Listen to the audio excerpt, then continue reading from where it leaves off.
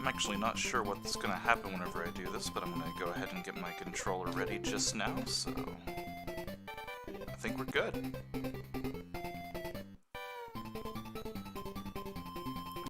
If you could do me a favor and just let me know if the sound and everything's okay. I want my voice to be just a little bit louder than the game itself, but I also want this game in particular to be a little bit quieter because the Game Boy sound design is not exactly the best in the world.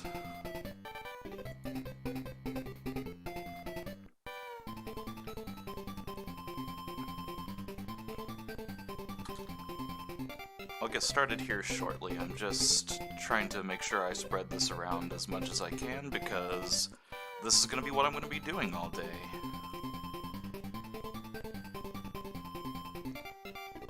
Turn my voice up just a bit. Let's see if that's a little bit better.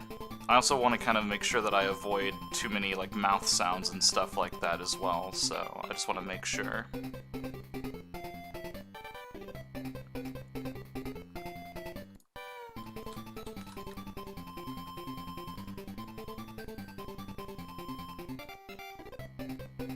I think with the game sounds and everything like that, it should, you know, everything should kind of be fine.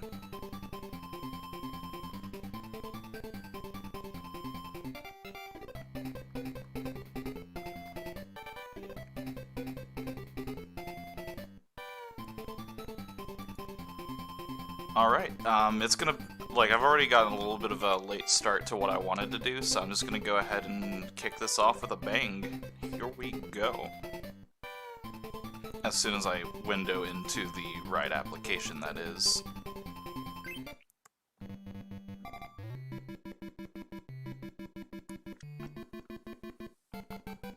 So usually I do a Mega Man stream, and I'll try to marathon as many of the Mega Man games as I possibly can. This time around I decided I wanted to do something a little bit different, and I wanted to play some Kirby, just everything.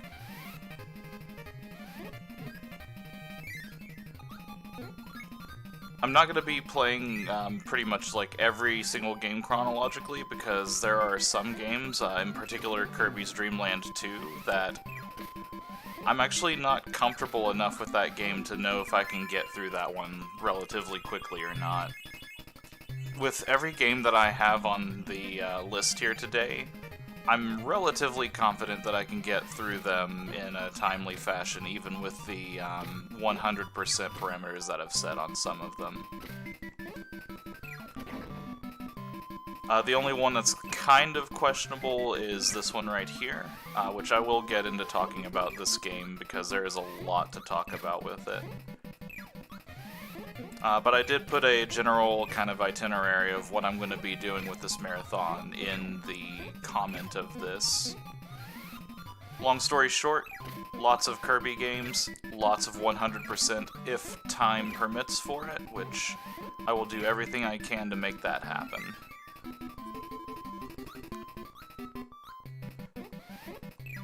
I've even got a couple of guides up here for some of the later games because there's a couple of these that, honestly, I'm going to need some help on if I want to get through them quickly. So Kirby's Dreamland. This is pretty much what started it all. Whenever they were making this game, they wanted to have a simple game with a character that had some very basic concepts to them.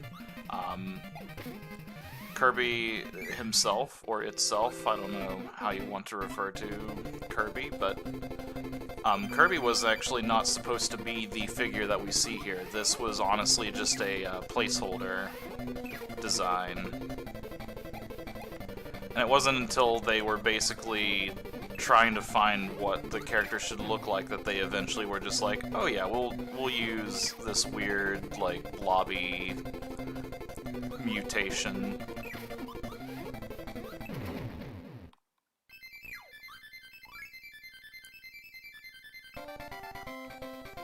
One fun fact I always like to point out, I usually do it on my Kirby's Adventure runs, but I'll bring it up since it's actually relevant to this game itself. Whenever this game was developed, it was originally done using basically the equivalent of like a trackpad. I think I was supposed to spit that out. Oh well. It was used, made basically with the equivalent of like a trackpad, more or less, so there wasn't like any sort of text or anything like that.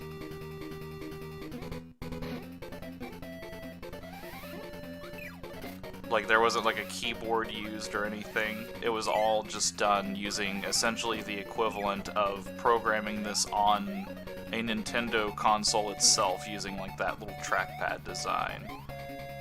The reasoning for that was, I believe it was Gunpei Yokoi, I'm pretty sure. Basically didn't realize that there was any other way to make games at the time. It might not be Gunpei Yokoi now that I'm thinking about it. It might just be Sakurai himself.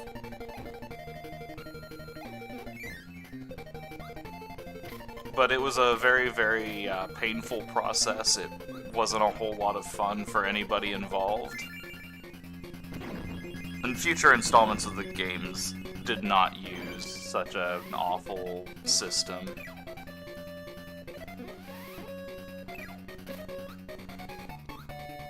As far as this game right here, it controls not awfully, but also not very great. Like, I will be making a lot of mistakes throughout these runs, but this game in particular, I can't do a couple of my signature moves, like the even dashing is not in this game.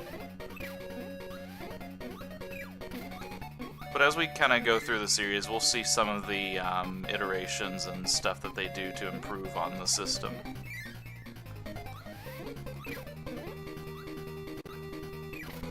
This game's pretty basic.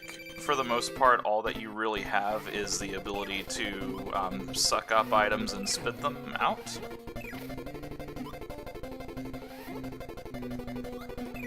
You can also do, like, the flight, but it's not super useful. Well, and it's not that it's not useful, it's just that it gets a lot better in the later series games.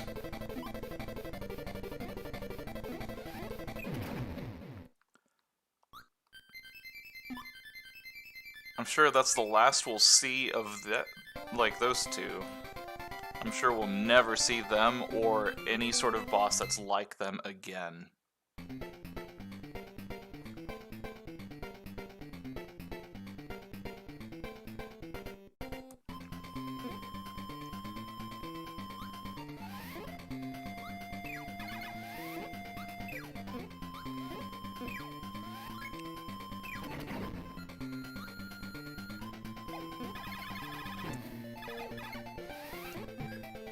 See, there was a lot of elements of some of the older games that, or some of the later game installment characters that were already in this one, but honestly, like, whenever I played this for the first time, it was after Adventure, so it really weirded me out to see some of the strange creatures that didn't show up in the later installments.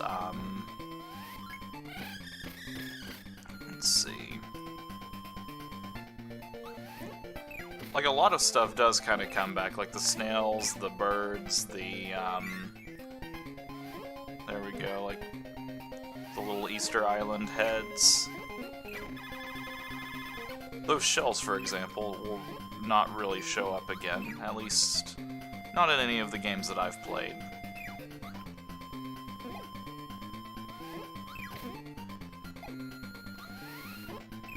It might seem like I'm really just, like, kind of very familiar with the locations in this game, but honestly, that's just because this is gonna be reused in Superstar later on. So it's not so much that I'm familiar with them as much as it is, at least not from this game. Kirby likes to reference itself a whole lot, and, like, we'll see a whole lot of callbacks as we're going through here.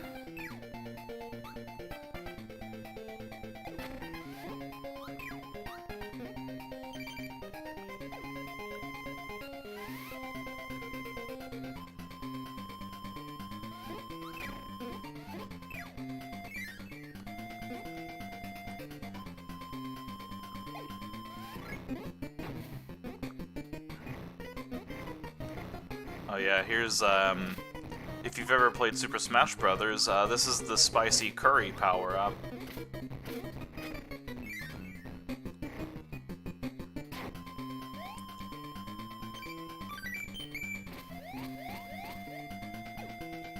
That power-up got its debut as early as the very first Kirby game.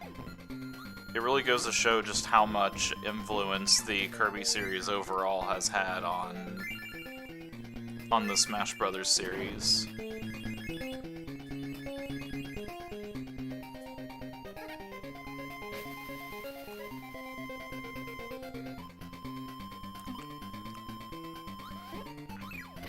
So one thing that's going to probably be a little bit different about this stream as opposed to one of my Mega Man streams, there shouldn't be a whole lot of major difficulty hurdles. Like, there shouldn't be levels that I'm, like, getting completely stuck on because of a lack of having the right powers and stuff like that.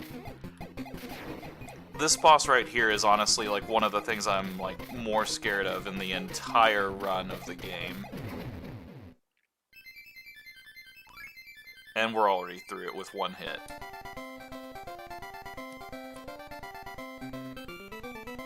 That being said, this isn't going to be like a pinnacle of like speedrunning this with like a lot of precision and just amazingness.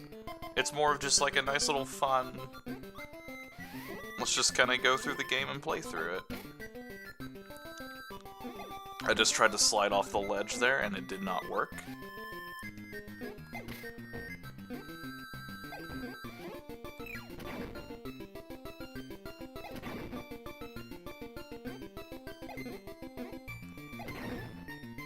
Obviously, in classic fashion, if I try to absorb the Scarfies, they get very mad at me.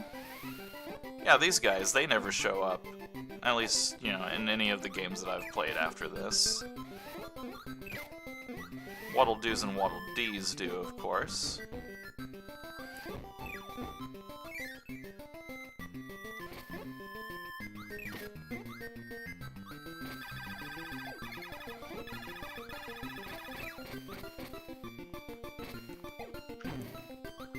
It honestly wouldn't surprise me if the idea to add the absorbable abilities came from just playing through this game and seeing things like Sir Kibble, and just thinking, man, it would be really great to be able to just use that power, like the cutter.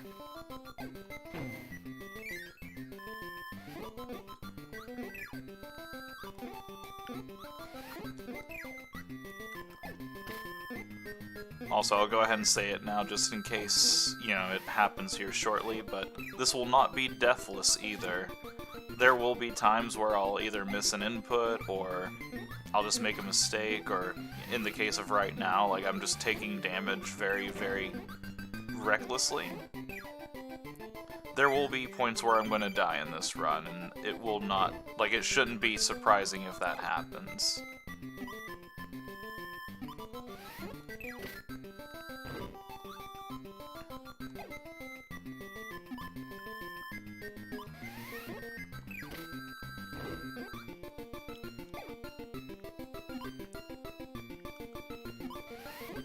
This is the game of the ones I'm going to be playing today that I have probably the least experience with. Like I said, like I played this one after I played Adventure, and honestly, with Adventure, I was already used to having having the abilities to absorb powers and stuff like that. So it was kind of a shock to the system to come back and play this game after that, but, you know, my brain couldn't comprehend that it was just because this game came first.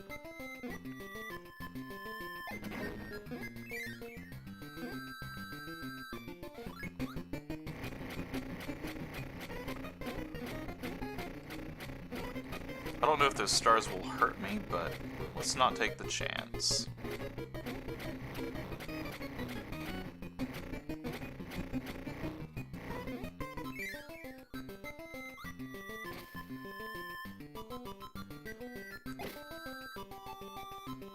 I was actually at my uncle's house, and this was like one of the only consoles they had was just like an old Nintendo Game Boy, so that's pretty much how I came to play this game, like, for the very first time. Is the moon shortcut gonna be here? Yep. Fun fact, in every Kirby game just about, there's always going to be a part where you can go into the moon for some sort of secret Easter egg of some sort.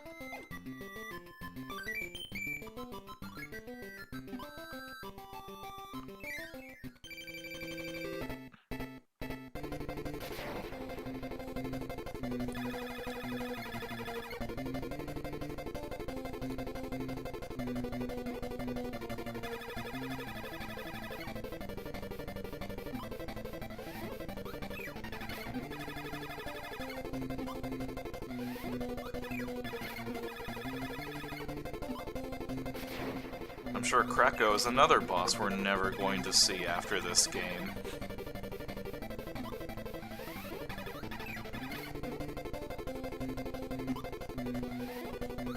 I honestly really like Krako. He's probably one of my favorite of the, like, of the common enemies that you'll see in these games.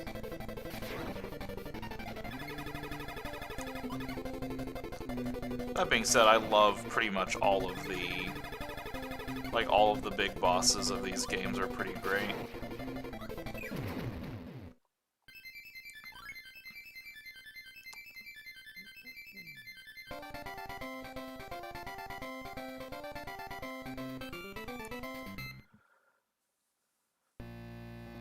And we're just about done with the first game.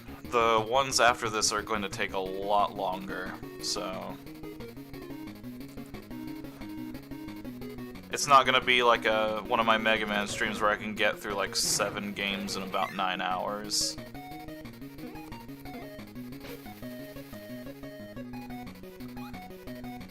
Alright, I forgot in this one you actually have to replay like all of the stages again and essentially refight the bosses too, I'm pretty sure.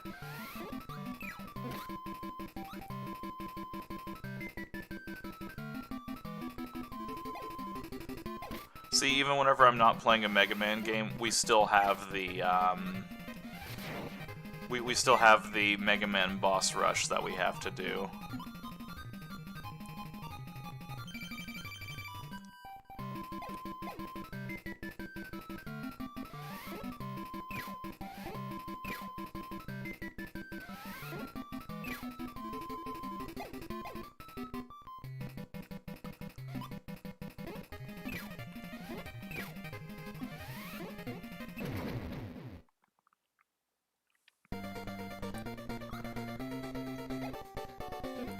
Also, just in case the question does come up, I'll try to just get it pre-established here. On the Game Boy, at least like on like the emulators and stuff like that, you can choose to set a color that shows up rather than just having the default like black and white-ish palette of like the actual Game Boy's kind of color palette stuff. So this is just like a set that I used for a Mega Man game that I picked up a while back, but one of the Game Boy Mega Man games. So that's why Kirby is sort of white with blue shoes in this one. That's why everything else kind of has like that orangish tone. It's just literally because I didn't want to play any of the games with like the default palette.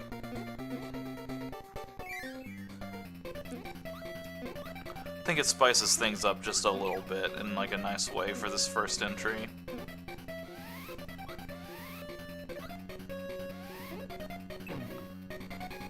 Oh, that was a delayed spit.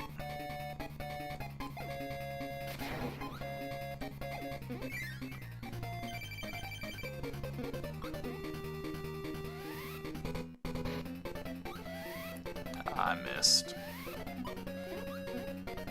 Here we go. Ah, dang it. This is a tricky boss just because of the fact that you have to, you kind of have to get behind them to hit them unless you're, like, really quick with using their own blocks against them. But it's dangerous because you'll run into them like that. So I always try to kind of attack them from behind where they're showing up at. Some of them are a little bit easier to hit than others, though.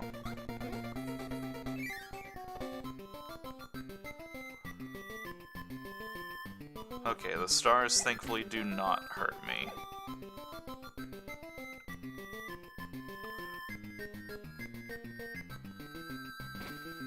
Whew.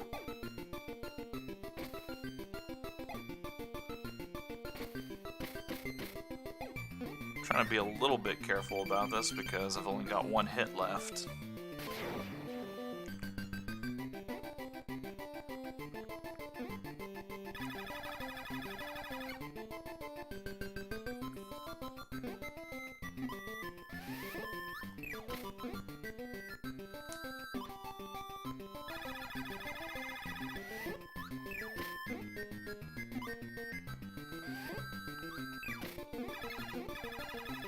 And the other Krako was like constantly swooping down at me, choosing violence. This one's just like, nah, here you go.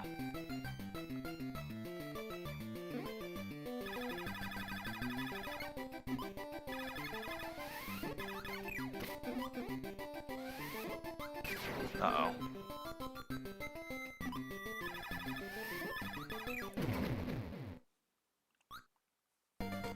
Alright.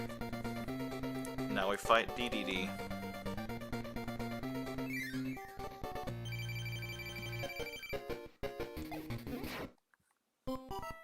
That's fine. I didn't want to have to guess his whole entire pattern and get, you know, completely through that to the end without trying that.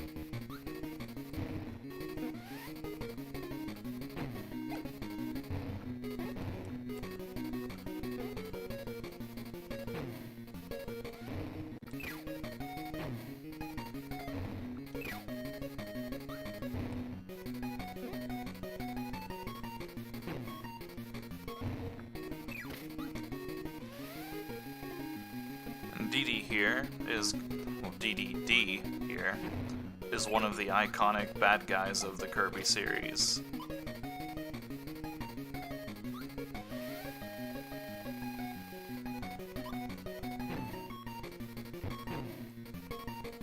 Wow, I didn't realize that the stars would actually hurt you in this one. Okay, he is taking damage from that, thank goodness. I wasn't actually sure if he was or not.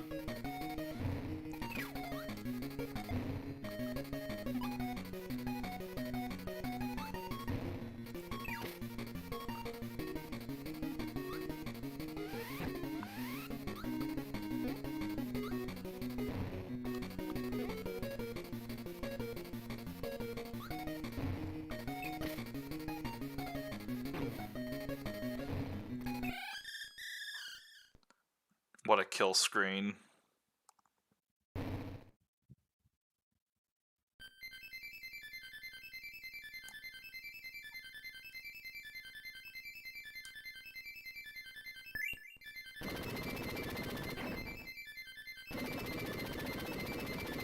Alright, that's one down.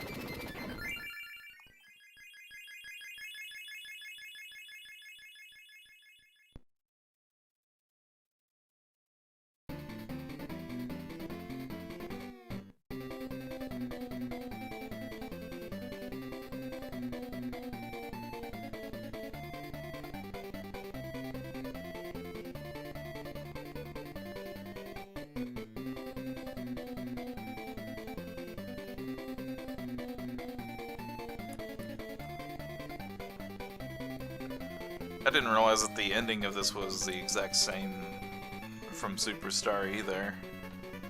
Thought there was at least some changes to it. Hey Cypher, thanks. Especially thank you. And so many players.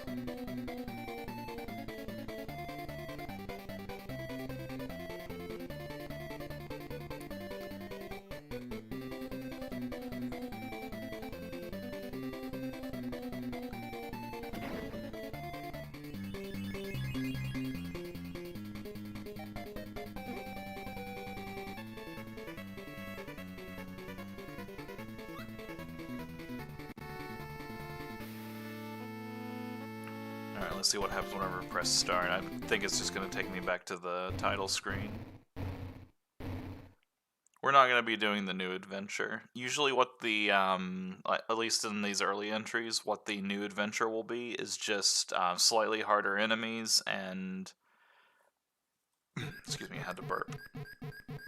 Slightly harder enemies, as well as just like lower health. Alright. With that out of the way, now we go on to the next one. One of our first 100% runs. So at this point they had actually kind of concluded that Kirby was pink. Back in the Dreamland era, this seems a little bit quieter than the other one. Do let me know if I need to turn up the game volume, because this is honestly, like, it seems quiet even to me right now.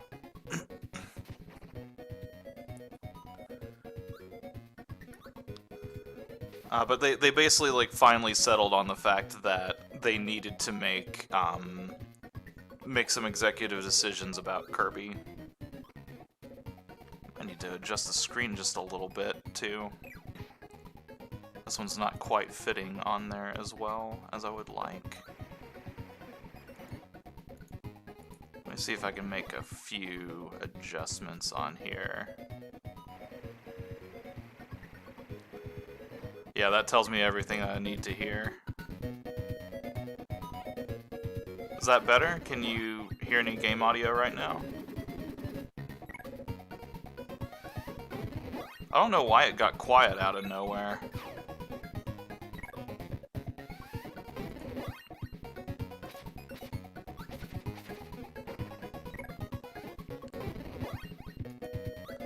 Well, while I'm trying to figure out the window situation, we can go ahead and work on that as well.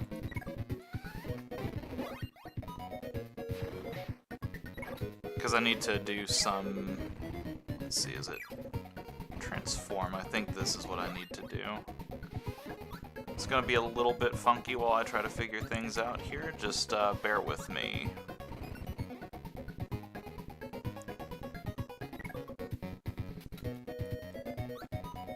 There we go, yeah, I'm scooching it slowly into frame.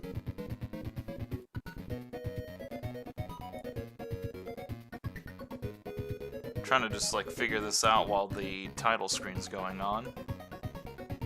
Definitely need to stretch that side out a little bit more.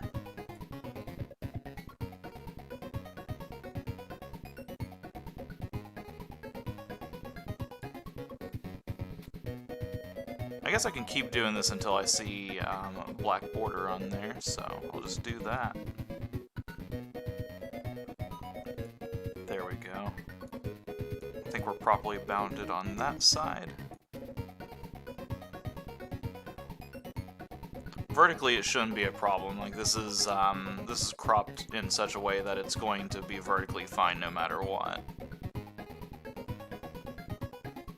There we go. And I'll just have to probably do that whenever I go between games, but that's fine.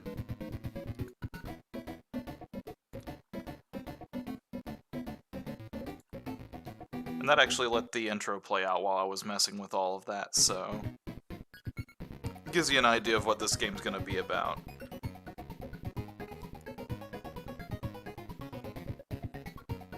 Alright. Here we go. I don't know if you've noticed or not, but, I've played this game a few times.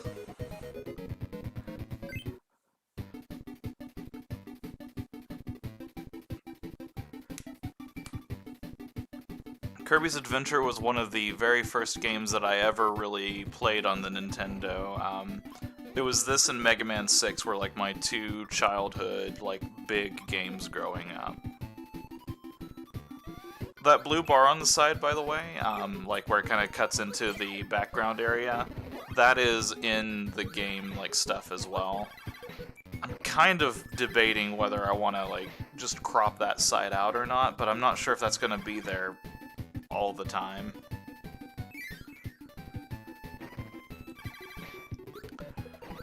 A blind playthrough. Well, I'm sorry to disappoint you. This one's not going to be blind. just mostly wanted to make sure that all of my buttons were working for the Nintendo version of this. Little secret here. The first appearance of the UFO was right there, but I missed it.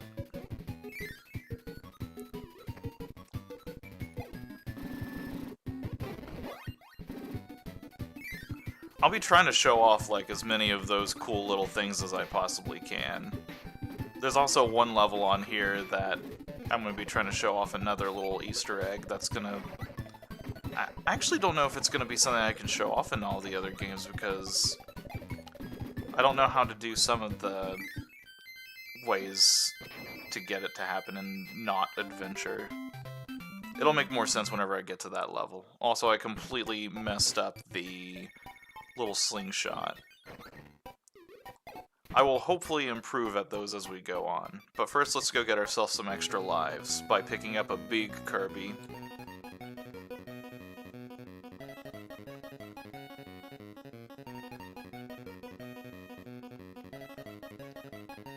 So at this point, they basically realized, hey, Kirby has like a pretty cool toolkit, but he needs to be able to do something besides suck and blow. So that's whenever they gave him the ability also to swallow. Uh-oh, that one's not gonna make it. We failed.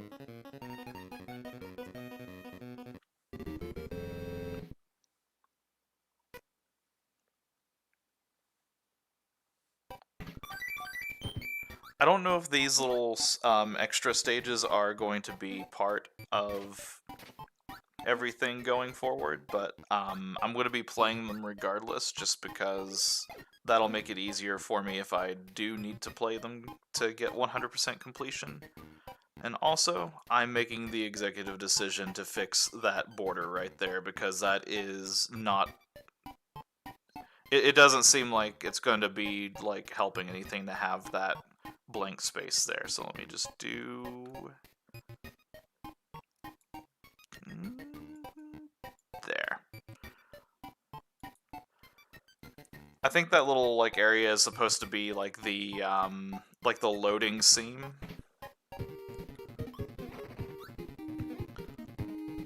But it's not super duper relevant. I need to get rid of that. I need to find a cutter ability somewhere around here, so there should be a kibble right there.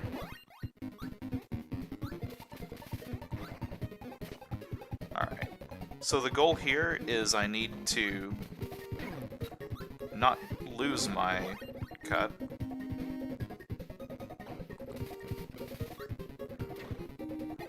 What I'm trying to do is essentially like kind of overload the sprite so that that star doesn't show up.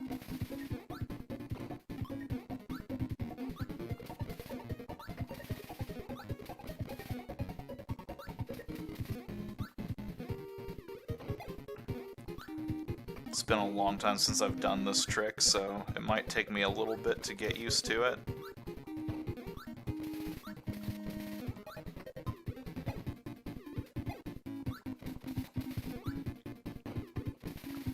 Ah, dang it. I won't try this for too terribly long, and if I don't get it, then I'll just reveal, but I am going to make an effort to get it to happen.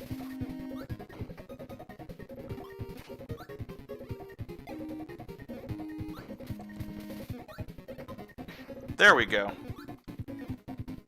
So if you overload the sprite limits, you can make the star despawn, and you can get over here to the little howl symbol.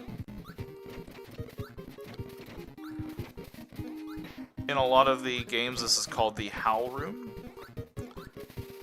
And like I said, I'm not really sure how to do this in a lot of the games.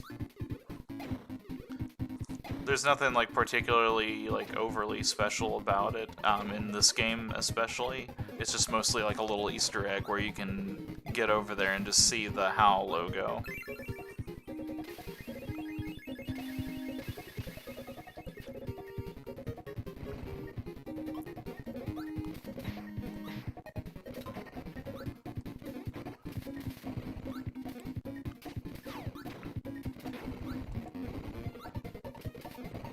So at this point, we have like a lot of the staple abilities in the Kirby games. We've got the cutter ability, we're gonna have the beam ability, spark.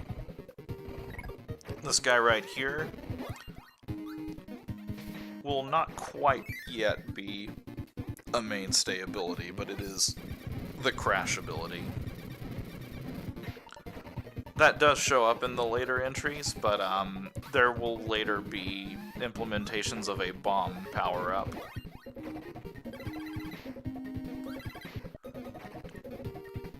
The beam ability here is the power that you want if you want to just completely lag up this game.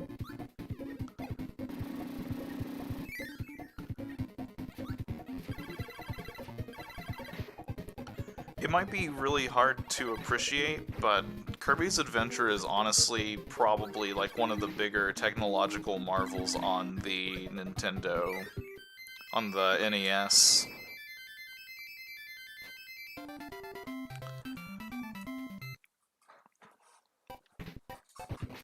The reason that it lacks so much is because there aren't a whole lot of games on the NES that look as good as this one does. They use a whole lot of different colors and, you know, just like a lot of different environments. Later on, we're going to see some cool technological things that they do. The sound design and like the music is really, really amazing. I will gush about this game eternally because I just think that they did so many like good things with it.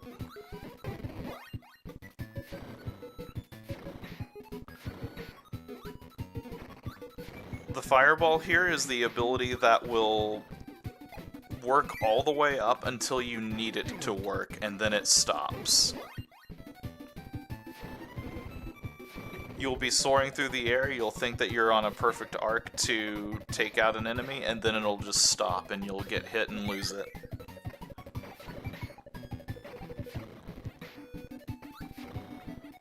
That being said, it's still a really great ability.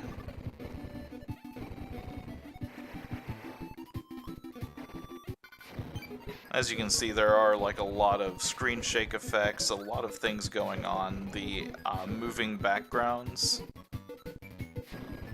There weren't a whole lot of games that were doing, at least like things to that caliber. Or at least if they were doing things like that, it wasn't, you know, as common for it. This is our first museum.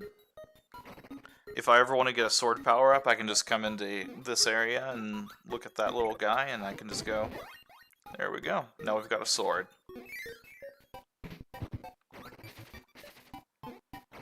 I always loved these little kind of pre-stage levels. This was something I always dearly missed from some of the later games, and to some degree they brought them back. But I just loved seeing these little environments and getting to kind of get a rough idea of what the level might have in it. They didn't always follow the trend, but like here, for example, there's like a forest setting. And we're in the woods now.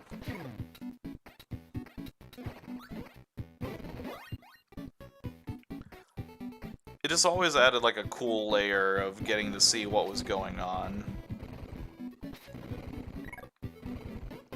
I will gladly take freeze over sword. It is just a much better ability overall.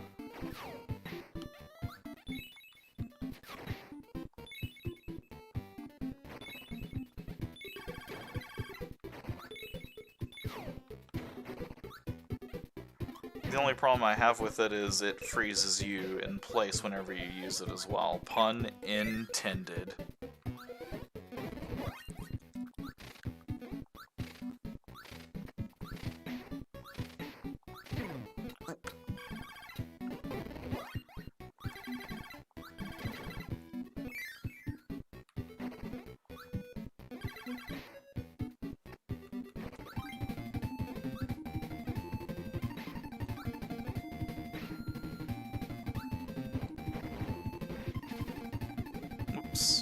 There we go.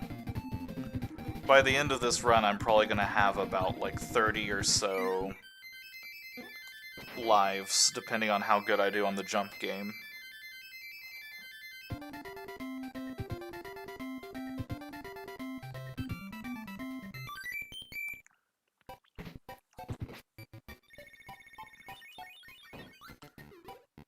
Alright, and now we go to our boss. I wonder who it's gonna be.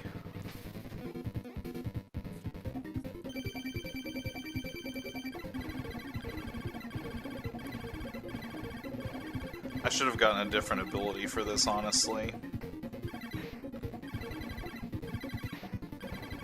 That's fine.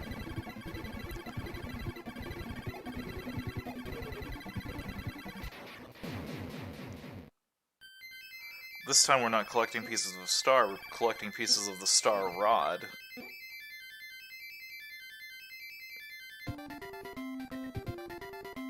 There's a couple of things in the Kirby universe that are like these really powerful artifacts.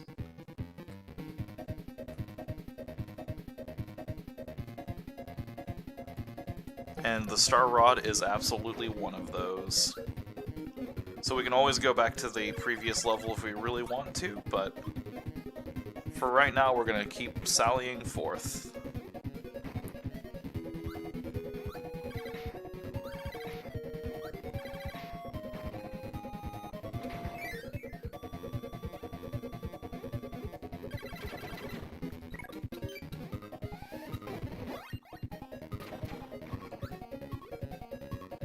The umbrella is a cool little ability. It's not as effective in this game as it is in the other ones, but it does have its uses.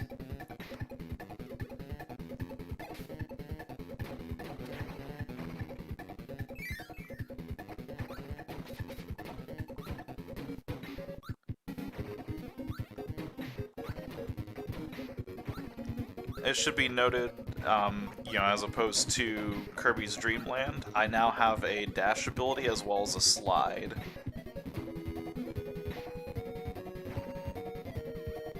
Those are two things that are dearly appreciated.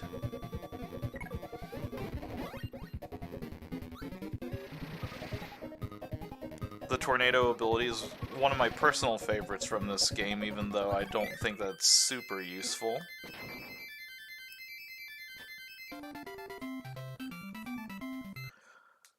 The problem with the tornado ability is it just causes a whole lot of lag and doesn't do a whole lot of damage, but I do like the way that it works, where if you hold in the B button, it'll make you go higher, or you can just not hold the button and stay on the ground. Here's a fun little game. DDD is going to be throwing a bunch of eggs at us that we need to try to catch in our mouth to save the chicks, but we need to avoid catching bombs.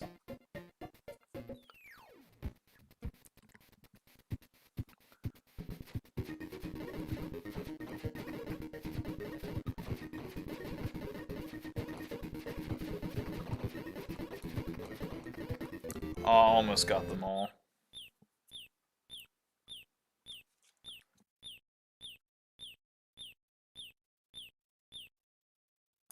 That's fine, we got a 1-up out of it.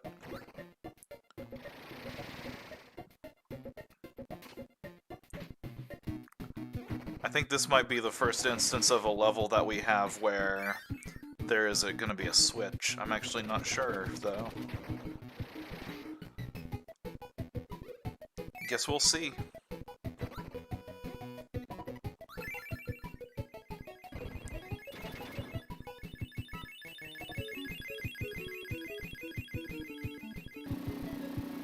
I'm not gonna fight this will with that. Let's go with fire. Fire in this game is a nice, powerful one. It's got a good range on it. It's quick to start up and finish. Uh-oh.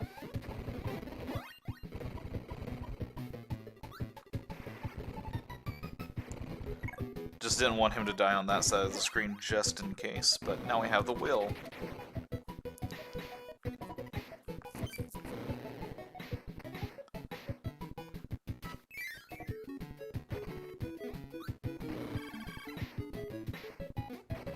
Okay, yeah, this one didn't have a switch on it.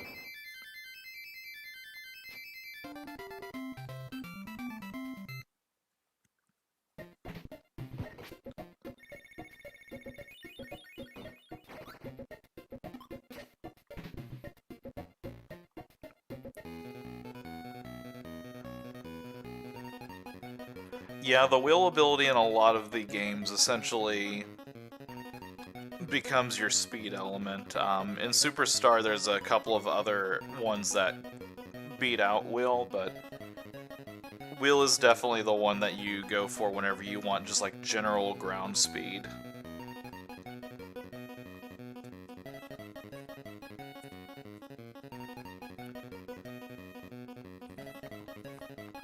Uh-oh. Oh, we still got it. Nice. Usually if you get it by the feet like that, you're more or less not going to actually succeed, but I think since it was close enough to the crane entrance, we got it.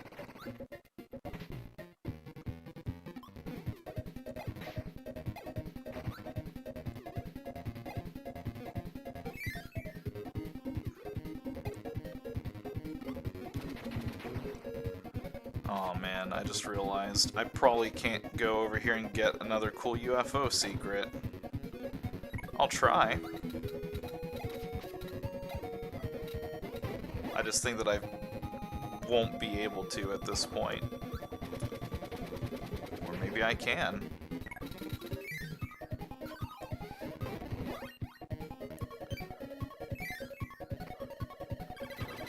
So this is a cool little thing that they added to the game. One of the powers that you get is this UFO that has a couple of different attacks. I would say that it's the most powerful ability in the game just because of the fact that you have a bunch of different attacks you can do. It's really, really powerful whenever you charge up to the fullest level. Free flight, really fast movement.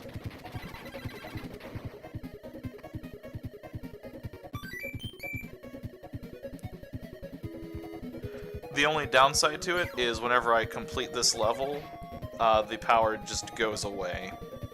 So I will not be able to carry this throughout the entire game, which is honestly fine with me. I want to show off as many of the powers as I can.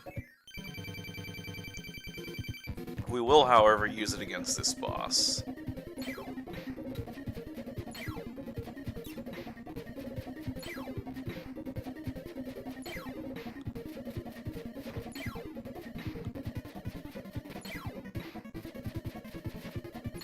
Basically, the longer you charge up the beam, the different attacks you'll get. You can either get a laser, the beam attack if you just immediately press it, a star if you do sort of like a soft hold, and then if you let it fully charge up, you do a star that's basically the equivalent of sucking up two enemies at the same time.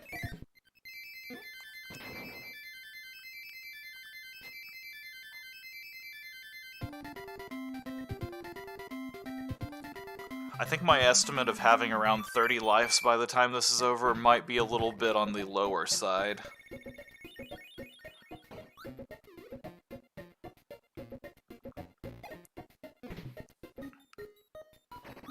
I'll grab laser.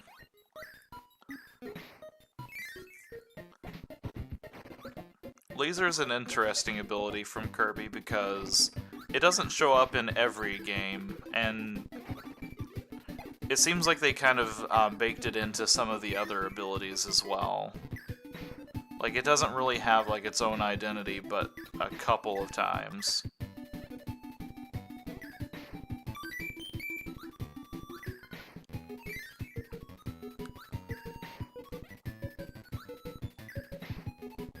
I do like it, though. I think it's cool to have a power that is just a laser.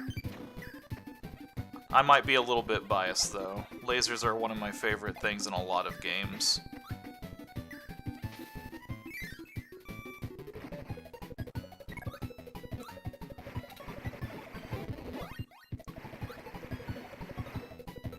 Here's the ability if you're not particularly good at fighting enemies in Kirby games, but you also just want to just murder them regardless. Stone is always amazing.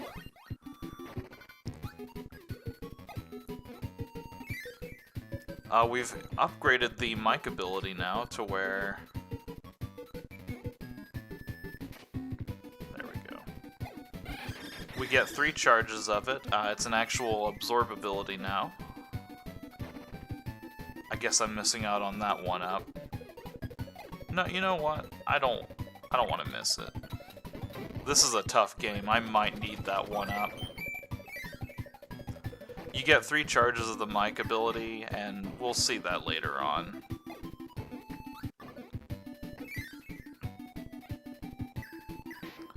The cool thing about laser is in this game it can angle off of the little kind of corners there. There's a level later on that just kind of plays with it in a fun little way. I'm excited to show that off, even though it ultimately is pointless.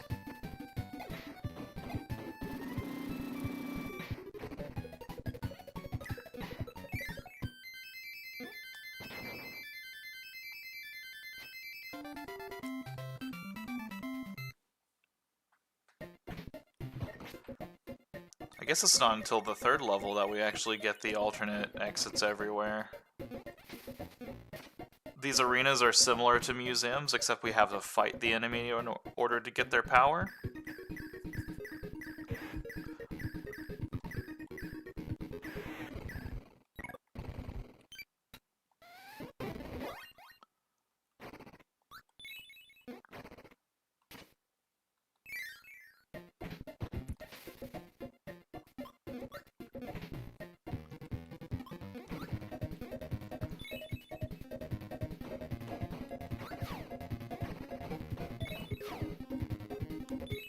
I actually took some time a while back to try and replicate the sound of the music in this game, at least like the instrument sounds.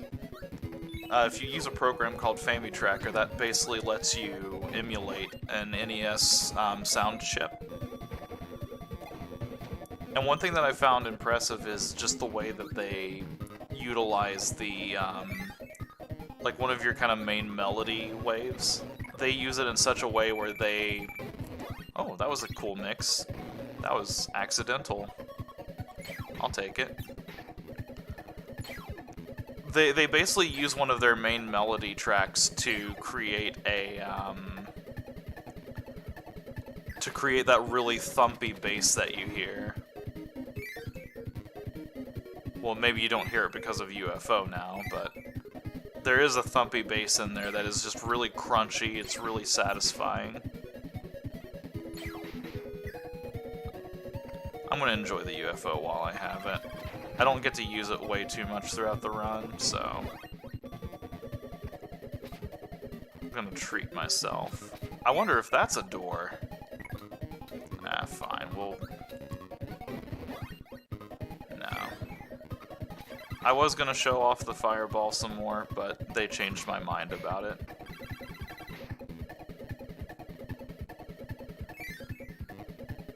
Here we go. Another ability that didn't really show up way too much in the series, the high jump.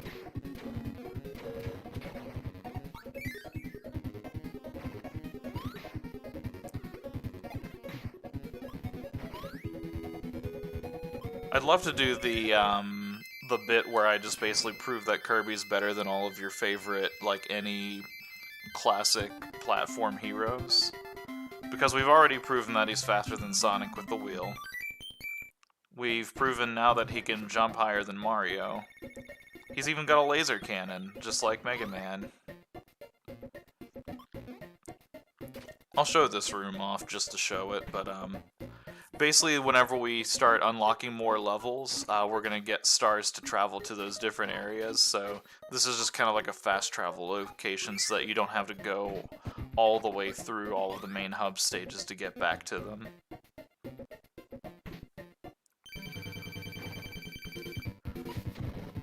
So this boss doesn't necessarily show up again later. Well, he does, but... Basically, like, the design of the boss is what will show up more often than the actual boss himself.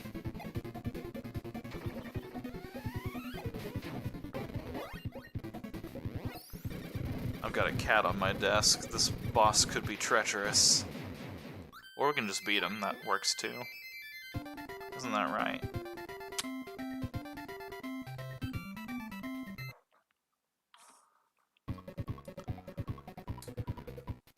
And here comes the stage with some of the, like, technological marvels of the NES that I was mentioning. There's also a meowing cat here on my desk. She thinks it's 2 hours from now.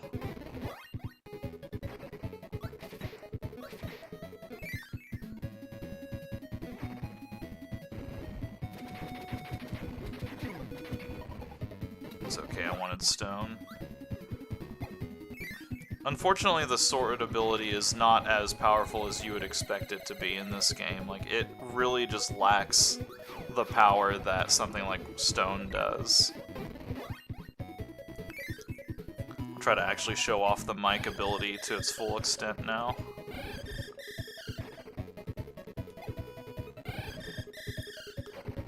Every single shot of it will do the same amount of damage. It's just that they have a different display for each of them. And here we go. Here's our first Switch Palace.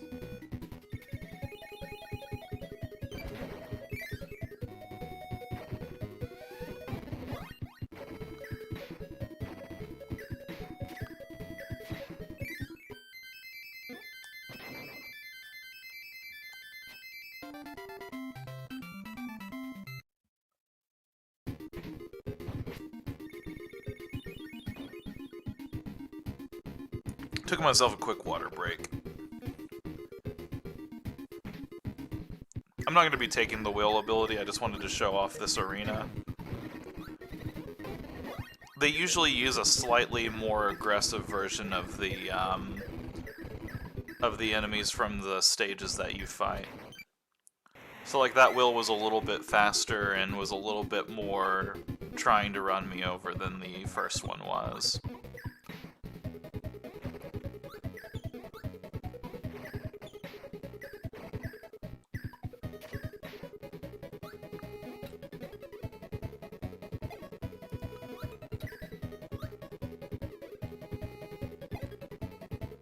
Lot of sprite lag. Alright, here we go.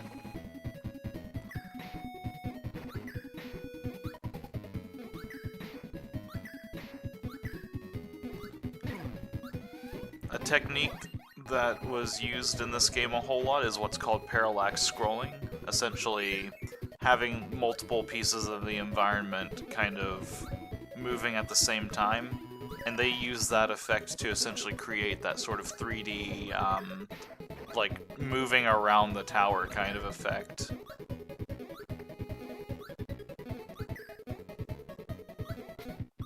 Is it just literally a fancy way to kind of show, like, some simulated 3D? Yeah. Is it cool as hell? Yeah.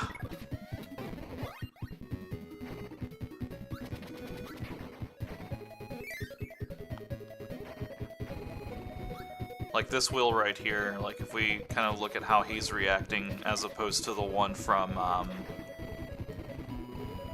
earlier, he's not really as excited to attack us as the other one was.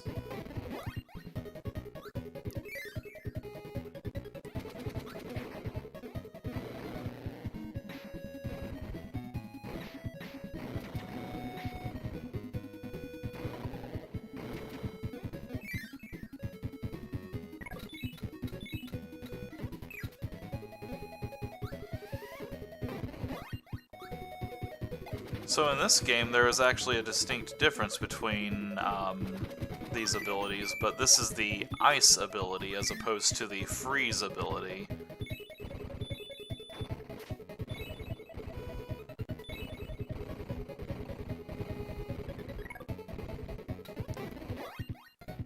And in this game, they call it the backdrop. In later games, it would be known as like the suplex ability.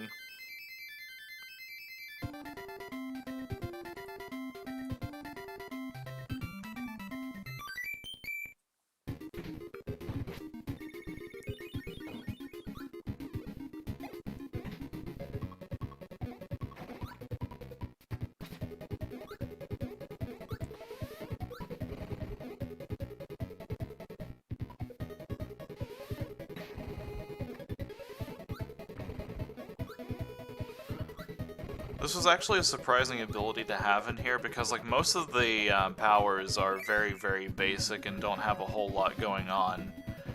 But with the suplex power, they essentially didn't even change this ability but like 1 or 2 ways whenever they made it in Kirby Superstar. You can use all 8 directions to kind of influence where you go with it and stuff. Like, it's impressive.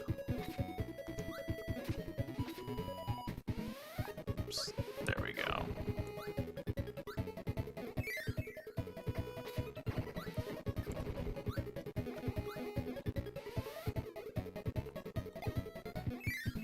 I'm pretty sure there's not a secret in this stage.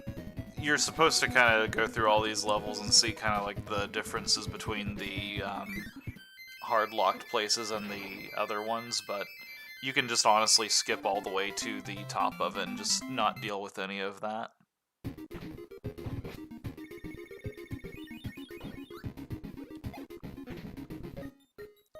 And here we have the high jump. Fuck the high jump. For right now.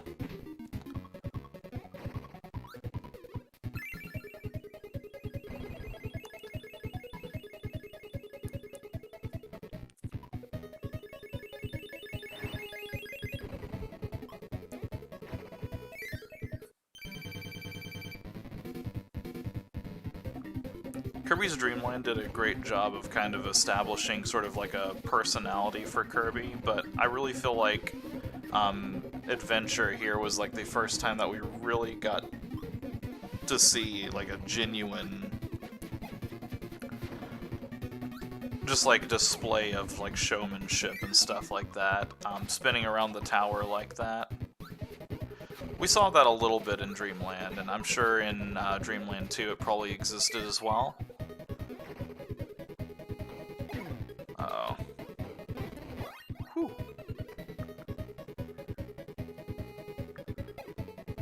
I'm not gonna go back for that 1-up. I don't need it that badly. I hope 20 lives is enough to beat this game on.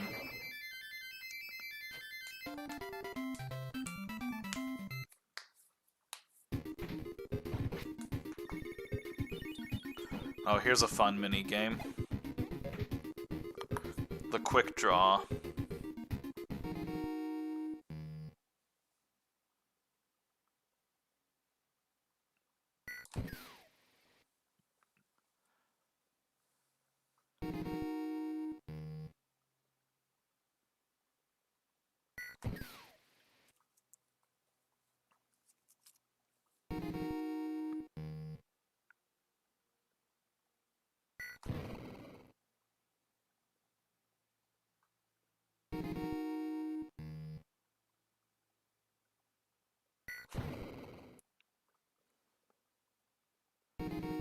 I'm gonna lose on this one.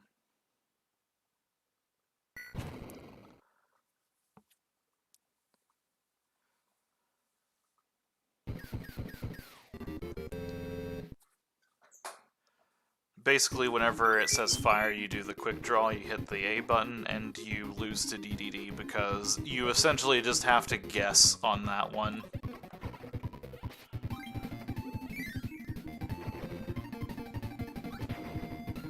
I'm sure there's somebody out there who can just land that on the first try without even thinking about it, like, you know, like just reacting to it, but I think you saw during that my common trend with it was around like 15 whatever that is, like milliseconds.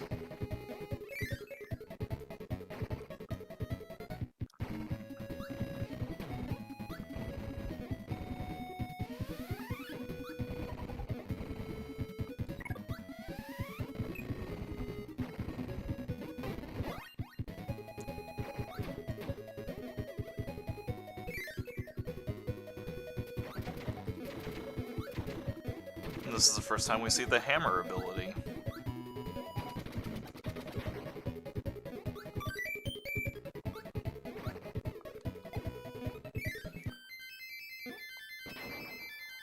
Hammer is like the sword, except it has just a shitload of power. and it can break those little hammer points that we saw. This room will have a switch in it.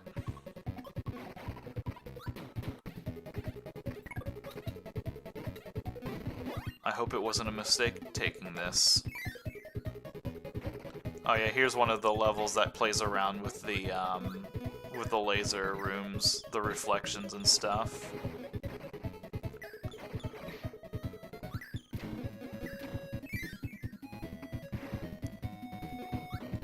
I think I need fire, actually. Uh-oh, that's just gonna give me a laser. We'll go back down and get fire.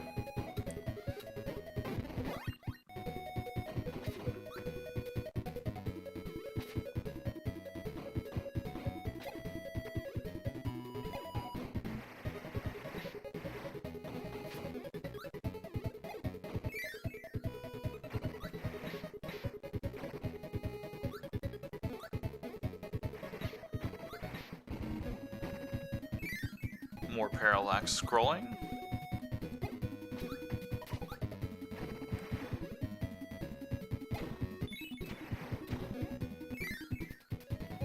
Alright, this is that one.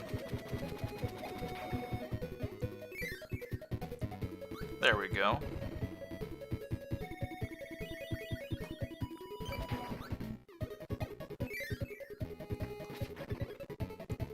I wish I could say that getting all of the secrets in the later games was going to be this easy, but that's not going to be the case.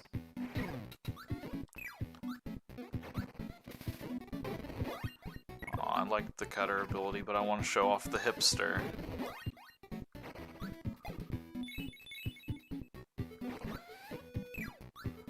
So there's some areas where they like had this dark element happen, and then you can get the light ability to kind of, you know, kind of speaks for itself. There's light now, there wasn't before.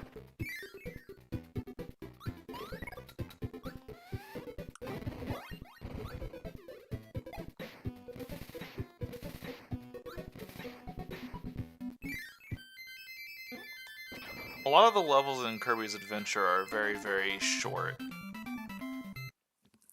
There's just so many levels in the games that they kind of have sort of a Super Mario Bros. 3 feel to them, where you just don't like see a whole lot of level per like actual stage. Let's see if I can catch the eggs again.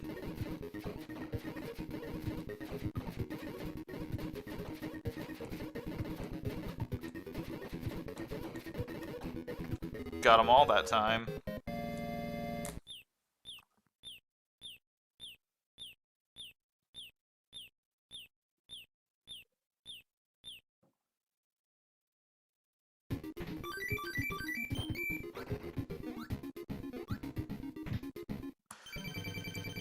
Here's another iconic boss, the Sun and Moon.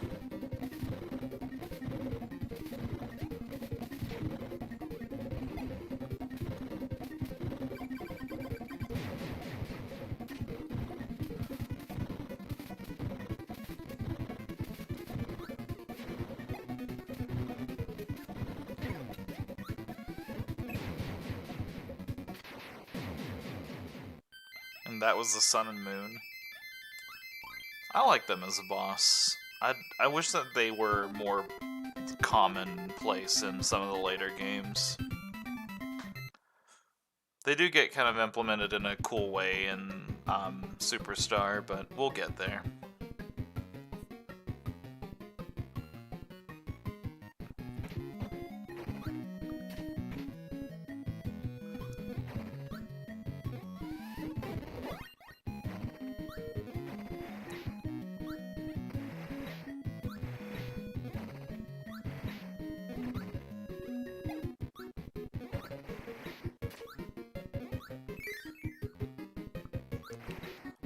Also, pretty much every single level in this game, like the big levels, are alliterations.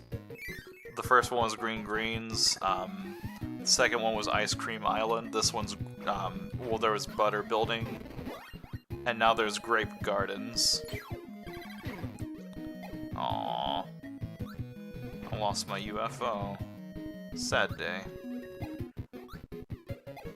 Yeah, and unlike the other enemies, they don't respawn whenever they go off screen, so oh well. Oh, that's fine. I gotta show off the least useful, but an ability that came back in an interesting way in some of the other games.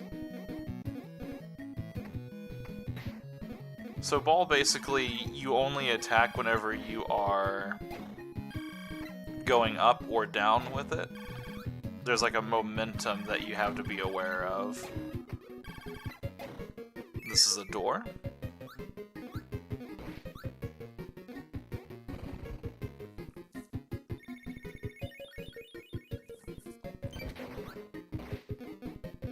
In this game, it's not overly useful, but it is a cool ability just to kind of see, because later on they would go on to make games that utilized it. Kirby's Pinball, Kirby's Dream Course. There's a couple of different places where they used it to great effect.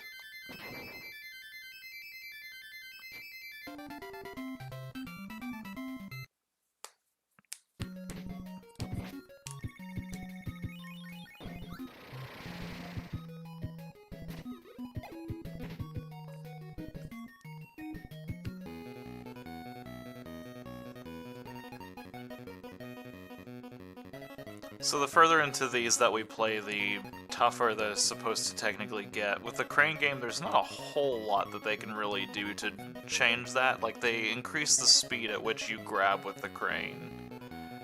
Like, it's moving a little bit faster than it was the previous time, so it makes it a little bit harder to properly line up on Kirby.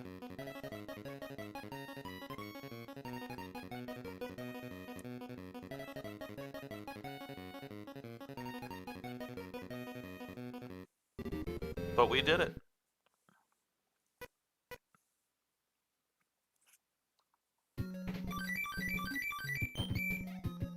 Yeah, 30 was a little bit of a low ball.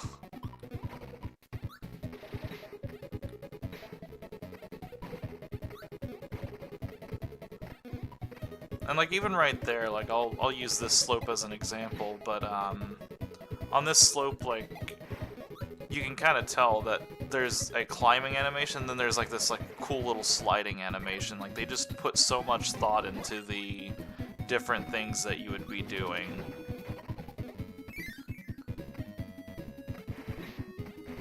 I know it's not like the only game that's ever had animations and stuff like that, but it's just something that I really find cool about it overall.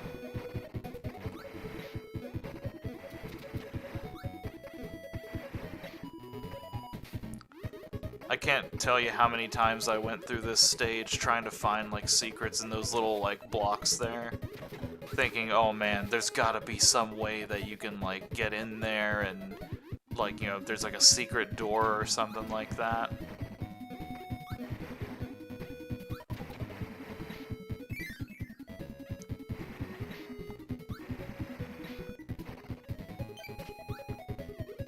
And then this right here was another one that really threw me because I was like, this doesn't match up with the rest of the clouds. There's gotta be a door in this. There's not. It's just supposed to be the clouds and they just didn't animate it properly.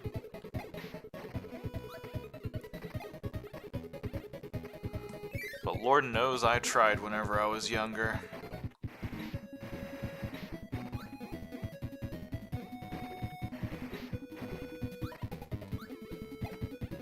Here comes the room where you just, you know, they try to make you lose your power by putting spikes everywhere.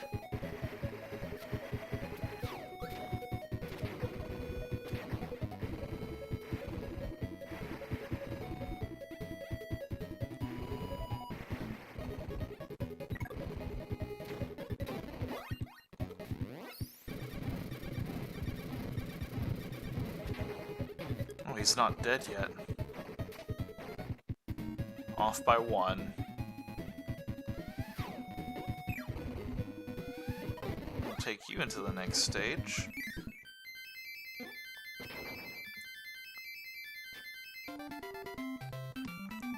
With with this little trampoline game, if you get to the point to where Kirby's moving back up, you've waited too long to hit the slingshot. Let me lose that quick draw really quick. Draw.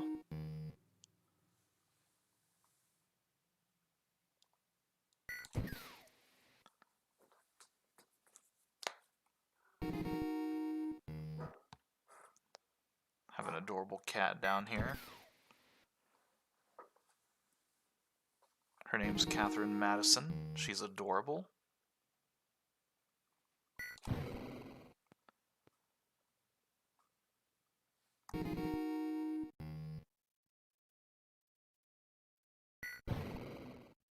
Ooh, a 14 that time. I'm probably gonna foul on this one trying to do this. I could do that one more time and it's just gonna fail me.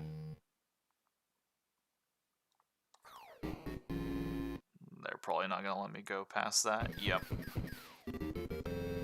I'd rather try to like guess it early and just like get the jump on him as opposed to just letting him shoot me, so that's fine.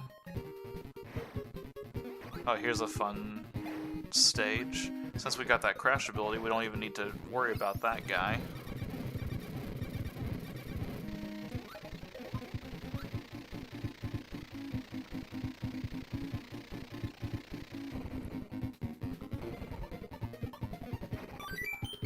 They wouldn't put the secret switch that easy to get to.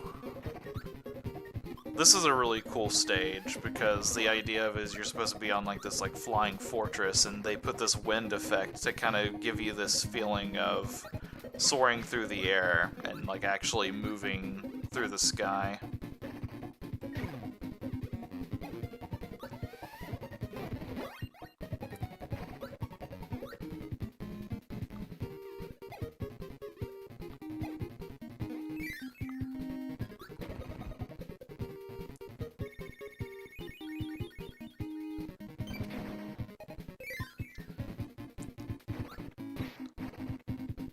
So whenever I was trying to decide what to do, like, completion-wise for these games, one of the concerns that I had for saying I was going to do 100% on some of the later ones was the amount of time it was going to take to properly execute and do those. The reason I was, like, 100%, pun intended, confident that I could do it with this game was because this game doesn't have a whole lot going on that makes it difficult to 100%. There's going to be some places in the later stages where I'm going to need abilities that aren't in the level. There's going to be another one where I have to keep a power all the way until the end of a level, and the level itself is really, really tedious. But overall, I'm not really concerned about whether or not I can 100% this game. If the file select screen was anything to go by, it's not something that I'm really terribly concerned about in any way, form, or fashion.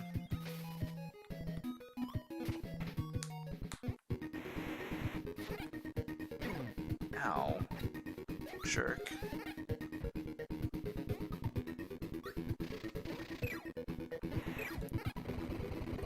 I'm gonna get a Maximum Tomato at the end of this anyways.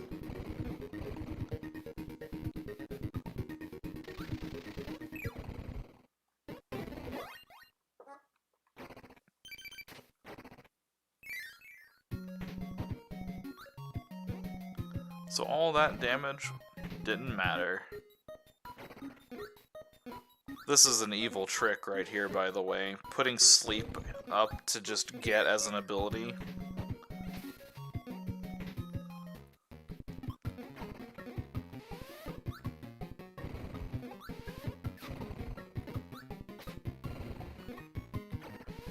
Backdrop our way to victory.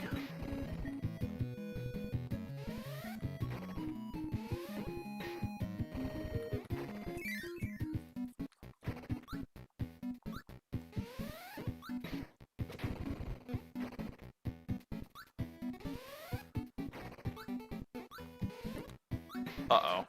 I was about to say there actually is a potential that the backdrop ability could get me killed here, because I thought it was going to be like one of the big jumps that I did, but it ended up being a small one instead.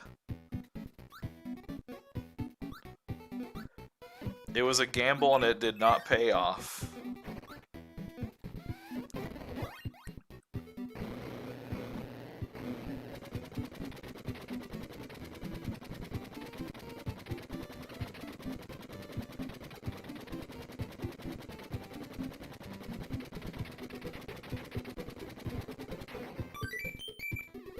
Gotta go fast.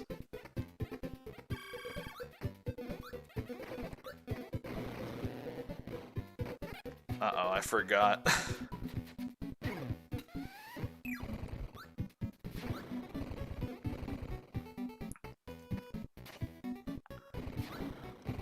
This is Backdrop's cousin, Throw.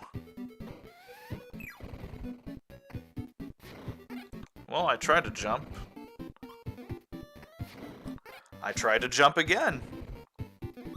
Okay, my jump button is working.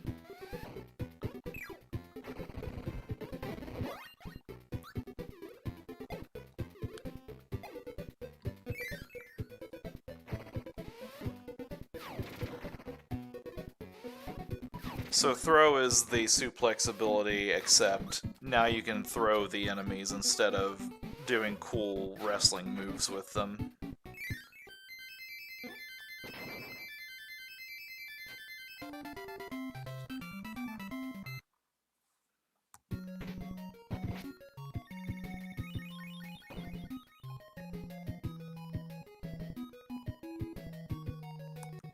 Another small break there, sorry.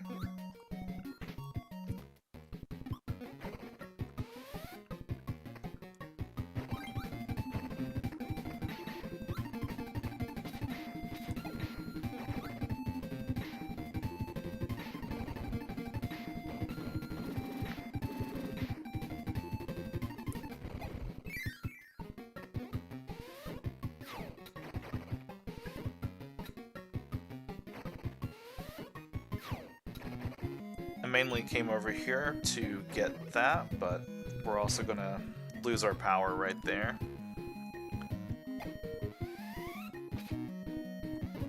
There's always at least one place in a Kirby game where they're going to put a really, really difficult to get thing like that over spikes.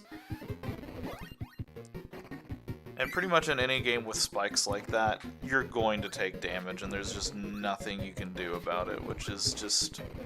it is what it is. Kirby games aren't difficult, so it's something I'll take.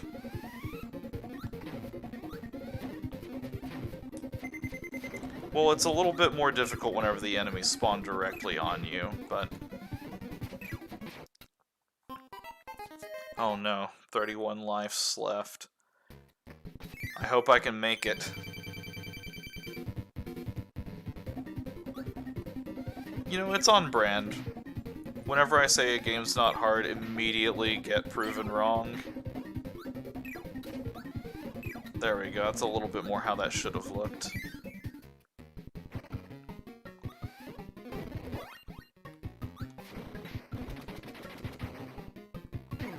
See what I meant about the fireball ability?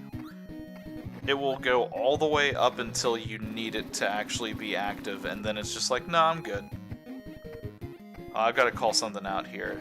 I always thought this was a secret door whenever I was growing up, but what it is they actually just kind of took into account that this door is here, and they put a reflection down there for the door.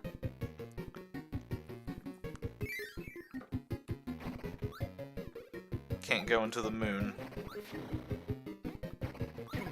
Whoops.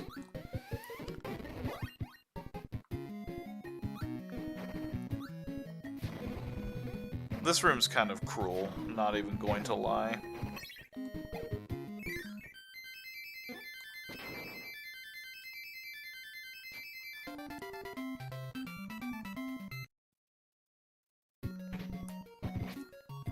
But it is all good. I'm gonna go to the museum and pick up an ability. Oh god, I forgot the museum, and this one just has ball.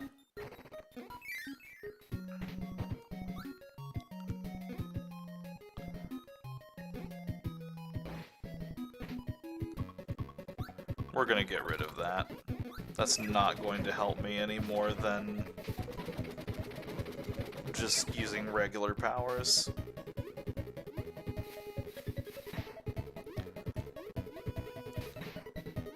We can actually defend ourselves underwater now, unlike in Kirby's Dreamland.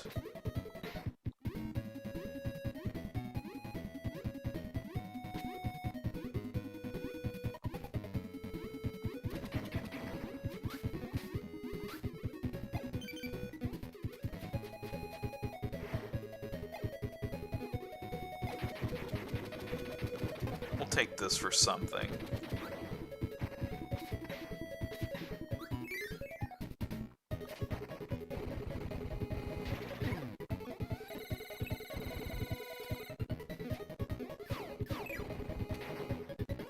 Mr. Music Man.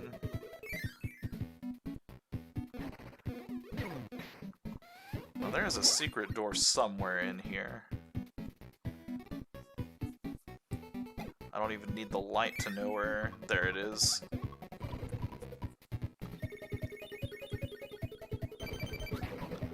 I knew it was like around one of these pillars.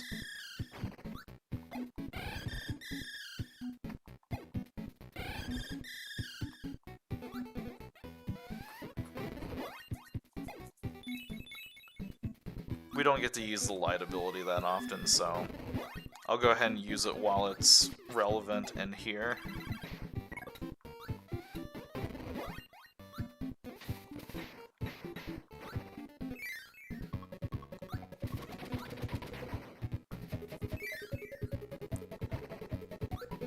Here's a fun little puzzle. It's not as much of a puzzle whenever you kind of realize what they're doing, but you bust this first one, they give you the choice between these two. Use some little like cool sprite tricks there. Not sprite tricks, but just block tricks.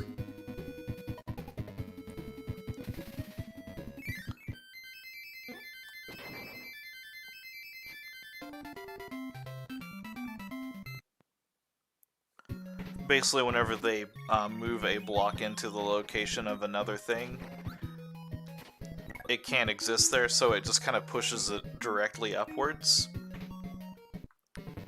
And it kind of creates that effect where the 1-up does that.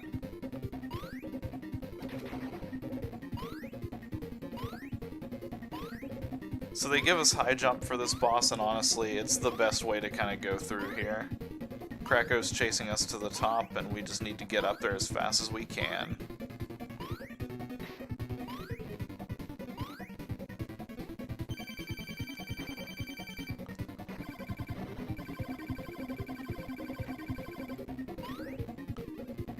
This game made Krako a whole lot more interesting with his attacks and his moves, his abilities. Just everything about him is better.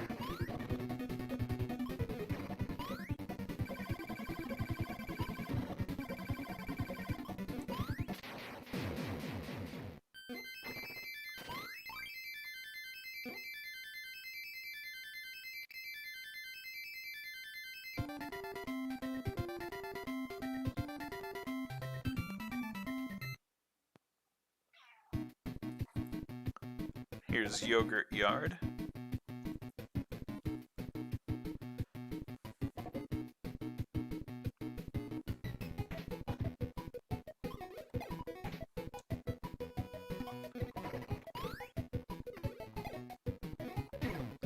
Whoops, tried to jump. Did not jump. In this case, I was trying to do the attack jump, but if you bonk down like that, whenever you fall so far, you'll do that little, like, 2-pat bonk. That kind of happened, so I wasn't really able to do it. Alright, I'm gonna have to get down there. Oops, went too high.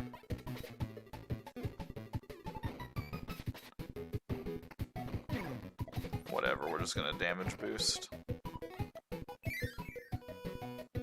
I didn't particularly want the high jump ability anymore after that, so that's fine.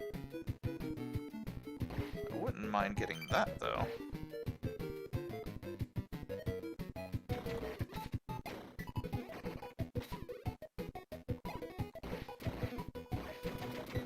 Whoops.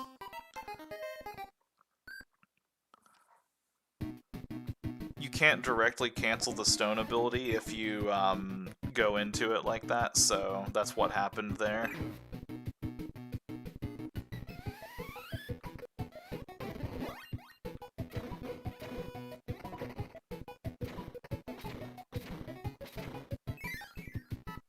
We come down here and there's a switch.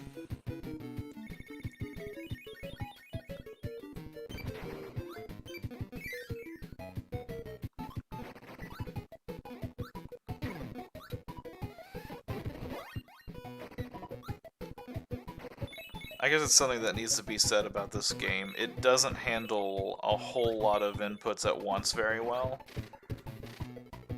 So that's a lot of the times why some of my inputs just get devoured on it, is because it just doesn't really know how to handle, like, hitting a direction, the jump, and the attack button all at the same time.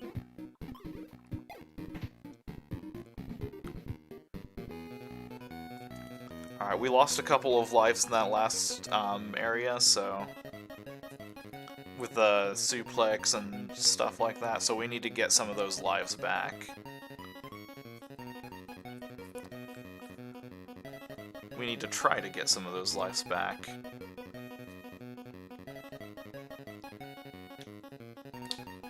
This is gonna be bad if we don't get this. I might not be able to finish the run. Uh-oh. It's over. Run's dead.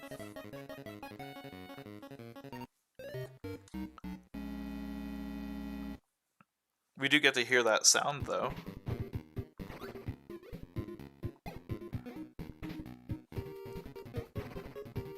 The sound of me sucking at the crane game.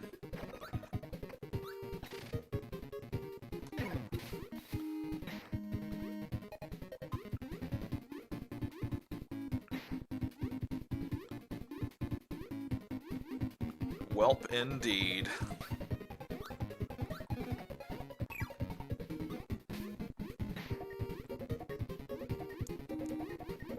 Gotta reset the whole entire marathon now.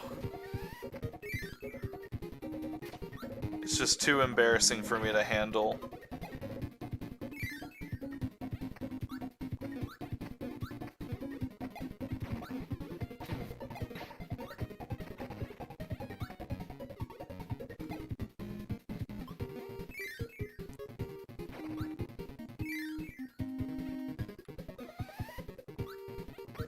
I think I do need to get the fireball ability there, so we'll do that.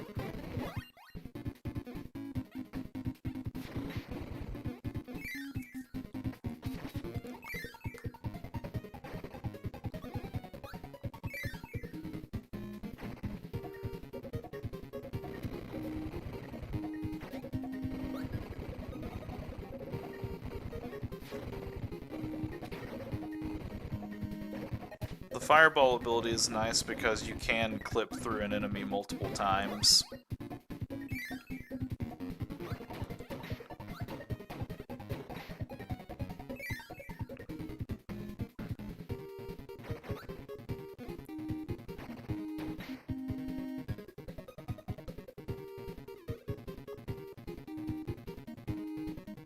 There we go. We got ourselves an extra one-up from our embarrassing shame from the crane game.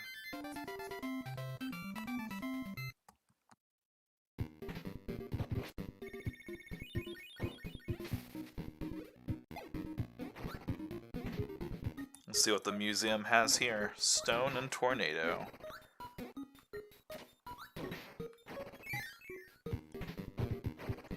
I definitely need to get the arena unlocked for this area because I'm going to need it for the later stages.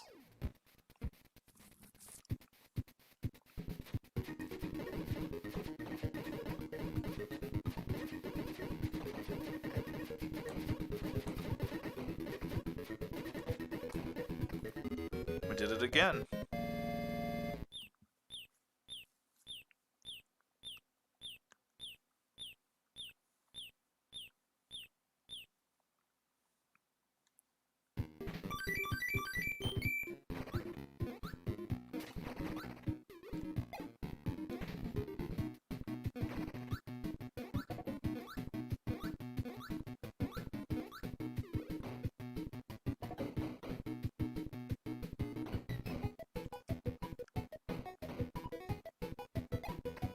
Lots and lots of cannons.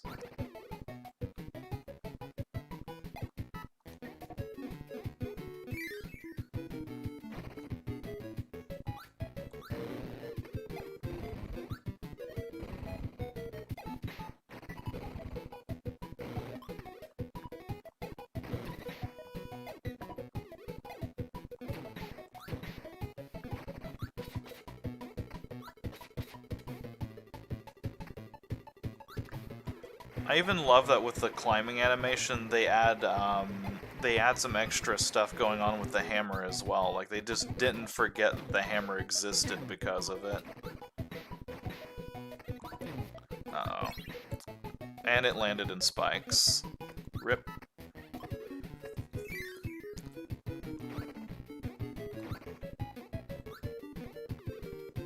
I missed my jump on that.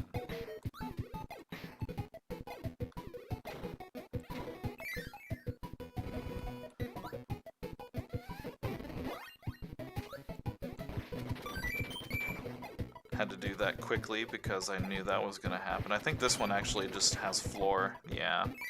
There we go.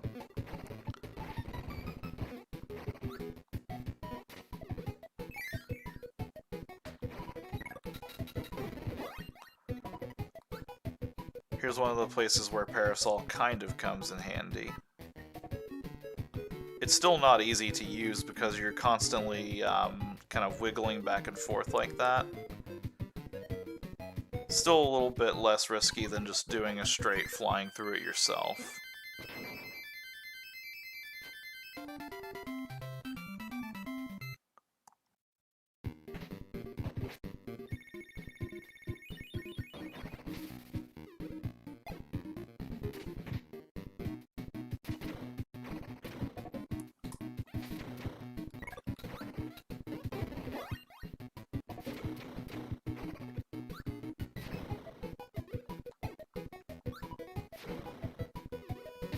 Shoot.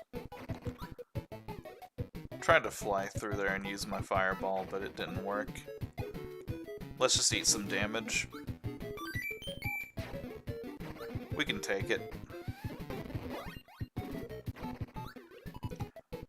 I haven't used the spark power too terribly much yet, but we'll use it right here.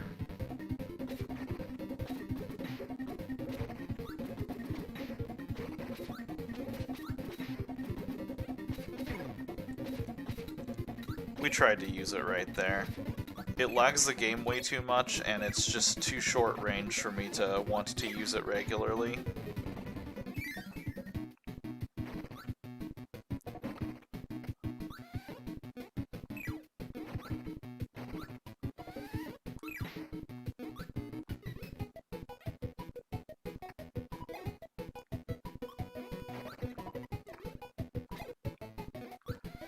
I actually can't remember if these are doors or not. Nope. I thought there was one of them in this stage that was. There it is.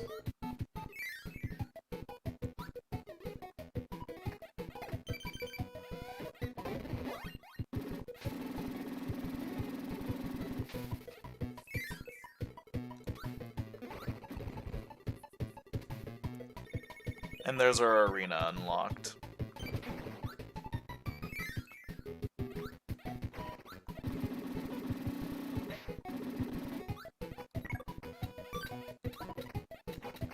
Goodbye, spark ability.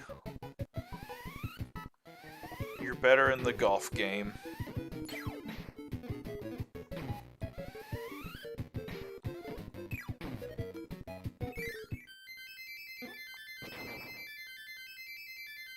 So close.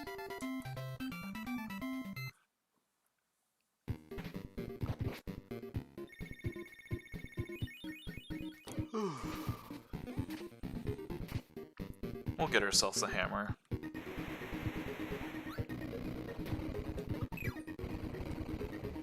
Ah, dang it. Could've got an extra hit on him.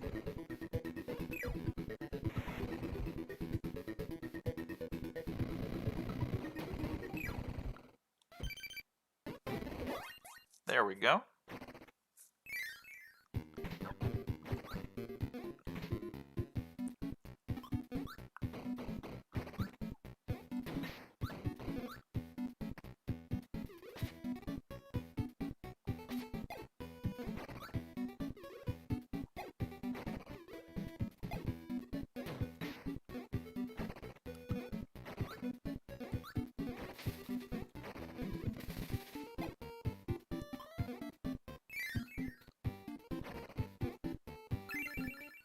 I think that other door might have been where the switch is, but we'll have to check that later. I actually don't know if there is a switch for this one or if that was just going to be a one-up room.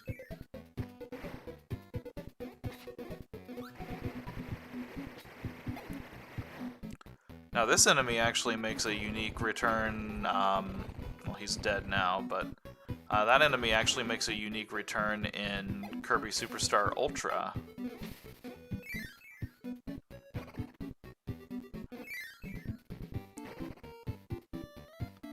It's the Nintendo DS version of Kirby Superstar. Wow, that guy dodged. That one didn't.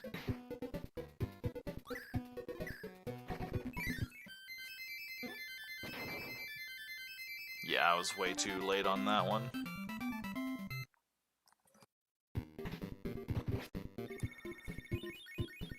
Okay, yep. Definitely have to go back for the Switch Palace in here. Which is this door right here.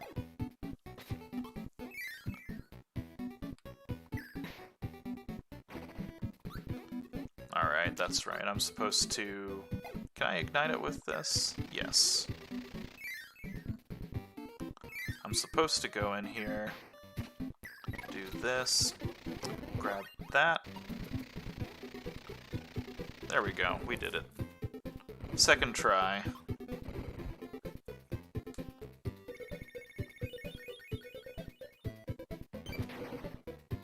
Since we've done that, we can exit the stage now.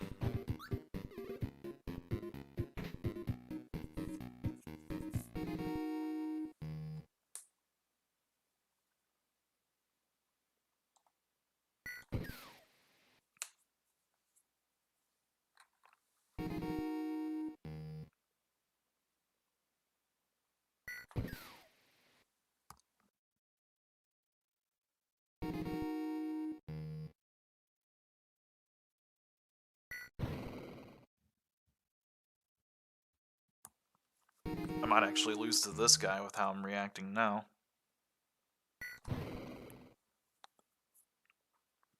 And now for random guessing. Damn it.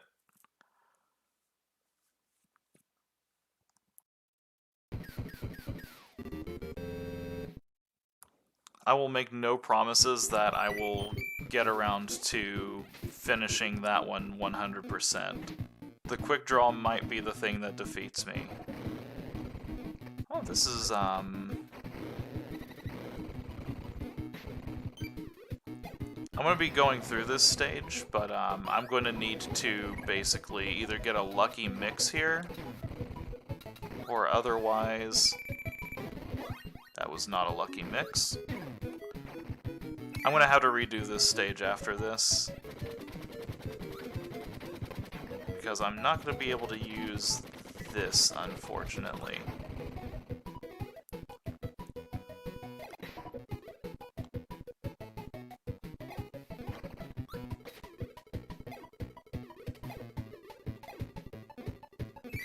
This was one of the stages I was talking about where you need to kind of like go and get the hammer and just kind of go all the way through the stage before you finish with it.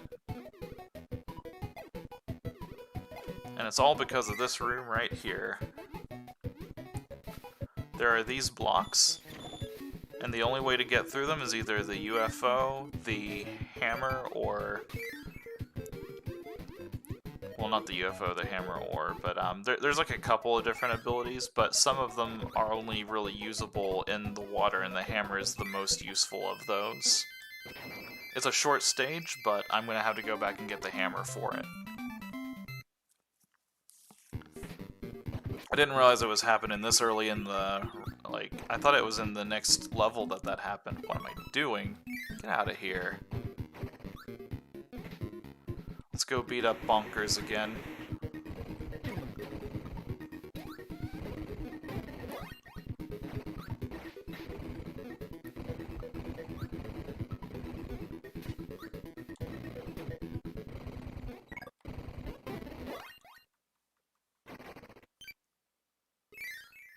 This is one of the hardest ones to get because basically what I have to do is take this hammer through this entire pit of these guys. I'm just gonna go very, very slow with this level.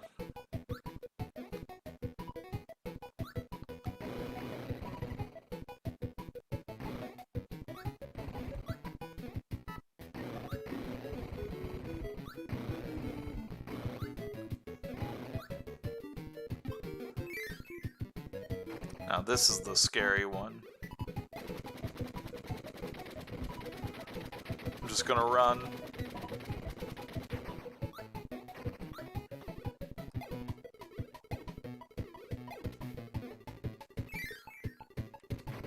Now here's where things get extra scary.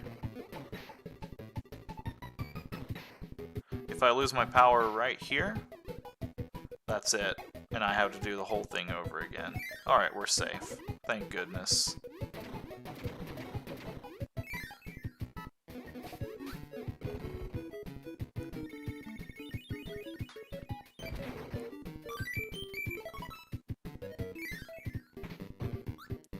And thankfully we need the hammer for this boss, because it is particularly weak against it.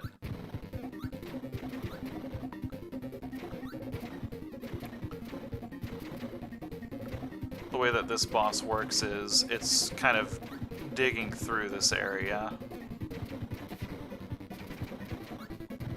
So we have to be careful to kind of follow it where we can.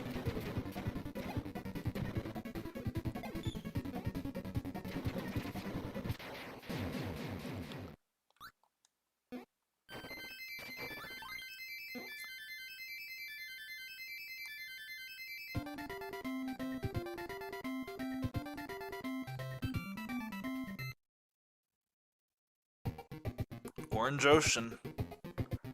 We are 2 levels away from beating this game. I'll probably take myself a small break whenever I get through with this, because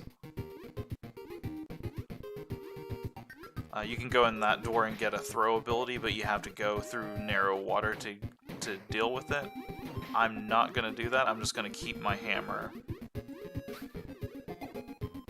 Besides that, I can use my hammer right here and get another one up. Basically, I'm going to get to the credit roll of this game and just, like, go away for a few minutes to kind of just recover and just jump and lose it all, basically. I'm pretty sure I needed a hammer for this level.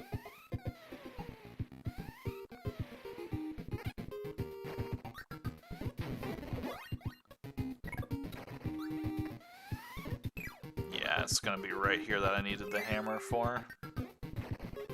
I guess rock works too. Alright, I'm gonna try to do a couple of mix attempts here.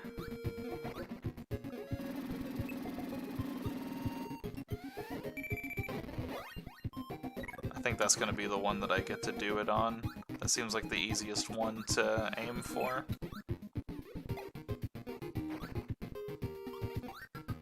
Well, unless he just yeets off a cliff.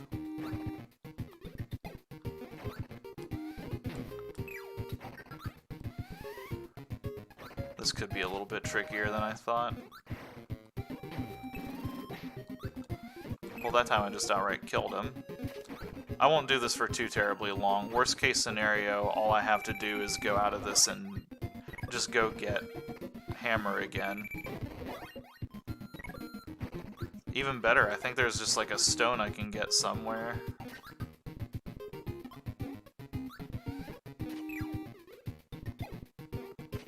Alright, I'm gonna give one more mix attempt.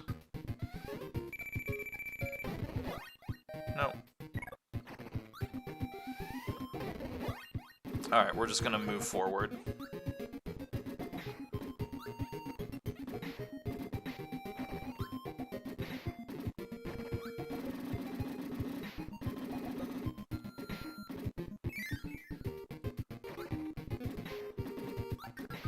Come back for it.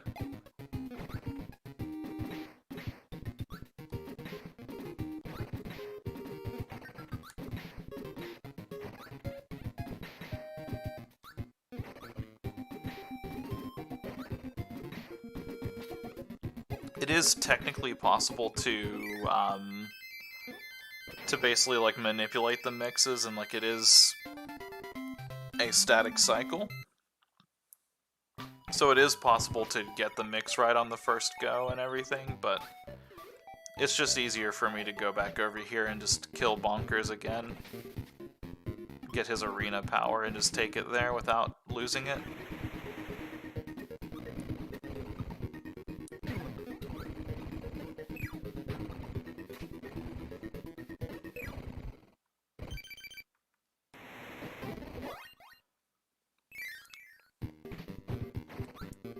Hilariously enough, this was the stage that I was talking about whenever I mentioned that in the last one. This was the place where, like, you basically have to get the hammer ability and just keep it.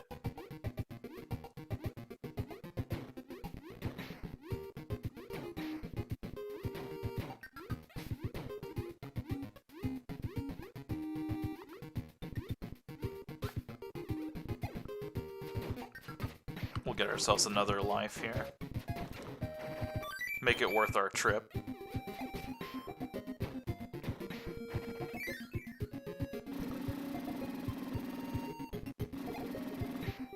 Alright, so we're just gonna do this very carefully.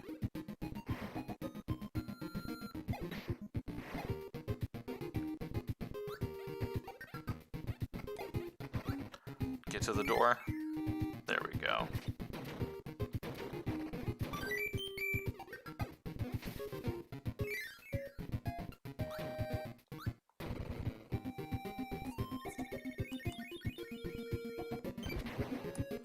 And now we don't have to finish the stage. We've got everything we need out of there.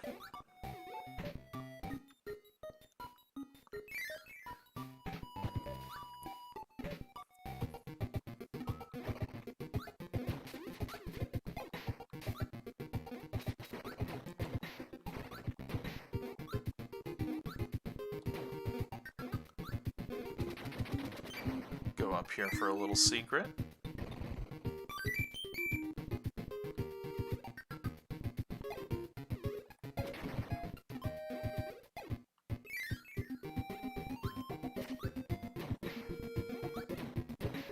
I really love just everything about, like, just the design, the aesthetic, the colors used, the music. That's what makes it so easy to play Kirby games all the time.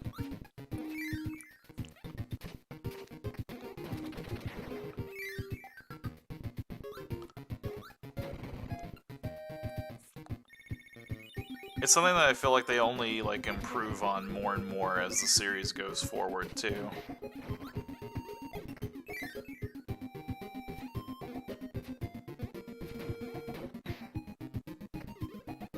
They may not always hit it gameplay-wise, but music and visually, it's always a treat.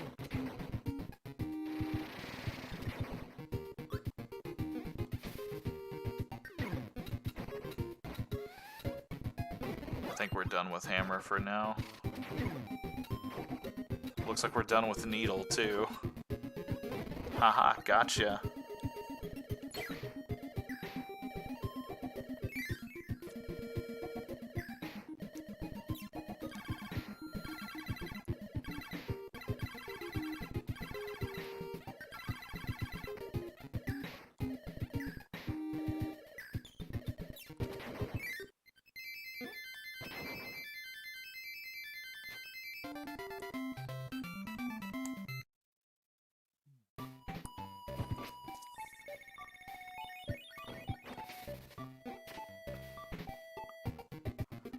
Maybe I spoke too soon. Maybe I do still need my hammer. That's okay, we'll get one in this level.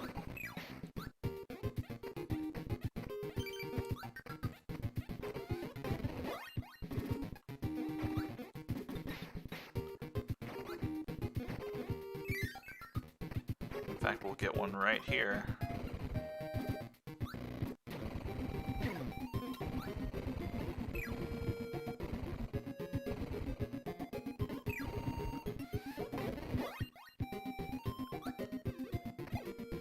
Now see, this secret's a little bit tricky because you see this here, and like they do make like a sound effect for it whenever you hit it. But if you weren't thinking about it, you wouldn't think that that was anything special that you could break, especially since none of the other boxes like that will break if you use the hammer on them.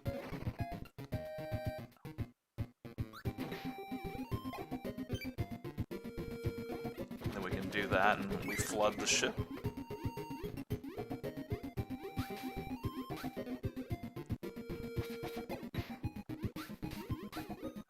If I recall, we need to go into the other door to get a laser. Yeah, I think we need to get the laser from that room and then use it in here. Let me try this really quickly, though. Oh yeah, that's right. You can cheese that. I think you're supposed to use the laser and reflect it down there, but they just give you a fire enemy that you can just do that anyways, too.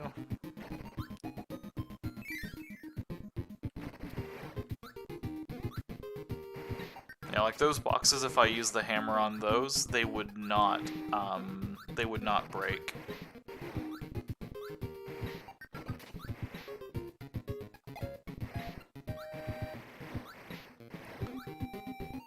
This is probably one of my favorite stages in the game, just because they just nail the aesthetic of the kind of open seas and sailing, being on a ship. The way that they have the birds kind of perched on everything.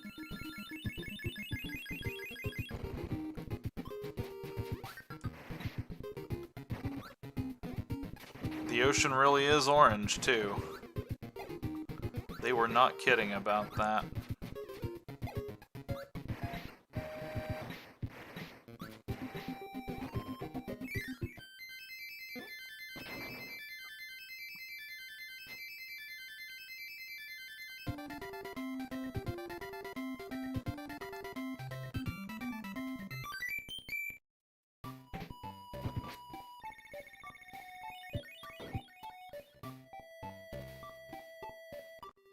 Whoops, close down my window. There we go.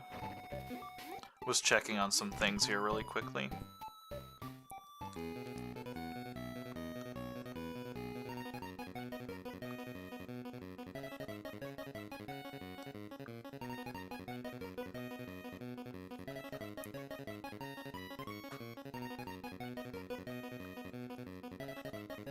Racking ourselves up a few more lives before we get to the final stage. We're definitely going to need all of them.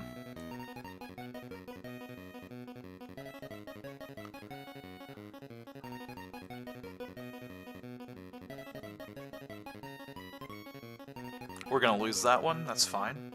No, we're not. Well, just color me wrong.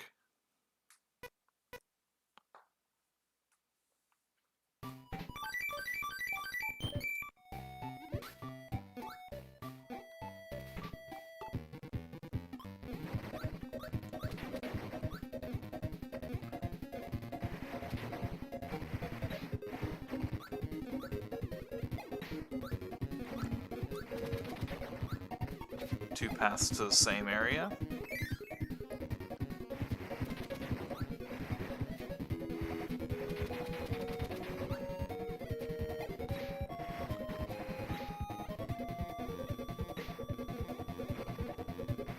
Damn it. I think I need like the beam to get through there.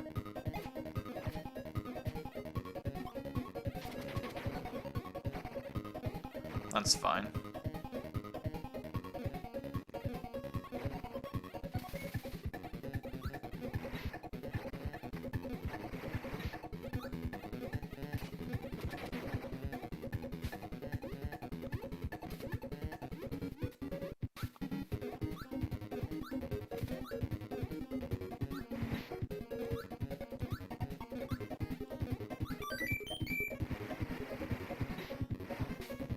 Well, this ocean isn't orange at all.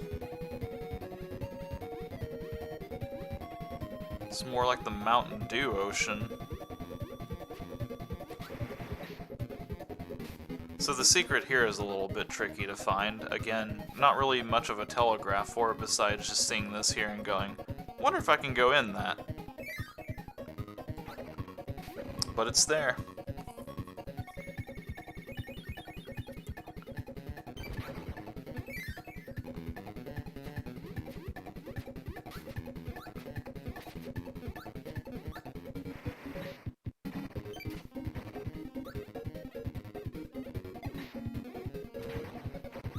Had to hide away from the, oh no, there we go. Had to hide away from the bomb there. They have a certain range that they'll hit. Their crash isn't quite as strong as ours. This is an important swap, you'll see why right here.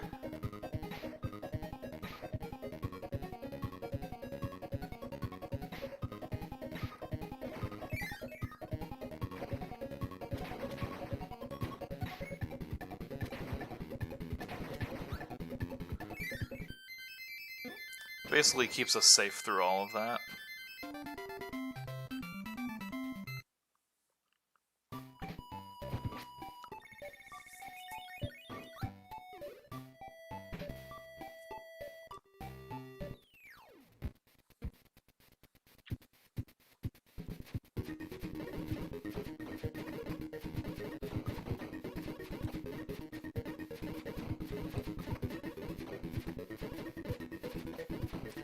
Well, those were all bombs at the end.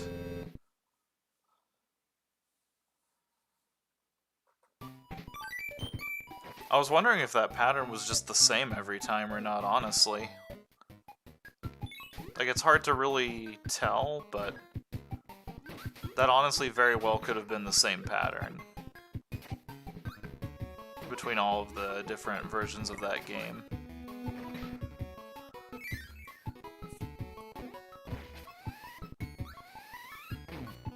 Okay, I wasn't trying to absorb you or anything.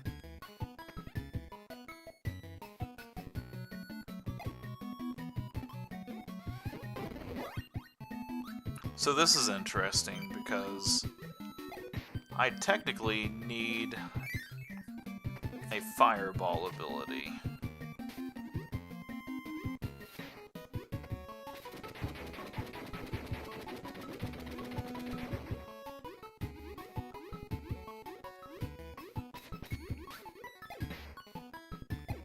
We'll see if I get one before there. This might be close enough, but we'll see.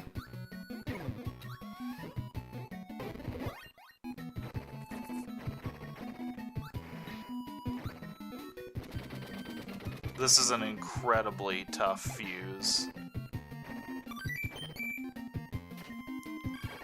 Because basically what's going to happen is I have to hit this fuse, get all the way up through here, over to this side, down into this cannon. The catch is there's a lot of enemies between me and it. Like whenever I fly up here, you can kind of see I need to hit it from a specific angle.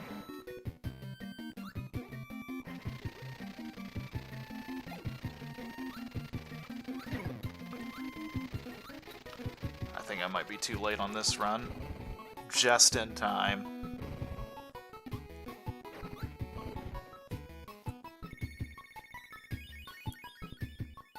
Whew. We can make it to stage 7 without any worries. The good news about that one is there's a fire enemy there, and there's, I can pretty much retry that one as many times as I need to, so I wasn't, like, overly worried, it's just, that's one of the more time-sensitive ones.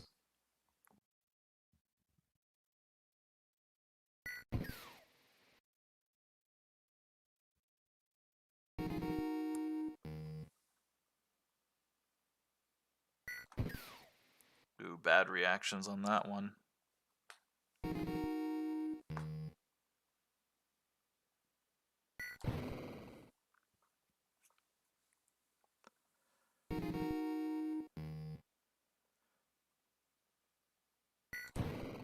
He got me. I figured that was gonna happen. Like, as the quick draw one goes further and further in, like, they lower the threshold for it, so the best chance for me to get DDD was honestly that very first one. This is where I'm gonna need a fireball. A fireball, a hammer... something powerful. Uh-oh, I'm dead. Oh, wow. I thought that kept you there like that until... I thought it kept you there until you hit the ground. There's a couple of things like that. What the fuck? You didn't reappear. Must not have screen scrawled him enough. I'm gonna lose all my health trying to get this mix to happen.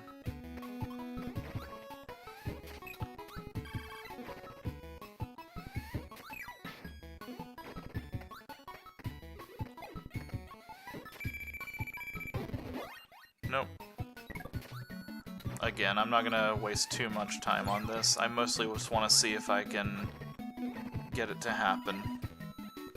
Yeah, like that ability right there, if I got hit by that over a cliff, I'm basically done for. That might work, honestly. Let's try.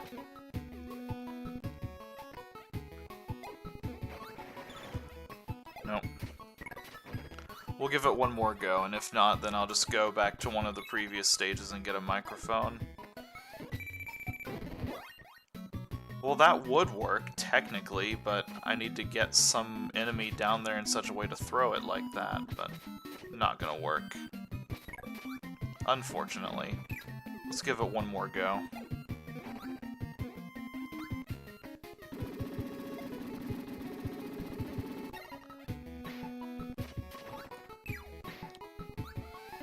Gonna lose all my health on this one. Thankfully, this is a very short stage. That won't work. Whatever. We'll come back. It's right at the beginning of the stage, too, so it's not a big deal to just kind of come back into it. Or...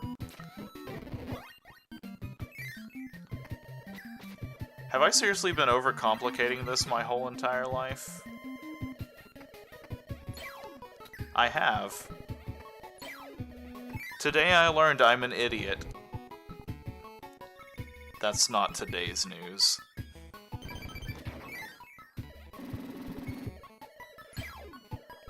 Like, I'm glad that that is the case, but I'm also a little bit sad about that.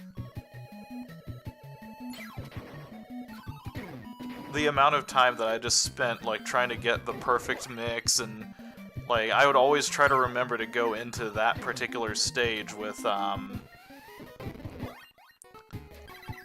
you know, just, like, trying to go into that particular stage with the right power for that.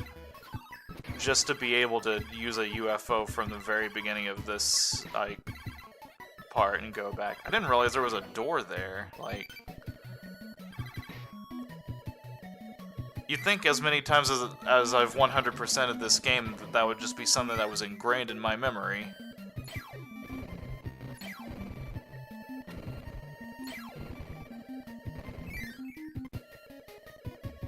Shows you what I know.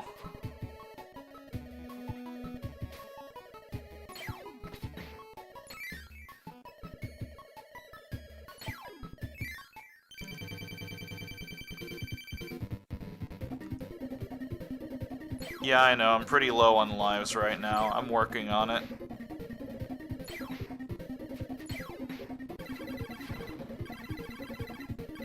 That's why I take the time to charge that up, by the way. I think like the baby star technically works for dealing with those guys, but...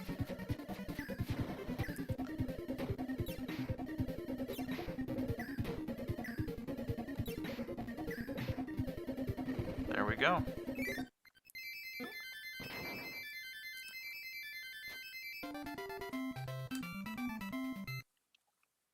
Yeah, I just have a couple of lives. Just, you know, one or two. It doesn't matter if I go into this with or without a weapon because he will give me one. Unlike later games, he will not let me not pick that sword up.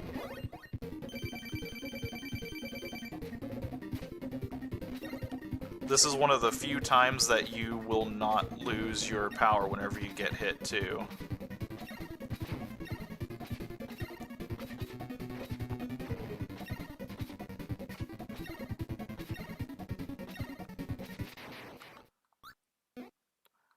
Uh-oh, his mask cracked.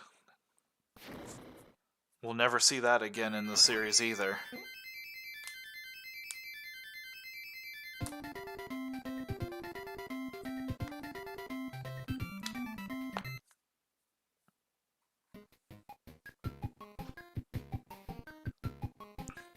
Last stage, Rainbow Resort. We've almost fully assembled the Star Rod. We're going to stop DDD from being a bully.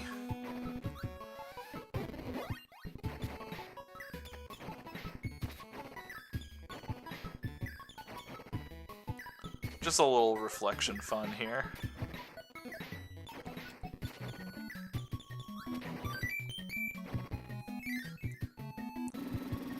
Alright. We need to find a fireball power through here. There will be some.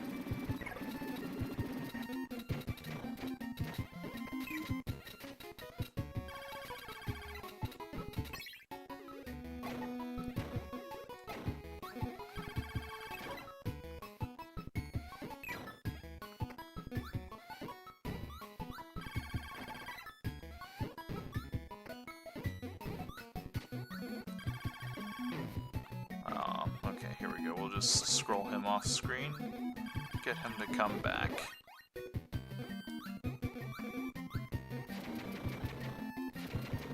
First of all, it makes this part a little bit easier, but that's not the main reason we got Fireball.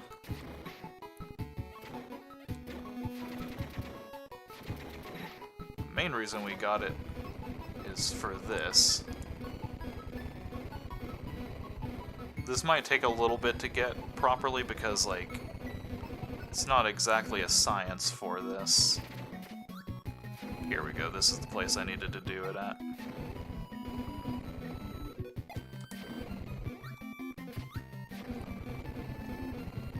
There we go.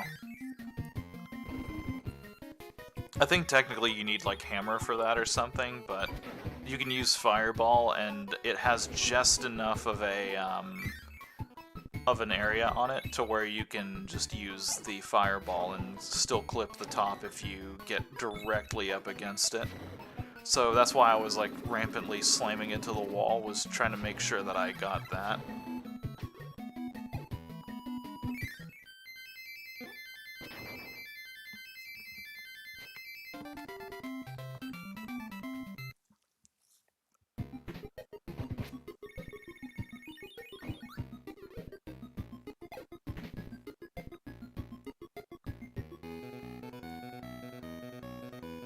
You know, in hindsight, I'm gonna do something while I'm doing this. I need to change what game I am playing, because I'm now playing Kirby's Adventure.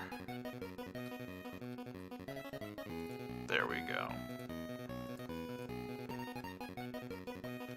I don't know if I actually succeeded in grabbing that or not. I'm gonna assume I did not, though.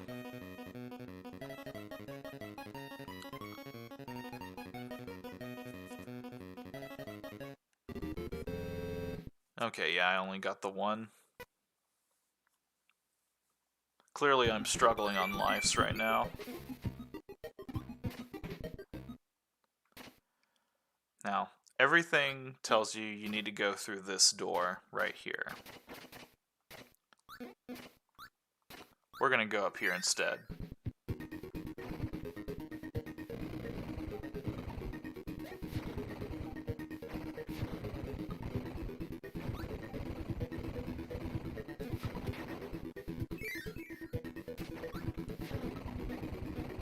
So this is a slightly, well, it's supposed to be a slightly more difficult version of these fights. They use the more aggressive versions of the enemies. Seen by this throwing guy, like, really wanting to kill me.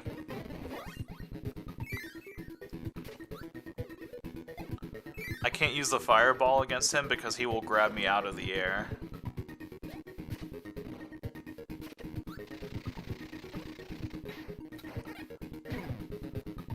I'm not going to try to use throw against him.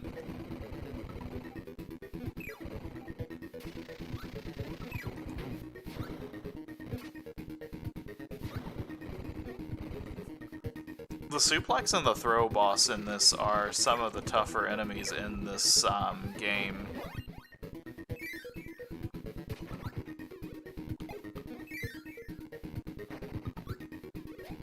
Mr. Fireball here is a little bit tricky, but the good news about him is we can cheese him a bit.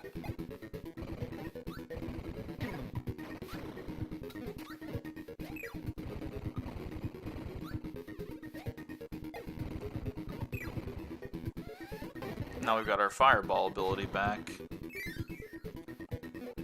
And our reward is more 1-ups.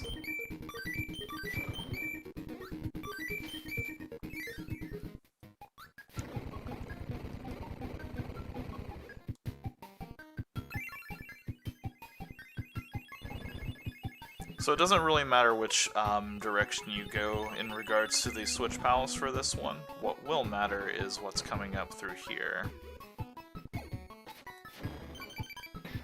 Oh, never mind, this is the wrong stage that I'm thinking of. It's gonna be the next one where that comes into play.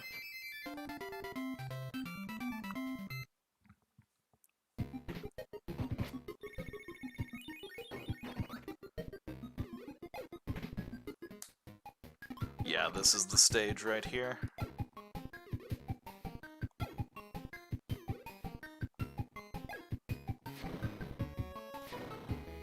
All of these sleepy enemies.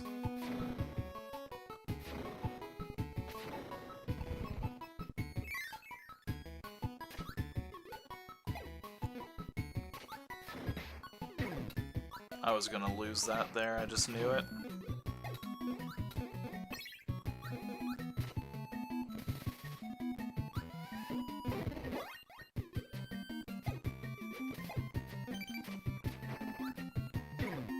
No, my cutter. There we go.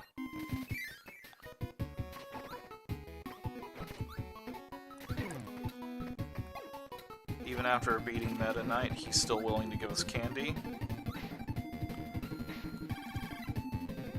This isn't a speedrun, but I still try to jump on the slopes there because they give you a big speed boost for jumping off of the sloped parts.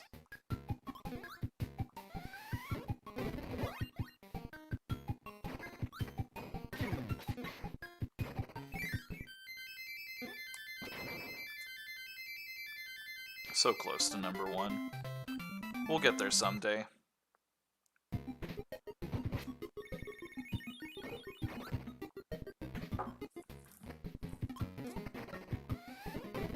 Which stage am I thinking of, then? I like this stage because of the, like, color palette of this area.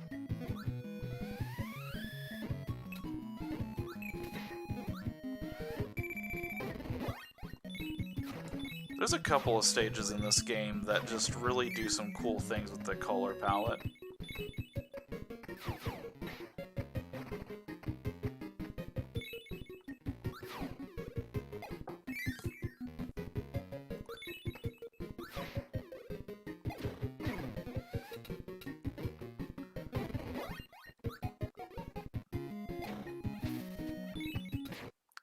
He threw a star at me and killed me.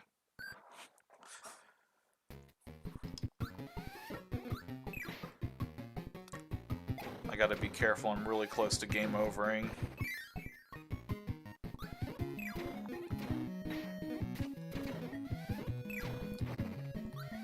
That joke's not going to go anywhere, by the way. Like, none of these stages, none of the Kirby games that I'm playing are going to be anywhere close enough to causing me major troubles. At least in terms of life losing. I do think I need to keep my fireball power through here.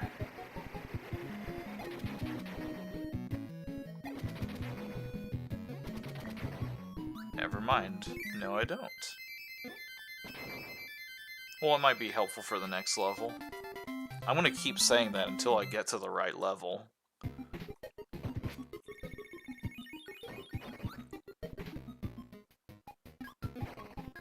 Here we go.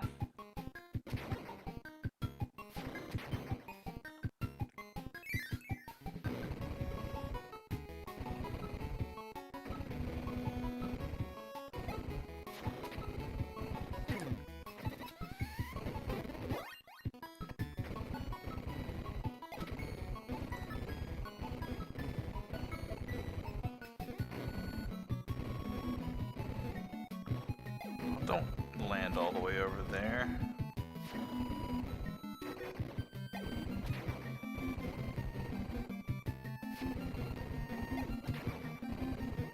He is dodging me left and right.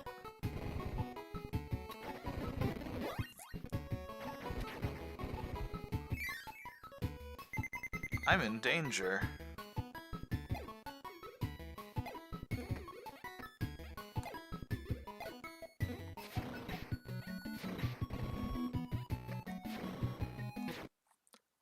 Remember that thing I said about how the fireball just gives out at the worst possible time, always and forever?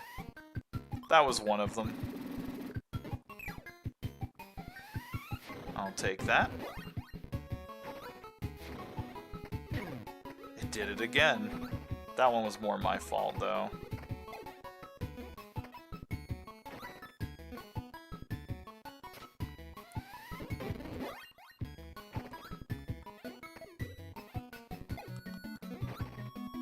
The best way to use Fireball is to just know when and where exactly you want it to go. This is the tough cannon right here, by the way. This is like the last difficult thing in the run, is this specific cannon.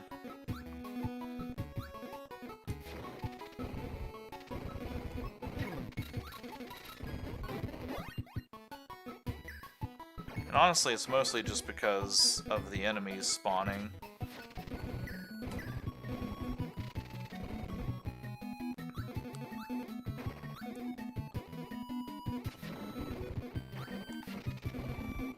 Well, that one's bust.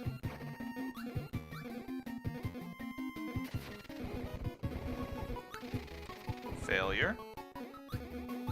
Get out of here, laser guy. Get. Missed that one.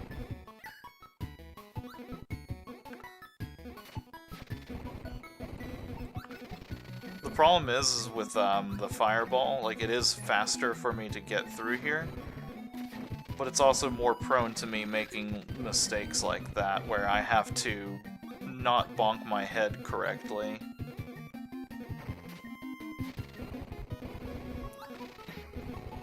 I've basically got to get like a pinpoint precision in there for it. The laser might technically be the better choice here. Never mind, doesn't matter. More 1-ups. I thought there was a switch here, but we need these 1-ups. They're going to be important later.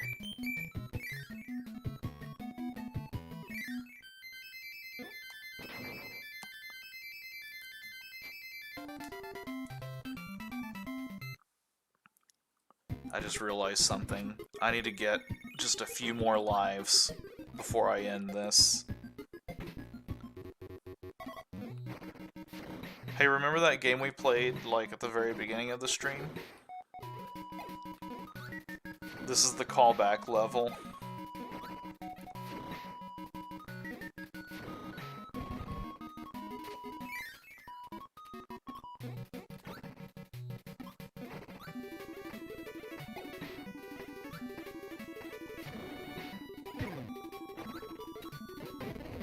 And honestly, like, the way that they made this game, it works pretty well to kind of translate the Game Boy game into this, because basically all they really did is they just used, like, almost the same palettes, I would argue. Like, I don't think that they spent too much time recreating it this time around anyways.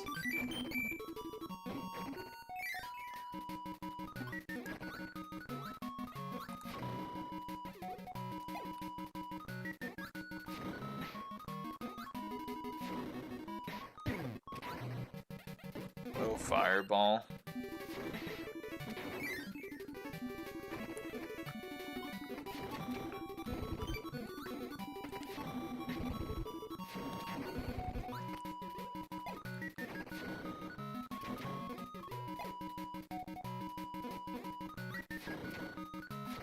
I do know for a fact this part was slightly recreated, because this didn't all fit on one screen before.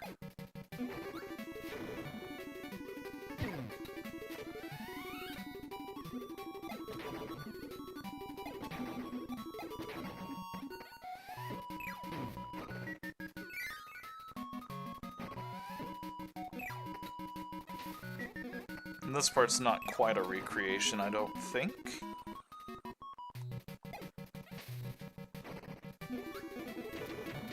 Or at least, like, they structured things just a little bit differently to kind of make it a little bit more of a constant level.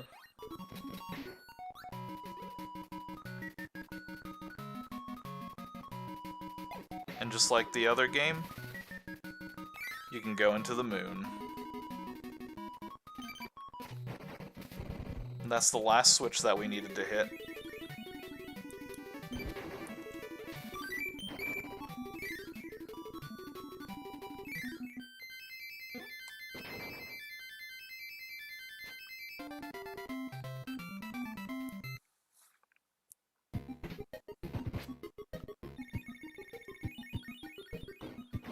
Alright, let's finish out Kirby's Adventure with a big bang.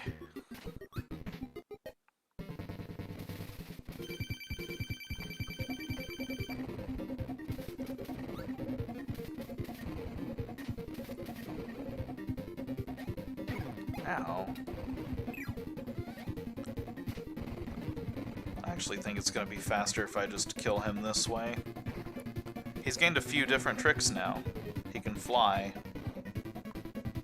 He can jump. He still trips.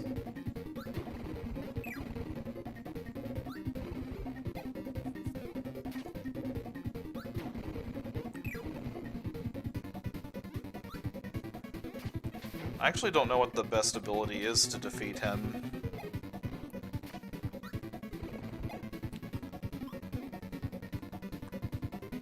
Definitely not getting hit by his things would help.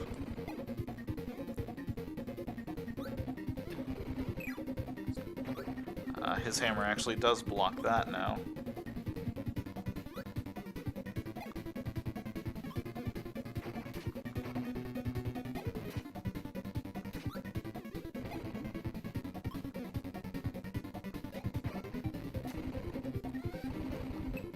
Oh my goodness.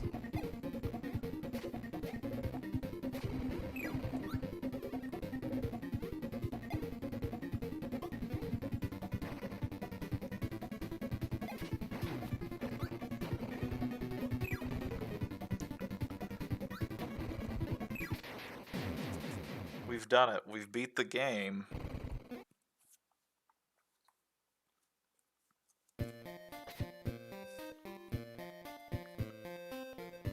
The first real appearance of the Fountain of Dreams. This is also where my background for like the side cropping comes from. Is this little scene right here. Or at least it's inspired by that anyways.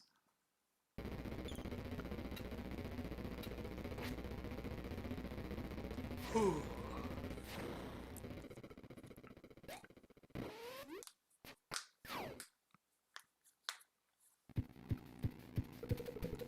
Oh, thank God they recharged my health.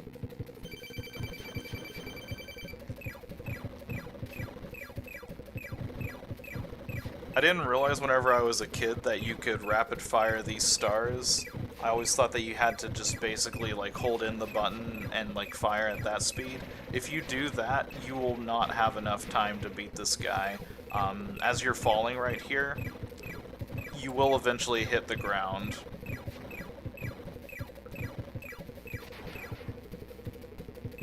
It's not like the tightest check ever, but it honestly is like kind of a little bit more of like one of the rougher things in Kirby games. especially compared to the rest of the game. But we'll get it in time here. Basically, as you get closer to the ground, there's a part where, like, the ground shows up, and if you hit that, you lose instantly.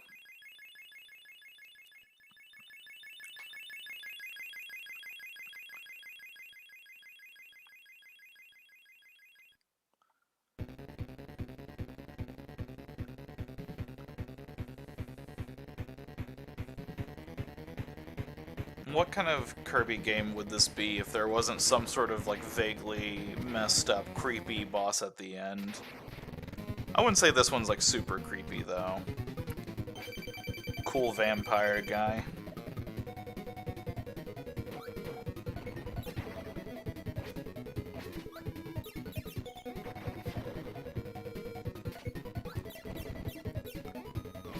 You want to hit him with the stars on the star rod more than you want to hit him with the rod itself. You can hit him with them, it's a lot more effective to use the star rod.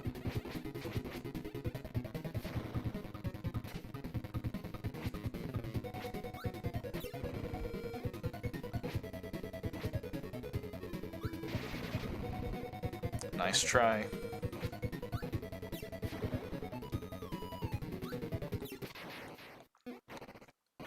Just casually watch his face as he screams really loudly. Alright, I'm going to let the credits play out on this, and I'm going to take a small, quick break here. So I'm going to mute my mic, and I will be right back as these credits are hopefully finishing up. And then we'll get started on the next game after that.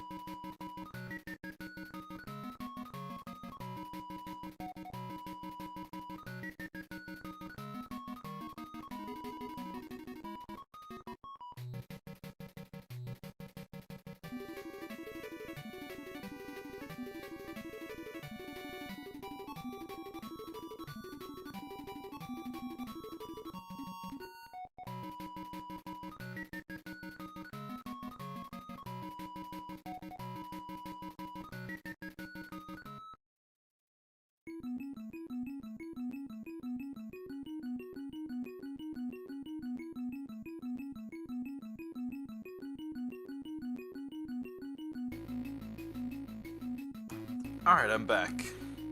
Hopefully it didn't take too long for that to go through, but I guess we'll see what happens on the stream afterwards.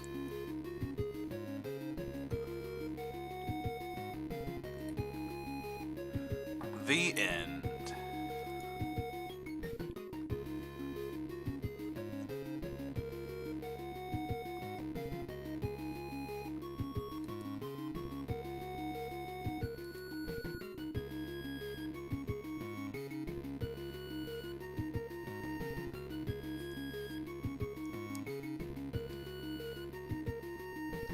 I'm taking just a second here.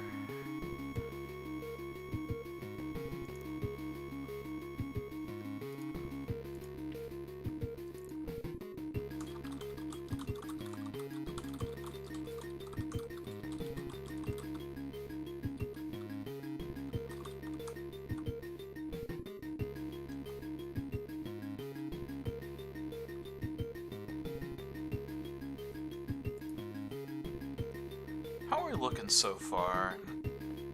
2 hours in, 2 games down. Unfortunately, this is going to be where things really start to pick up in terms of the amount of time that I spend on the game. Also, just for my own curiosity here, let's go back to... What music is this? Oh, I think that's still the Finnish music, except they took out all of the instruments except for the drums.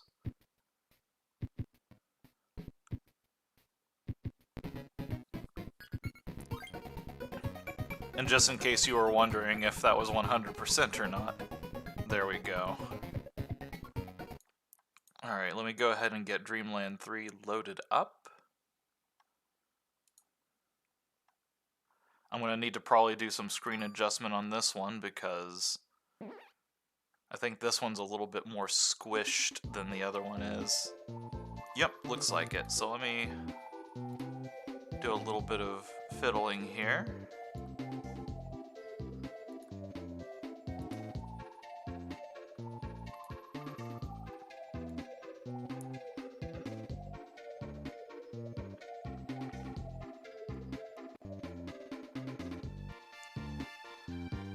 Just kind of squishing this in. I might have to adjust this a little bit later too, but we'll see.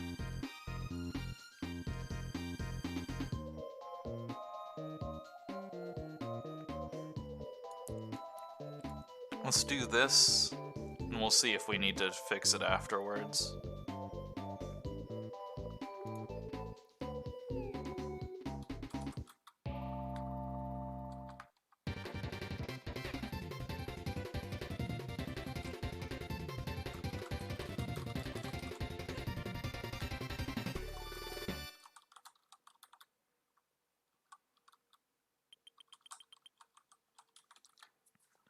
Okay, this is a good chance to take a look at OBS.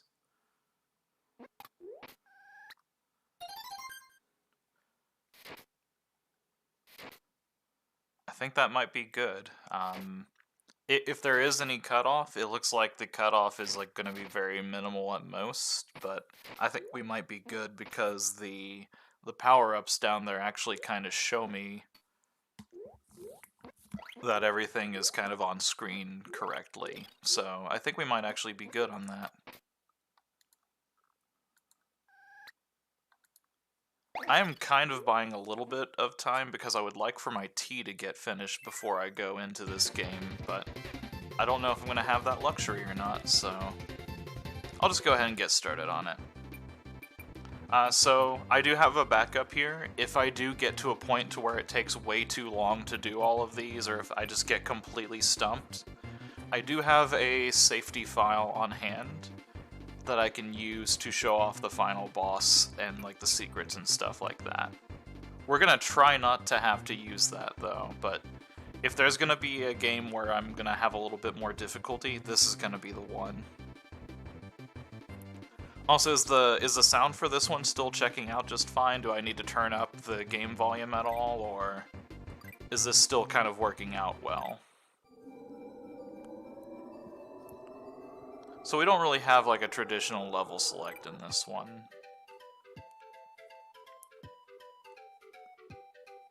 Or rather, we lose the, like the cool aesthetic one. Thank you for following up on the sound check. I just wanted to make sure that everything kind of looked and sounded good. It's a tad quiet, but still good. See if I can do that and just pump it up a little bit. It could also just be this song as well, but we'll see.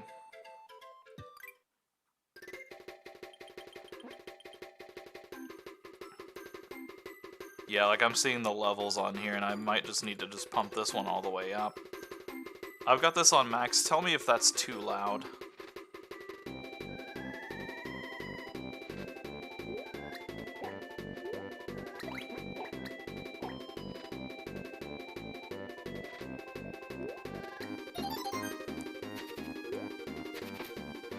I'm not going to really be able to do much more than what I've got going right now, but hopefully that should be fine.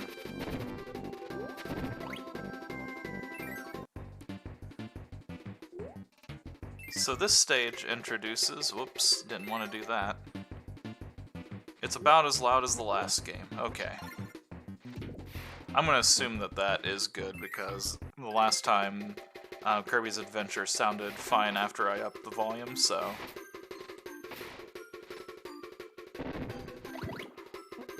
This is what I was struggling with on my the Metroid Vitality run as well. Like, I wanted to try to lower the microphone volume a little bit so that I could do stuff with that, but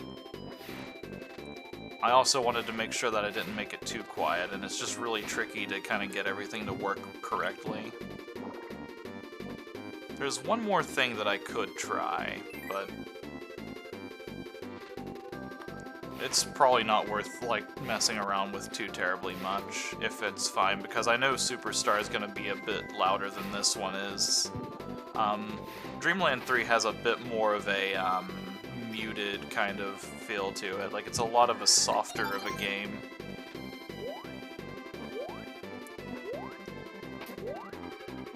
If you do hear a very loud whistling in the background, I'll try to get it, I'll try to mute and go and take care of that as soon as possible, but obviously it's not going to be something I can easily just, like, quickly do. So in this game, we have new powers. There's a little bit less overall powers in this game than there are in some of the other games, but they make up for it by having different companions that you can pick up, and you can take those standard powers and really amp them up. And they do different things depending on which helper that you have. I will not be able to remember all of the helper names here, so I won't even try to guess some of these. I think this is Nago. If I'm wrong on one of these, I know. I know it's wrong. There's a couple of them I do know, but this cat is not one of them. One of the things that we're going to be doing in this game is to get 100%, we are going to be trying to, in every single level, there's somebody we're trying to either help or like some specific task we're trying to do. For this one, it was just to not step on any of those flowers. Whenever we do that, we'll get this little heart piece here. And we finish out the level. We have a little jumping game here that gives us little bits. We now have some collectibles throughout the stages, these little star bits. What those will do is allow us to get 1-ups at an alarming rate.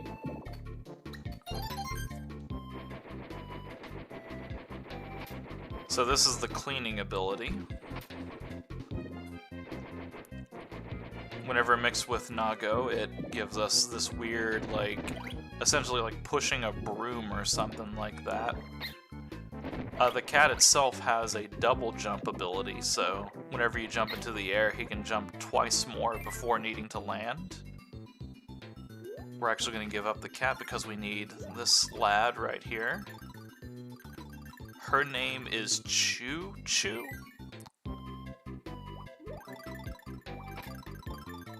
I believe that's it. We need her because there's something coming up here shortly in this little area.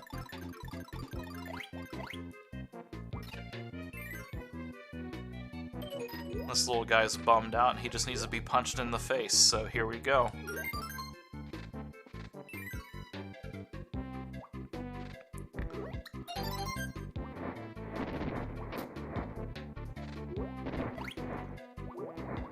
I don't want to quite call it a personality, but each of the helpers that you get here, the helper creatures, have their own unique kind of ways that they usually interact with, like, things.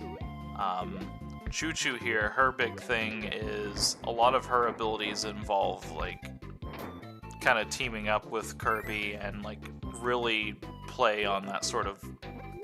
I don't want to call them, like, a couple, but, like, there's definitely, like, a companionship kind of aesthetic with her abilities.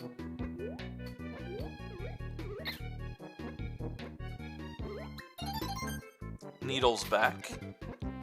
It's a bit more effective depending on what power you use.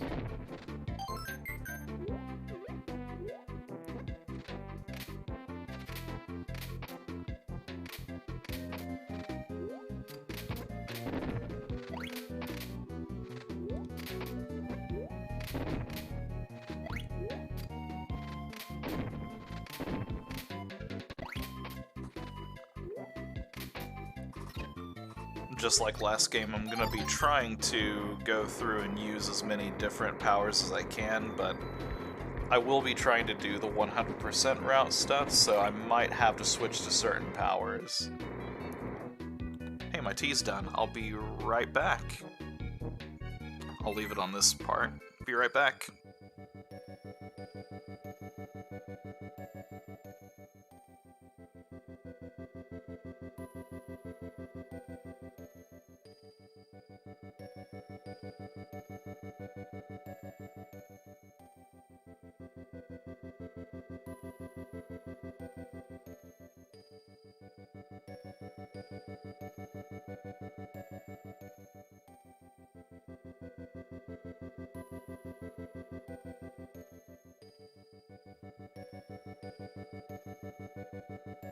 Alright. Now I get to go through the fun process of waiting for that tea to cool down to drink. I'd really like a Maxim tomato. Or I could just jump too far. That's cool too.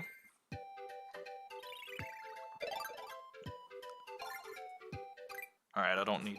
So for this, I actually do have a guide that I will be using throughout the run because I do not remember what everything does for these. This one I do remember, though. This is kind of a guessing game kind of deal.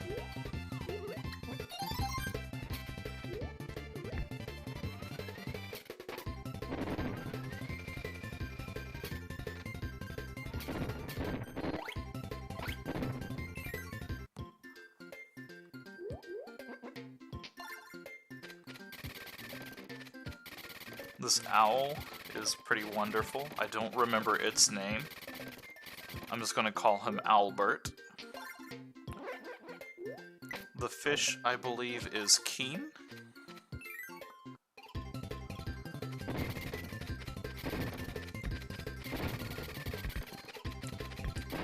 So Albert's big thing is you fly, and he carries you with him.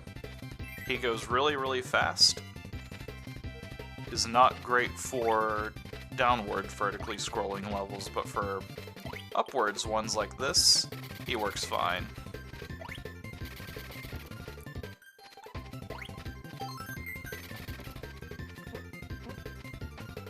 For Albert, his interactions are more, Kirby's kind of a carry-on luggage. Alright, so he's gonna throw a Gordo, and I need to identify it.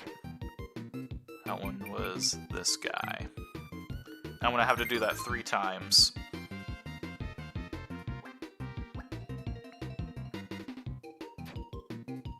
That one had the one eye. if I fail this, I'm gonna have to redo the level and do this part again. I think that one was this one.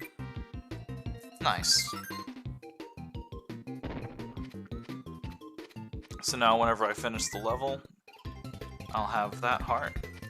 Hey look, the thing that I said he's really bad at. He doesn't like to squish down through platforms that easily, so that's what makes it so difficult to use him for these kind of parts.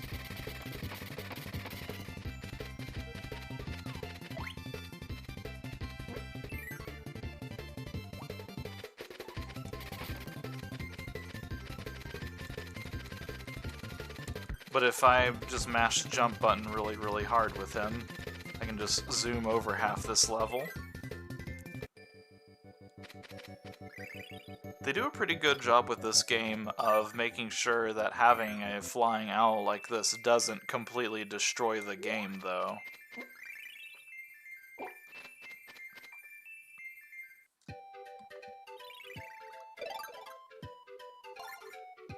Okay, I'm gonna actually take my first look at the guide here and just make sure. Alright.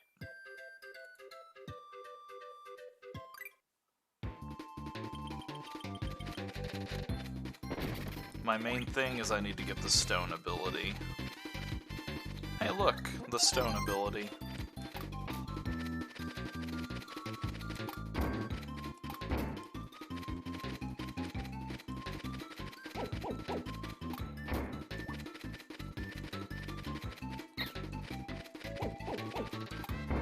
So the one thing that Kirby's Dreamland 3 does over Adventure is now you don't just automatically lose your power whenever you take any kind of damage, which is wonderful to say the least.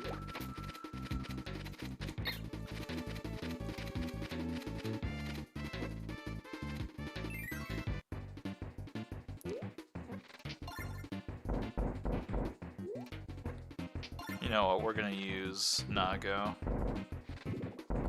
Adorable cat slamming me down like a rock.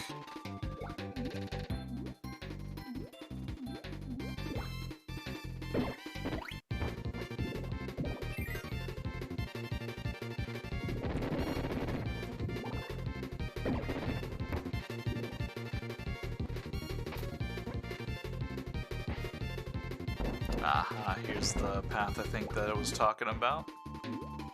Oh yeah, we started an auto-scroller. Did we? No, we didn't. That's not until later.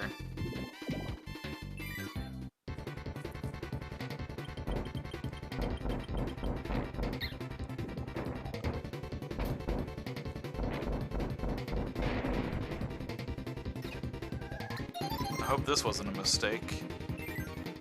I think we just needed to defeat the boss, though. Yeah, there we go. Monkey.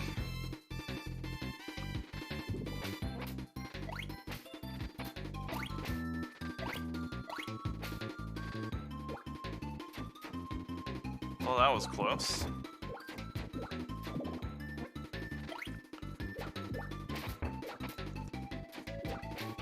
The increased health pool that you have is great because now they can have attacks that do varying degrees of damage. On top of that, recovery items, like the difference between like the bottles and the Maxim tomatoes, is a lot more of a relevant thing, which that was something that Kirby's Adventure kind of had a little bit of a problem with. You had 6 hits really, and then after those 6 hits you were done for, but drinking the bottles versus the Maxim tomato was just a difference of like a couple of hit points. The drinks restored 2, the Maximum tomatoes restored all, but now they have a little bit more of a use of the bottles in this one. They still don't restore full health or anything close to it, but it just kind of makes them matter just a little bit more.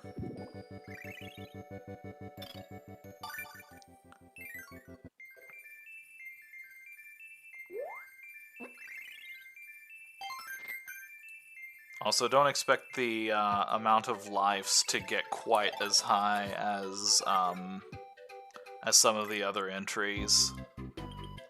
I'll probably still have a pretty decent amount by the end of this, but it's not going to be quite as bad as Kirby's Adventure, where I almost got like 70.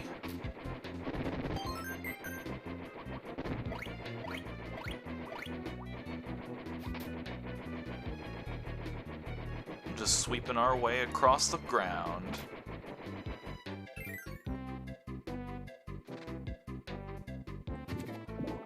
What we do need to do is find... There we go. We gotta find our fish friend. So each of the stages has unique little gimmicks that kind of repeat throughout each stage or each level, but the big one for the big one for this stage in particular, sorry, my brain just kind of stopped for a second. We're gonna have levels where we have to just get one of the helper friends to the end to reunite with their significant other. Or at least like a good friend. I don't know what their relationship is. Check their Facebook page if you want to figure that out. Much like the other animal friends, Keen's whole entire way of dealing with us is... he essentially has us in his mouth, and we are an extension of him. He's also just a big dumb fish, and I love him. I will fight anybody who thinks otherwise.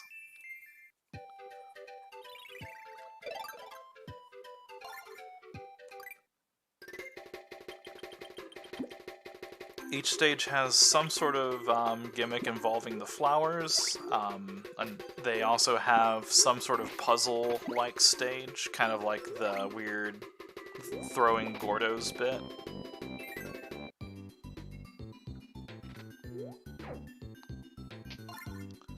They have an animal companion one, and then everything else is a little bit random from that point, but those are kind of the three ones that we'll see a whole lot. Rick is a hamster, and he is adorable. Just like all hamsters are.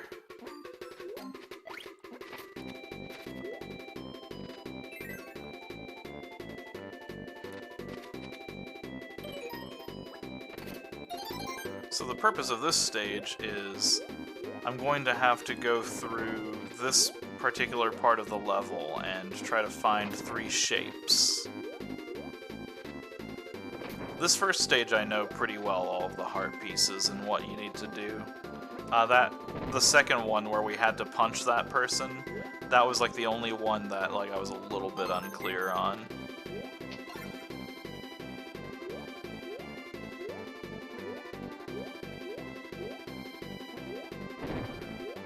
So Rick cannot fly.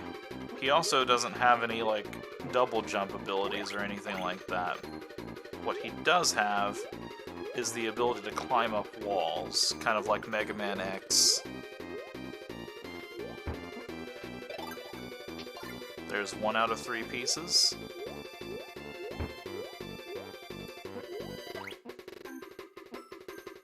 I think we had to go through that little path that we saw back here.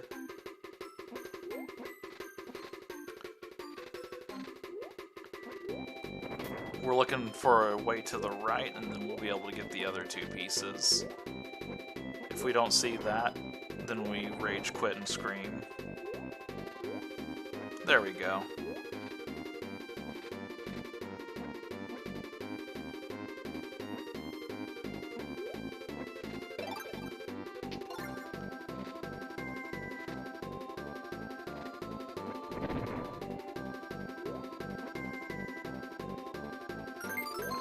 Just a fair warning, anybody who is clown phobic, the end of this stage is going to have a little miniature clown, so if you're afraid of those, that's your warning now. I'll try to give another warning whenever I get to the end of the stage. If I forget, then I'm terribly sorry, but at least I was able to warn you once.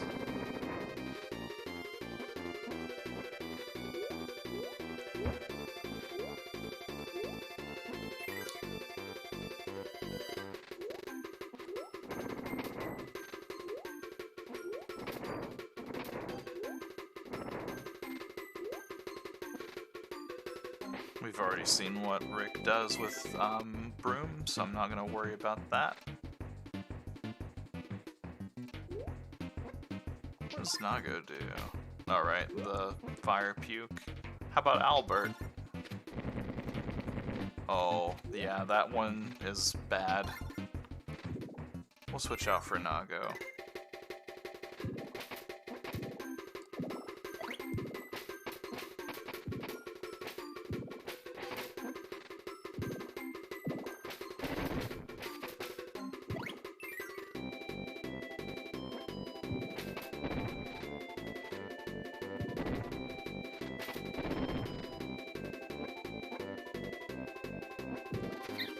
I'm kind of terrified of just falling too far, but this game wouldn't do that to me, right? It wouldn't be that mean.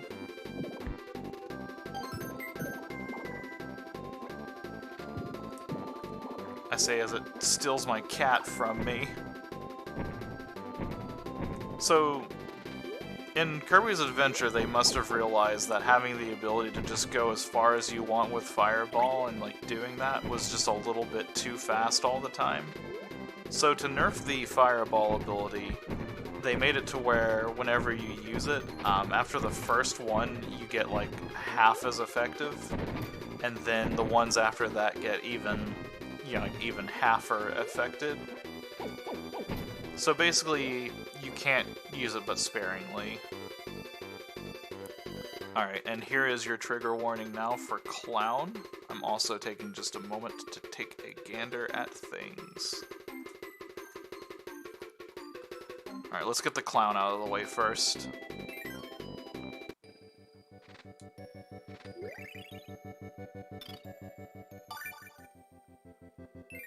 The Clown is now off-screen.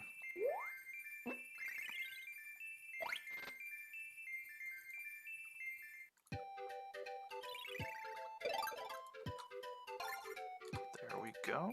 I've got a cat Madison currently assaulting me with adorableness.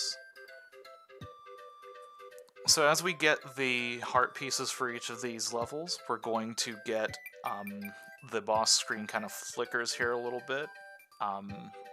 That's really all that's going to change on that front of things.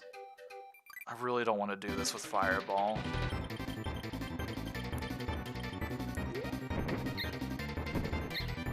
Yeah, forget that. Fight Wispy the old-fashioned way.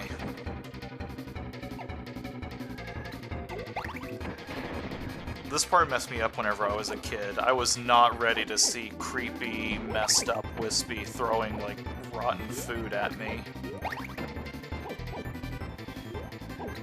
I don't know what it was. I think it was also just the fact of just imagining a tree, like, picking up and running after me that just really, like, freaked me out.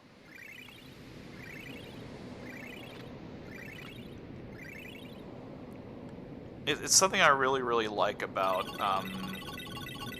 this game's aesthetic, though. It does things a little bit differently, and it uses this kind of, like, pastel, kind of, chalk outline sort of aesthetic. I just really like what they do with it.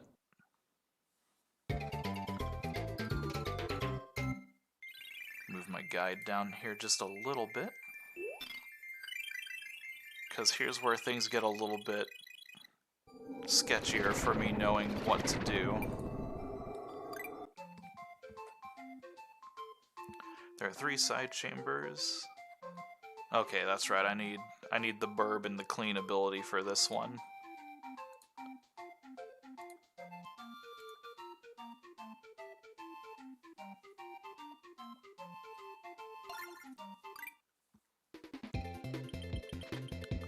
So there's the clean ability. Now we just need to get Pitch. We haven't seen Pitch yet. Pitch is adorable, and I love him.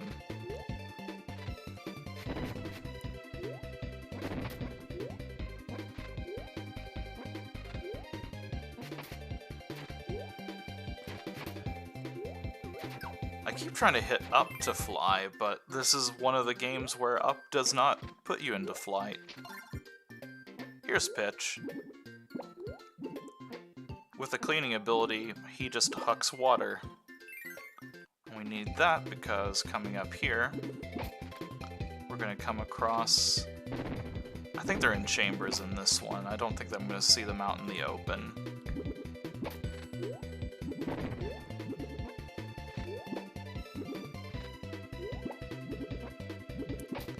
Here we go, yeah, we have to go down into these little diving spots. So in this one, I just want to water the flowers, that's all we're doing.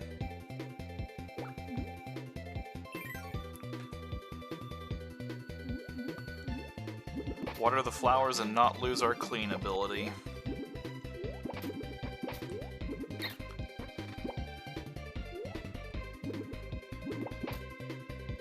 We're gonna see this come back a little bit later in a different form whenever we get to Kirby 64. Just kind of the idea of combining powers, but it really impressed me seeing this game and just seeing how you could take just one ability and then make it different across like the different animal friends.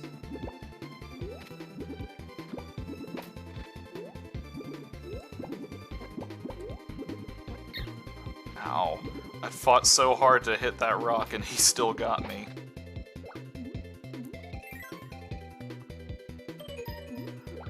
Now this is the trickiest one. Trickiest, but not in any way difficult, hopefully. The hardest part is just not shooting two blobs at once and killing the flowers.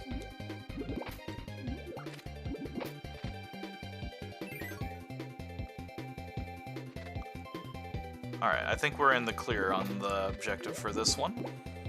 Thank goodness.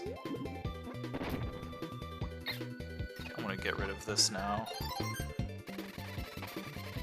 Because electric and pitch is one of my favorite abilities in this game.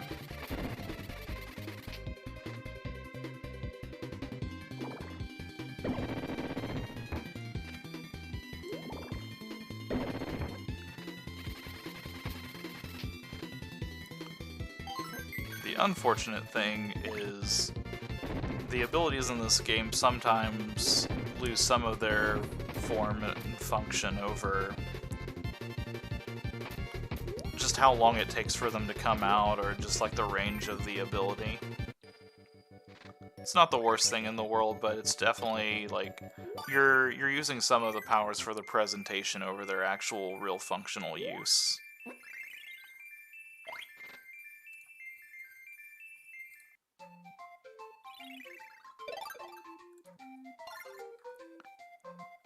Okay, I need the fish and the umbrella for this one.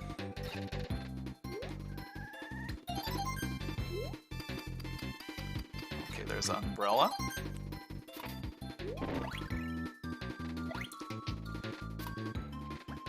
See, this power right here is kind of in the middle. On one hand, it's kind of useless because you have to get the angle just right on this, and depending on how long you hit the attack button and such, is going to determine how hard of a hit you do.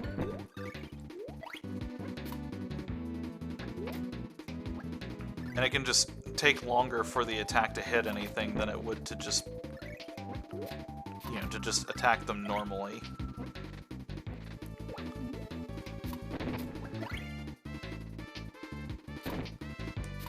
There we go. Bye-bye, pitch.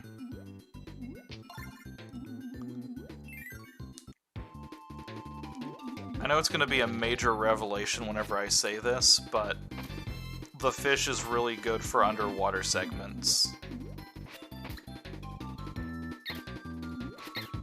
Oh no. Whew. Didn't want to lose my umbrella there. I think the emulator is doing some weird things with the little filter for the water here, so I'm sorry if that's hard on the eyes.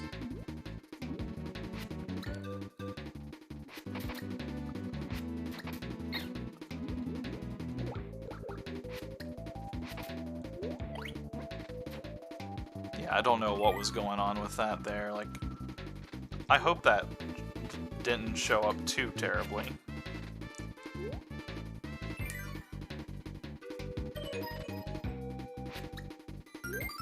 There we go.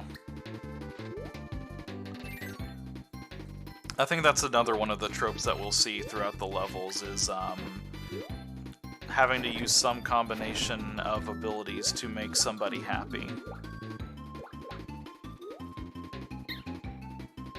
I tried so hard to avoid that crab. It has such a small range. How did I get hit by that?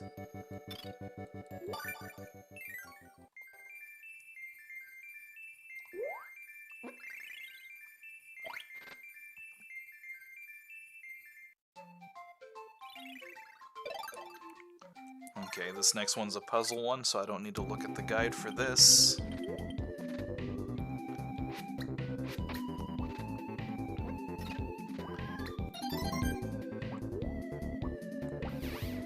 I think that's what I love about Keen right here.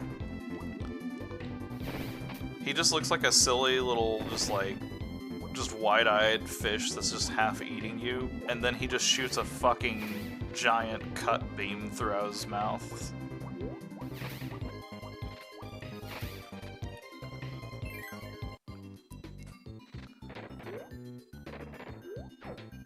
We'll take Rick. It's probably a trap. It's fine. Rick and the Cutter actually gives you the traditional kind of Cutter power, but with a little bit of a Kirby twist on it. Pun fully intended, and I am not sorry.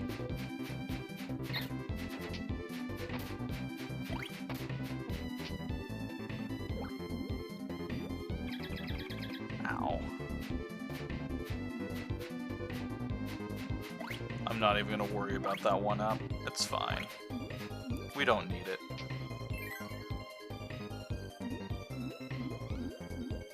I'm really beginning to think I probably should have kept Keen. Okay, we're good. Just gotta figure out which pot the eel is last in.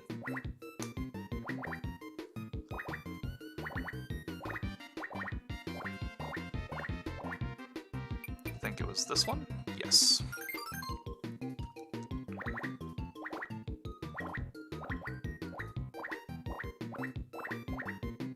Center.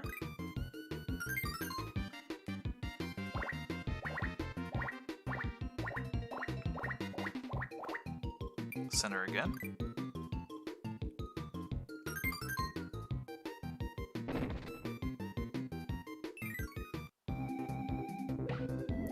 Alright, we're clear.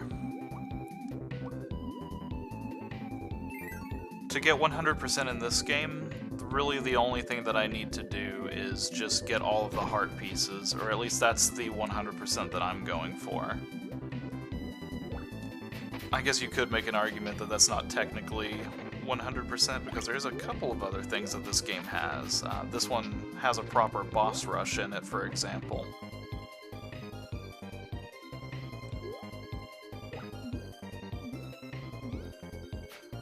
I think Kirby's Adventure had one of those whenever you finish the game as well, technically, though.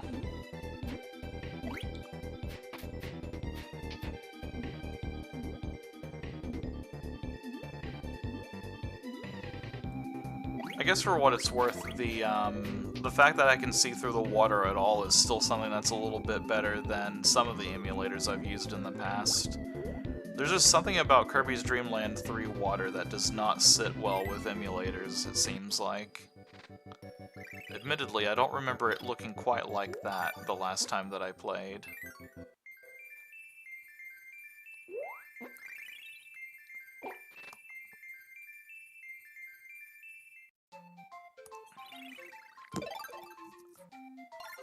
Alright, I'm going to take a look at the guide for this one.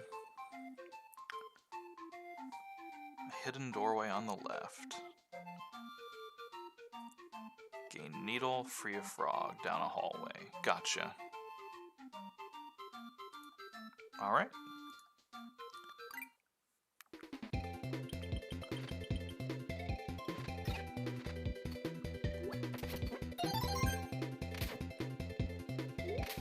See, here's a good example of that with the needle ability in Rick. In order for me to use this ability, I have to turn around first before I do the attack, which is just annoying.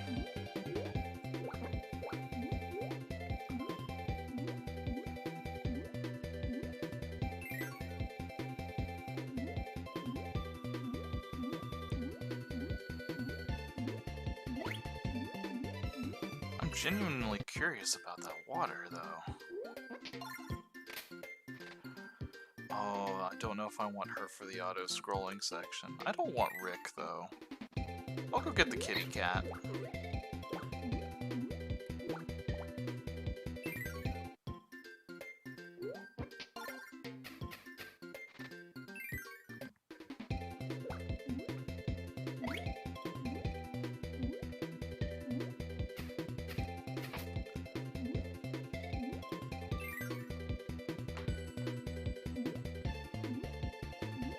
Alright, there should be an auto-scroller coming up here shortly.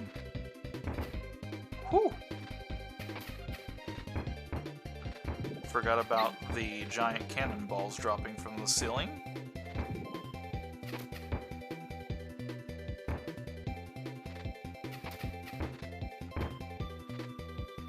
So, the trick is they want you to go through there. And I'm going to. Am I? I think I am. Okay, good, there's more to the tower. Yep, here we go. This is the auto-scrolly bit.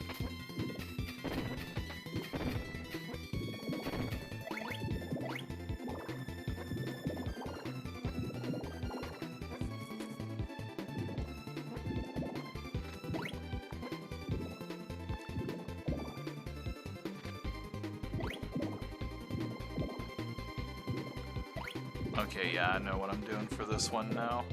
Basically, as I get to the top of this, there's going to be a secret door right over here. No? Oh, shoot. I messed up. The door was a secret. I'm just going to exit out and try again. That's the one cool thing that this did add, is you can just restart levels, like, right there and then. I'm wondering if I could have just, like, taken a death someplace and restarted there. I'm not sure.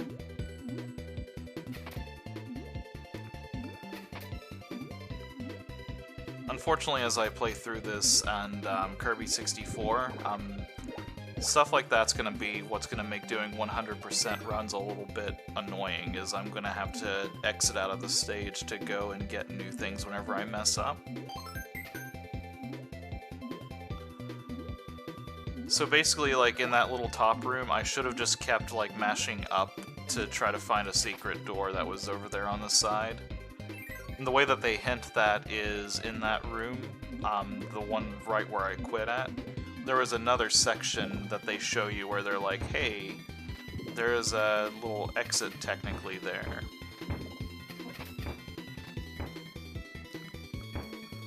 A little clever way to kind of have a secret room without necessarily like giving it to you completely for free, but they at least do a good job of conveying that, hey, there's a different path somewhere to get there.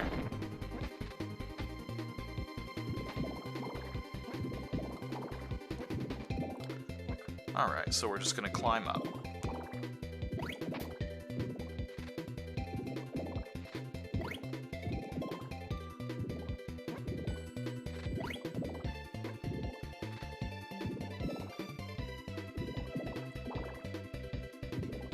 As we get up here, there we go, that's the secret.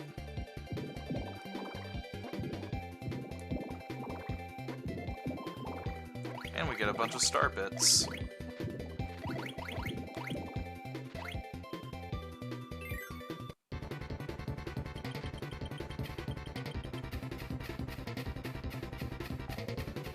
You know, the more I'm thinking about it, the more I'm actually wondering if I even needed to get to restart this level, because I think the fact that I have the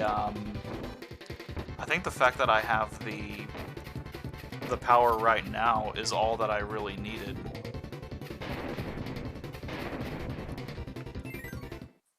So I'm actually not even sure if I needed to do this or not. It's too late to figure out now, though. I figured it would be better just to do it now and, you know, worry about it later rather than, like, get later into the level, realize what was going on, and have to restart. Because if I would have done that, I would have had to have done it anyways. I just know. It's just the nature of things.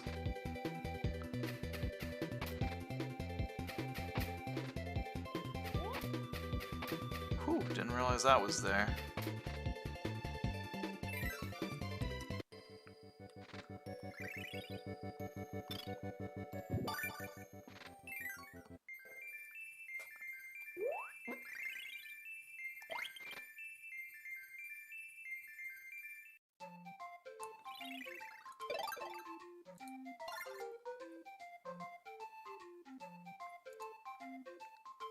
I'm just checking up. Oh, whoops, I should have just looked at the screen. I just need to get pitch. Step 1, acquire pitch. Step 2, get to the end of the stage. I think I need to get keen to get pitch on this one, though.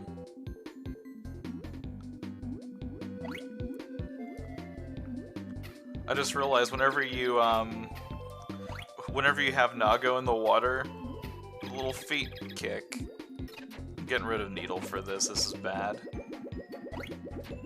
Bubbles are more effective.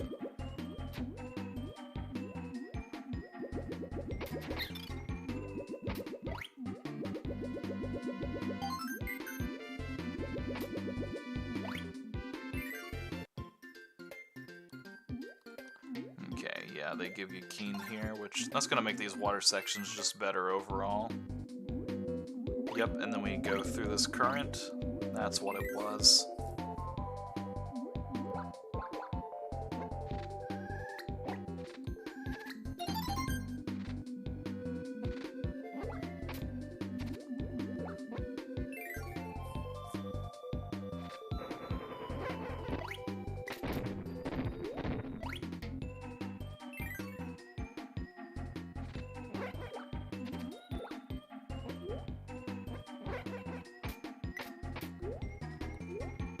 My favorite thing about this power is just getting to the point...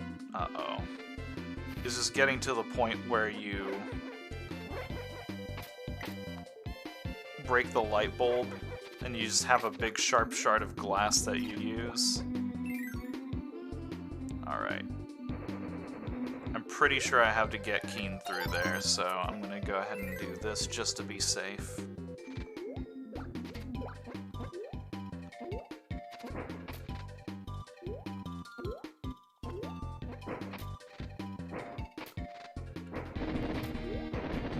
I need rocks somewhere as well.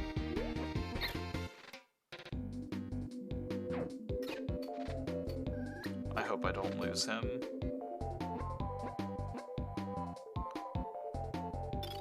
Come on, get down. Thank you. There's a rock.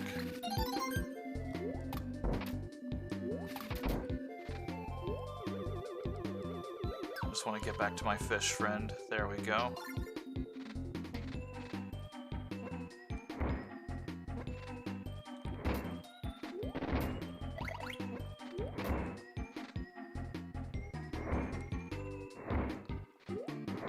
I love just like the suddenness of his rock power. One minute you're just like a light little fish floating about, and then the next thing you are just a giant rock of doom hurtling down towards the ground violently.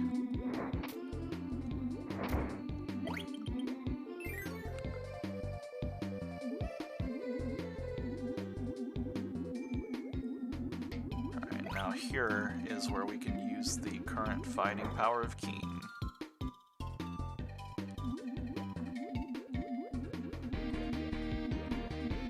Yeah, here we go.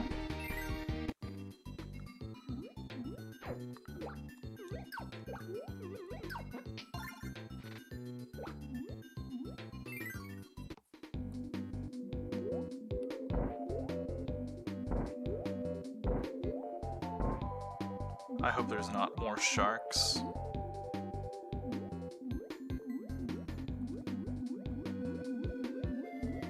Our #1 goal right now, survive.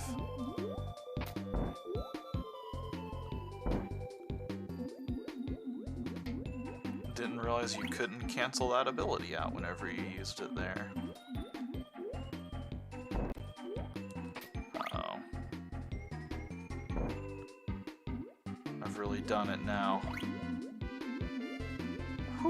we go. We're safe.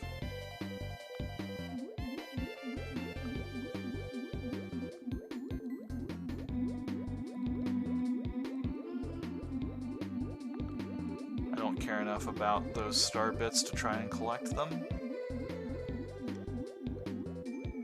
Mostly because I don't want to lose my burb.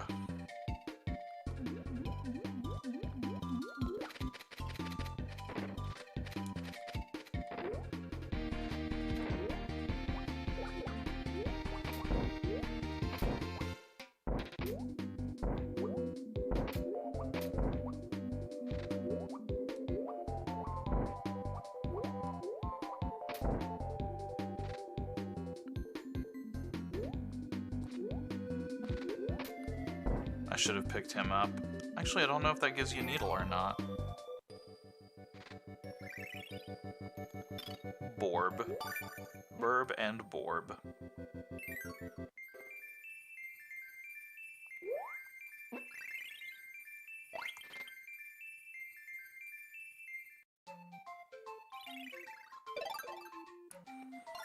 Alright, here's another one that's going to come up a couple of times as well.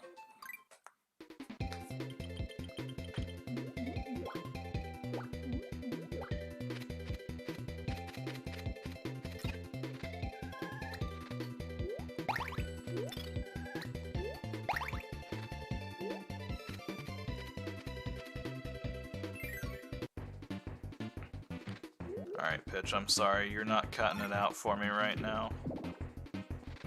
I'll take Double Jump McGee here.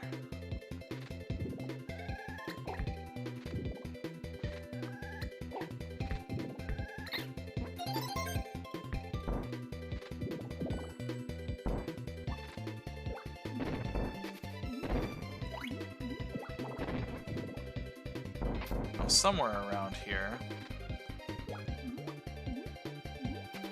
there's going to be a path that we need to look at.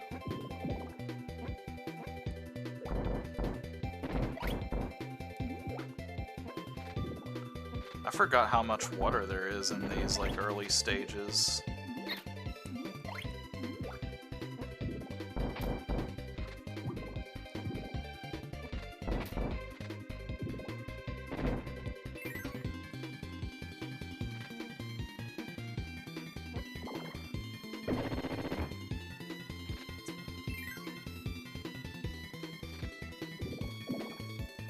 Alright, we need to go top,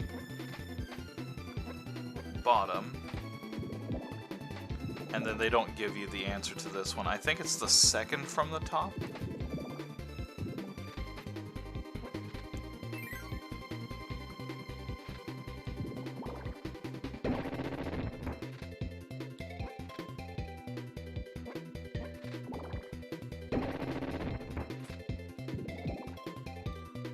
Kind of make it out here. No, they were smarter than that. We'll go through the second from the top.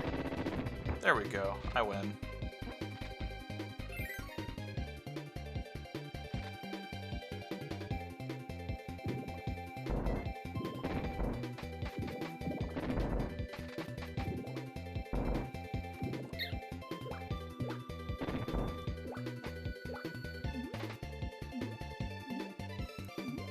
Here's where I need to go, I think. Alright, yep. So we've got this kind of like puzzle shape here. Kind of makes like a plus sign. We need to make that through one of these doors.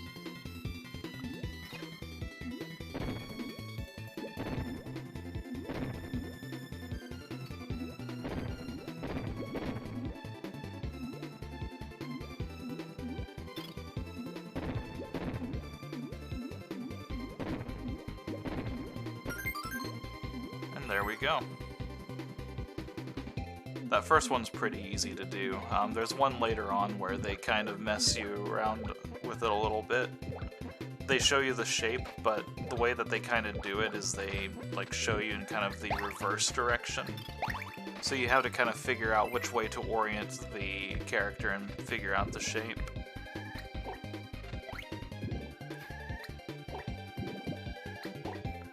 Oh yeah, the umbrella is the pogo.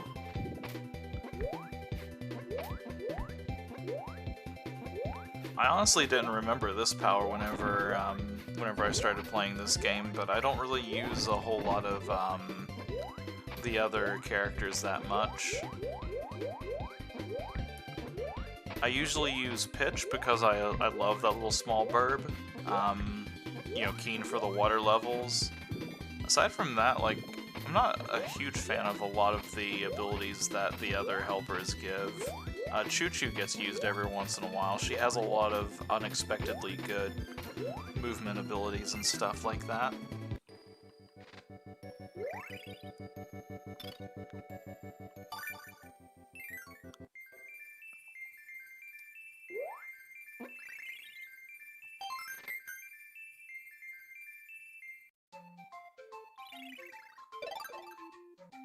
Oh wow, we're already on the second boss.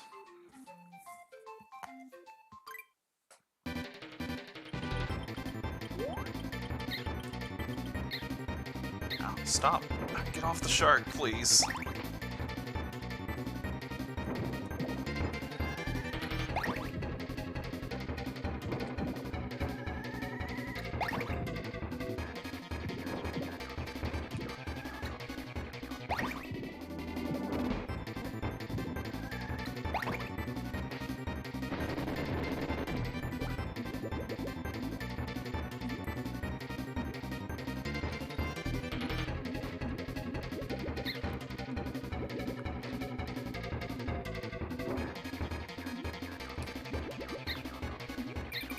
This part's a little bit tricky without anything special because you basically have to just fire these back at him at the right angles. And I'm not good at that, as you can tell.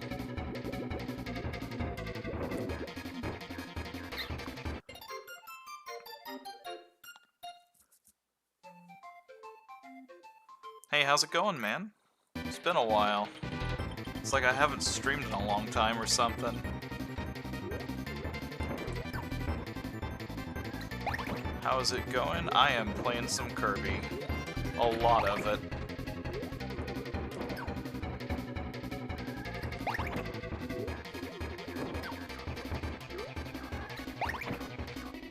Doing something different from my usual Mega Man streams.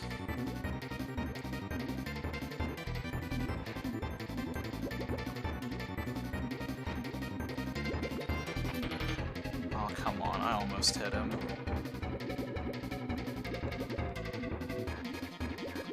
There we go. Basically just gotta get right up in his face and shoot them back right as he shoots them. And still miss, because I'm that good.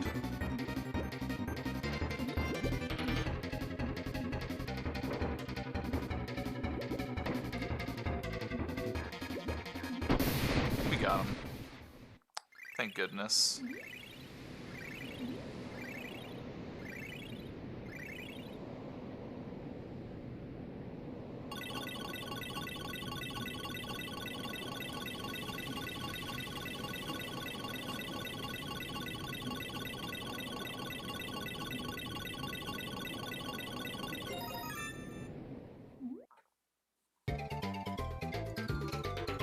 Take just a second to get the next one here.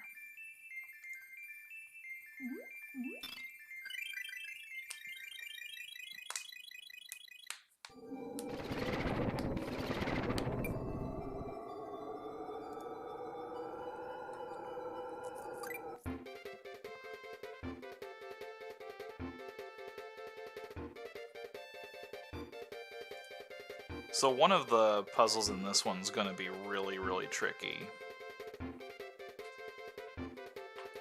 But we'll get to that one. It might cause a couple of resets on the level, though. So, unlike the first level, where we had the flowers, they need to die. Those guys, on the other hand, are cool.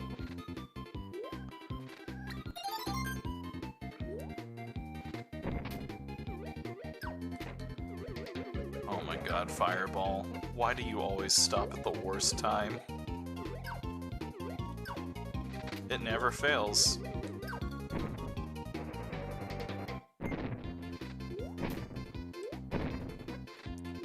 I think this theme right here, I think this is pretty much my... If you had to ask me, like, what the theme of Kirby's Dreamland 3 is, it's this.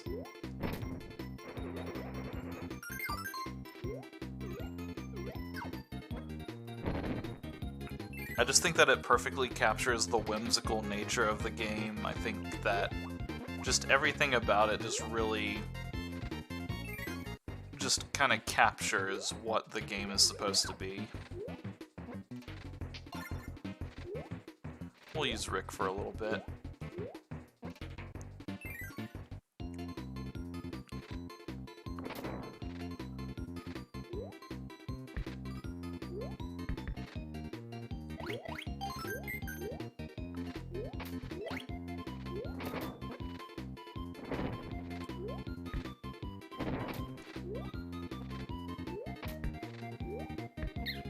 Also, whenever I said that the lives weren't going to get quite as ridiculous as Kirby's Adventure, I was partially serious about that, but this game makes it a lot easier to collect lives just due to the, oh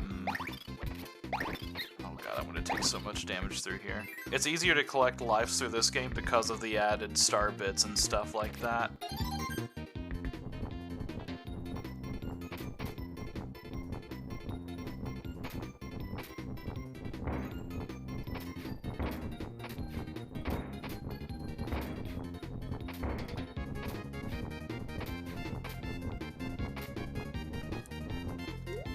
I also can't ignore that bass line.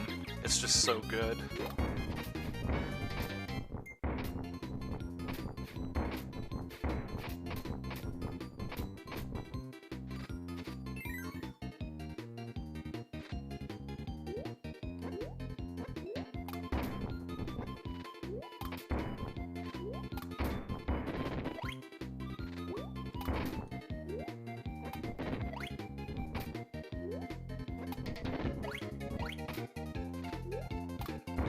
I wasn't sure if there was ground there or not, got a little bit scared.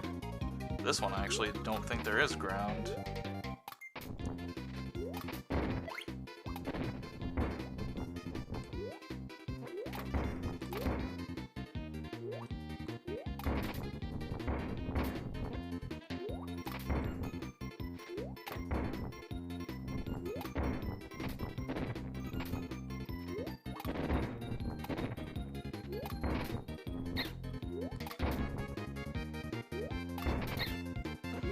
He can push a boulder uphill, but he can't take a hit from a pterodactyl very well.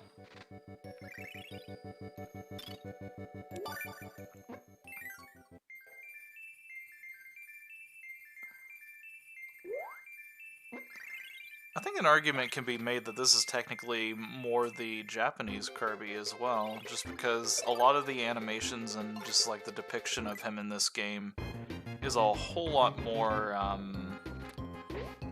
Japanese by nature. Alright, so I need to get one of those.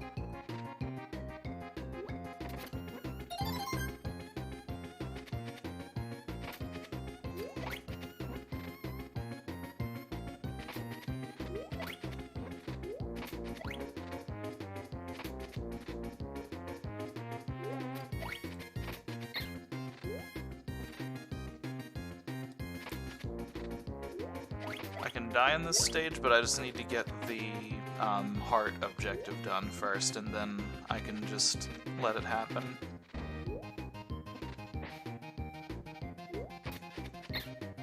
Let's not die before then, game, okay? I say that as if it's the game's fault that I'm ramming into everything. It's not. Do I need to have any of the special helpers for this one? I think this is just having the broom ability.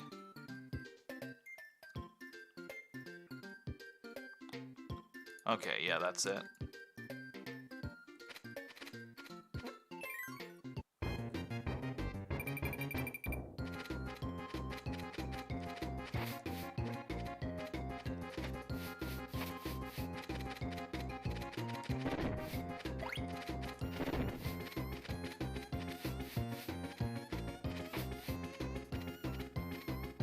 Oh, this is bad. This is really bad. I need to get some health immediately. Let's just play this a little bit safe.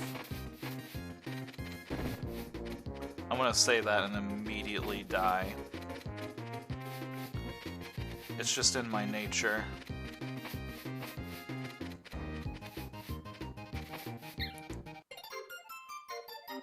There it goes.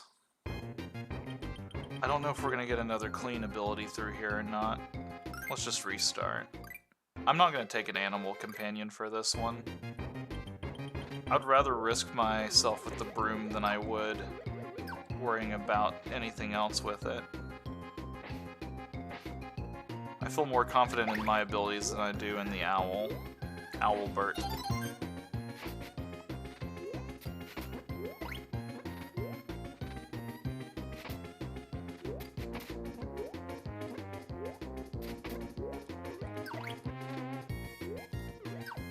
Oh god, I forgot just how much momentum you lose whenever you puff in this game.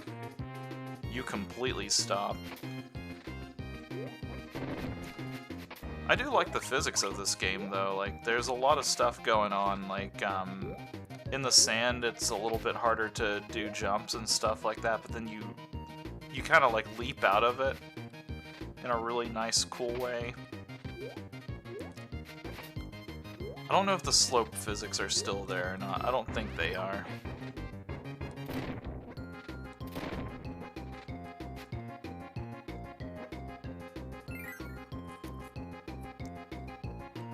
Coo, that's his name. I couldn't remember what the owl's name was, so I've just been calling him Albert.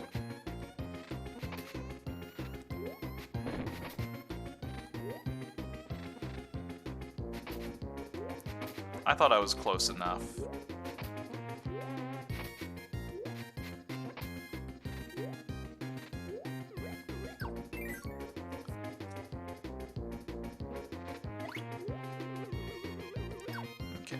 There's nothing there. That would have been nice earlier, but that would have just been taunting me, though. Aha, that's how you get up in here.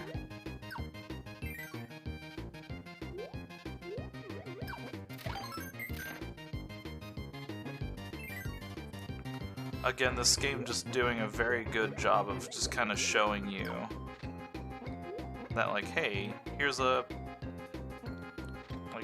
way to kind of get into these areas. Here's a secret.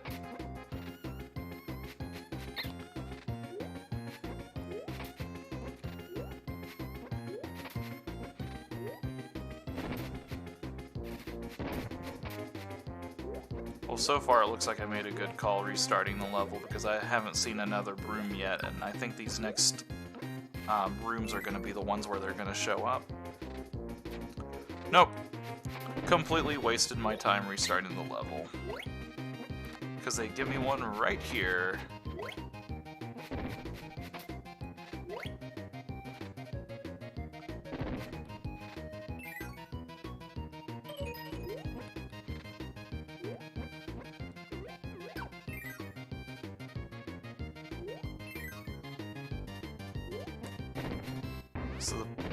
So the big thing about this one is I'm supposed to help this person sweep up their floors.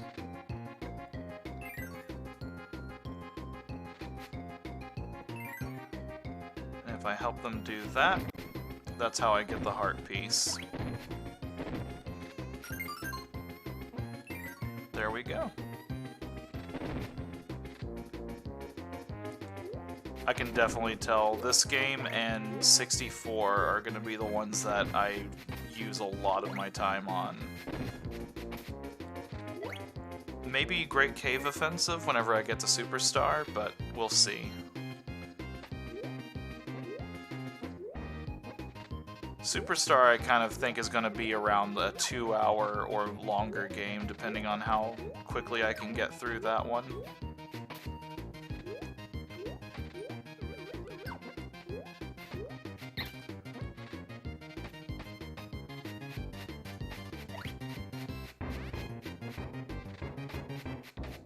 I'm trying to remember if you still get the arena if you don't fully complete Great Cave Offensive.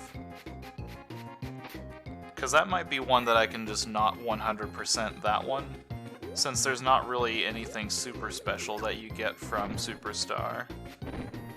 We'll see what I do time-wise. I've still got a little bit of Dreamland 3 left to get through, and I'm actually getting through these a little bit quicker than I thought I would. I got a little bit of a late start from where I wanted to, so I was a little bit worried that I was going to be spending too much time on the earlier entries. Adventure just kind of zoomed by, though.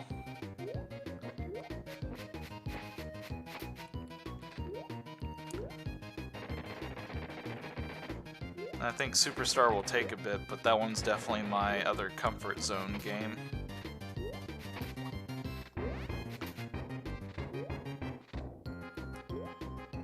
A decision that I made whenever I was choosing what order to run these in, I wanted to run Dreamland 3 before Superstar because it had only been like one game ago before we had done the last Kirby's Dreamland. So I wanted to kind of have this in between, have Superstar in between the two that are really, really similar, 64 and Dreamland 3.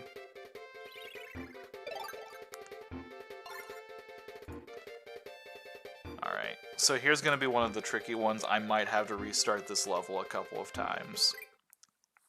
This is one of the dedicated puzzle stages, and the way that it works is he's going to put out a certain number of certain, like 3 colors of Gordos, and I have to figure out which... He's not going to tell me what color it's going to be beforehand, so I basically have to correctly guess 3 times in a row the amount of each of them. I don't know if there is exactly a concrete way to super know how many there are. So I'm going to be winging this one really hard.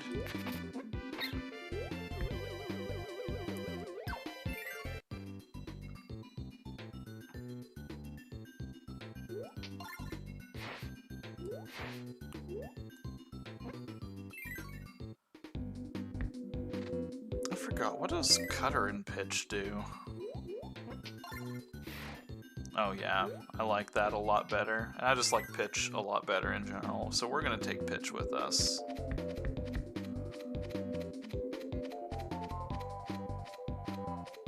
Plus we can kind of cheese through this a little bit.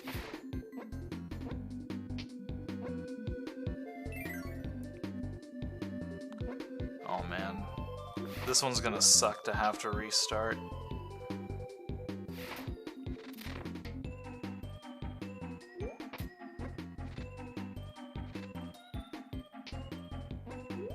See, this is one of those powers where it's got a cool, like, initial use, but it can sometimes screw you over whenever he doesn't come back to you when you expect or want him to.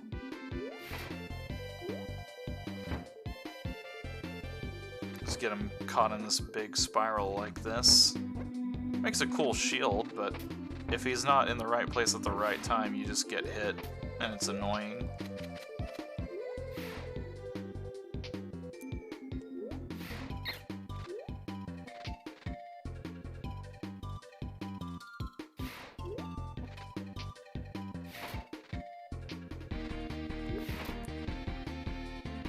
I feel like I always take this one just a little bit slower than some of the others. It's kind of the same way with Kirby 64.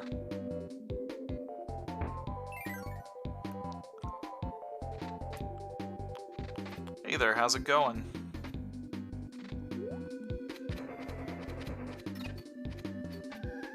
Can't remember what... Oh yeah, that's what Firebird does. Kind of the same thing, just...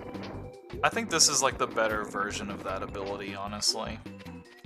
It doesn't go as far, but it's also easier to kind of get it back into your hands if you need to.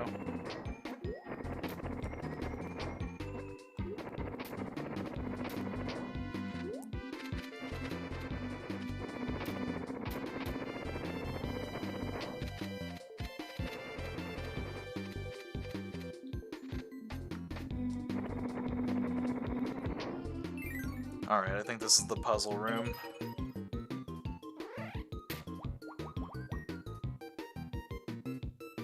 One, two, three, four, five. I think there was 5 of those. There's 10 total, so if I can do some deductive logic there...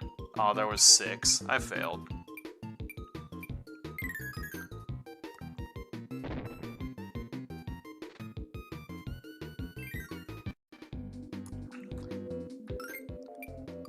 This one's gonna suck.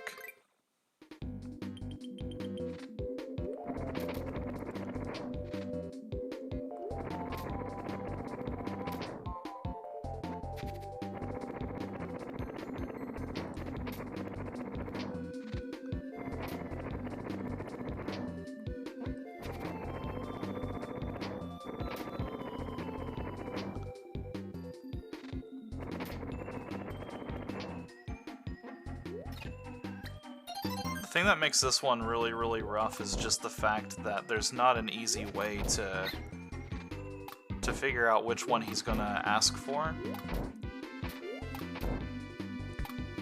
It's like, usually what I'll do is I'll just keep an eye on the one that has the highest count, but I don't think that that's always gonna be the case with him, and as demonstrated there, I can easily mess up the order even then. I'm not going to take any of the animal companions, it's just going to be easier for me to go at it my own pace. Not only that, but I've got like 3 or 4 of these stages to get through before I even get a chance to try it again, so let's just get there.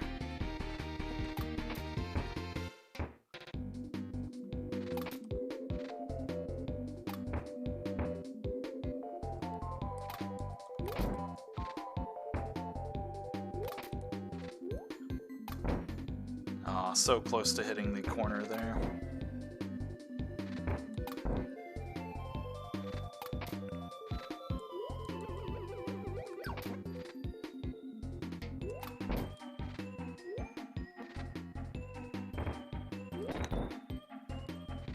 I must have hit that with the fire the last time I was there.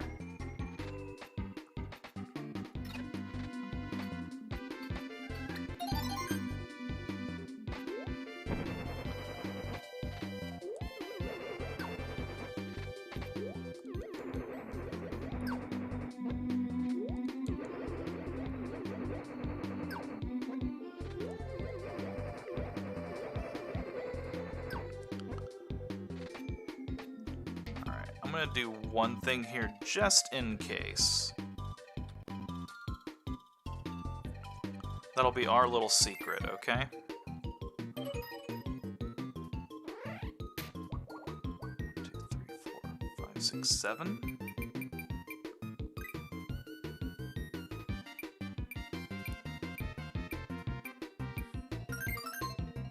Now we have to do that 2 more times. 1, 2, 3, 4, 5. I'm gonna say 6, I think.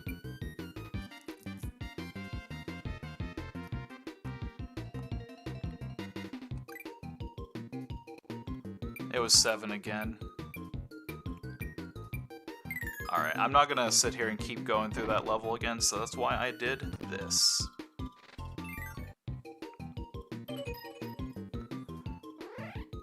I'm still gonna try to do this. 1, 2, 3, 4, 5, 6, 7. There was 7 again. Okay, I think we're on the same pattern on this one, so I am kind of cheating with this, but... Basically, I just don't want to go through that whole entire stage like a million times. I will try to just keep doing this, though.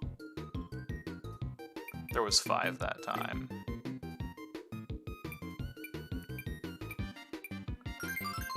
I'll still try to do the puzzle the same way, but I'm just gonna... 1, 2, 3, 4, 5. There was 6.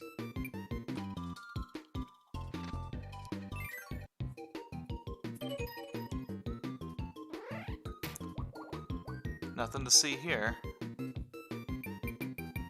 I think I've got the same start for this each time.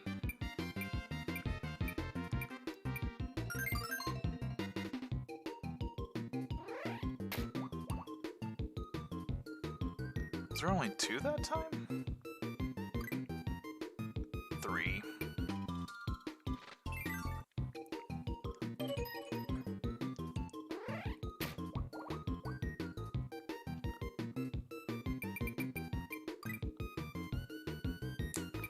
There's gonna be another stage like this later on. I'll probably just preemptively make a save state on that one as well. Only 3.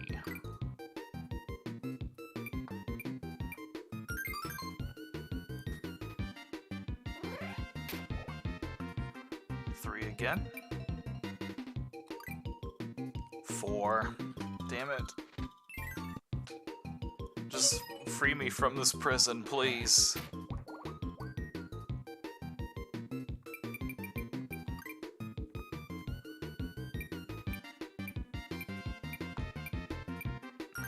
Definitely no regrets on the save state, though. I would have screwed that up that many times.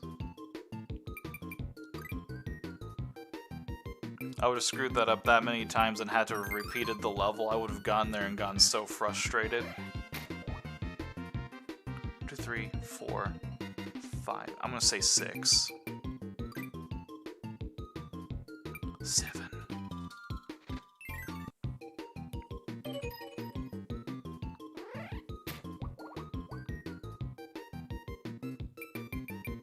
So this first round is free for us because that's not changing.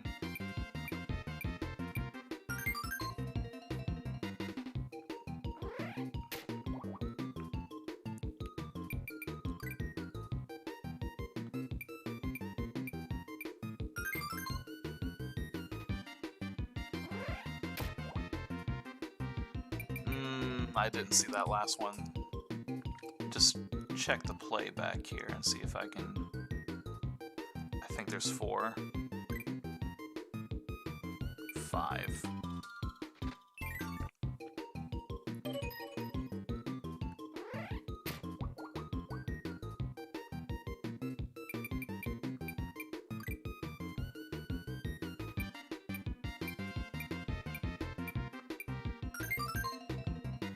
Here's where most of the run's gonna take place.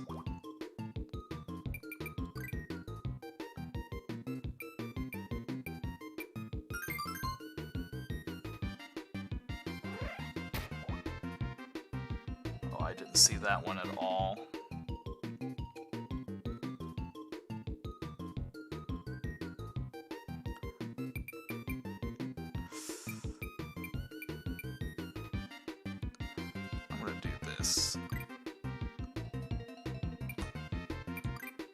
Ah, there must have been a lag in the stream or something. We got it.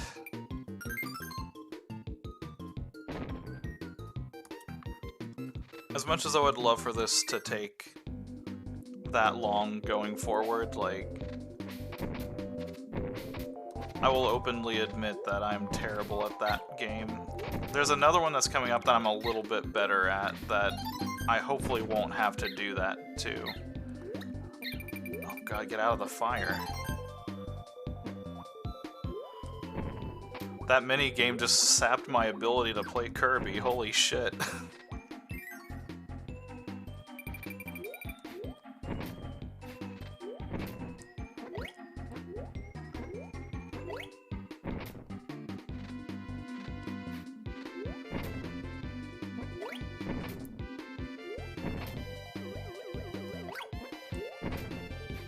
I can't remember if the last time that I streamed Kirby's Dreamland 3 100% if I did that or not.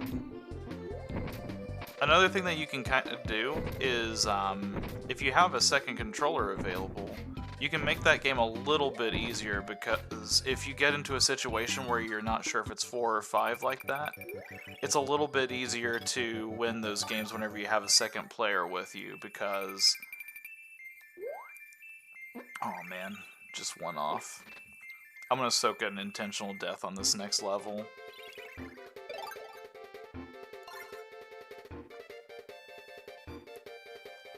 Down, up, middle. Okay. Intentional death time.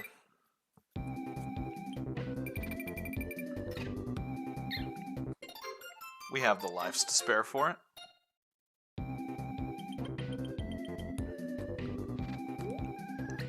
But if either you or your partner gets the correct answer, it'll give it to you. So it's a lot easier to do if you're just running with a partner with co-op. This game has multiplayer, by the way. You get to play as Gooey, the best character.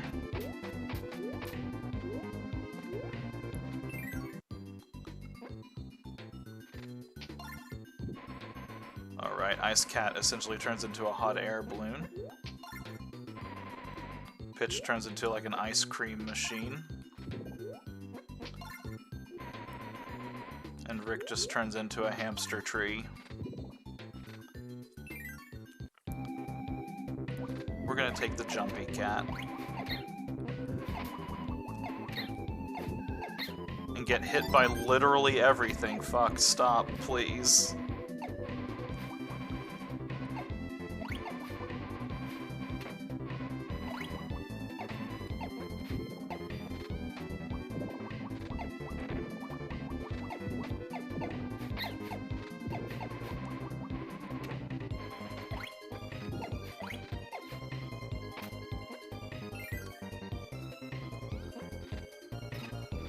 Yeah, the two guesses just makes a lot of those games just a whole lot easier, because there are times where you're just like, well, it's one or the other and I'm not sure which it is. And just being able to kind of like guess both of them makes it a lot easier, especially since you only get one failure, but you have to clear it 3 times. I feel like it should be a best 2 out of 3 thing myself, personally.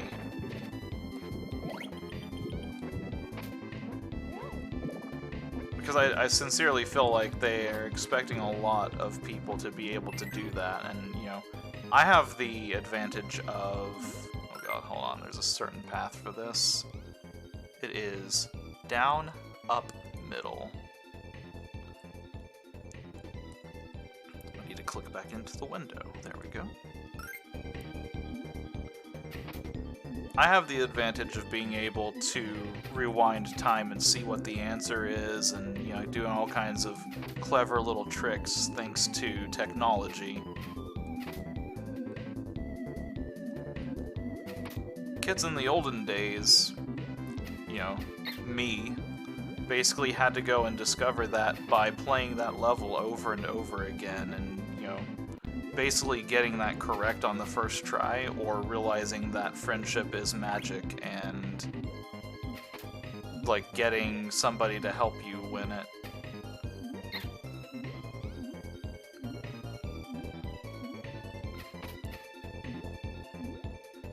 Alright, and this should take us to a boss fight.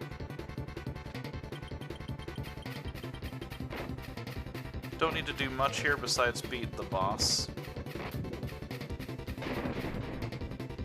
I'm gonna pick up the power just in case, but I don't think the power is integral to this. Nope.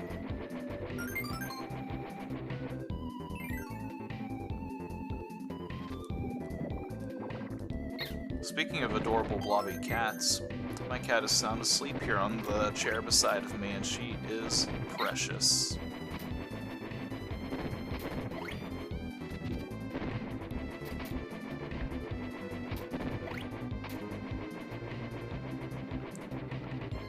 It's worth it. I'm gonna grab this needle and get that.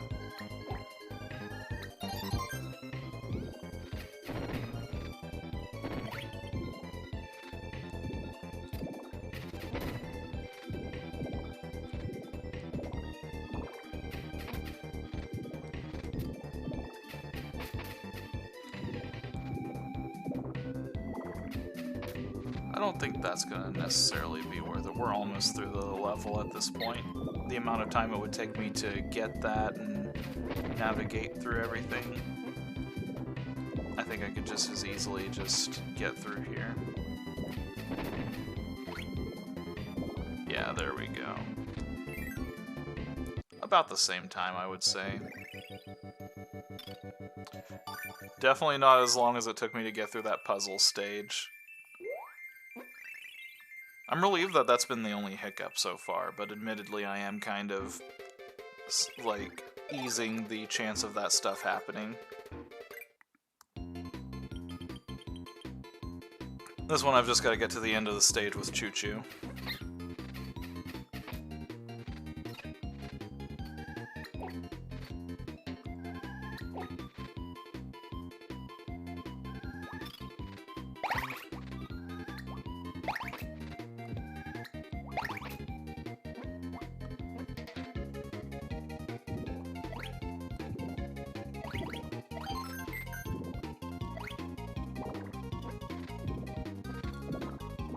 Whew.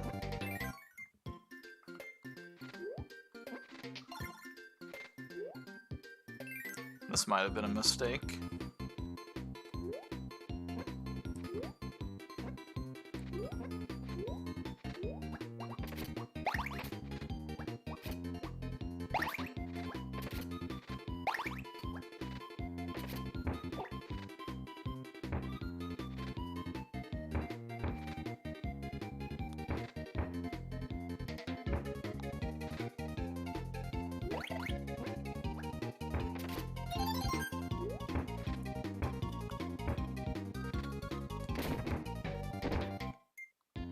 Oh, that's not worth it.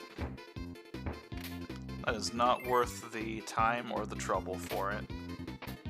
Oh, shoot. This, on the other hand, might be. I'm just gonna go PAL-less until I find Choo Choo.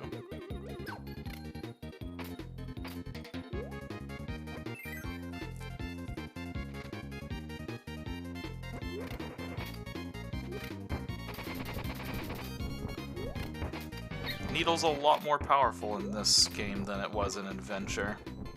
It can stop almost all projectiles, you can stay in it as long as you want to instead of just for a set period of time. It covers a bigger range too, it goes all around you.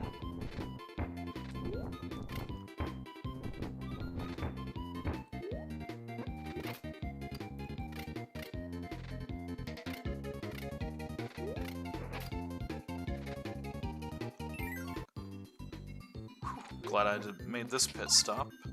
This is exactly who I need.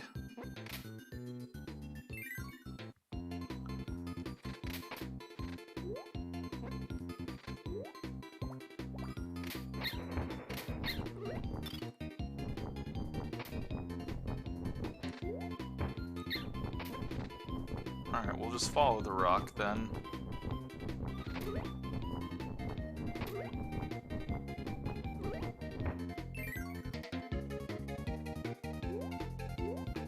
That way, see if I care.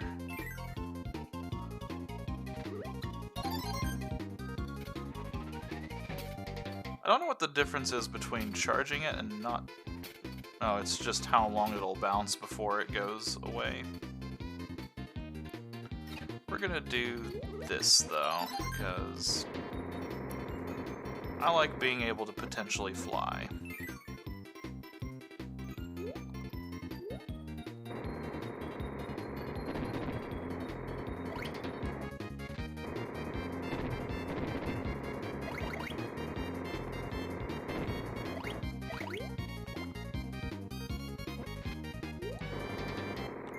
She doesn't have the ability to fly on her own, so this kind of helps make up for a lack that she has.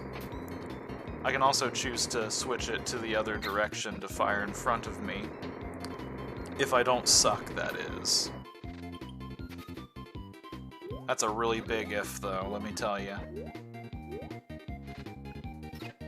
But I guess we gotta get Cutter here.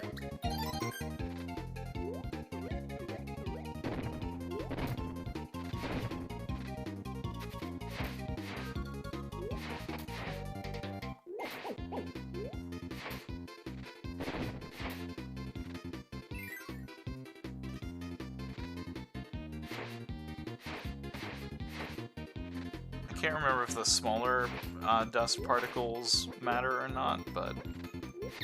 Ow. Oh, right, I remember this part. Okay, they totally do.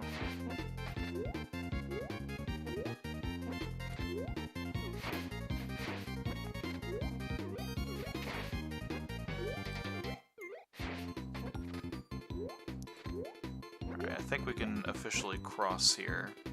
Maybe after that guy goes away.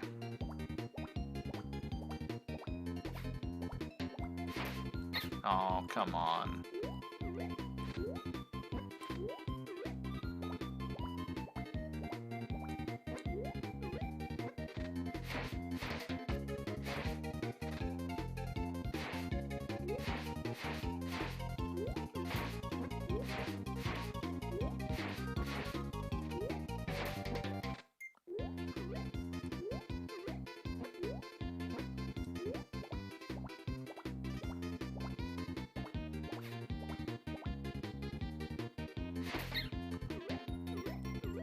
Whew, we made it. I didn't realize how low on health I was.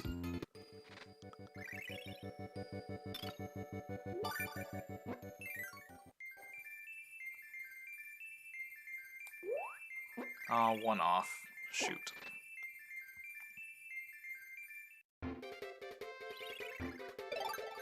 What's this last one? Rob the robot. Oh, I remember this one.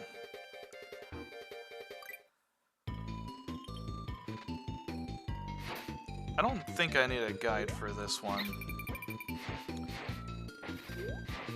Because they basically give you everything that you need for this one. It's just a matter of you have to do a lot for it. This is like one of the most involved puzzles of the whole thing.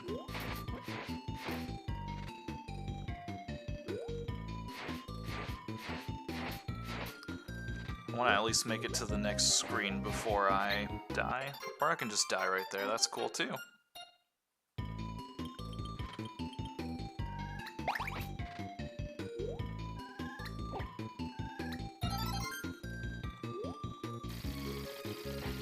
Spark in this game is honestly a little bit less useful than it was in Kirby's Adventure.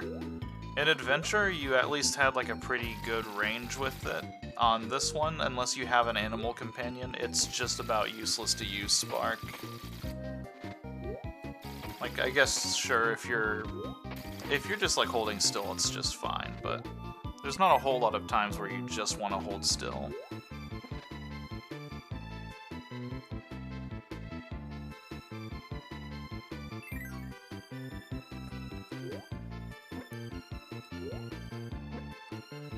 I'm gonna go ahead and make the executive decision right now, by the way. I'm going to just not 100% Kirby Superstar, just because I've done that one a handful of times, and I just want to save time to do it for Crystal Shards. Like, I think that one's gonna be more important to me. Okay, bottom left, top chamber, top right chamber, bottom right. So I do not want to go to the right.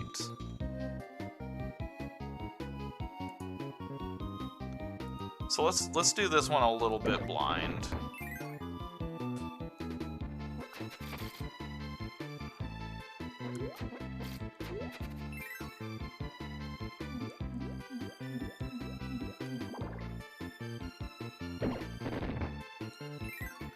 Because we do have access to all the animal companions.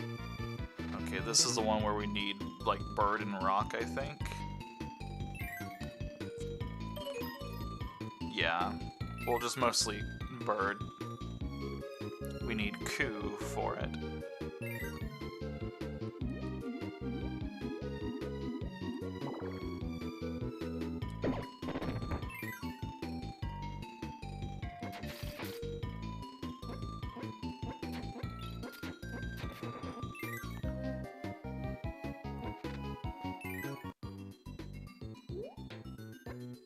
There he is.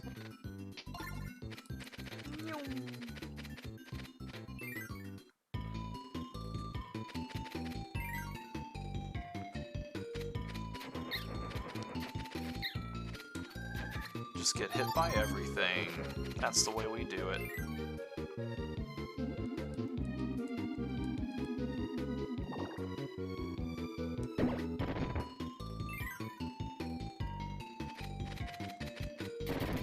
Oh no, I think, yep, I did need rock. Shoot, I forgot about that. That's why we needed rock for.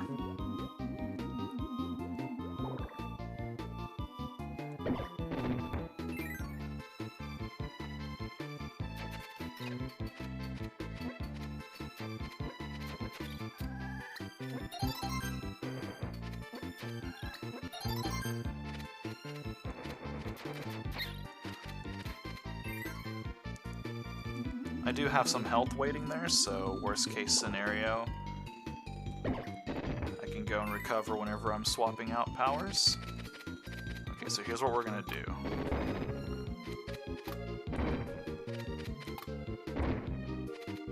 Just like that.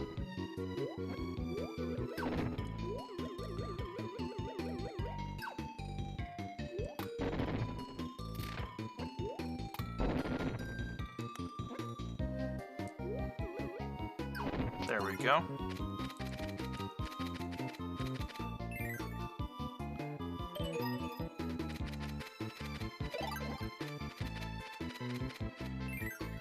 See, like, I remembered that I needed rock for that, I just couldn't remember, like, why exactly.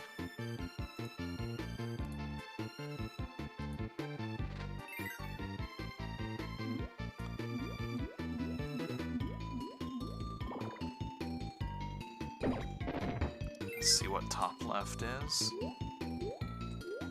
Oh, this is the guessing game one.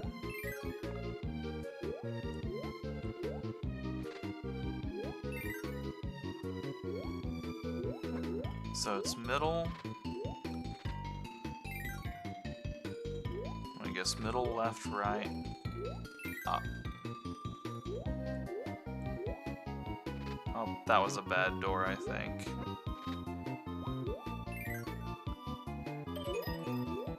Shoot. I think I was good up until the middle one, so let me try that again. Thankfully, the order doesn't change.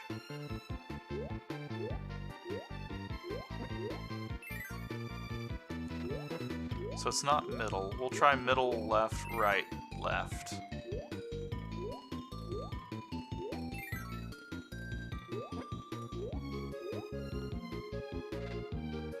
Left, right, left, middle. There we go.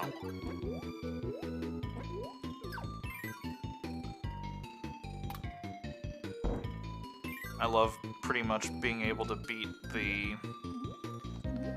the camera down. Alright, this part's easy. Getting up is just fine.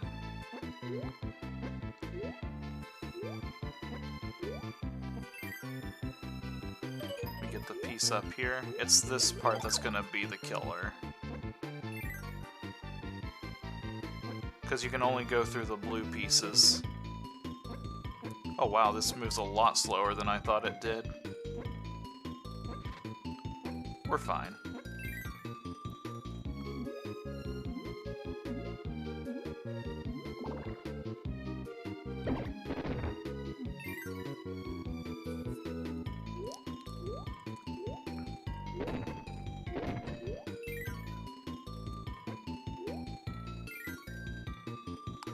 Alright, so this one is going to do something similar to the other one. I have to guess the correct door.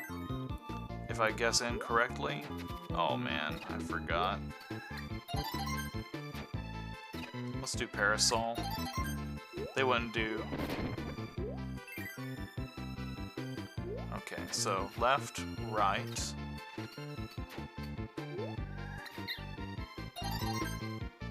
Let's try right again.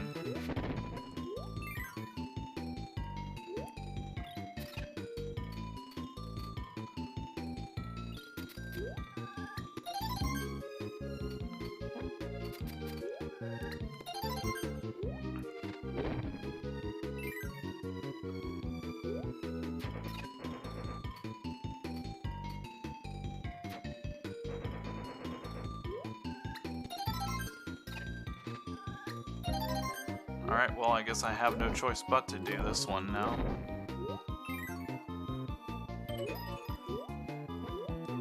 Is that gonna let me back down through? Yes!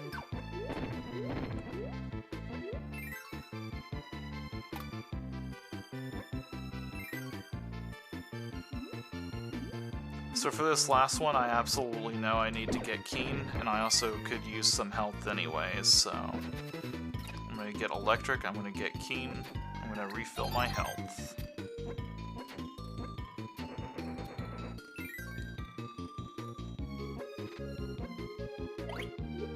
Was he in here? He was.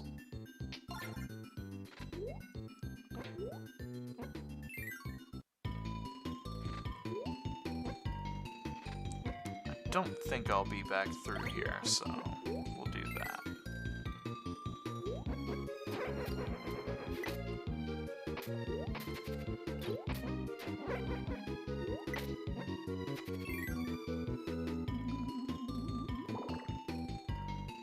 go bottom right. Uh-oh. I might have guessed this one incorrectly.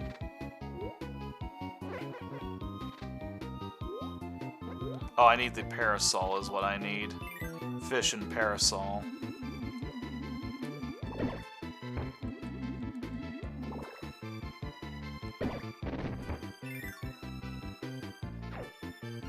Oops. Disposed of the wrong thing. There we go.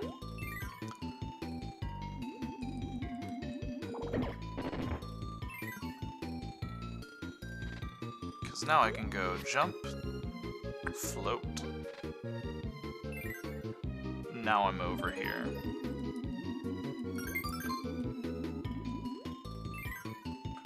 This one's so involved because you basically have to use every power to some degree, and you have to go through 6 different chambers. 1, 2, 3, 4, 5 different chambers, but still. You have to go through a lot of different doors to kind of get this one, so it takes it a little bit longer.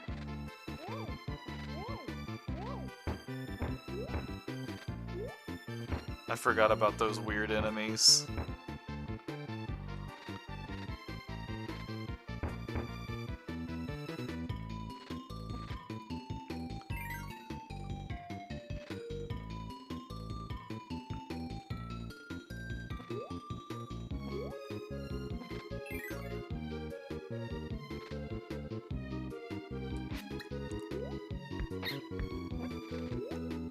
As tedious as that one is, I don't mind it because they give you pretty much all of the tools that you need to make that one work. Like, they make you go through a lot of different chambers, but you have access to all of the helpers in that stage. You can pretty much get whatever you need from there. And they made Rob the Robot.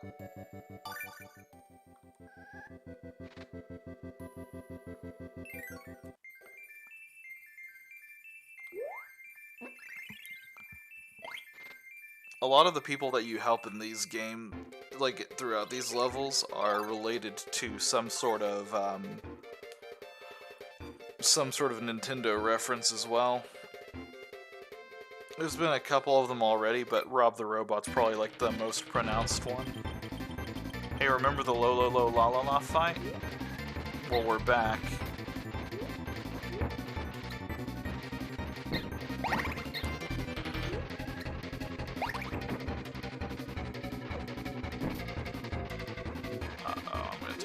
Here, I think. No, I'm not. Somehow.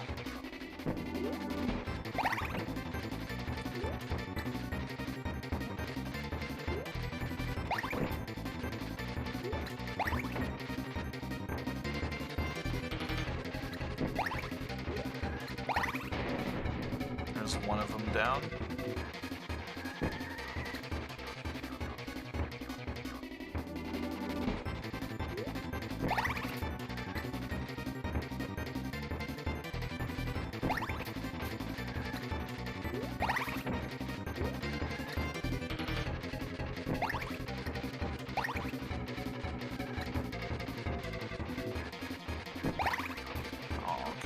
Fox. There we go. I just need to get a small one now.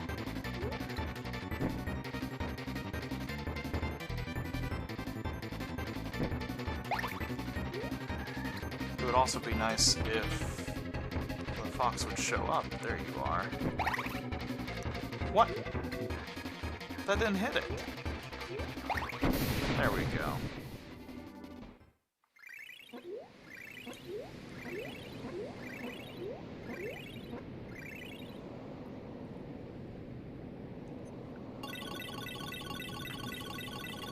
I don't know whether the fox or the raccoon is pawn or con, so I'm just going to call them the fox and the raccoon, but I was just surprised at how he just ignored the superstar that I shot at him.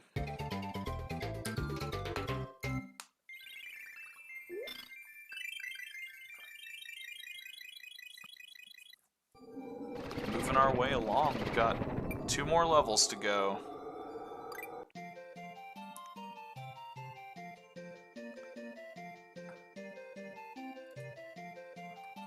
This is, however, where some of these puzzles get a little bit more complicated.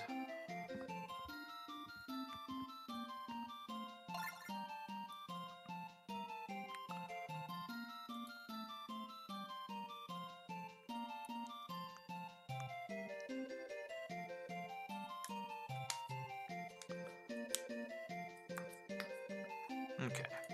Just wanted to check up on what this one was. I'm gonna have to get Coup, and I'm gonna have to get the cleaning ability. So there's the broom.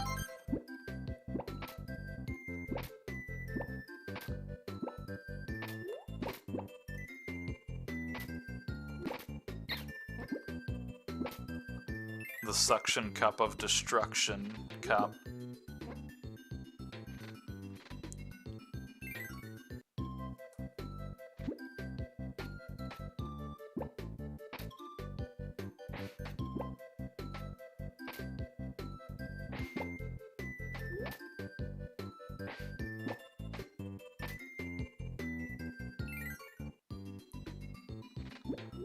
You're also not the owl.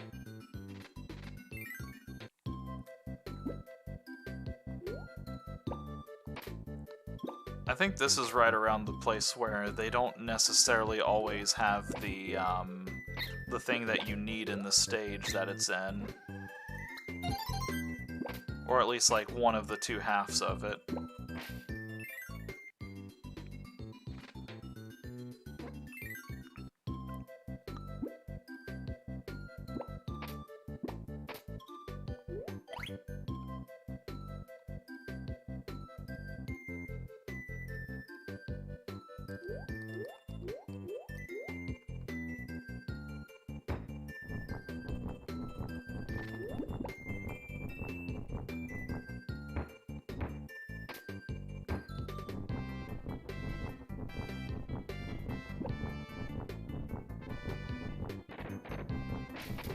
I think as long as your path is a straight line, the broom and Keen are probably like the most powerful thing in existence.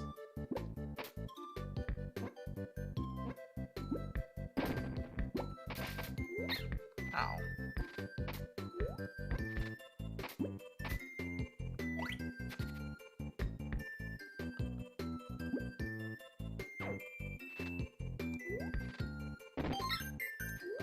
Oh, nope, I need that. No, my broom ability. Shit.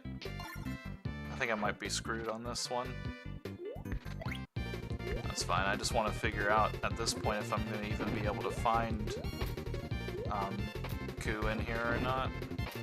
Take that.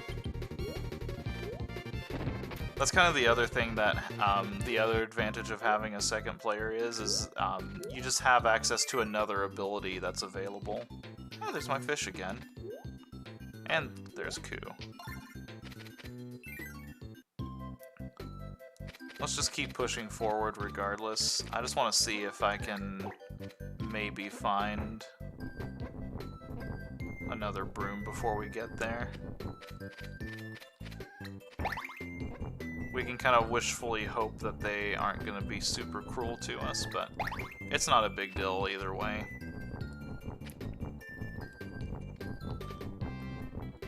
Just might have to do this level a second time, but now that I know where the thing is that I need, shouldn't be as bad. It is really hard getting into those two-tile large cubbies with Coup.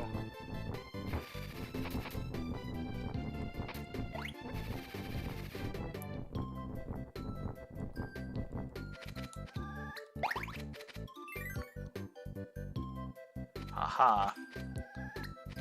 My patience was paid off.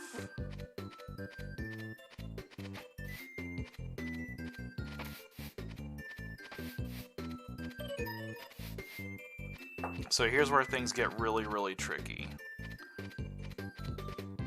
I have to brush them, but I can't linger for too long while I'm brushing them. I can't step on them either. So this whole entire puzzle for me is making sure that I don't murder flowers. while trying to save them.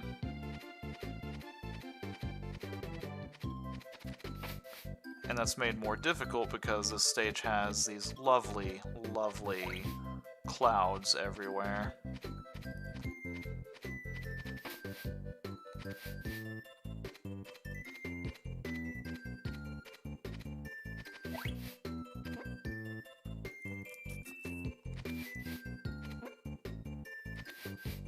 I think I got it that time. Nope.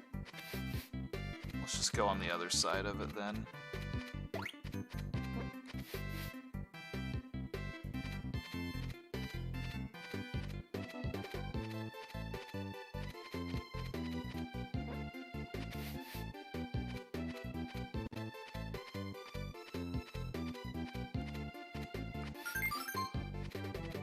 Alright, now we just had to make it to the end of the stage. There we go.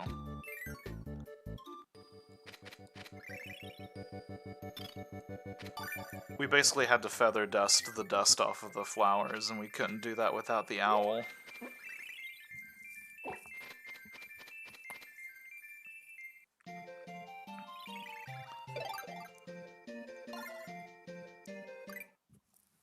Now for this one, I just need to collect Needle at some point.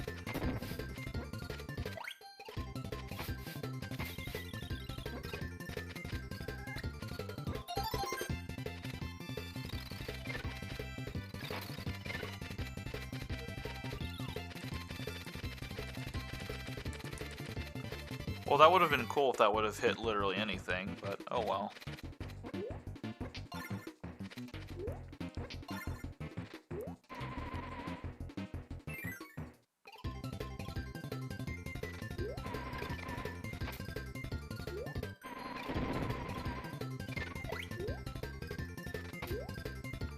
Gotta be a little bit careful about what enemies I destroy, because I need to make sure that I don't destroy a needle-giving one.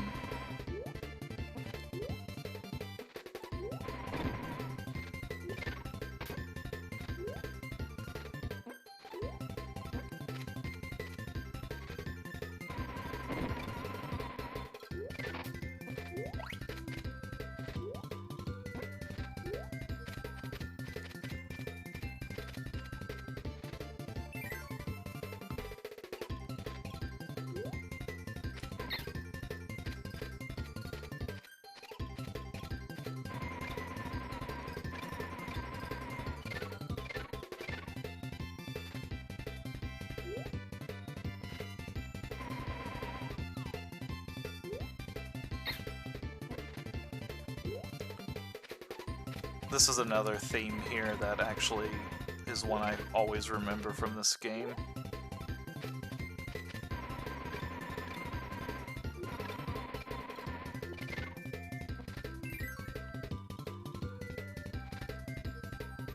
Of the Super Nintendo Kirby entries, I definitely think that it's not really a matter of whether like one soundtrack is better or worse than the other. It's kind of what you want from your Kirby game, because I feel like Superstar has a little bit better overall for like an action-y kind of feel. Like it has music that better captures like those really impactful epic moments.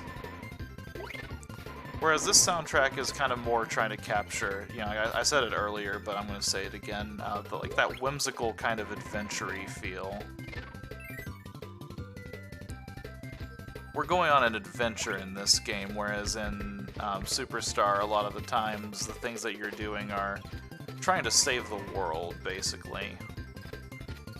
So that's kind of like your difference between the two.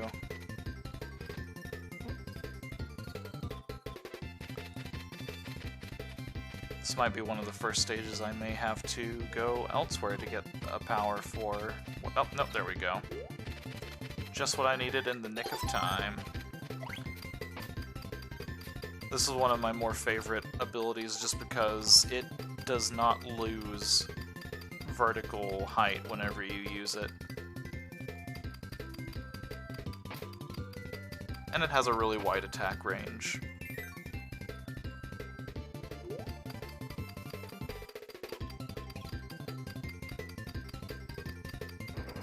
So I can just kind of autopilot here for a minute.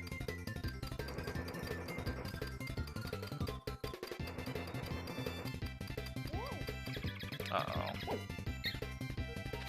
Alright. I'm gonna be a little bit more careful going through here.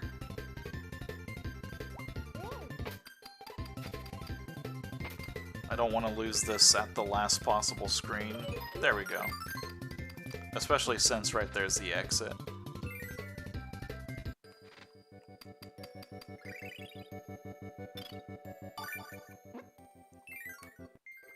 Chick was stuck to a balloon, we just had to help it.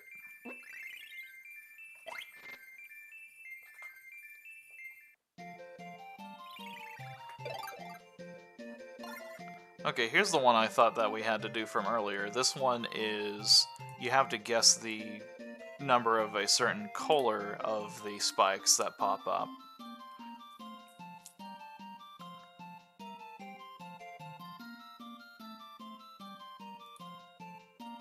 And just like last time, I'm definitely totally not gonna cheat on this one at all. It's just gonna be raw skill. No, I'm gonna do the same thing. I'm gonna try to just, like, save at the puzzle room first, and see if I can get it all in one go without necessarily cheating. And if it starts to take too long, like if I do like 5 or 6 really just bad or silly attempts, I'll just go ahead and brute force my way through it.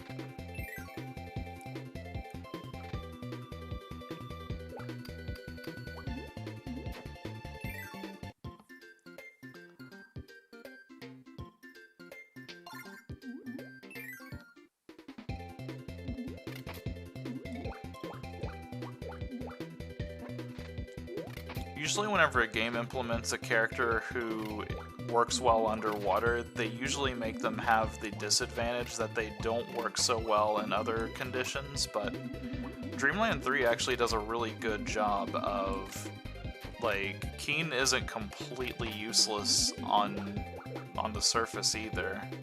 He has a really good jump arc, and, you know, he moves pretty fast overall. Especially if you do, like, the little dash jumps.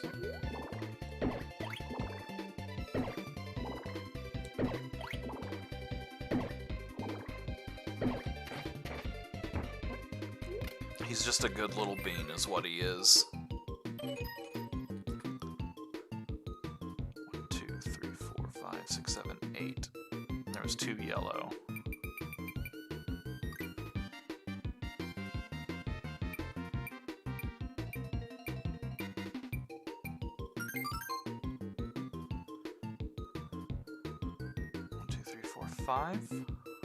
Oh, I wasn't paying attention to red. Let me just take a look at my playback here. 3 red.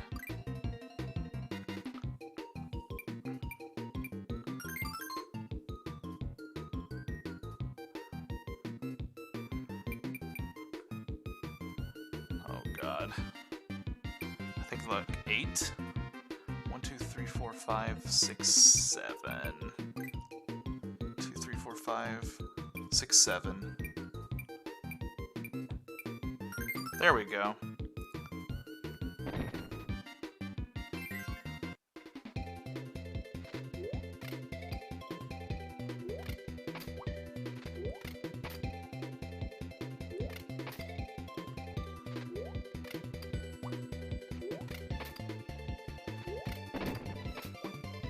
Didn't even need to cheat on that one. I guess I did a little bit, but I guess I like to give myself a little bit of credit. I did lock in on the 3 before I checked the playback on that last one. Like, my initial guesses were correct on that one, but that could have just been dumb luck, so I'll still say I cheated on that, because I did. I think that one's a little bit of an easier one in general, but I also feel like I kind of had a little bit of a chance to kind of make that one easier. Again, like, having 2 players would make that one infinitely less of a pain.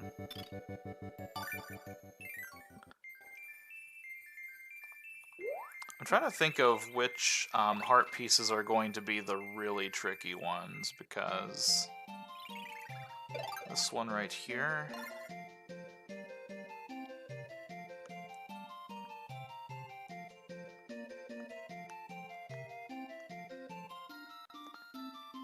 Alright, I just need to have Ku for this level.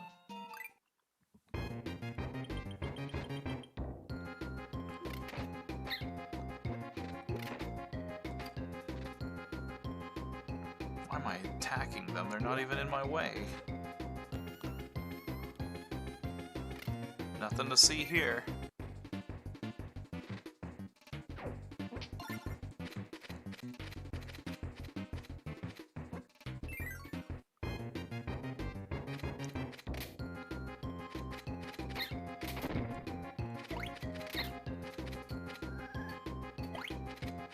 The more important thing here is that I make it there alive.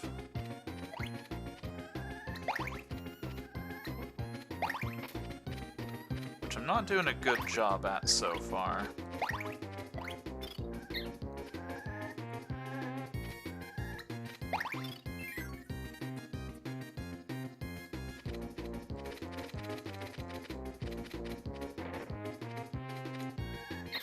Whoops. Turned him into a monster on accident.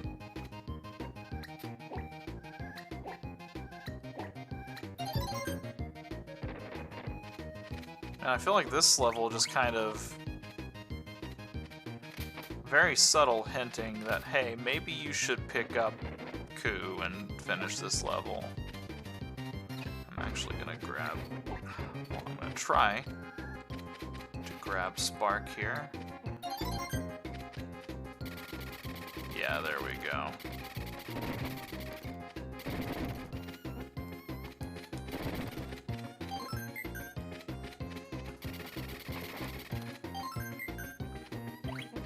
Well, that's silly.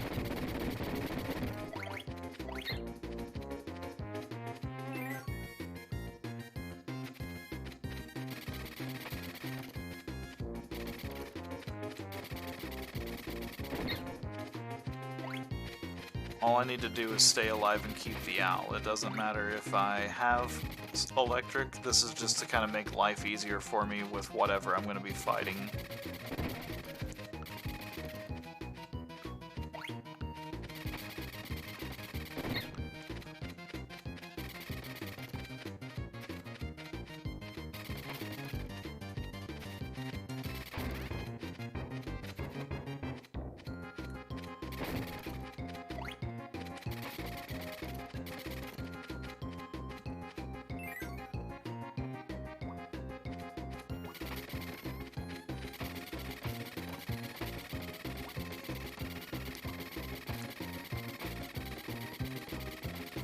I'm just doing this just to rest my fingers a little bit.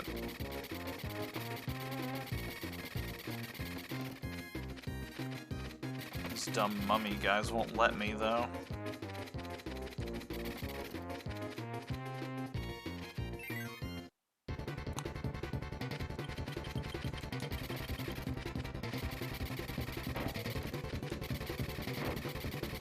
This is exactly why I chose the electric ability.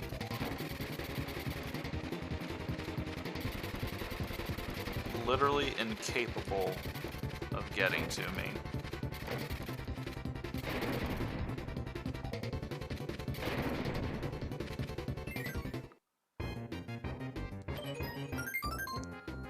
There we go.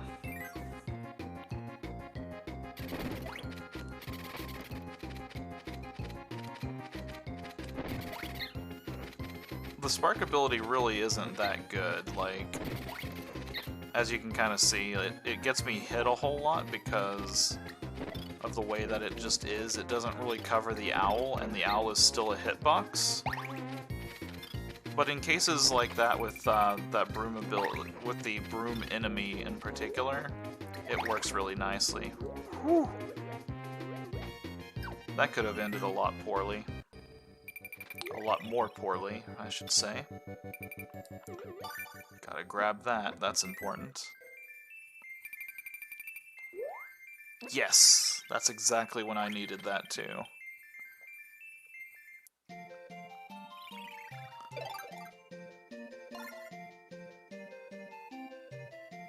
Okay, this one I just need to get the hamster to the end of the stage. I'm gonna go into this stage, and I'm gonna be right back really quickly. I need to just stand up for just a second.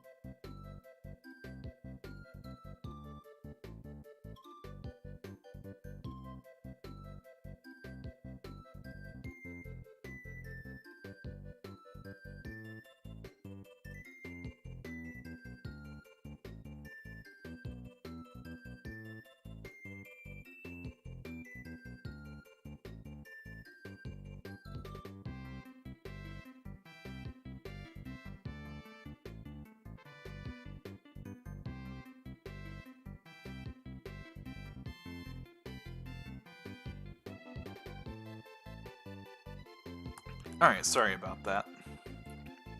I just needed to get up and stretch for a minute.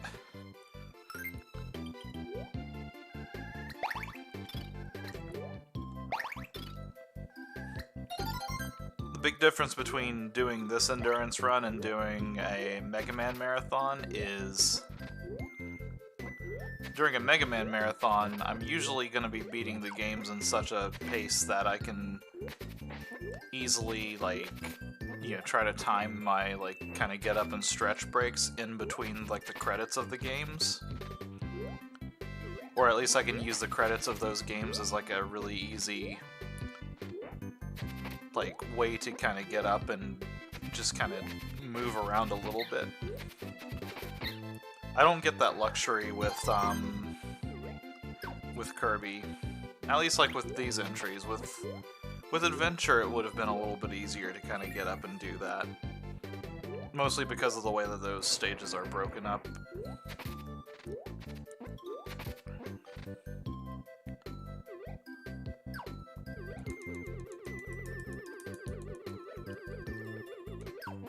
So I do have an objective for this one. I need to get Hamster to the end. The catch is, I need to figure out where Hamster is. I think I actually need to bring him in from a separate level.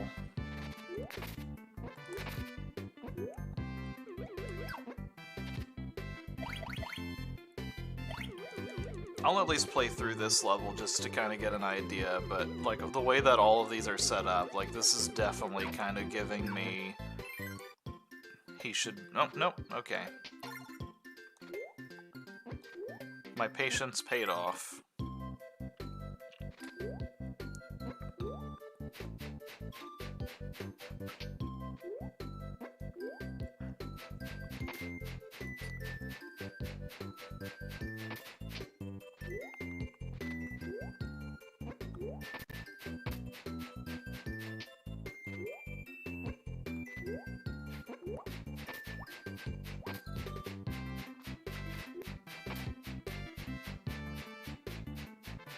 Oh god, that was scary. I don't know if Rick can actually climb walls without Kirby on him, so I'm trying to be a little bit careful because of that.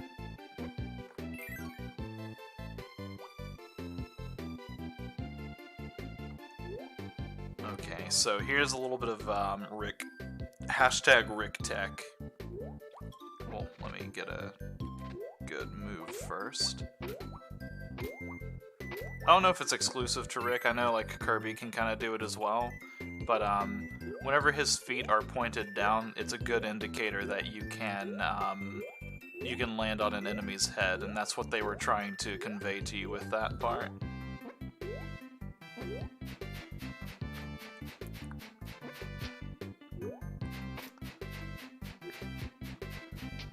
Okay, well, I took a gamble there, and I'm glad it paid off because I was not gonna get Kirby back in time if it wasn't. You can climb the wall with Kirby not on you.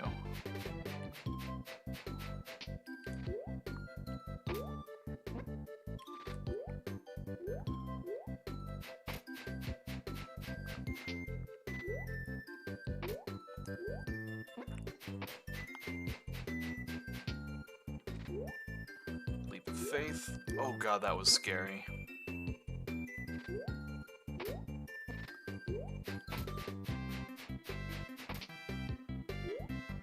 You know, I don't think we necessarily have to... Okay, there we go. Yeah.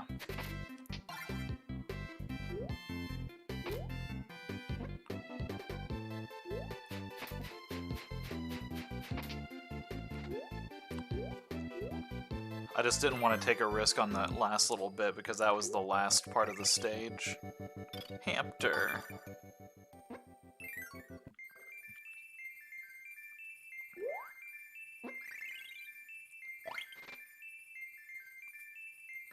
Well, look who's awake. It's Cat Madison.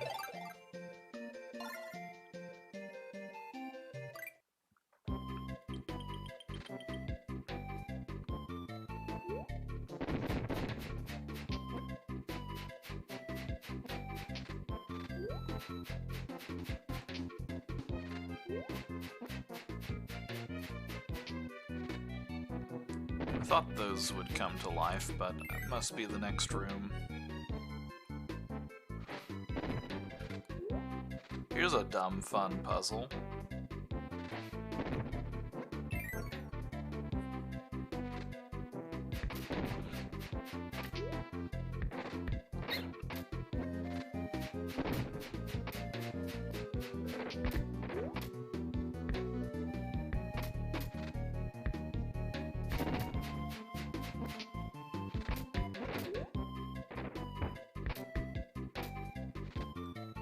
I don't think I need any special helper or anything here.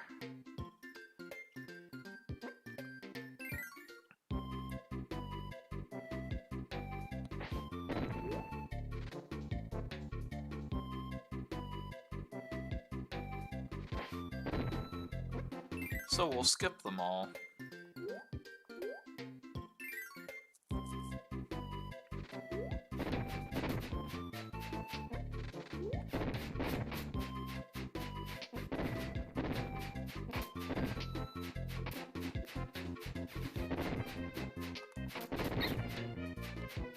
Well, that wasn't very nice.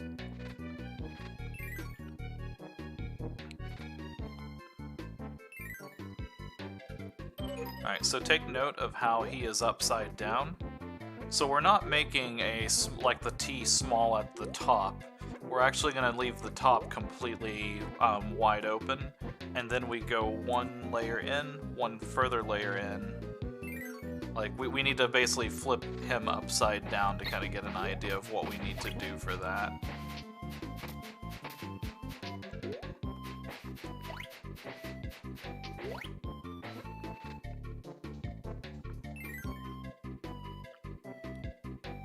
Alright, so we're not going to use him. Actually, we might be able to...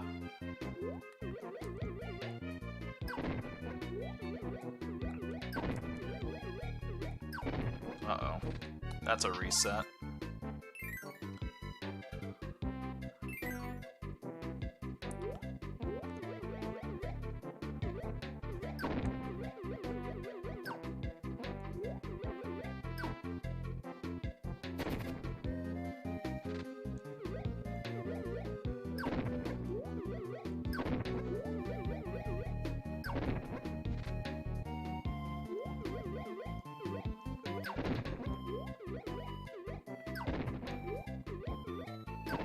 Whoops. Okay, that was correct. There we go.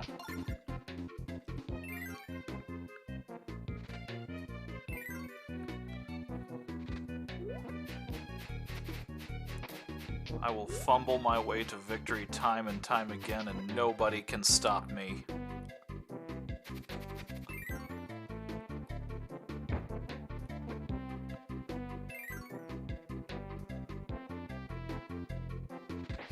If I recall, this one's a bit of a trick room. I don't think if you go quite to the right completely, that one is the exit.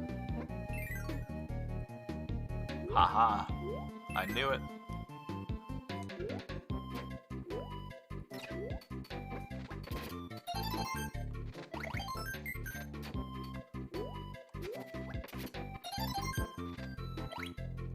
How nice of them to give me just what I need for each of these. Like, can I just throw this and just get that? Yeah. I don't need your superpowers, I've got Boomerang. There we go.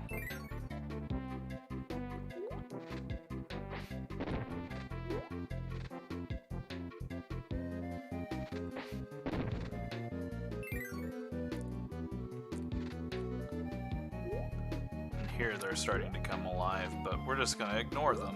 Ow, except for that one.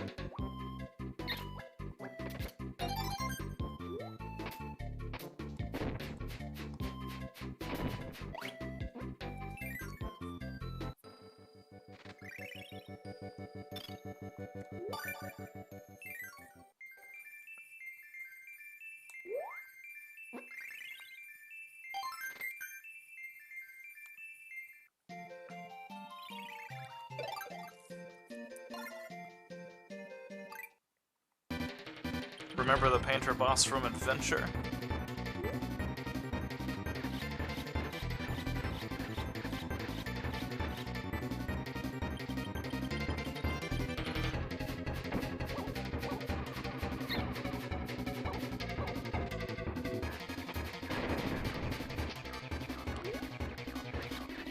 This time it actually makes mini bosses.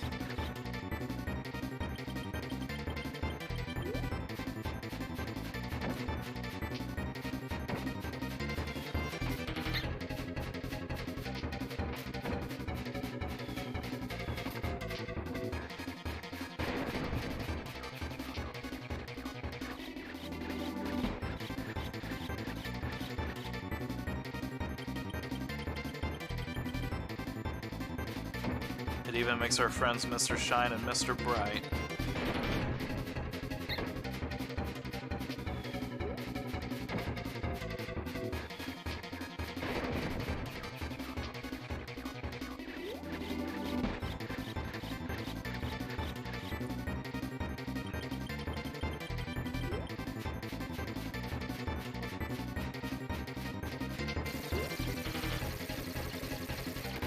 May have panicked just a little bit there.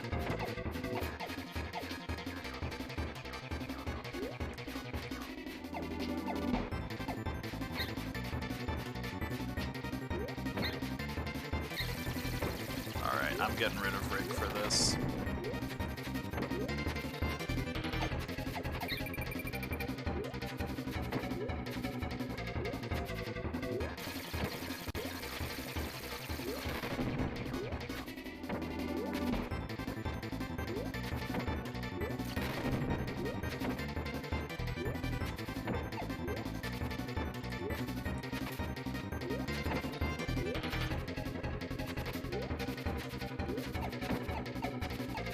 Whew. Now the toughest boss of them all.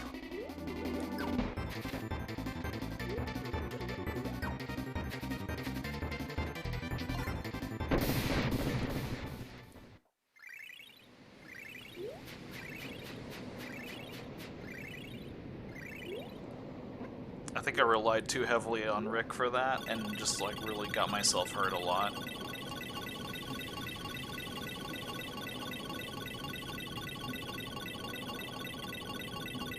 But Rick is a little hoppy hamster, so I can't be mad at him. It's my own fault for not using him to his best abilities.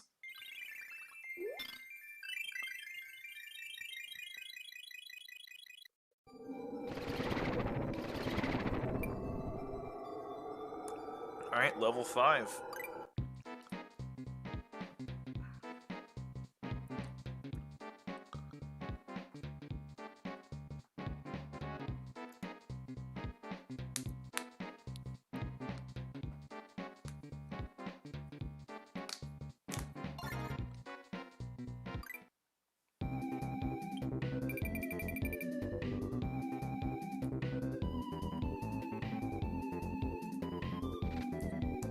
Alright.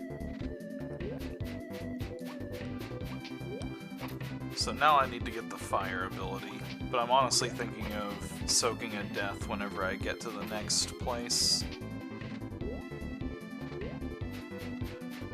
Knowing me, I'll soak a death sooner than that. Like right there, I almost did. Oh my god. Please! Okay, that one I'm gonna blame on Rick. That one's all on him. Unacceptable.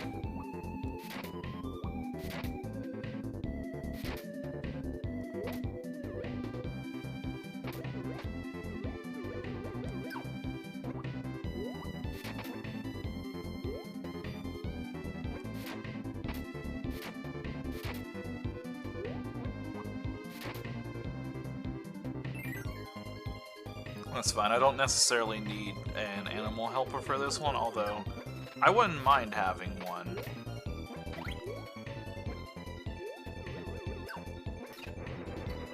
Mostly I need you.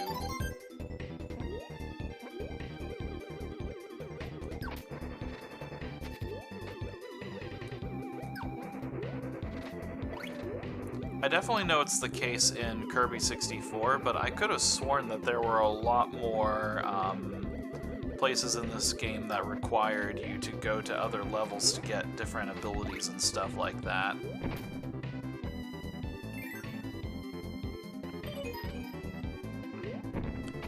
Alright, so our goal here, we have to charge through them once, and only once.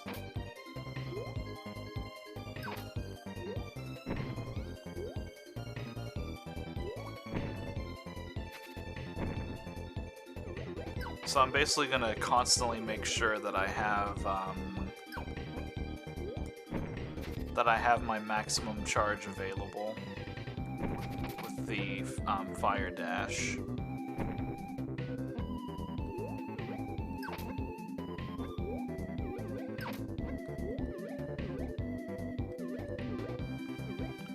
You are following me. I do not like that.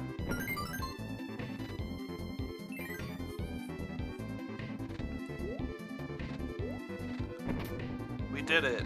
We managed to save all of the frozen flowers. I don't even know what was back there.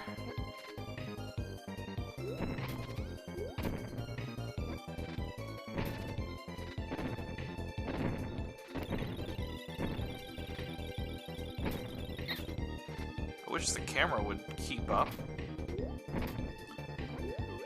I think there are two different criticisms I have about Dreamland 3 over some of the other Kirby games. I do feel like the camera struggles to keep up with what you're doing a lot more.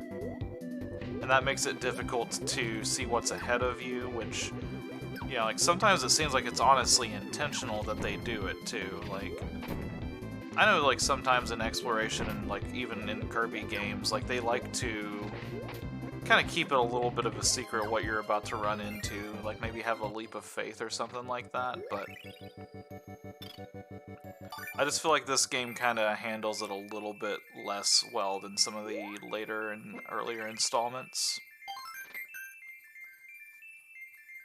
Like, even in Kirby's Adventure, like, you always knew what was coming up ahead of you, even if the enemies were kind of random about it. Alright, all we need here is the ice ability, and to not die.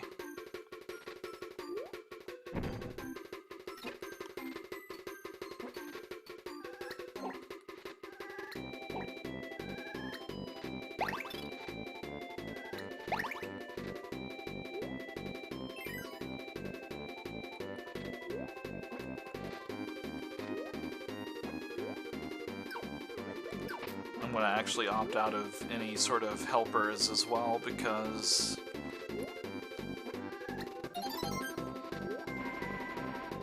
just want to get this one done right.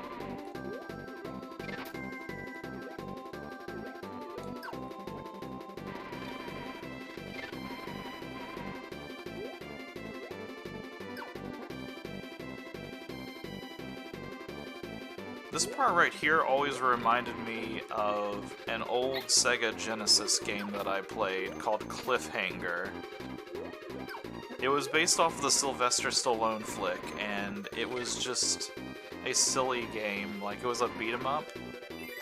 The second level of it was the hardest thing in the world because you basically had to escape from an avalanche, and it was incredibly unforgiving.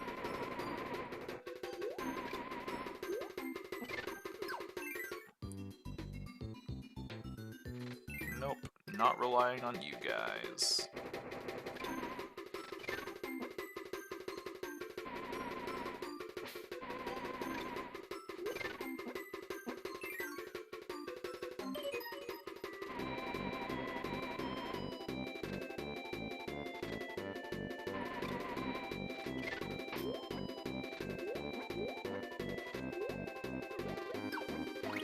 So in this stage, we're basically fighting against Metroids, and if you know anything about those, you gotta use ice to get rid of them.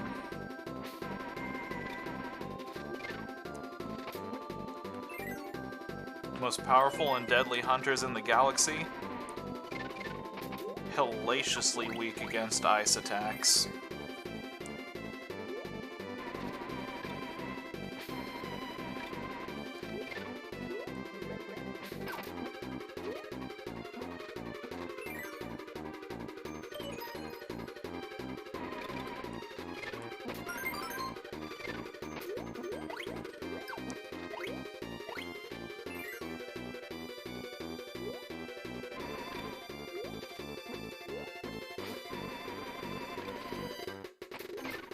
Haha, Vampire Bat, take that. It was all part of my master plan.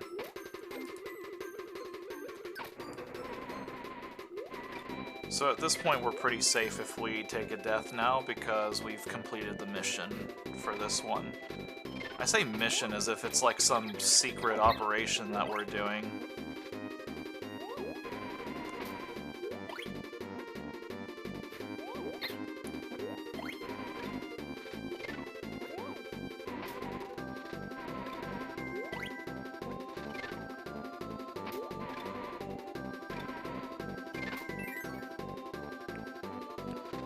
The operation is complete.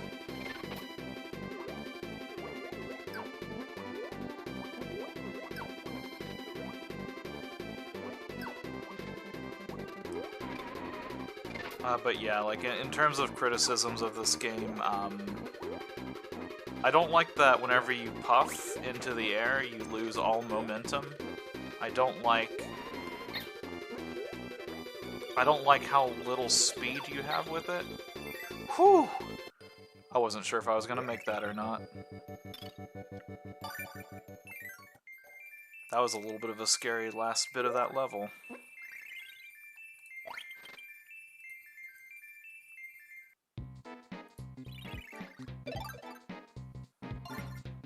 Alright, this is the final puzzle game that we'll have of this one. He's gonna drop 5 different Gordos, and we have to guess the sound of the one that he will specify for us.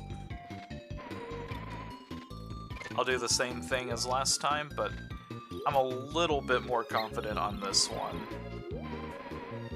Oh, that's a boulder, that's why that hurt. I think I killed the thing that was supposed to push the boulder.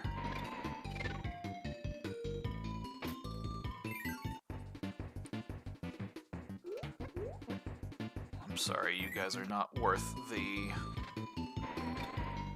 You're not worth going up there to get you out of there.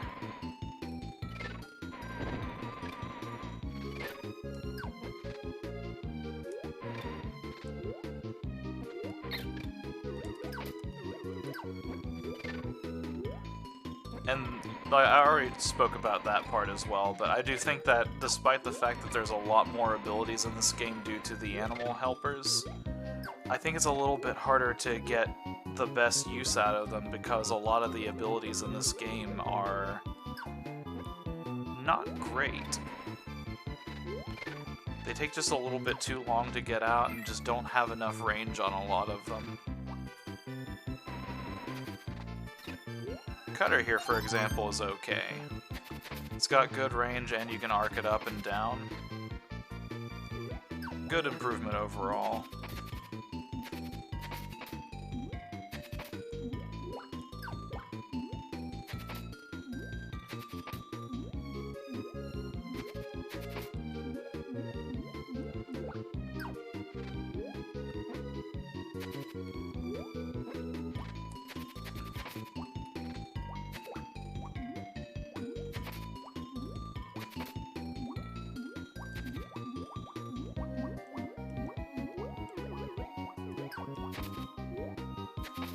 Just helped my buddy out there. Uh-oh. Wow, that was a grab. I did that just in the nick of time.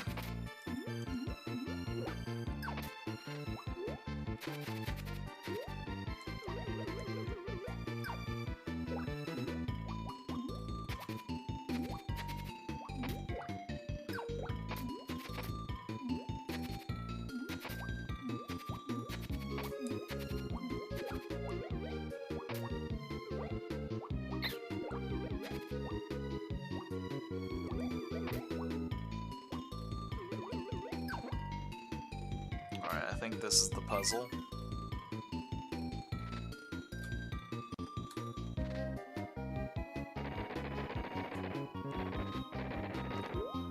Nope, it wasn't. I still went ahead and just did the thing anyways because I wanted to make sure that I didn't mistakenly hit that button and get myself into trouble later.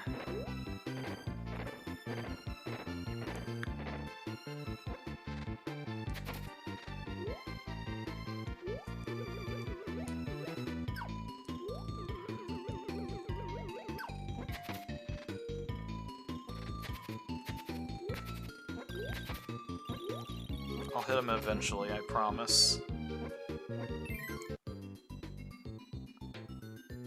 Nope.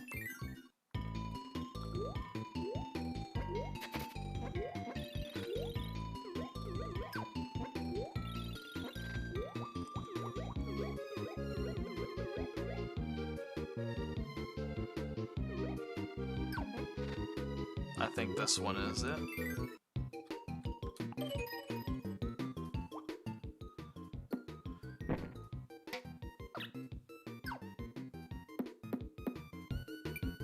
Is that this one? Nope. Let's try that again.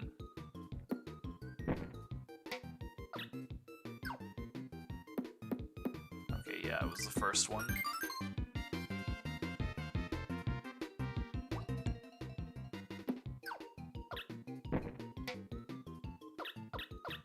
That was number 3.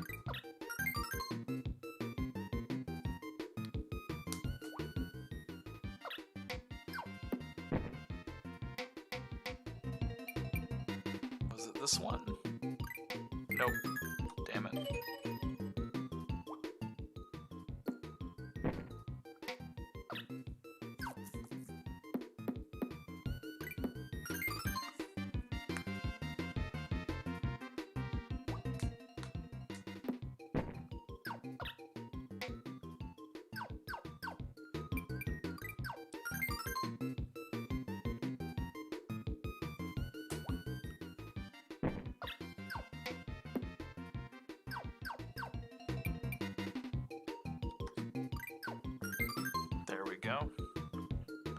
Even if I had the playback on that one, it wouldn't help because the sounds are, like, it's all sound, it's not visual in any way.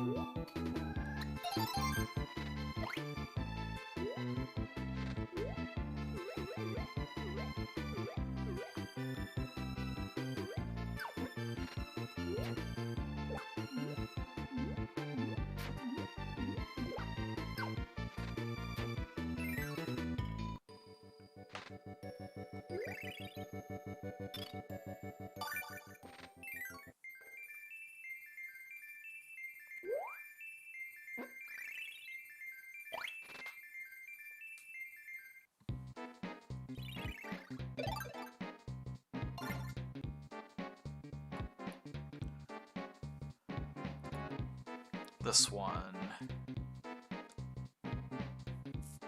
Burning ability and coup.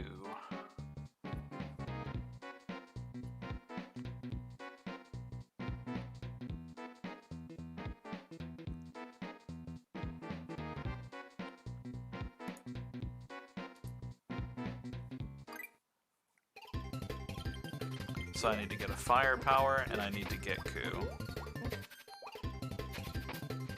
Kirby Marathon.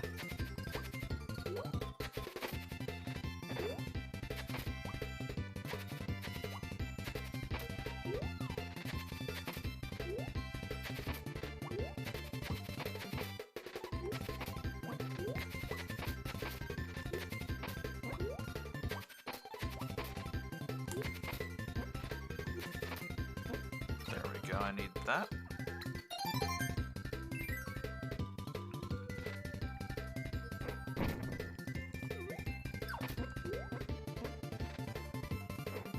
What better way to bring in the new year than playing a shitload of Kirby games?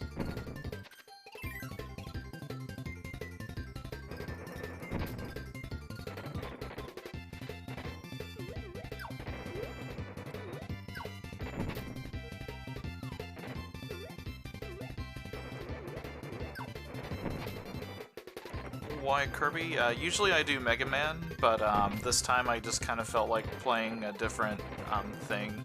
I've done a whole lot of the Mega Man games before, and I will never not love them, but it just kind of felt like I needed to do something to kind of branch out a little bit. A lot of my previous streams had been Mega Man, so I just wanted to make sure that I wasn't exactly like plateauing on it.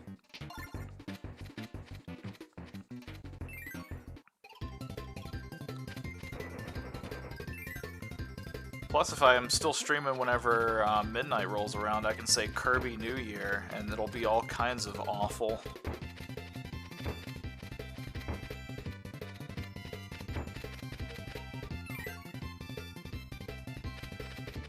That's my incentive for going fast on here, so that I don't have to do that.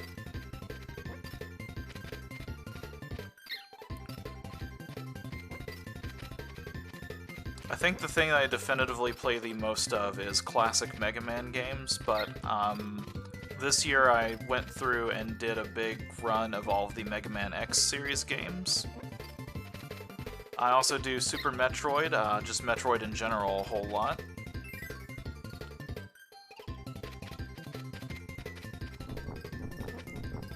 There was a period of time where I tried to do some D&D streaming stuff, and it just was a lot more blech than I wanted it to be. Like, in particular, some of the players that I had didn't really fully understand, like, that some of the things they were saying were not stream friendly. I did still record them, and I think some of those videos are on my channel. I just haven't really posted a whole lot more since starting that.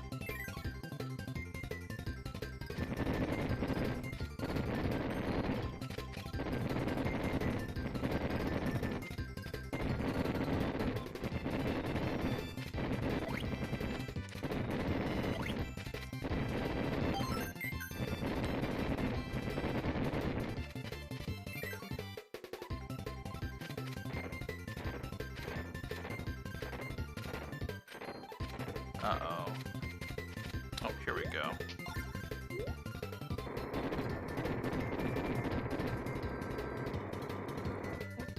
Well, I'll tell you right now, I recently picked up this one with a group of friends called The Curse of Strahd Part 2,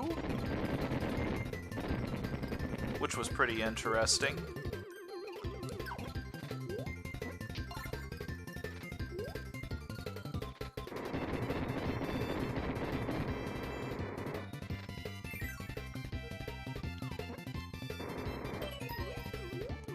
Just in case it needs to be said, that is one of the people in that game that I'm talking to, so just being stupid.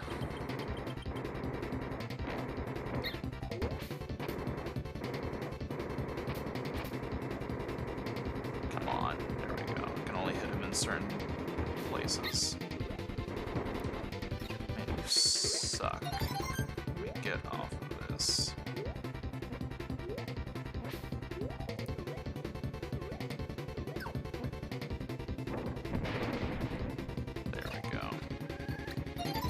Oh well, whatever.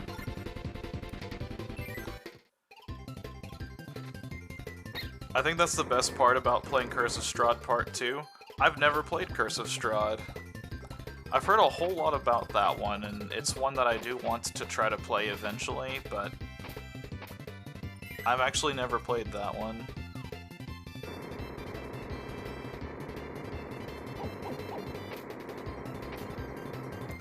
I had to go along with it for a little bit.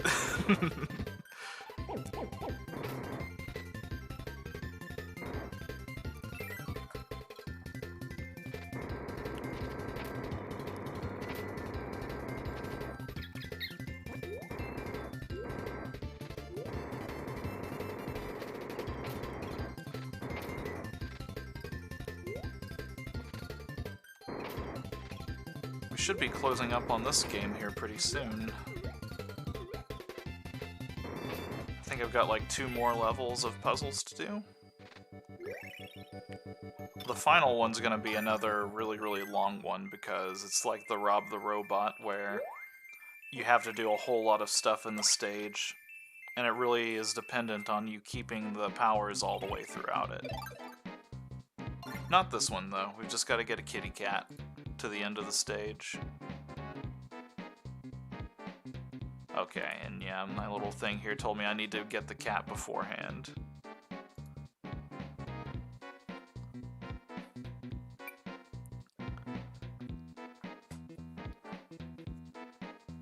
Let's see, where do I get cat at? Maybe... I'm not doing the Metroid stage again, that one was pretty scary. Let's try this one.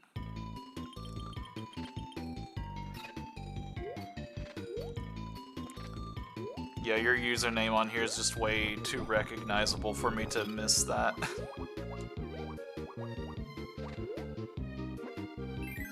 Is that just like a, I'm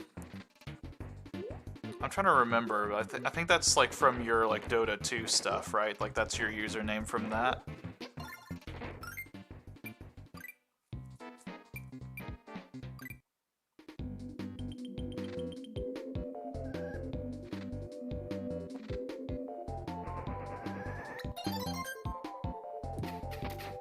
I should have gotten the fire ability, it's a lot better than this. Let me see if I can go back and just... there we go.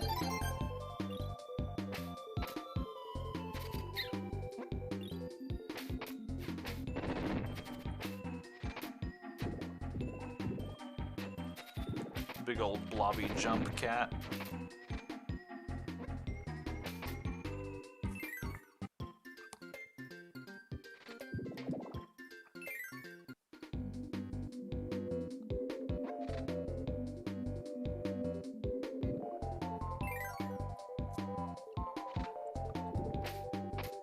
Did it stand for anything, or was it just like a silly way to be like, you know, oh, it stands for dead?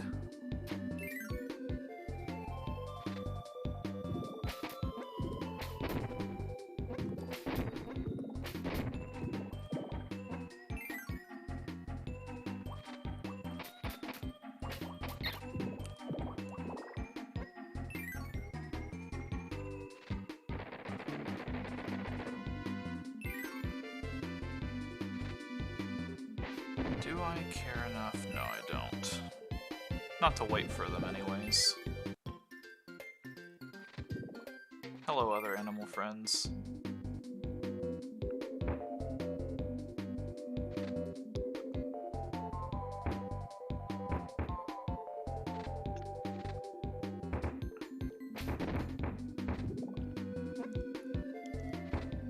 I'd say it does a good job.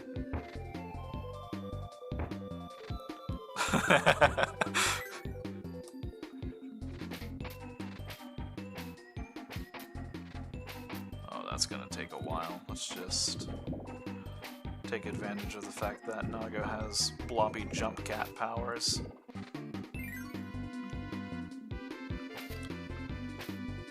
It's not a phase, Mom. We're gonna become a super huge hardcore esports team. I only very recently was able to change my PlayStation username from something just absolutely garbage awful, so I can relate to the cringy 17-year-old phase.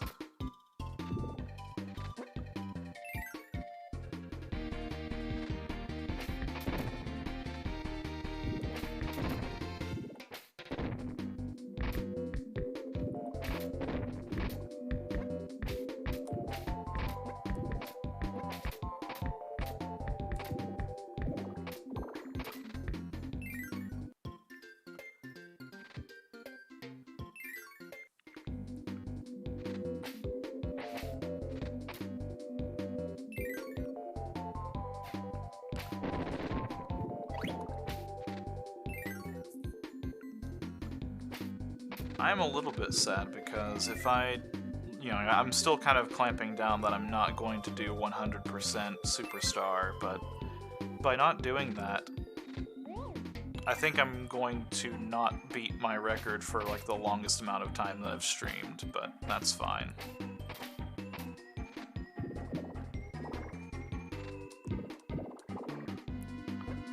I don't know if I needed to go this way, but I didn't want to take the risk.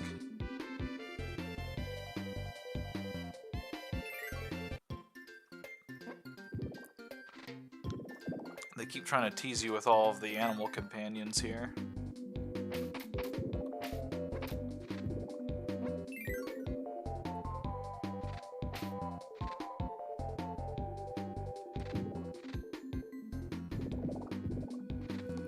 I like the sound that the cat makes whenever you jump. Just like a really blobby wobble. A blobble, if you will.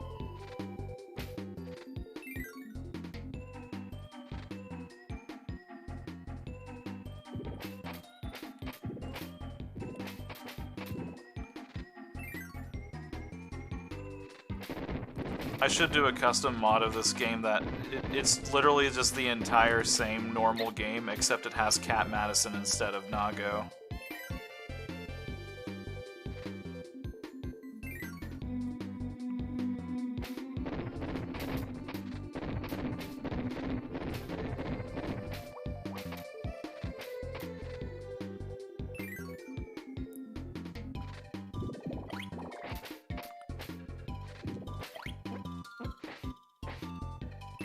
Forgot how long this stage is.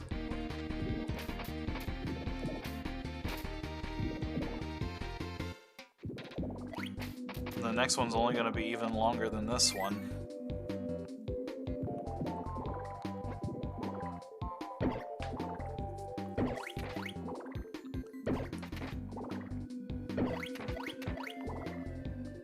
Speaking of Cat Madison, she is very comfortably curled up, trying to sleep again. That's what Cat Madison would look like if she didn't have any of her spots. I don't like it, I like her spots.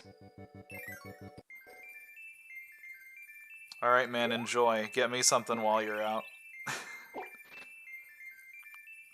I'm basically going to try to finish up this stream and then worry about food after that. Alright, I don't think I need anything going into this stage. The abilities are in order. Spark, Stone, Parasol. Okay. Okay, so I'm just gonna get Spark for right now. Hell yeah, I appreciate it, man.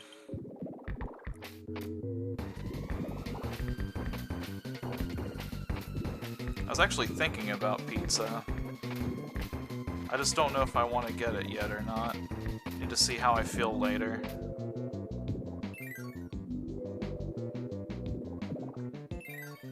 All I need is the abilities. So... I'm pretty sure it'll get us to that before I have to worry about doors that I go into.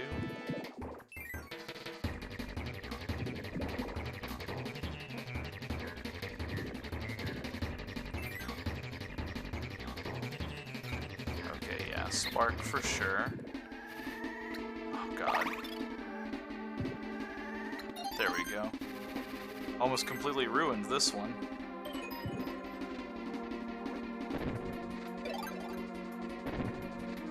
I think next I need stone. Yep.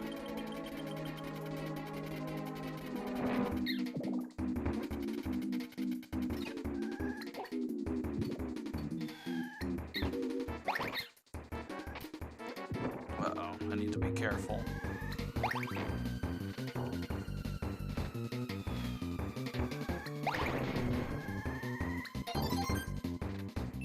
I think if I just keep going through here and picking up the powers that they give me, I should be fine. I might ditch Cat here, though, because... yeah, especially for this one. Wow, I'm surprised that actually did damage.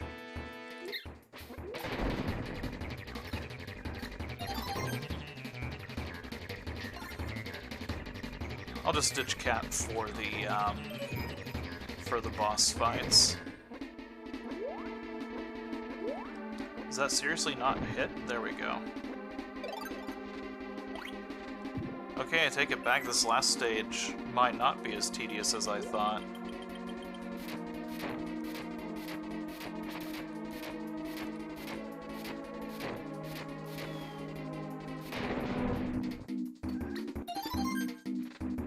As long as I don't mess up and absorb the power on top of my star, that is.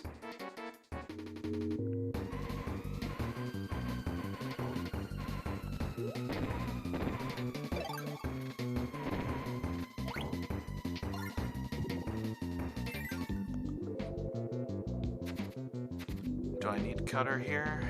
Yes. I keep windowing back over, but not windowing back into the application itself.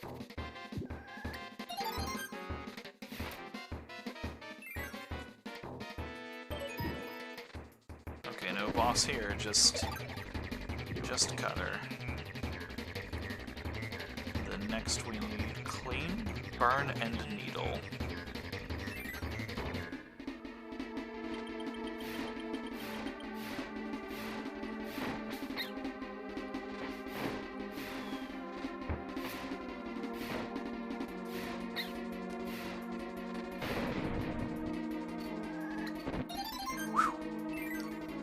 Got scared there for a second.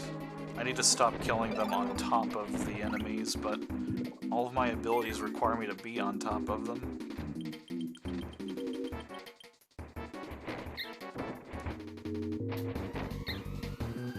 Whatever, we'll just do that.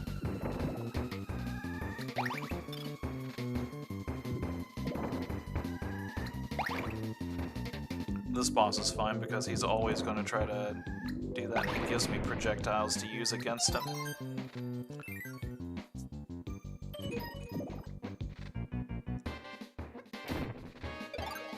Alright, I'm going to attack Needle until he's just about dead. And then I'll switch off.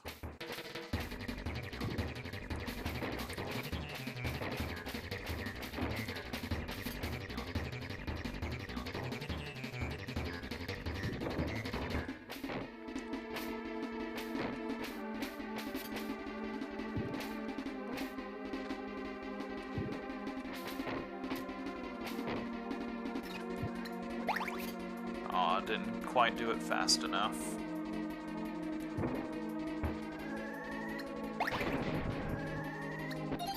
There we go. I think we're clear.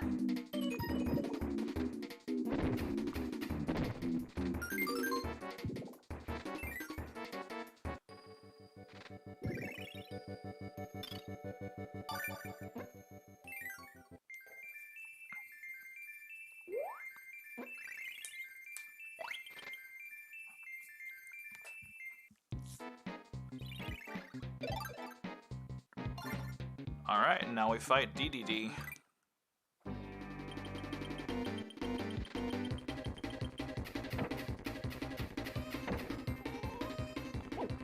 Oh, he just sucked me right off my cat.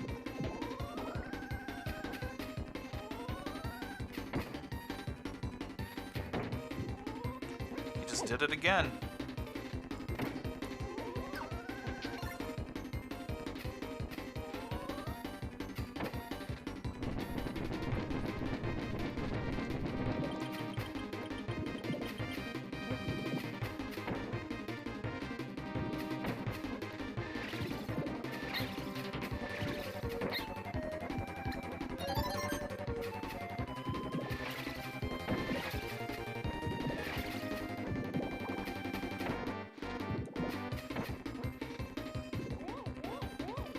That messed me up whenever I was a kid, seeing DDD's chest just open up into a mouth.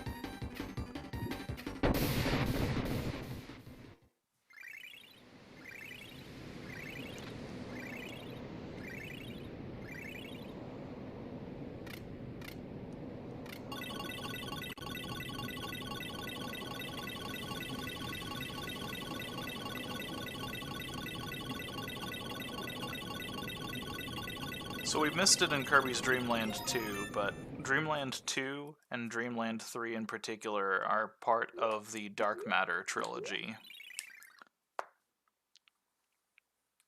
And that is a series of the games that revolve around dark matter,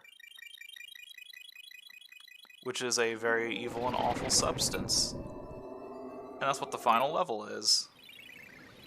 The Hyper Zone.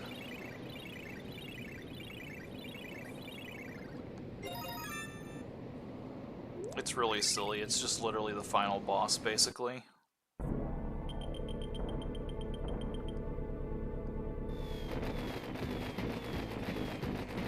If you're averse to really fucked up things, I would recommend you not pay attention to this boss, because there is plenty of fucked upness about this boss.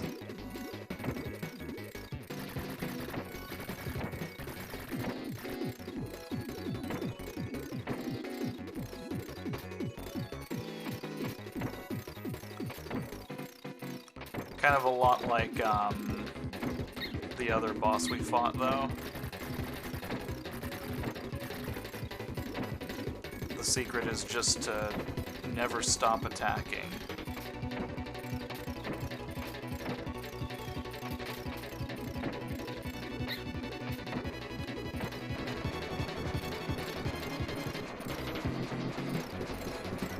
I might actually die on this, though, because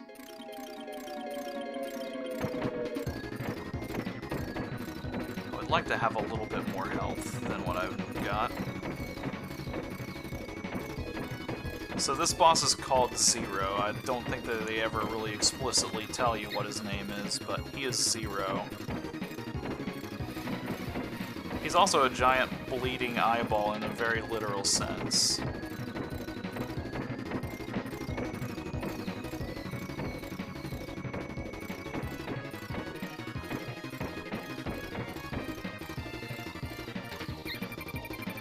I'm so screwed.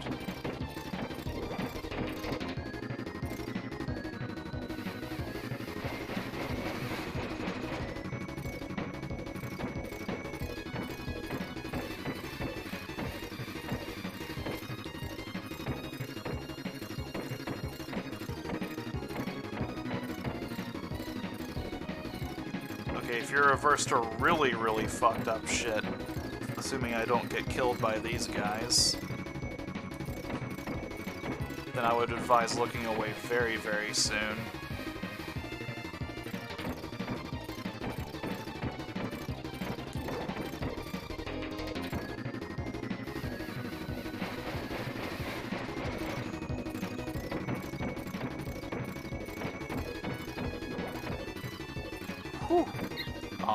he got me on the last second. Man, that last little pixel of health did not want to go through, huh? It's fine, we'll get him this time. This first phase is honestly the hardest because he's very adamant about trying to, like, track you down. This attack's good because he just basically stares at you and doesn't shoot projectiles.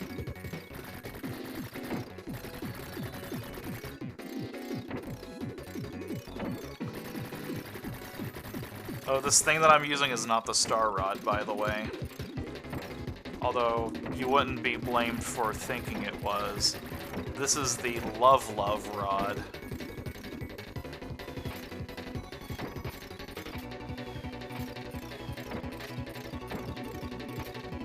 All of those hearts that we were collecting, that's what make up the Love Rod.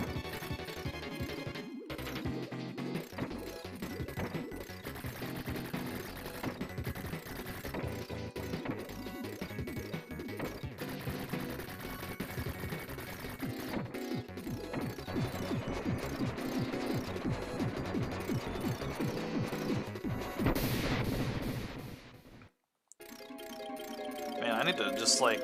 That's a little bit of a seizure warning, Jesus.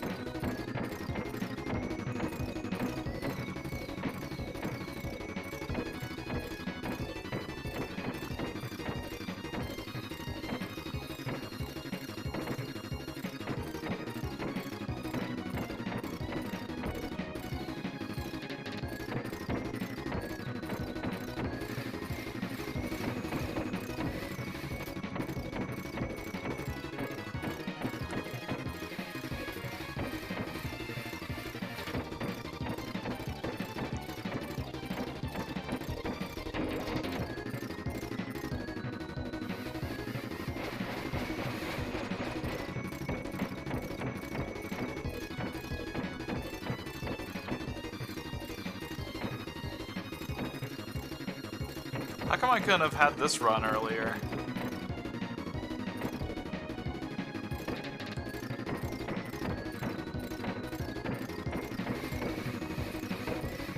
Well, I was worried about having enough health to finish this guy off the second time around, but here we go. I think we're gonna have it. Okay, really creepy warning right now.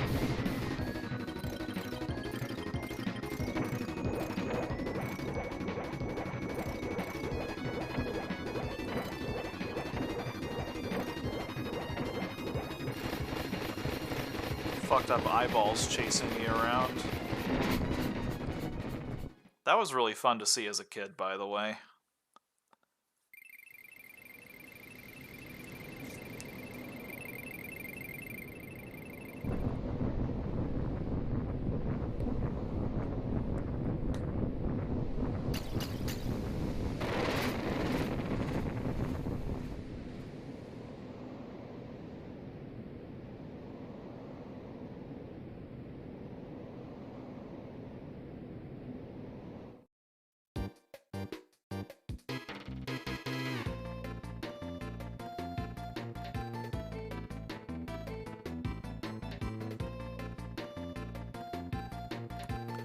That was Kirby's Dreamland 3 100%. I forgot to switch the game off of Kirby's Adventure on my stream, but oh well.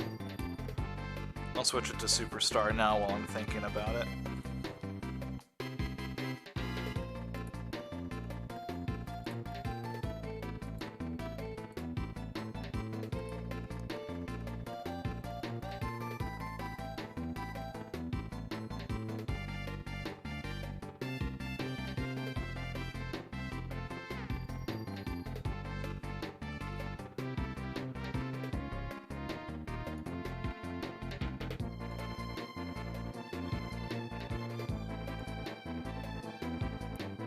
I like how this one ends because they just kind of show you like the, you know, kind of in the same art style.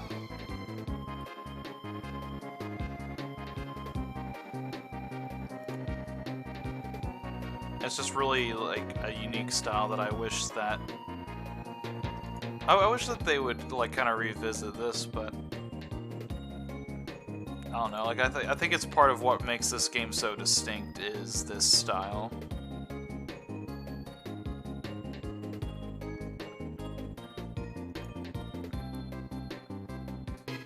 I actually can't remember if there's any other Kirby games that even remotely try to emulate this style.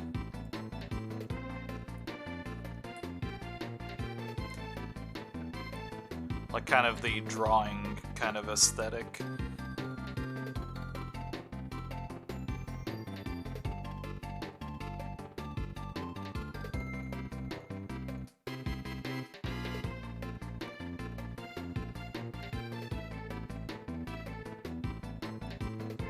Isn't that how it usually goes?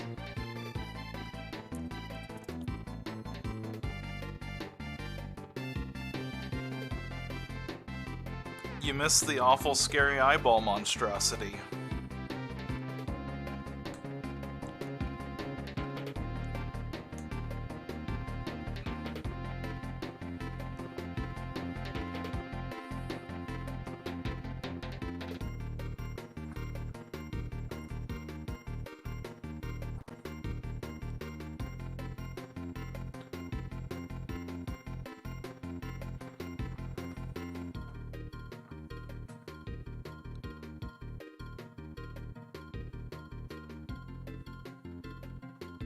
Whoops, didn't mean to minimize the window.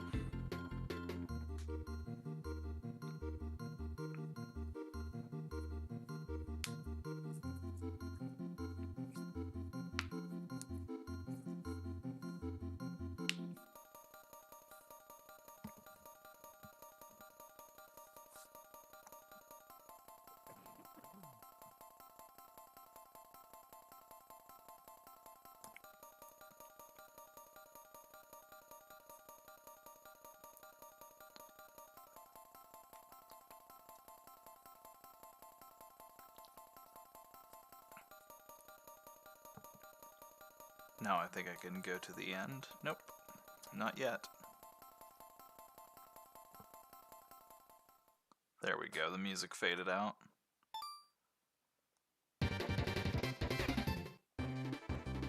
%97%? Oh, because I don't think I did the other things that I mentioned. Like the boss rush and stuff like that.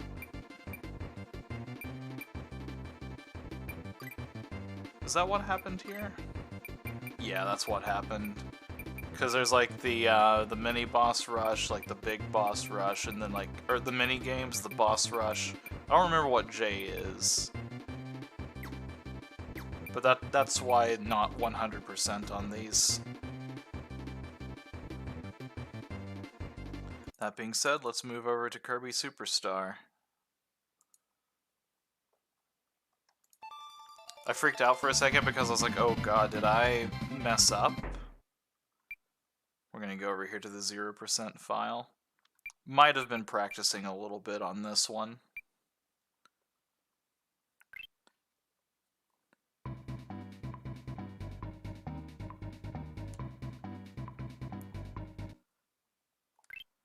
So Kirby Superstar is not just one game, it's a big series of games.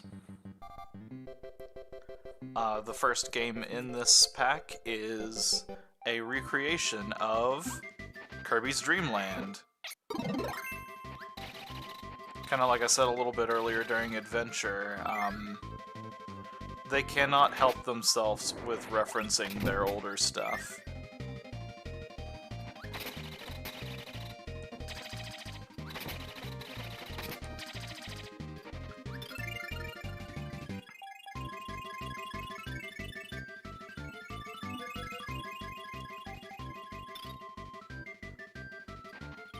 Oh yeah, like if I really wanted to get the 100%, like for that, I would have to have done all of those mini games, including the one that I fucked up like 9 or 10 times. Like I would have to do those all flawlessly on top of doing a big boss rush where the bosses are just a little bit harder.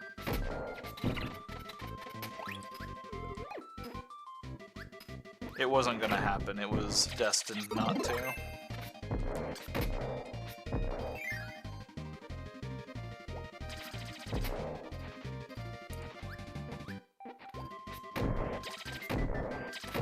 Yeah, I had a friend of mine express sadness that I wasn't doing Kirby Superstar Ultra, where Kabula actually does come back. I would like to do a stream of that version of Superstar at some point. I just need to figure out how to do DS emulation in a way that is stream presentable. Also, that was Wispy Woods, and he is gone. This will not be the last time that we see him.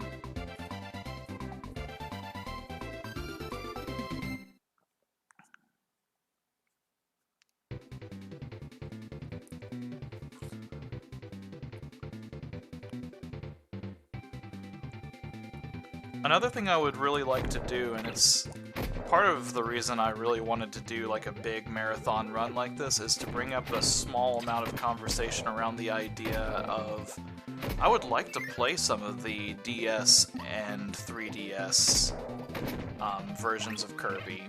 I would love to do that. I just need to find a way to, like, I need to get the emulation worked out for that. Hey, remember that room from Kirby's Dreamland like a million years ago? Well, it's back. And this time it has a door under it. That leads to a 1-up. We also saw this in Adventure, to some degree. Again, this is a remake of Dreamland, and even in Adventure they were kind of referencing it, so makes sense. So Dreamland 3 brought us a health bar that was like kind of variable in scaling.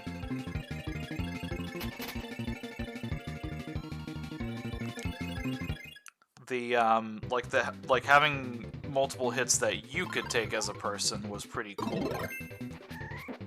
This game implements another further thing, which is not every enemy dies in one hit to whatever attack that you do. At least like the small enemies. These guys are gonna die into one hit whenever I do this. Say hello to Lololo and La La La, because they are gaga gone.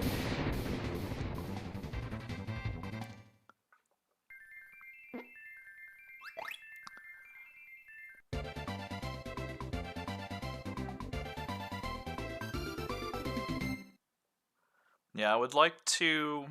I think my stream goal for this upcoming year is I would like to get a stream of...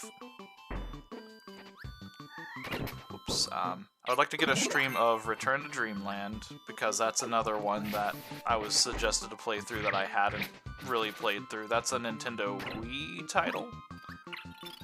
And then I want to get Robobot because I love robots and I love Kirby, so I've been really badly wanting to play that one.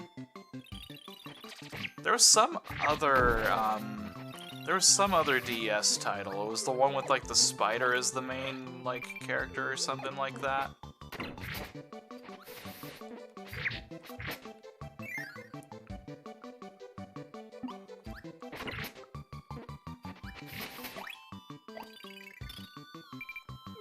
So we had multiplayer technically in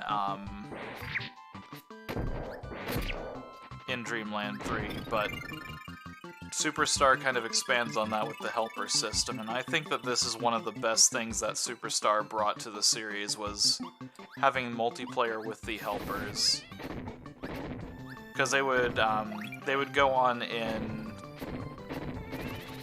Star Allies, there we go. Name will come to me eventually. They'd go on later in Star Allies to really, like, crank in on the helpers. And it was just great having, like, a partner who could just, like, change into different, like, personality type and everything. Like, you actually got to see your sprite change. Hey, remember the moon secret? It's back. Yeah, it's not Amazing Mirror. Amazing Mirror is actually one that I'm fine not streaming.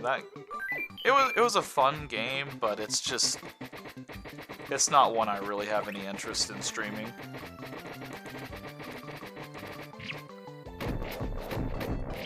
Oh my god, Poppy! Holy shit.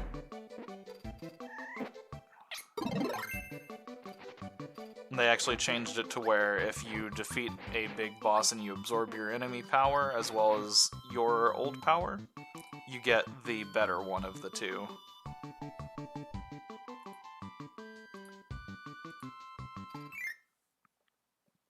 Well, you get the boss one, rather. That didn't make a whole lot of sense. We also have a block button now.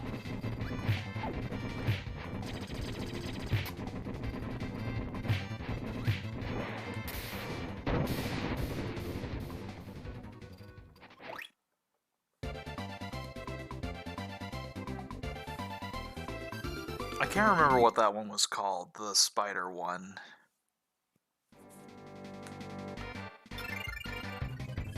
Because there was Return to Dreamland, which was the Nintendo Wii title, and then from that point they started really leaning into the 3DS, and it was before Robobot.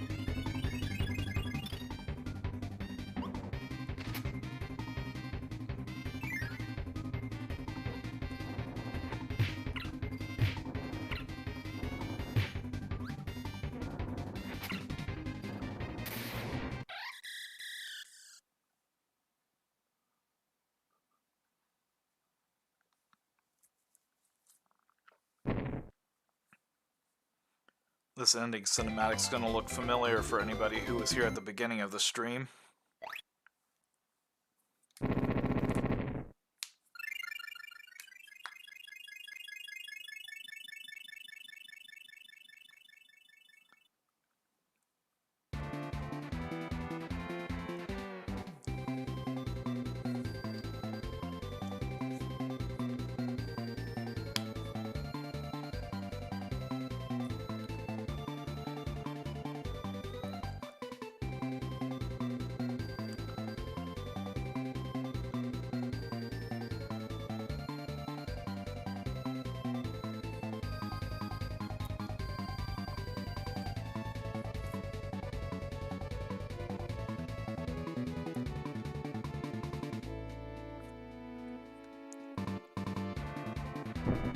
I think control-wise, this game is probably one of my favorites. Like, this has some of like the best controls for a Kirby game, at least from the ones that I've played.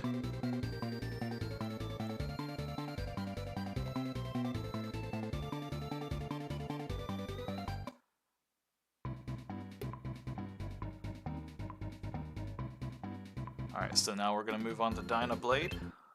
Triple Deluxe, I bet, yeah, that was it. That was absolutely it, yeah. Also, I'm hitting no on these, and it gives me a tutorial anyway.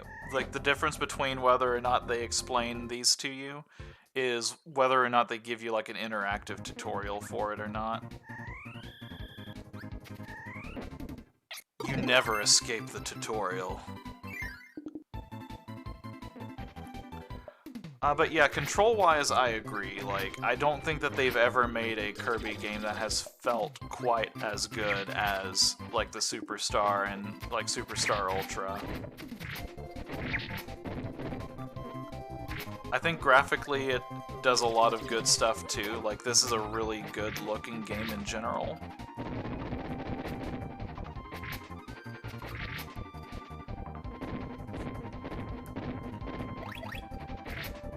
And now the problem is like I'm trying to think of examples of where other games do things slightly better. And, you know, now, of course, now that I'm trying to kind of, like, counterpoint it, I'm struggling a little bit, but I like the combination thing that they did in Kirby 64, and, like, even in Kirby's Dreamland 3, like, I thought that it was a really cool idea of them to make the ability to kind of combine powers together and, like, to kind of mix and match different ways of creating new abilities. And then Star Allies did something that was kind of a split the difference, where they had it set so that you could not only have different abilities on each power, which that's one thing I like about this game, is you don't just have, I swing my sword. You have, if you're at full health, you'll shoot a laser sword. If you do a dash attack, you kind of put it out. If you just jump and slash, you can either do a downward thrust or an outward thrust, Or if you're dashing and jump, you can do a spin attack. It's like, I like that aspect, but it would have been great to have seen a game that took the kind of mix and match of Kirby's Dreamland 3 and kind of intermingled it with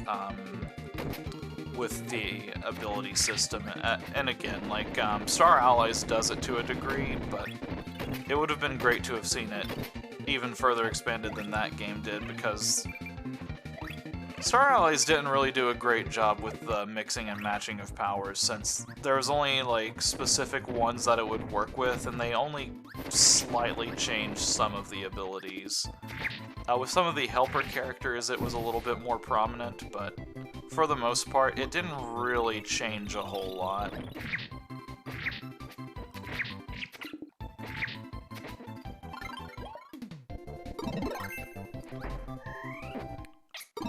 I think Kirby's Adventure was one that I'm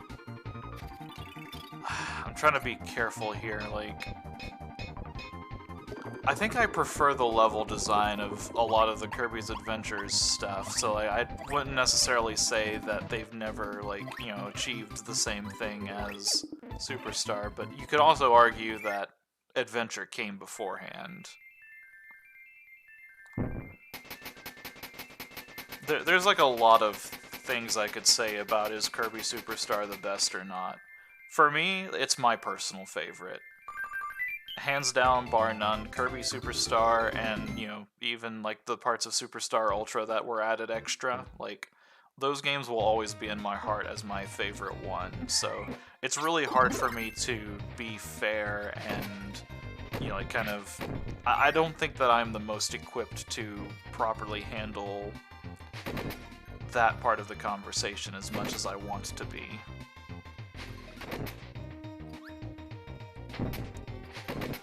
Kind of like Dreamland 3, I have like a very big, I have a very big nostalgia factor with this game because I remember going to a drugstore called Farmore, which I don't think technically exists anymore.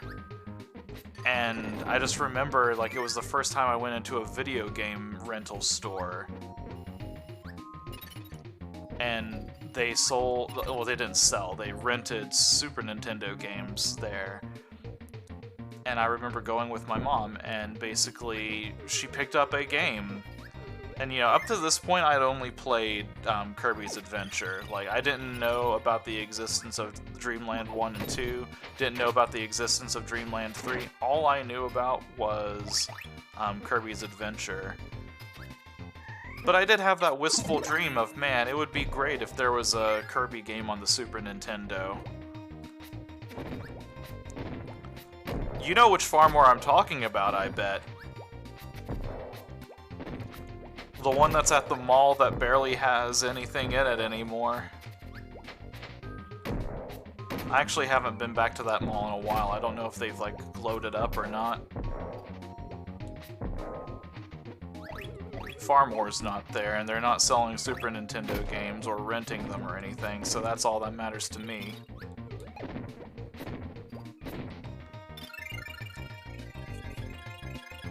Yeah, that was the one.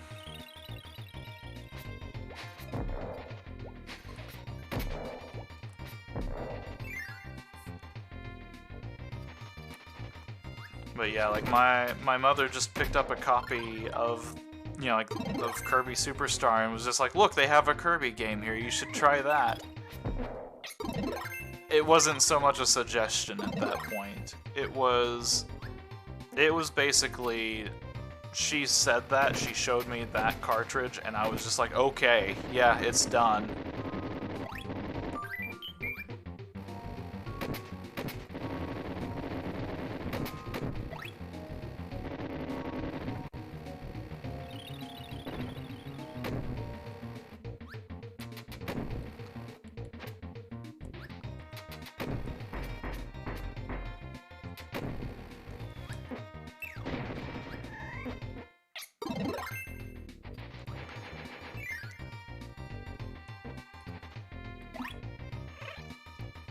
Like, Kirby's Dreamland 3 was great. Like, I was visiting my cousins whenever I played that one, and they had the game, and it just surprised me that there was even a...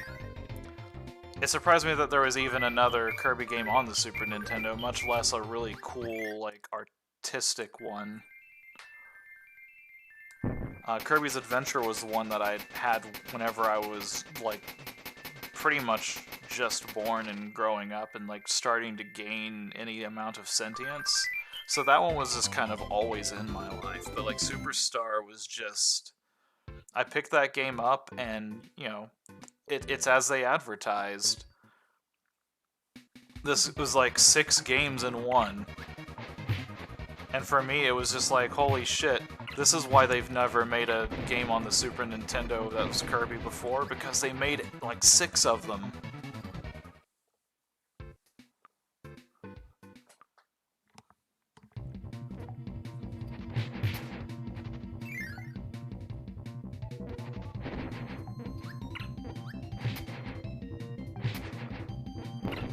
For the longest time, I actually didn't even own the game. Like, I do now, but whenever I was growing up, I never actually bought the game and just rented it instead all the time.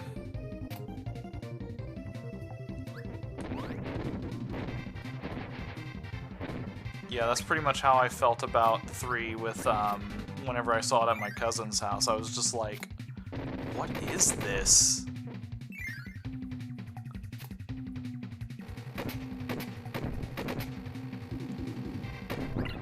Uh-oh, Willy Rider's gone. Rip. In single player, Willy Rider is not that amazing because he dies very, very quickly and easily. In playing with another person, though, he is devastating.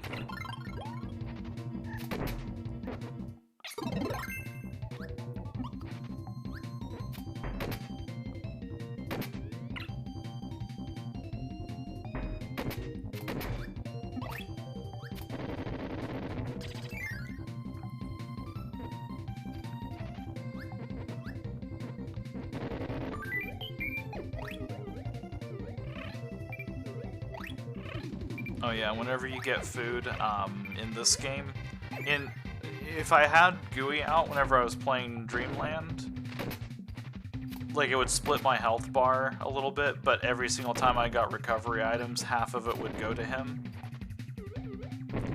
In this game, all the food that you collect on your own is yours, but you can share it with your partner and get the full value of it if you do it fast enough.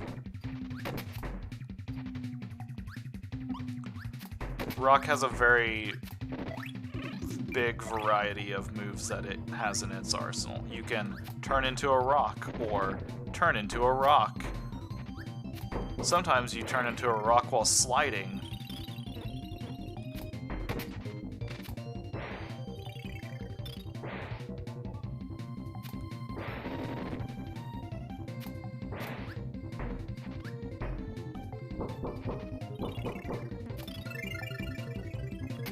Went off on a little bit of a tangent there talking about the quality of Superstar versus the others, but we're in Dynablade now.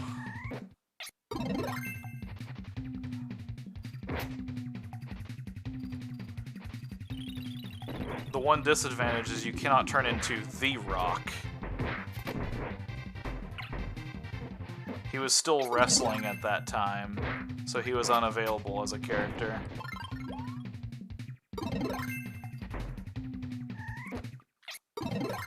Remember Backdrop from Kirby's Adventure? It just got a glow up, because now you do a big charge whenever you use it. You also have a little downward kick that you can do, but that one's not quite as impressive as just hitting them with the grapples. Also, it's a little bit easier to collect lives in this game.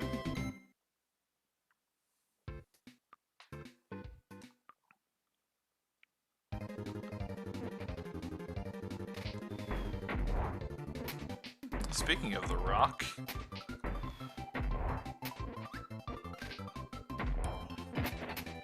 Besides the charge that they add to it, where you kind of like scoot across the air or across the ground, it's virtually the exact same ability as Adventure, just, you know, brought into the Super Nintendo era. Oh, there's also this move right here, the Rapid Kick. Personal favorite of mine.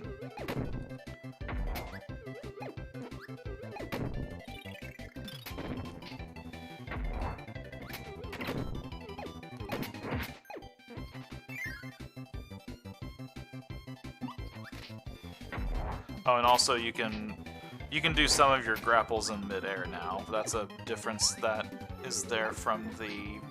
that was not there in the NES version. If you grabbed an enemy with backdrop, basically all that you would do in the NES version is slam them directly to the ground. Now it's kind of a choice to do that.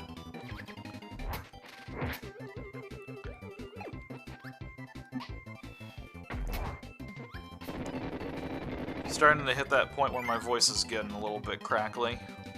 We'll be fine.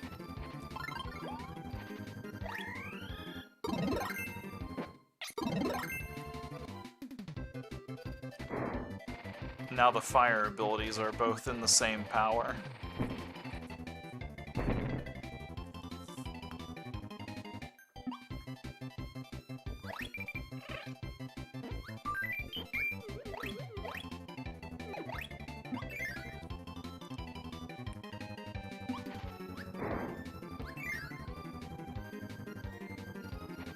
Whoops, that's not what I wanted to do. I was trying to fireball into it, but I hit the up button.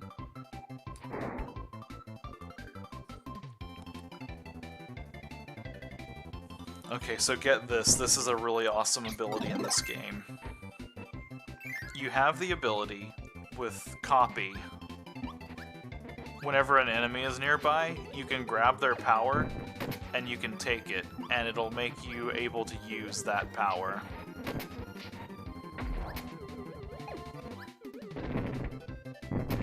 It's amazing. Especially whenever I keep running into fire blocks. Those things are devastating, by the way. They will mess you up.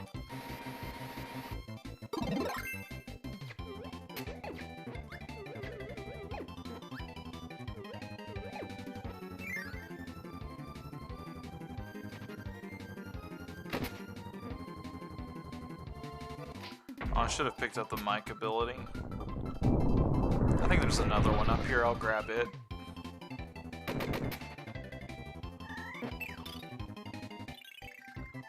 Yeah, there he is.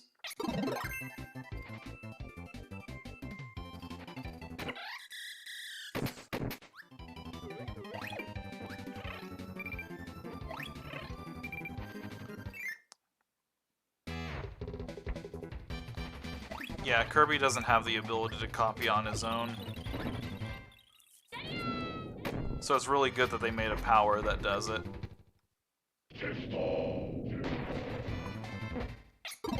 That's a little bit of a seizure-y ability.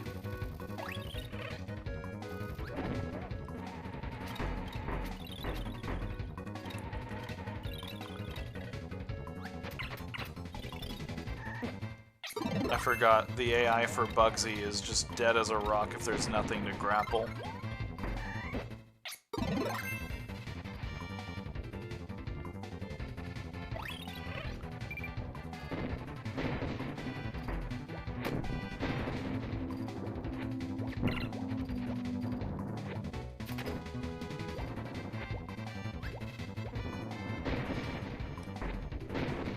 I may as well not have a partner right now because Bugsy doesn't know how to handle boss fights.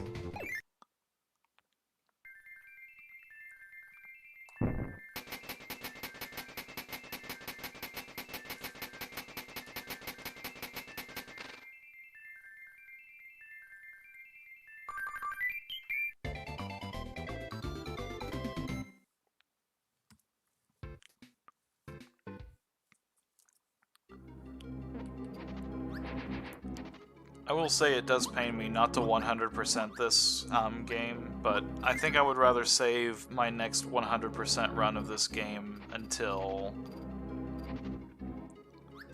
I can do it with, there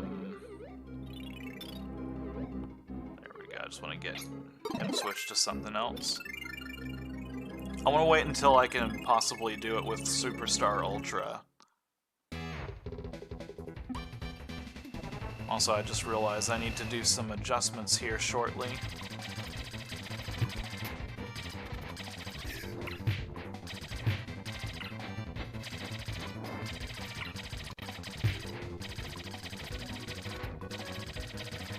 The AI for Waddle Doo is kind of the opposite. He wants to do nothing but attack the enemy. Okay, no. I think I'm fine. There is a little bit of the loading seams on either side of the screen, but it's fine.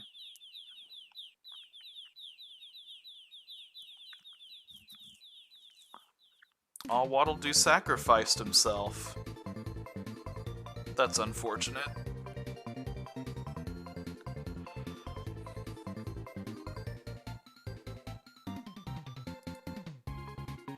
I think the crystal shards are going to take me a lot longer to get through, though, is the big thing.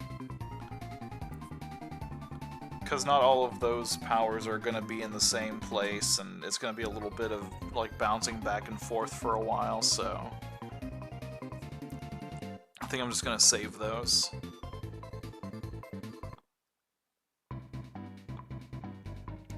We're not going to go to Revenge of Meta Knight yet because we've got to get a couple of things out of the way. Let's do Gourmet Race and get that out first.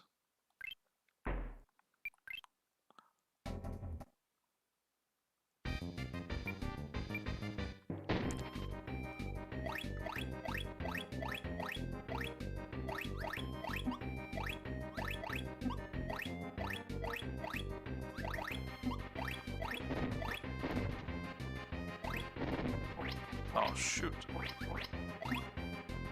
I didn't realize he could go through 1 pixel.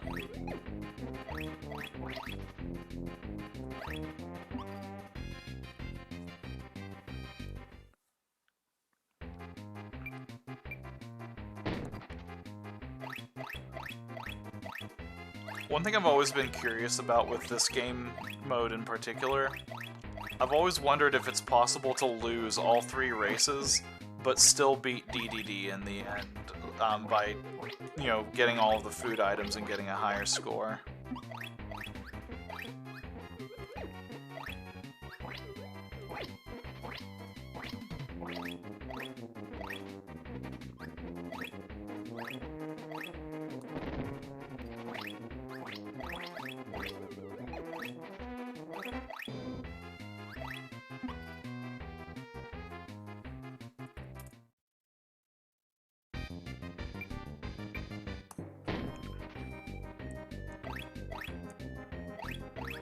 Oops, that's not what I wanted. That's what I wanted.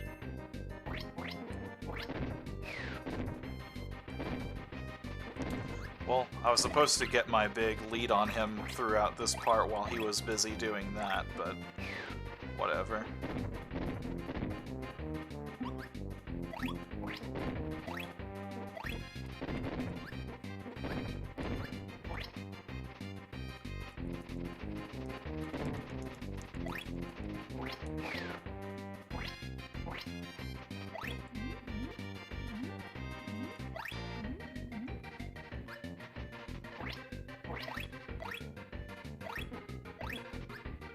I'm not worried about him race-wise right now. Like, I know we've got that part in the bag. I think even with 2 wins, there's no way he could really come back around and beat me at this point, even if I did, like, viciously mess up.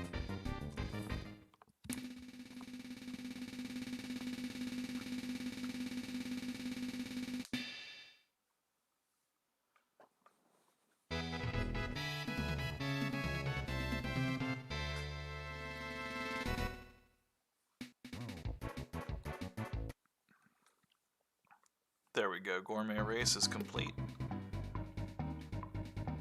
We're gonna do some Great Cave Offensive, except really, really fast.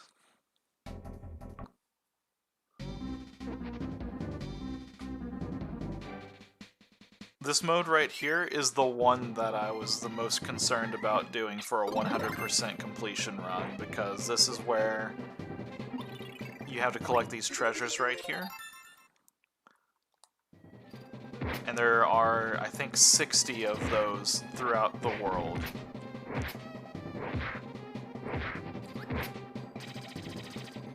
As much as I really badly want to go through and do them, I just want to get to crystal shards and get going on that to finish everything off.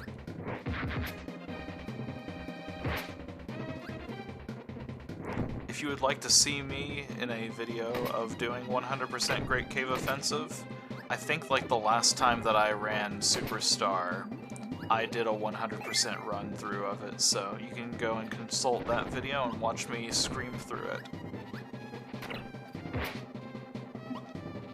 Or you can not do that if you're so inclined. I won't judge you either way.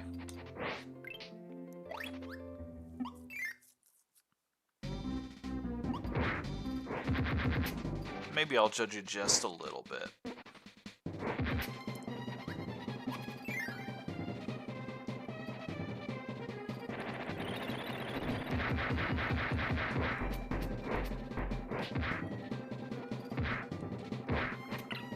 I don't have any abilities that let me easily deal with him, so I could have just dunked him in that pit, but unfortunately I didn't have any abilities that had that kind of range on them.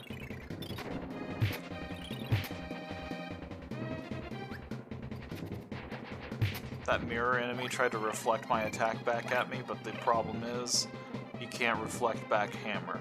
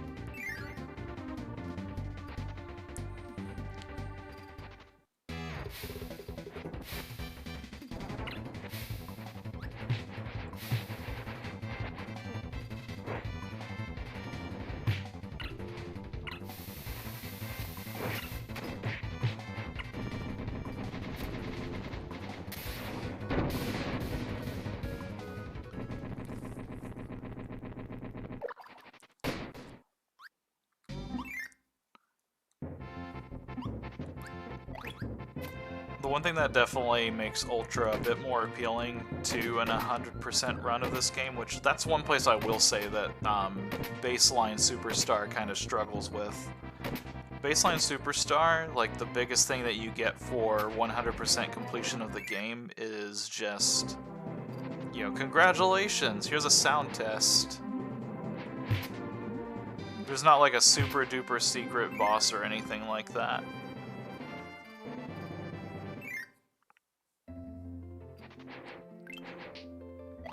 Like in Dreamland 3, if you collect all of the heart pieces and then you go and fight the final boss there, like you're actually rewarded for that because you get a super duper secret boss and it's a fucked up secret boss at that. For Crystal Shards, it's kind of the same way. Like you get just like a unique thing for doing it. I know like Kirby's Adventure doesn't exactly have like a big, you know, reward for it either, but at the very least that one still even has like a cool, like, you know, Hero of the Fountain or whatever it was, like Hero of Legend title that it gives you. This one you just get like a cool 100% logo. It's not until Ultra that there's like a nice cool secret boss to like really cash in on it.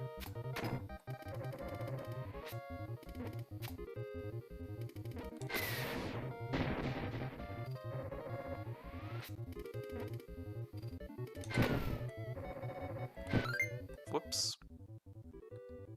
What did I do? Oh. I forgot the X button in this game.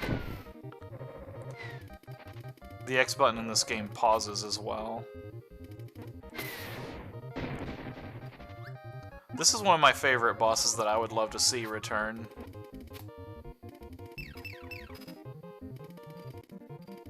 The RPG boss.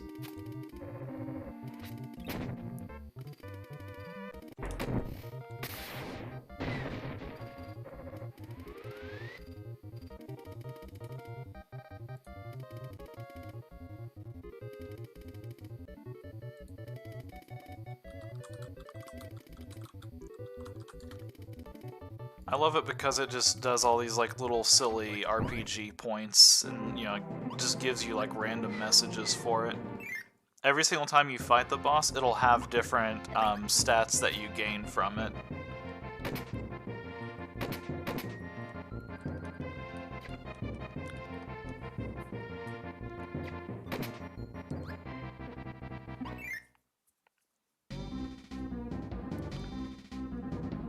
Now for the longest stage in the game, work through it.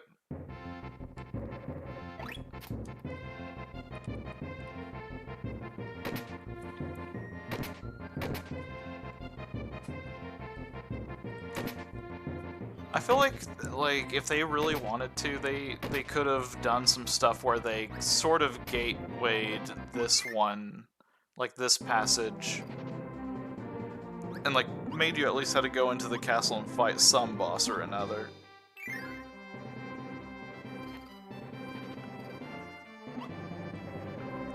I'm not like extremely torn up over it, but it's just kind of one of those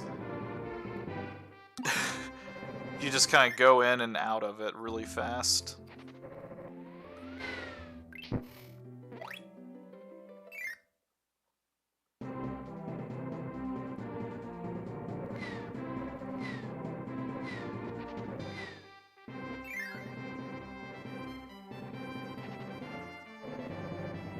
It's not the only thing that has the excuse of being 30 years old, am I right?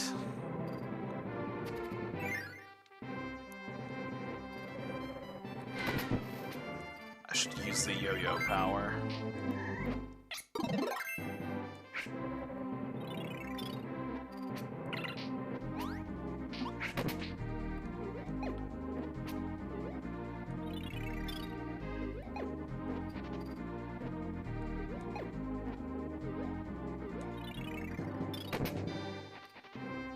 I will get this treasure, though.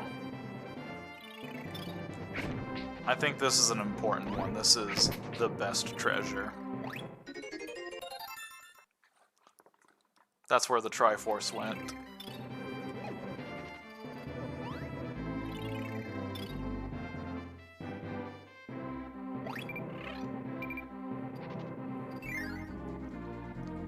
Well, I mean, like, we actually got to see, I'm assuming that the excuse for being 30 years old is in relation to me complaining about there not being a 100% reward. They fixed it whenever they made Kirby Superstar Ultra, because they showed what a 100% reward would look like for Kirby Superstar, and it's freaking great.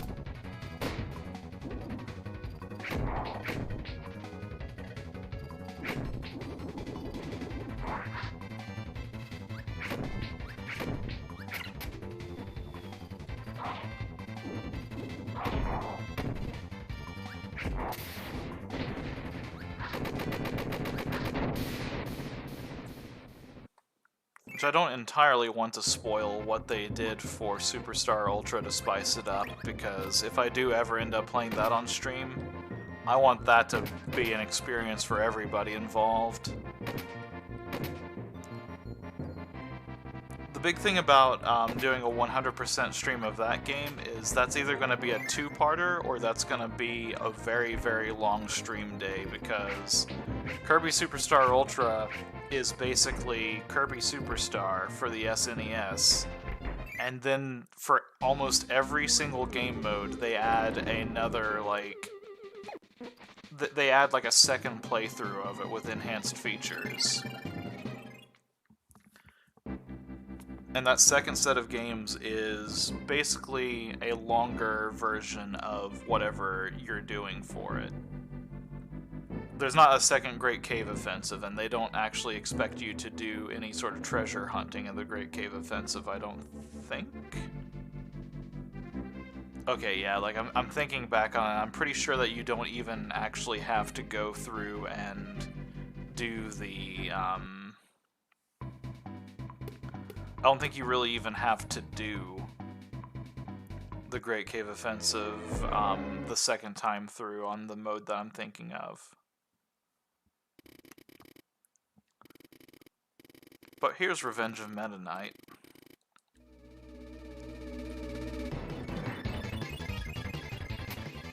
We kind of blazed past Great Cave Offensive, but I do have to say, I have always wanted to have a Kirby game that was kind of structured like the entirety of Great Cave Offensive. Just like front to back, just nothing but like a big open world, lots of exploration, like little kind of treasures to find throughout the world and stuff like that. I think it would make for like a really great, you know, Kirby game.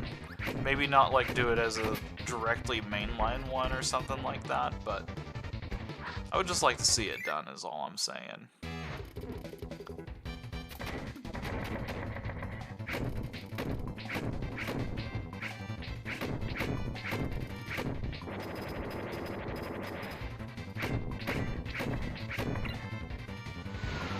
Nothing really matters in this fight. Even if I beat Heavy Lobster, it's still gonna blow me off the ship.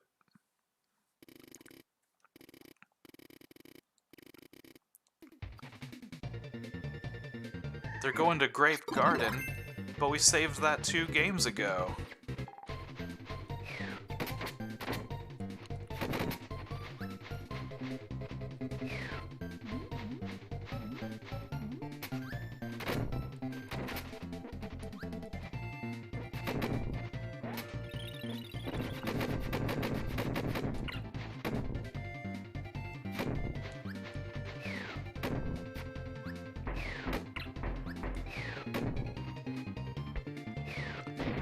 I might actually die if I'm not careful.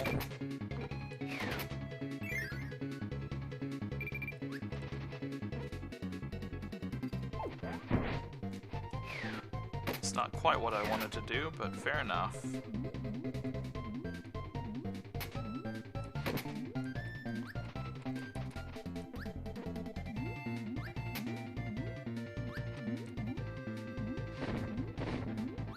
Oh, I need to get that food bad. There we go. That might keep me alive just a little bit longer.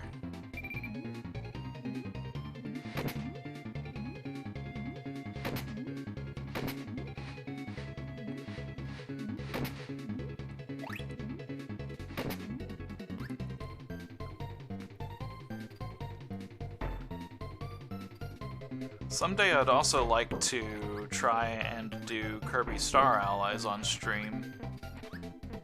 The big problem I have with that one is, I'm not gonna lie, like, I don't think that that one would be very fun to stream because, oh god, what the fuck? Never seen him do that before. That Scarfy just blitzed me and it just messed me entirely up.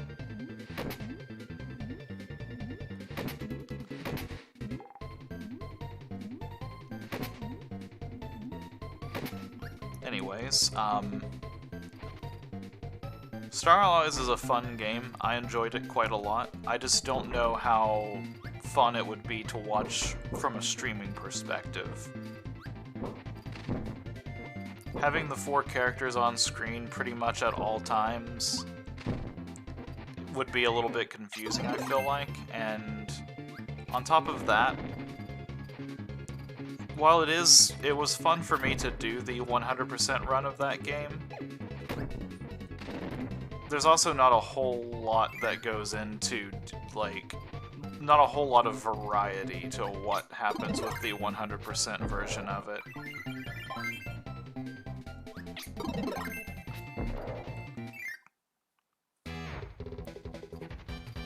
pretty much like once you start playing through the game, like you have like your main goal that you're going for, but then like once you figure out like how to kind of progress through each stage to get it, it's just a matter of doing it.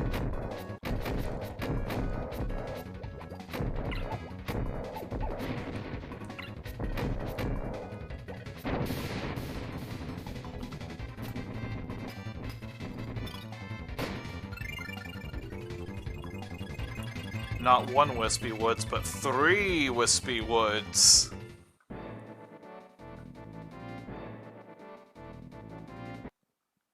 just want to get on your dang ship.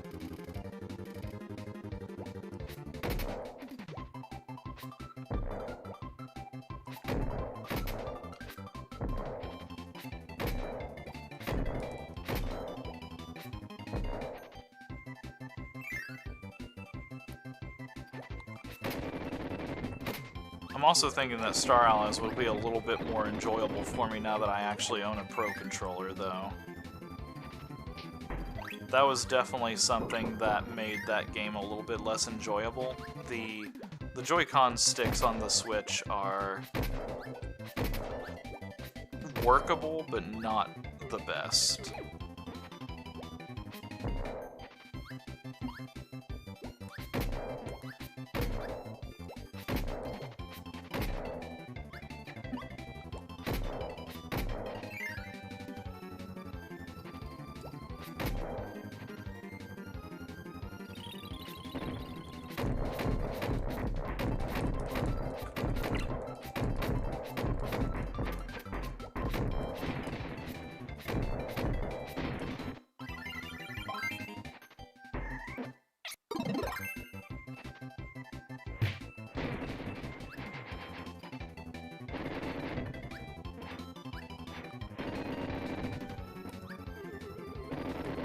Revenge of Meta Knight gives you this big time limit, and they try to make it seem like you're under like this really like strict rush. But honestly, it would surprise me if you could run down the timer for it. It's at least like for the most part of the game. Like there's a couple of stages where I feel like it's a little bit more possible, but generally speaking, the timer's just there for fluff.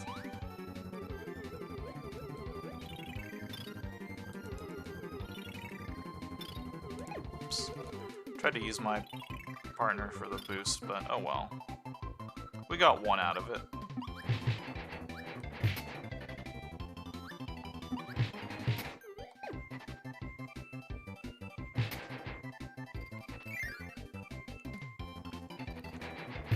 Whoops, I needed that.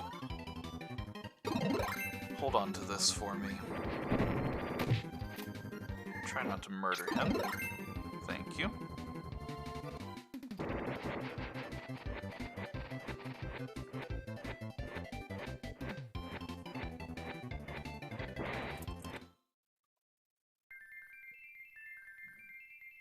Remember the bird we just beat up? She's gonna help us get onto the halberd.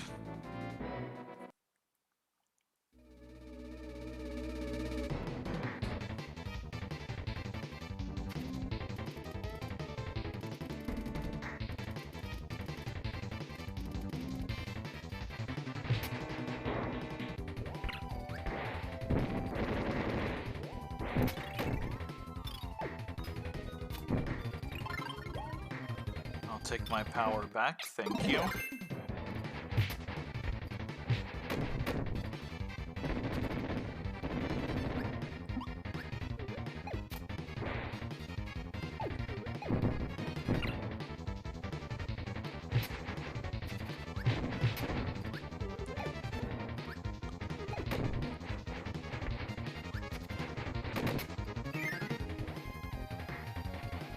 I wasn't a super huge fan of the Wii U,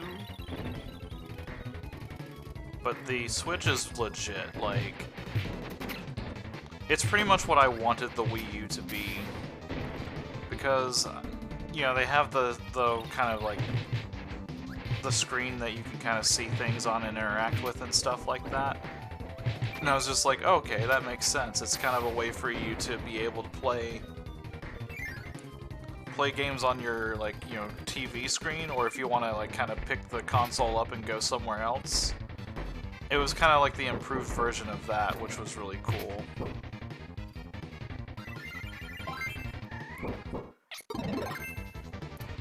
The difference is for the Switch, you can actually like play the games like on the go, whereas with the Wii U, it was a feature that just barely worked, honestly. I tried to take the console for it. I don't know what to call kind of like the controller with the screen and stuff like that, but I tried to take that and I tried to play that like even like a room away, but because there was a wall there, like it just would not work.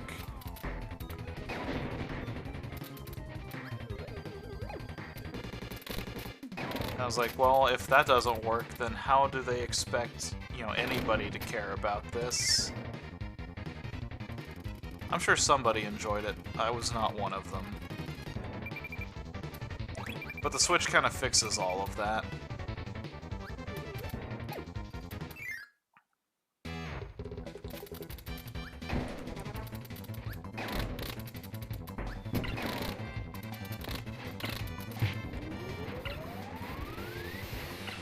Well, that wasn't fair at all. Oh, Bonkers did the work. Thanks, buddy.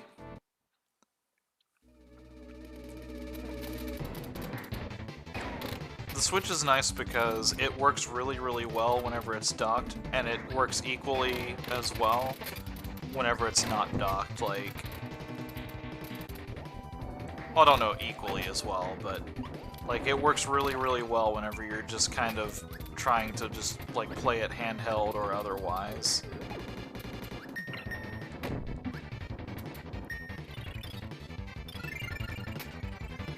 Breath of the Wild looked really good whenever I played it docked or undocked.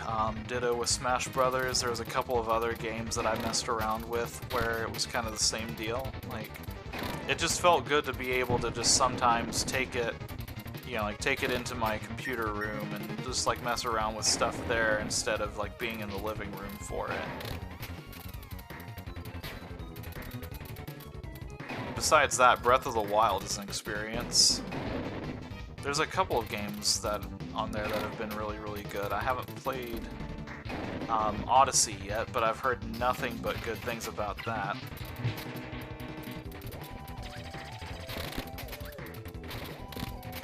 I'll get around to it sometime. It's just a matter of finding the motivation to. I like Mario games, but I was always more fond of Mega Man and Kirby growing up.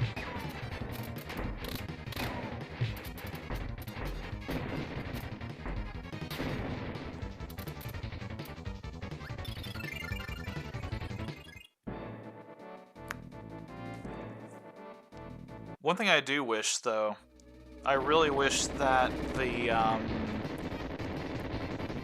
the Switch's version of the older games, like the Nintendo Collection and the Super Nintendo Collection, it really doesn't make any sense for them not to just put all of their old games on there.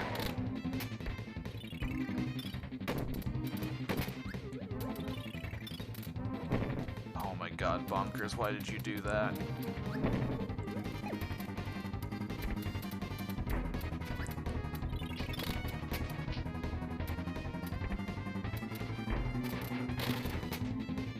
The ability that I'm using right now is Plasma. It's one of my other personal favorites.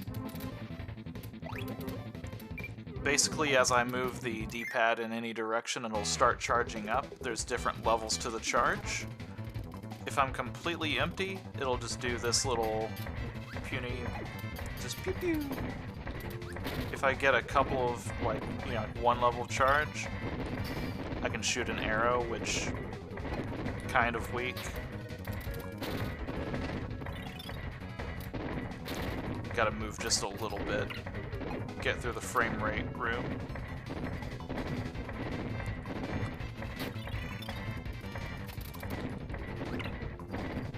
The biggest charge is that big ball that I throw. The second biggest is the laser. And then that little puff of plasma there is the, like, level 3 of it.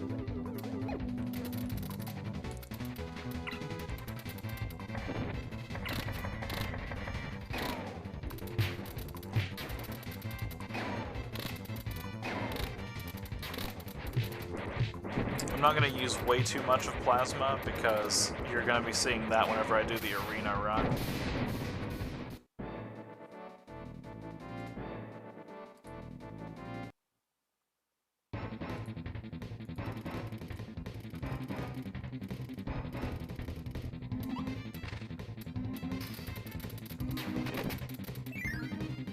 This little cloud right here is a secret area.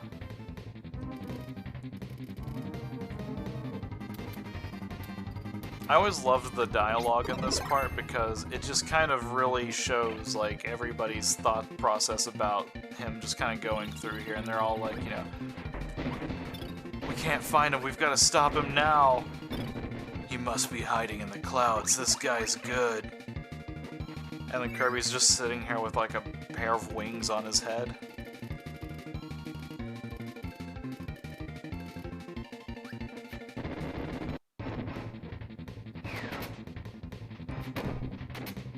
I always love, like, media that depicts Kirby as this, like, super powerful force and, like, you know, he's capable of anything. He's very destructive and terrifying, and then equally shows him as just, like, this adorable blob that he is.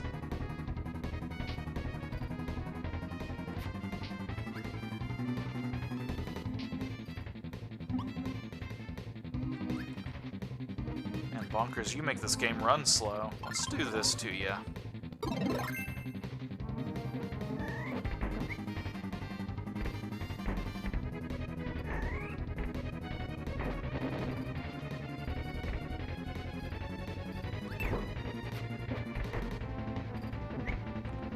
Oh, also, Bomb officially makes its appearance as a genuine ability now, instead of just a crash ability, like from Kirby's Adventure. So we kind of get a little bit of a, you know, look where we've gone with that power, too.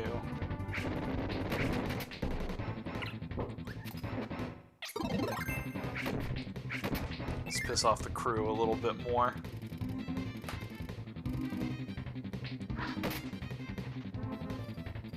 You idiot, you hid those? They look delicious.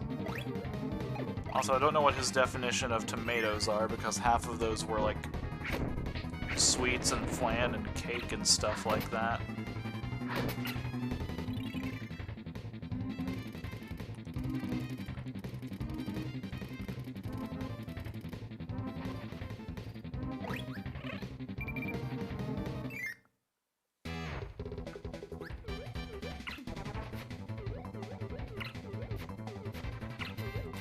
Wow, I can't believe I actually managed to corral the computer into working for that. Oh,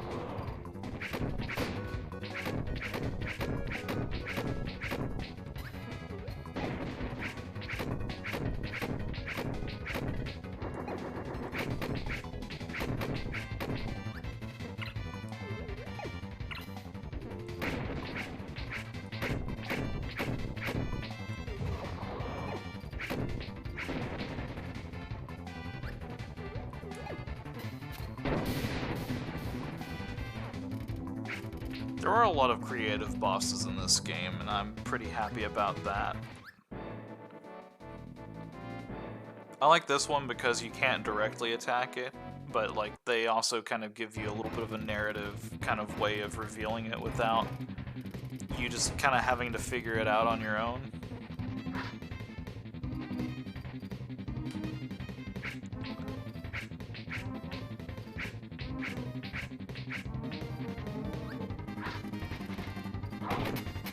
I'm going to be taking another small break whenever I get to the credits of this game, because Milky Way Wishes is going to be a little bit long.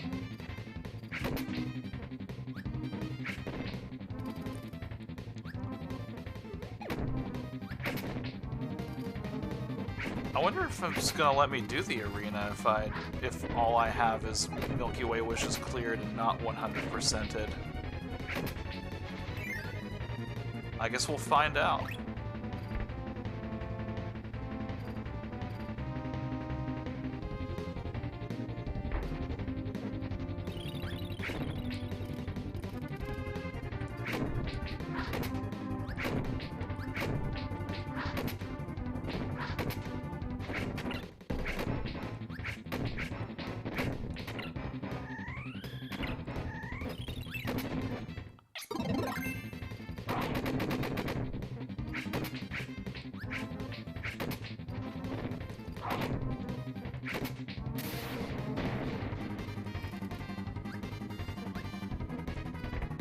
Imagine being part of Meta Knight's elite task force and being undone by a yo-yo.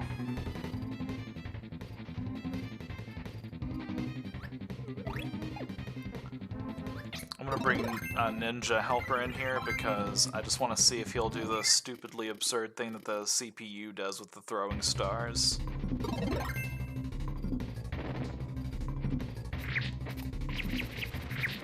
Yep, there he goes. For some odd reason, the Ninja Helper will just always throw like 1 billion stars for some reason. And I never figured out why that was. I don't know if it's just like an AI thing or what. I mean, obviously, probably, but...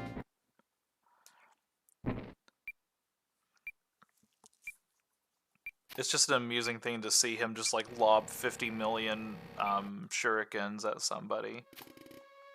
Or kunai, I'm sorry. Those are not shurikens.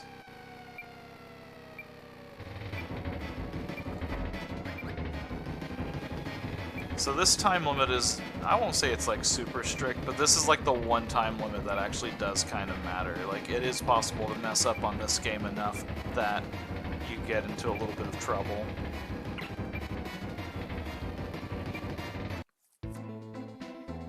Alright, I will be right back while the credits of this game plays.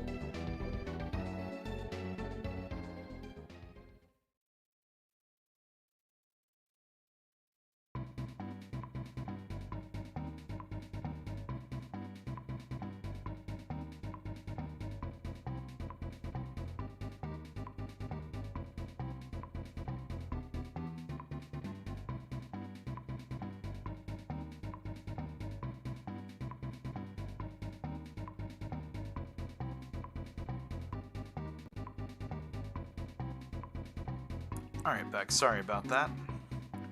Trying to get some sort of dinner prepared as well, so I kind of had to do that really quick.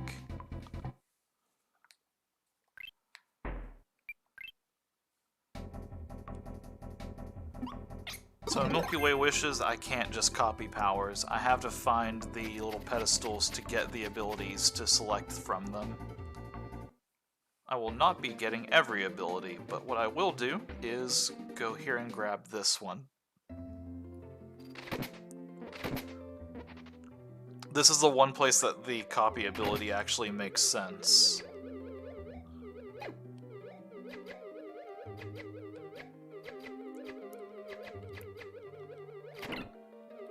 They also just fill this level to the brim with the cat ninjas.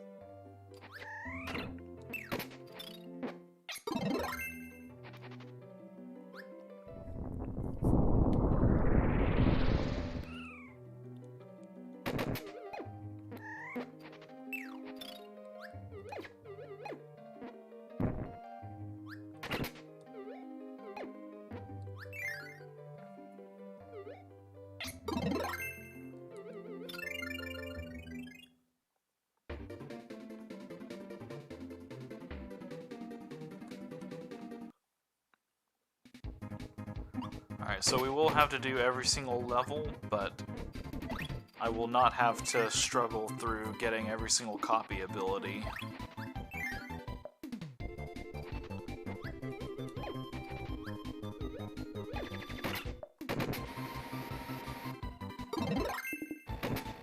With the copy power, it doesn't really matter. I can kind of get them however I see fit.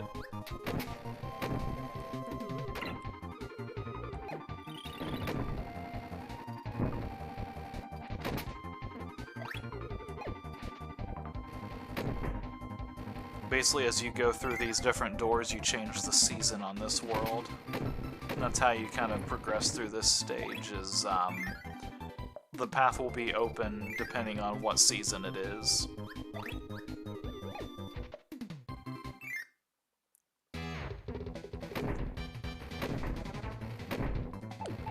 I don't like this one bit. Let's get the copy ability.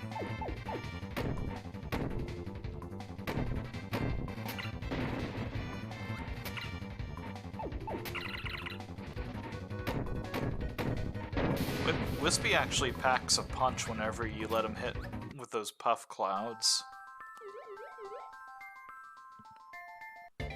Besides that, he pretty much never does any sort of attacks that are going to do much to you.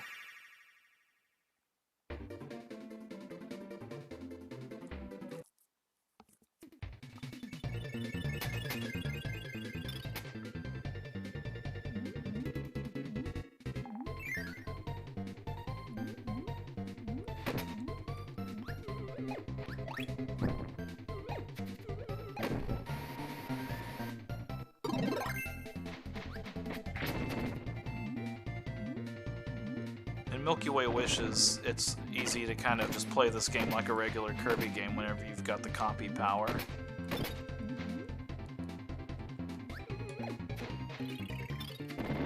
But it is nice to be able to collect these and just being able to have access to them whenever.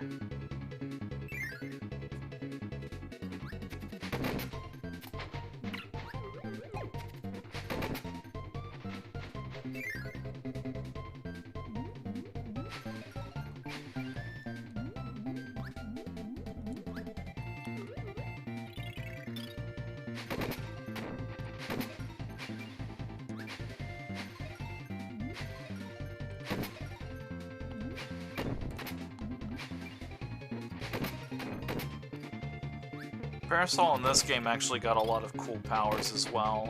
It has a bit of range on it because of the water splash there. You have a grapple with it. Those stars hit whenever you're underwater. It's got a lot of good air and ground coverage because of that. Parasol in this game is legit.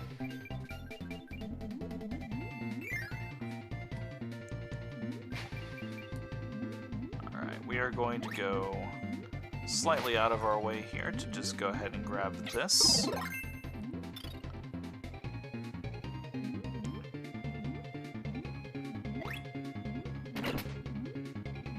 I never actually realized that there were multiple paths through this maze. This is the one that I always took. But like basically they both led out at the same place over here. I just never knew that there was different, like, that there was a different direction to get to it, but I was watching a task recently, and they go up and around.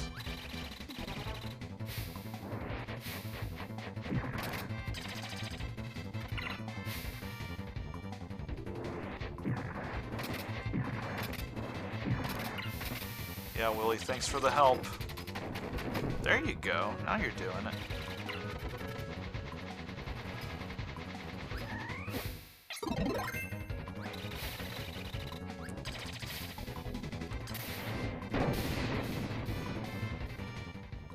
I don't like the Willie partner. You're turning into Beam.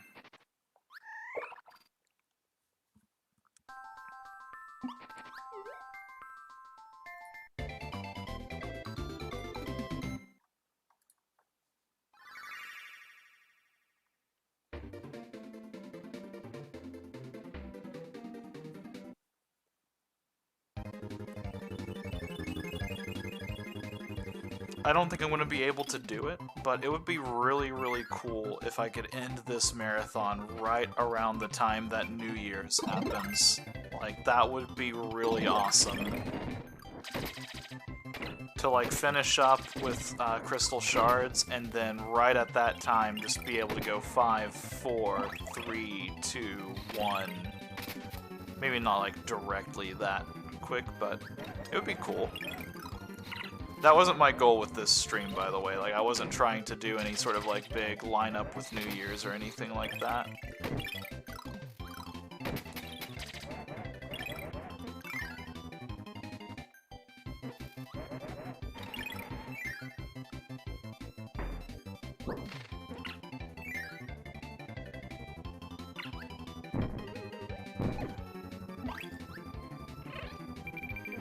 Alright, I don't want that. Let's just get Copy. Copy hits like a truck.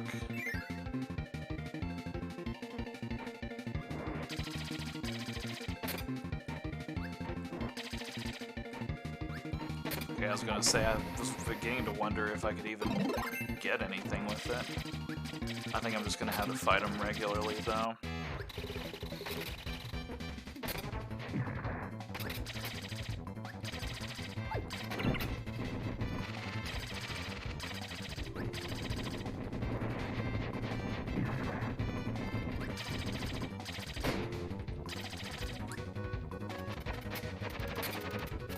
Could have grabbed that.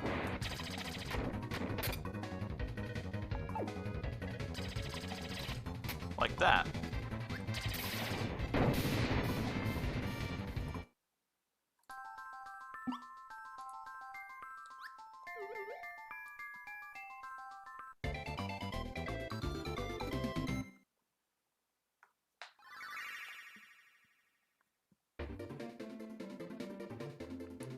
I feel like the computer helper is being a little bit more dense today than they usually are. What's interesting is Star Allies actually kind of encapsulates the reverse case. In this game, your AI can be just dumb as a sack of bricks, and it can be frustrating just to watch your helper not actually, like, hitting enemies. But in Star Allies, it's kind of the opposite, because what'll happen is you'll try to attack enemies and they're already dead before you even have a chance to realize that they're there, because the computer's just so good at, like, spotting them. Like, they will see a bad guy and it's just already dead.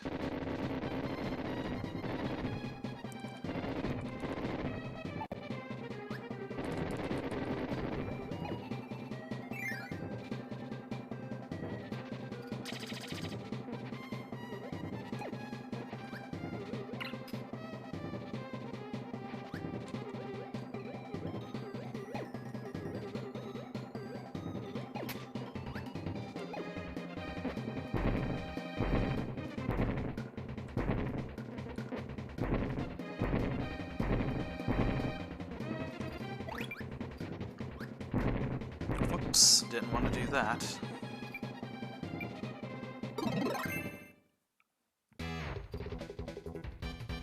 I need to eventually get some ability that I can just use as like a general damage thing, because beam is not it.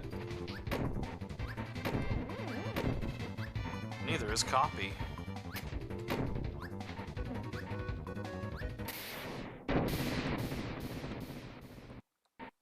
That iguana is a different color pretty much every time you fight him, which is a cool little just fun fact.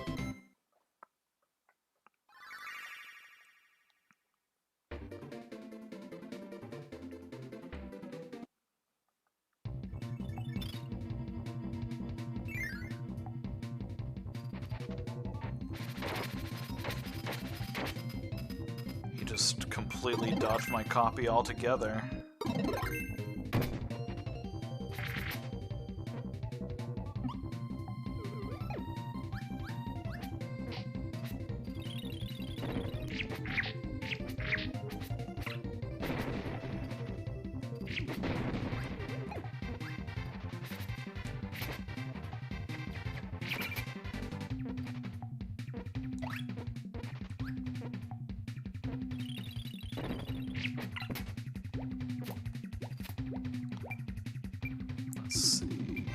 Let's just do Parasol.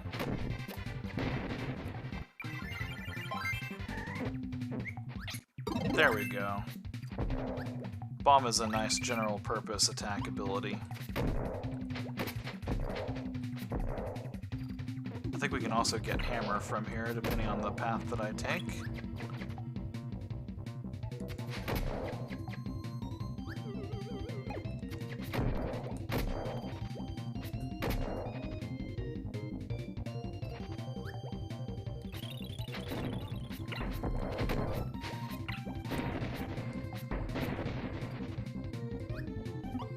Once we have Hammer, that's gonna basically settle out all of my damage dealing stuff. Speaking of Hammer,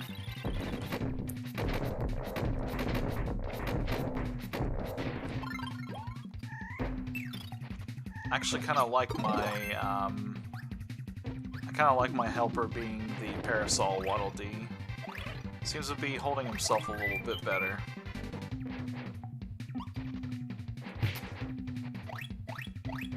There's also some silly stuff I can do with the hammer now that I'm playing the game where I can infinitely reselect it. Like I can do this.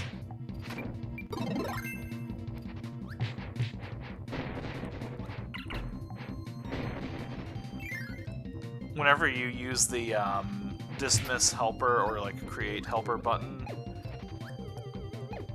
while that's going on, while you have the hammer and you're doing a dash attack, you'll actually lob the hammer, and it's just a really, really powerful ability. It only works on enemies that you can hit on the ground, though, just because of the fact of how it works, but whenever you can get an enemy on the ground, it will just murderate them by doing that.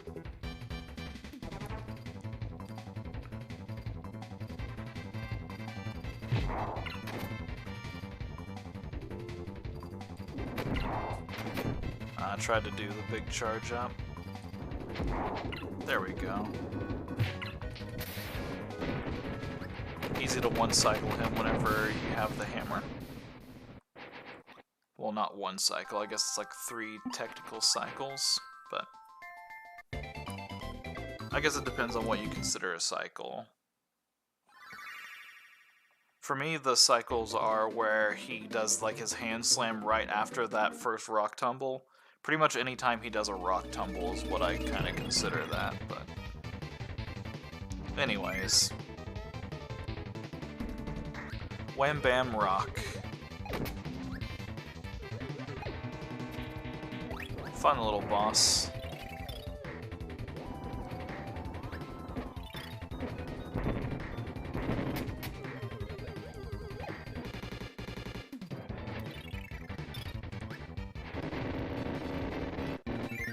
That's one thing I can also say about this game. The bosses feel a little bit easier than in some of the other games. Maybe that's just because I have some personal bias of this is the one that I played the most, but still.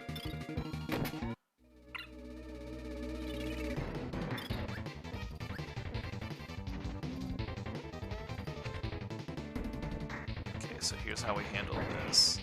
throw that, hit that switch, come here, and we're through. Get my hammer back, because we're going to do a little bit of a boss rush here.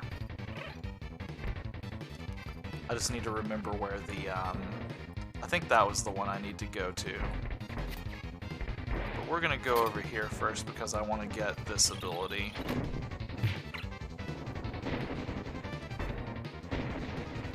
I just love me some plasma.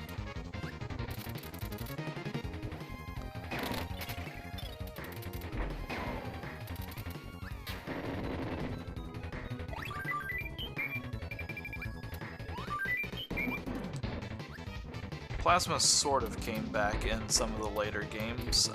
It came back as like spark and electricity and stuff like that.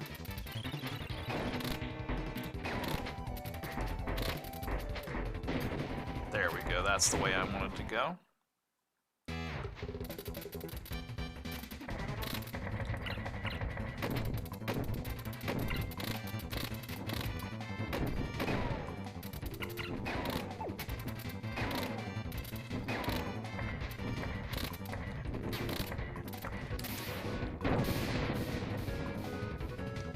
This game right here is kind of putting me to the test with my, can I mash the shit out of a plasma with my new controller, which, that's one thing that's changed between the last time that I streamed and now. I figured out why my controller was randomly disconnecting. I didn't have my little Bluetooth adapter plugged into a port that could handle, essentially, the connection of the Bluetooth. So it was just dropping connection and just not able to kind of keep connected fully. Because of that, controller would turn off, I got confused and annoyed. The mystery is solved.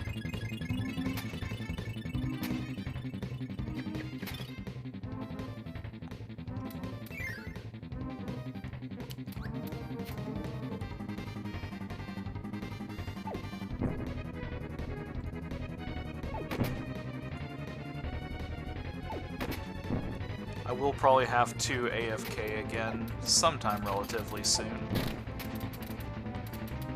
Because of those aforementioned dinner plans. Well, not plans, but I ordered food. I was convinced to order pizza.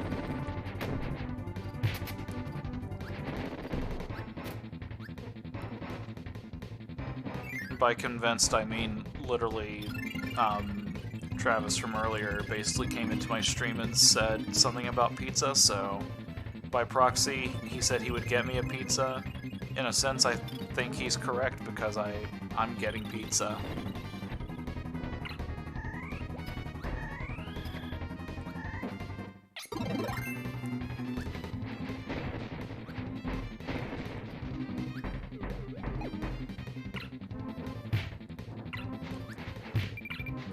God, I need to not do that.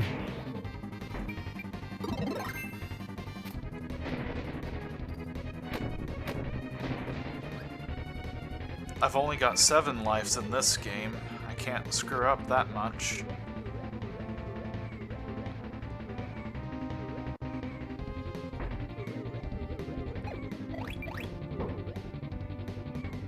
They really overload you with food in this one. Like in Dreamland, I felt like there were points, or Dreamland 3 rather, I felt like there were just points where I was genuinely just doomed because of how low health I had and how much I knew I wasn't close to a food item. Whereas in this game, they just pretty much topped me off from near death, and then they give you another one right there. So this is computer virus hard mode.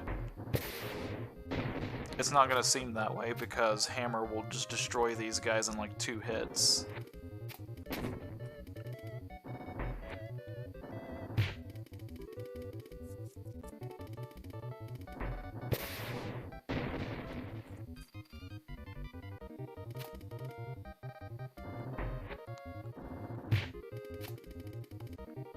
It always takes 2 cycles on these guys to get them.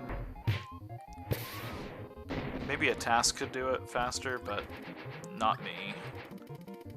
170 experience points, 3 courage points, 2 tenderness points, fever points. No, I don't want those. I'll take the happy smile points, though.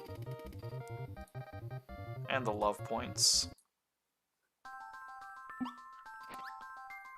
I think everybody in the world could use a little bit more love points in their life.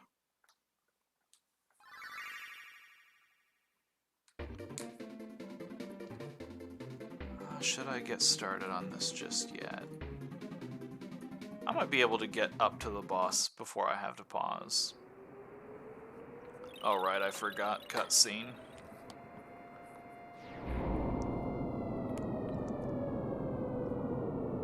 Nova's one of my favorite things from this whole entire pack.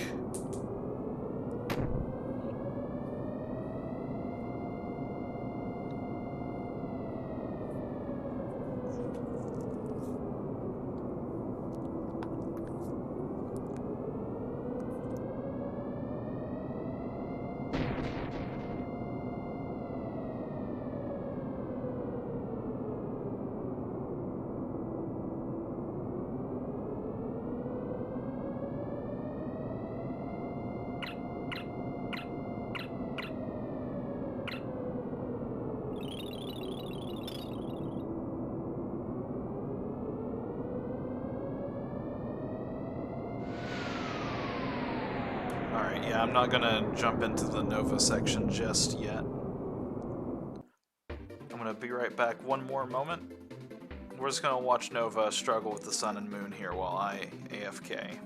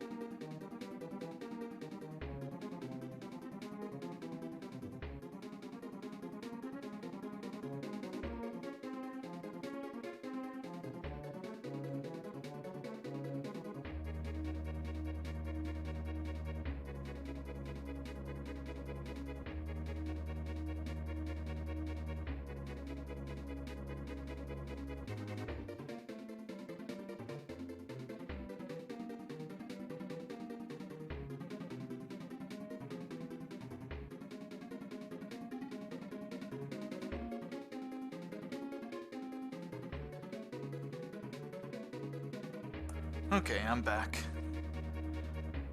I will wait until I beat this game mode before I actually properly go fix myself some food, because this will be a longer credits scene.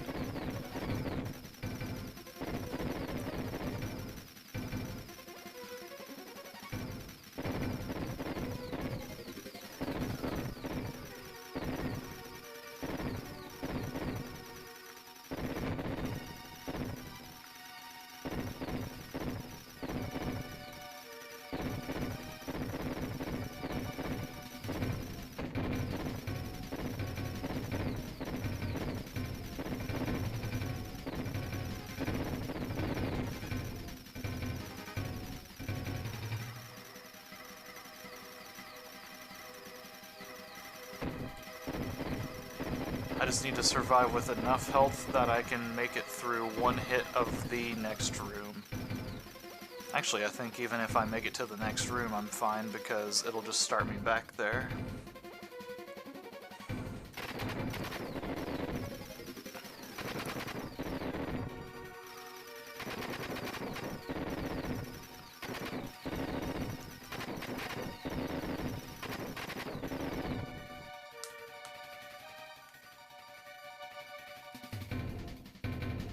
It's always cool watching this room because you can kind of see all of the things that you destroyed right there. Here comes the one that I always take damage on, so I didn't even try to that time. I think I've dodged it once or twice.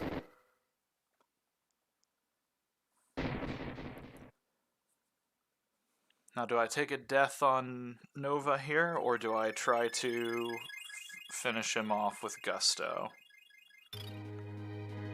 I don't have a track record like I do with Mega Man games of doing 1 HP in a dream.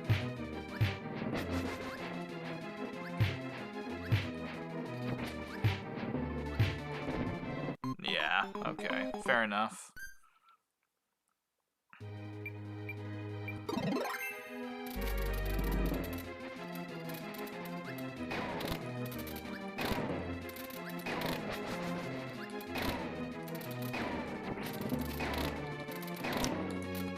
I couldn't get him with that last one.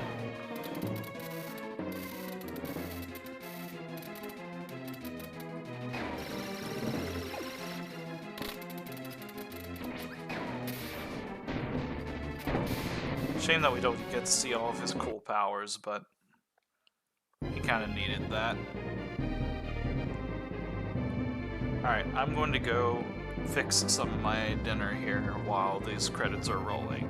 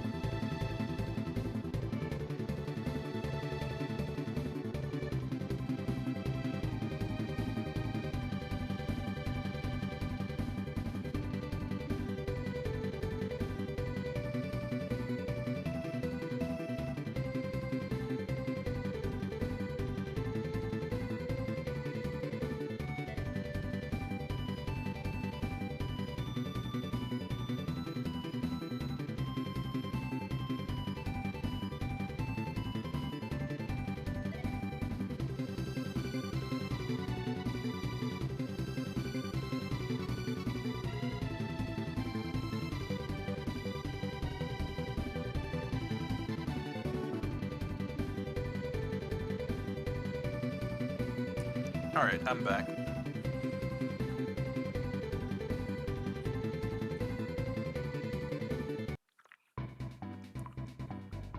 Awesome, it does open up the arena. So once we complete the arena, that will be essentially the end of Kirby Superstar. Even though technically Milky Way Wishes, it's the ending of it. Like, that game has like the longest credits scene, and like it has like the best music of the whole entire game.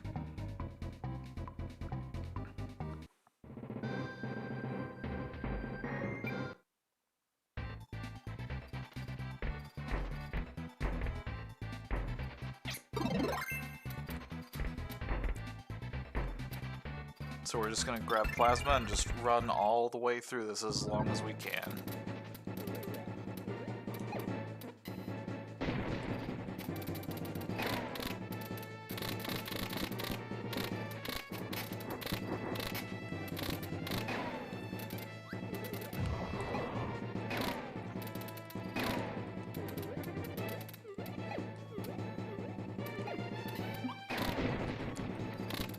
This boss, you basically just busy yourself until the plugins show up.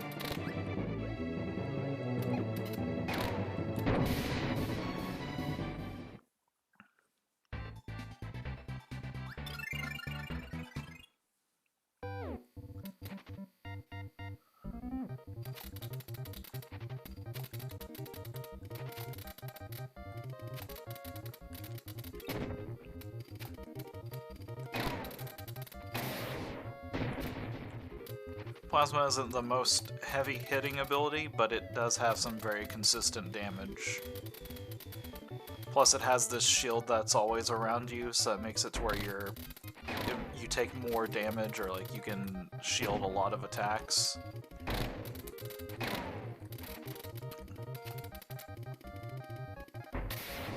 Yeah, store that energy.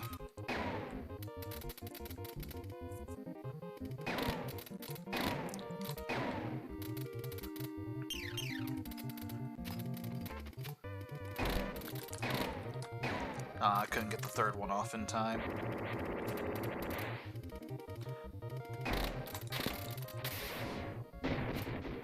Can do that though. What I need for the Nova Heart fight. I need for that to take as long as possible, because whenever I do that, I may well lose my Plasma ability.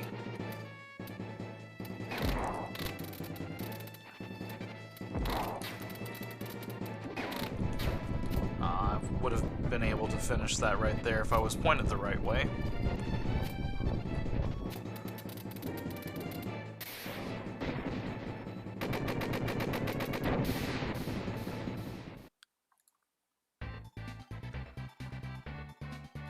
Clearing Discord notifications. And we're back. And there's the fight that I wanted to avoid as long as possible. It's not a huge deal, it's not gonna end the run, it's just would have really liked for this one to have been further away. If nothing else, I can get it out of the way early and just not have to worry about the guaranteed damage I'm probably gonna take from it. I will try to avoid it this time if I can help it, because I don't want to use those Maxim tomatoes if I don't have to.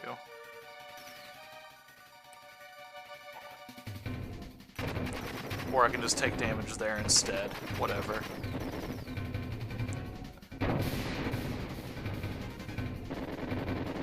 It's not impossible to dodge that one, it's just such a tight window that it hurts. Oh, it kept my Plasma. Awesome. Alright. We're in business then.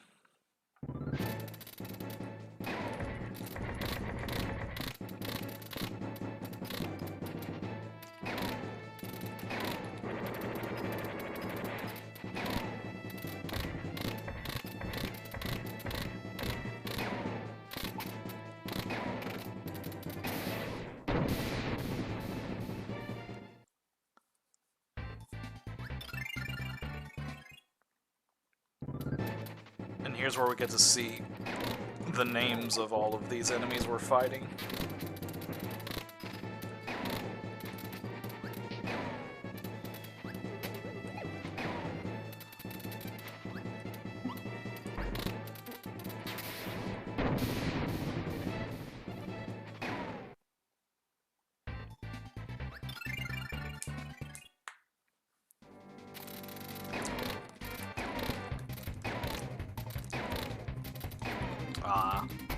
didn't get him with the 5th one. Oh well.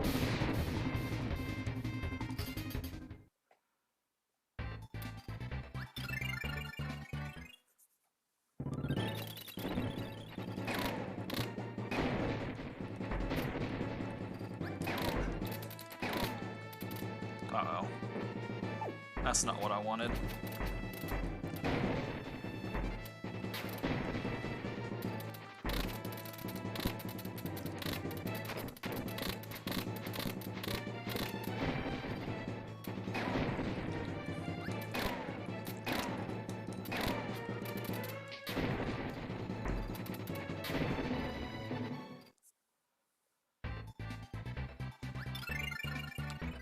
I do love that King DDD is there in the background watching.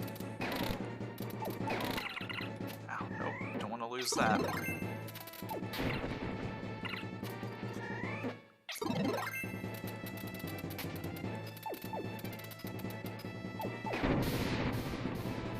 Just had to puff smoke at me, didn't ya?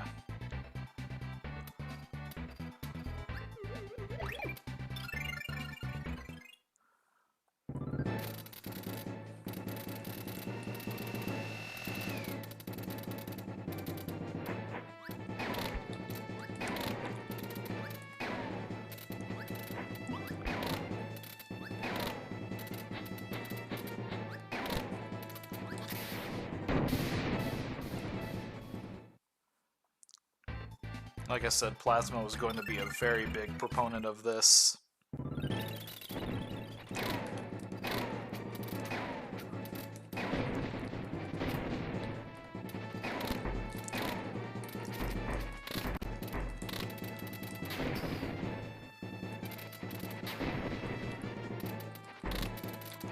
Oh, I don't want him to be that close to me.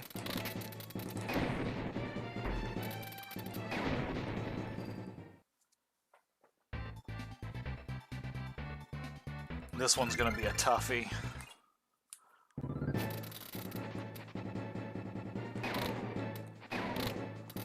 The toughest Waddle Dee in the game.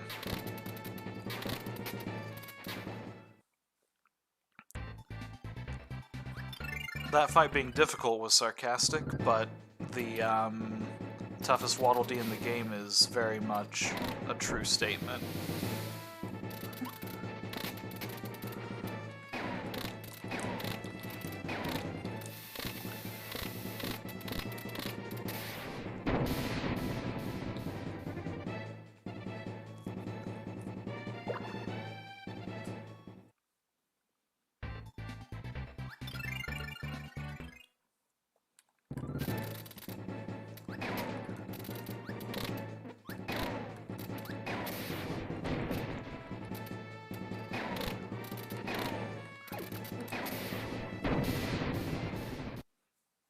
There's La La La and La La La. Well, we struggled with 2 Wispies. Let's see if 1 Wispy hurts us.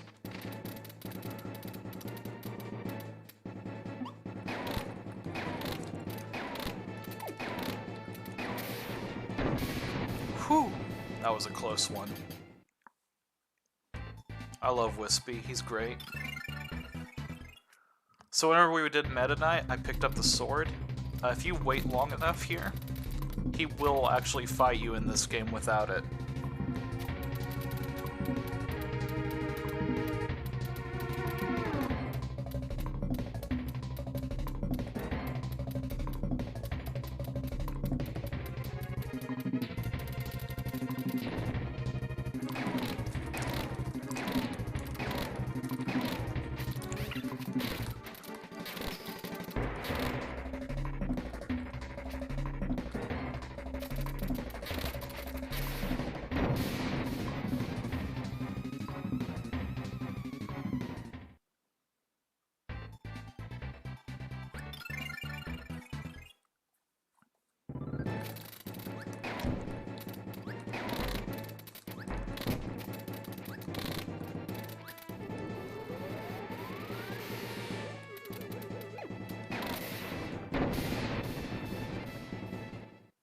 I didn't realize he was... Oh, he was that close to death looking at the playback.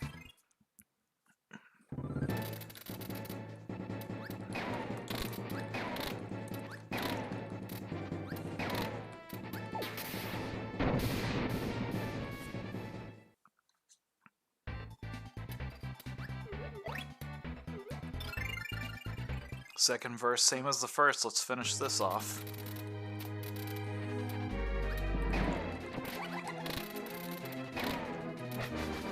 Oops, didn't block that.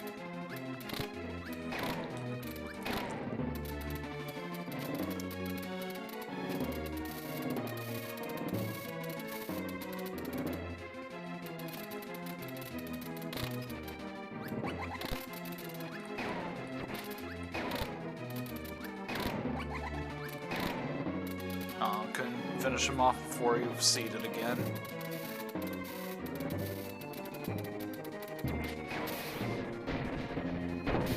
We'll just get him right there instead.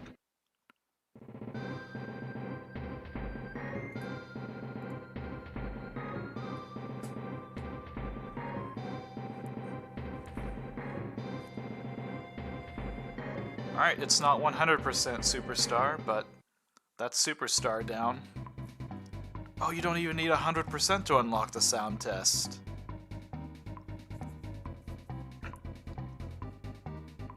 I can't wait to do Superstar Ultra someday. I'm gonna make a big stream out of that. For now, though, let's get Crystal Shards loaded up.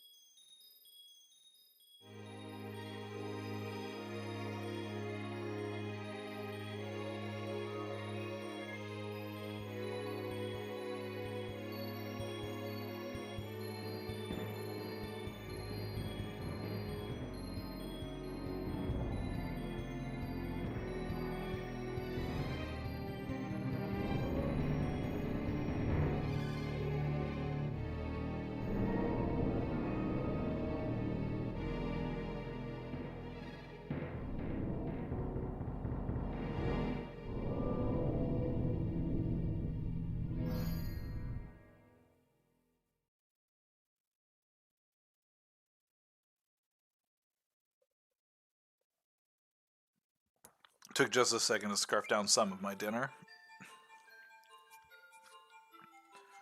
Alrighty, we have our backup 100% file just in case, but we're going to start this one fresh. I sure do know how to use Kirby's copy ability.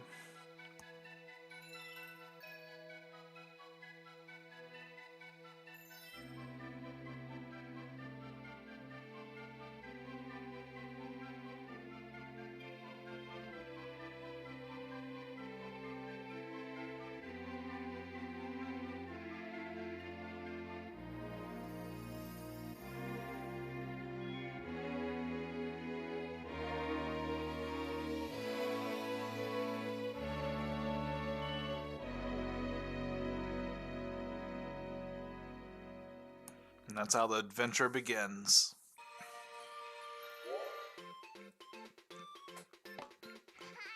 So here's how we're going to handle the 100% on this one.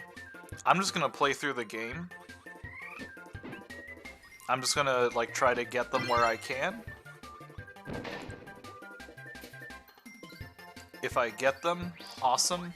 If not, then oh well. And then what I will do is after I make it to the boss, which, you know, is going to be its own distinct level as well, that's whenever I'll go back and kind of go through each level and make a count of what I need.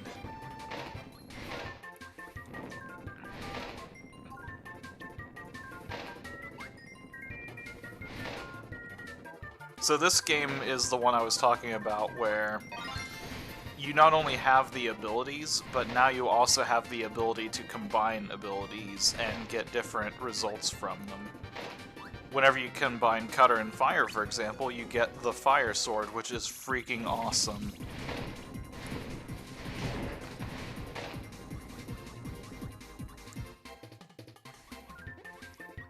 Now, I will begrudgingly toss it away so that we can see other abilities, but... Oh, whoops, not quite like that.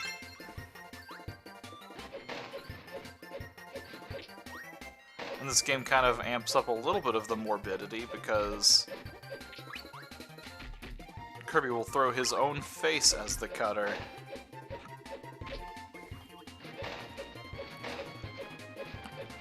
Oh, I kind of want to get bomb and cut.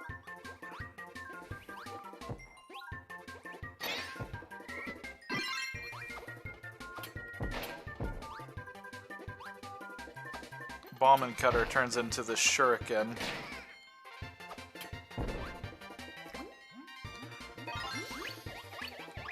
So for, like, instead of stage gimmicks for this one, a lot of what our kind of gathering is going to be is getting these shards. And the way that we get those shards is by just collecting them, but we also get them through navigating through the level, and the puzzles in this one are going to be what abilities do I need to open them up. So there was like a black kind of just like pool there in the center of the lake. And it was the well, it wasn't a combination, that was just having bomb, but there's going to be ones later on that require different combinations of powers to use.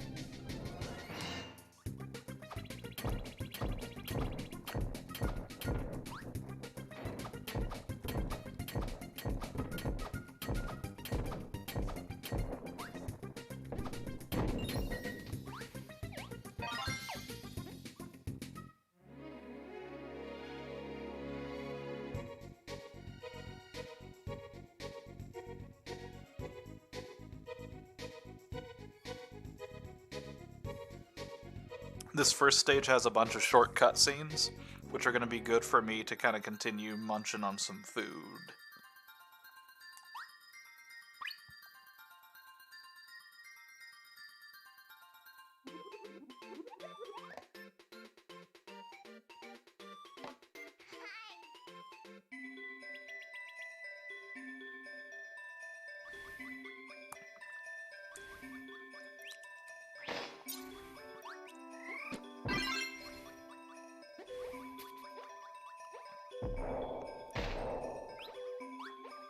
Whoops, that's not what I wanted to do.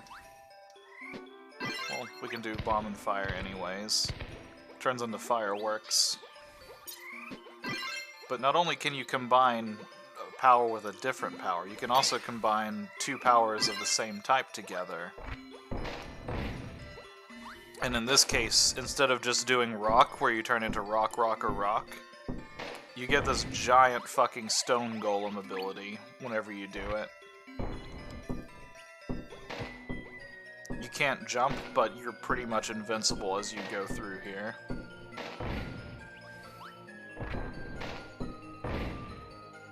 And then whenever you dismiss it, it does a huge explosion.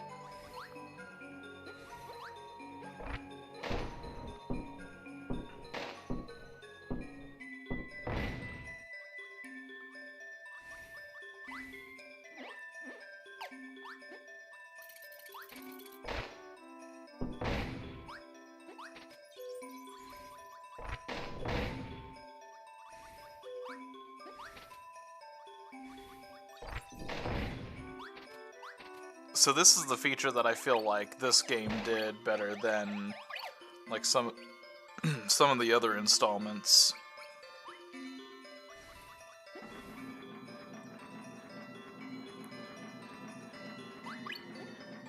Although this game kind of wanted you to do more exploration-y stuff, so one of the things that they did is you actually have a limit of how far you can fly in this game, which that I find is a very decisive step backwards. It's still enough to where you can kind of do most of your run-of-the-mill flying, but you just can't like float through every single level anymore.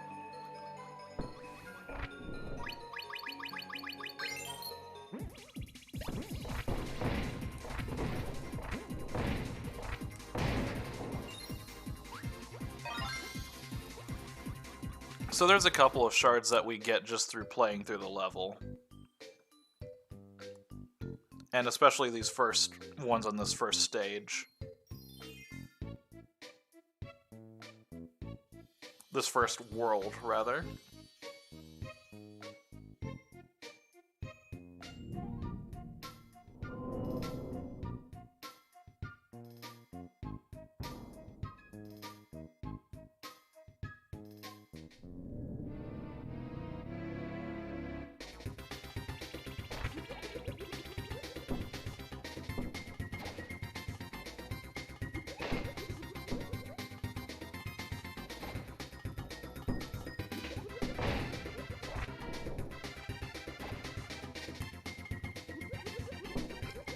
get to see a bunch of the game, or a bunch of the enemies from Kirby's Dreamland 3 and stuff like that.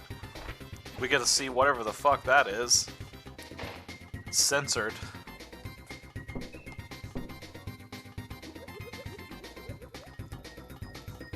A callback to the boss fight, where we had to do the mini-boss.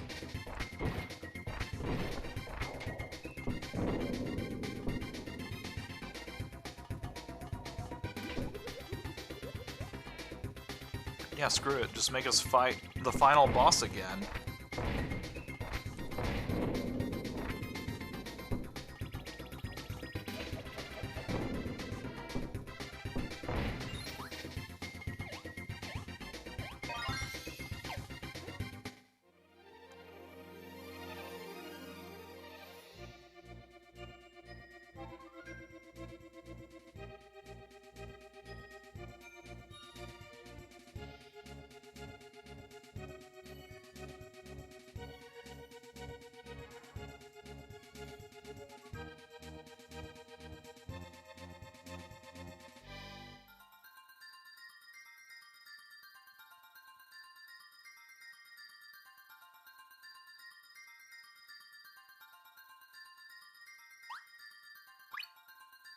Oh, so close to the 1-up.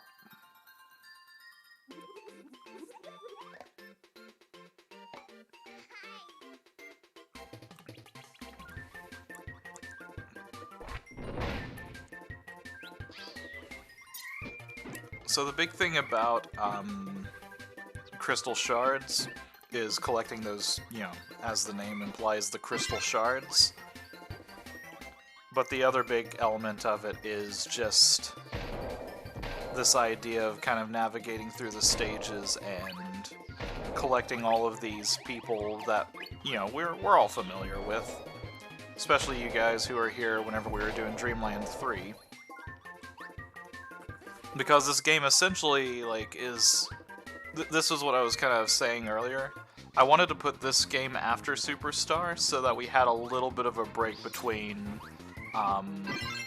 this game and Dreamland 3, because they're very, very similar in style.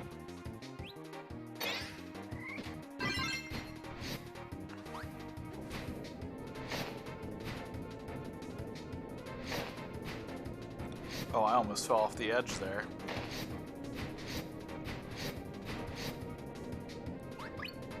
That would have been very bad.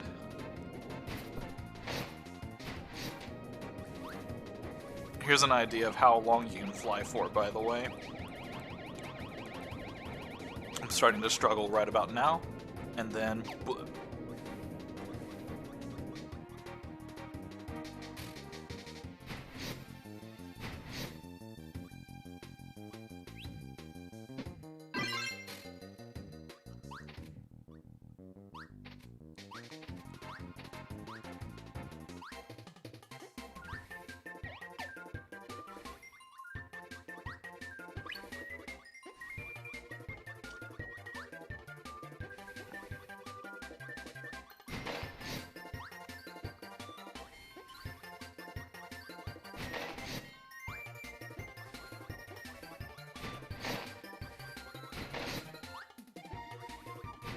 There's a whole lot more body horror involved with the abilities this time around.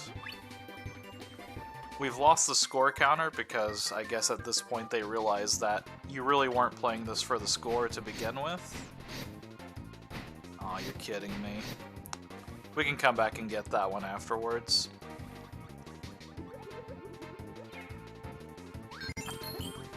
That's gonna be an easy one to come back for.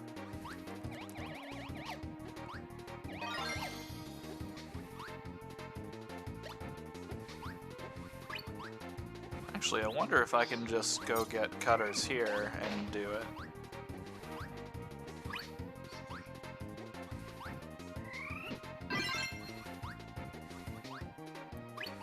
So the interesting thing that this game does in terms of the abilities, there are actually only like 6 powers in this game.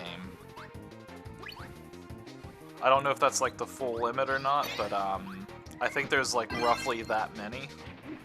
But the difference is that with the 6 different powers, you can mix them, you know, with pretty much the other 6 powers, including itself again. So, to make up for the fact that there's only like 6 of them, you actually get about 36 total abilities whenever you do it. Can we go back this way? Yes, we can. There we go. Don't even have to replay through this level.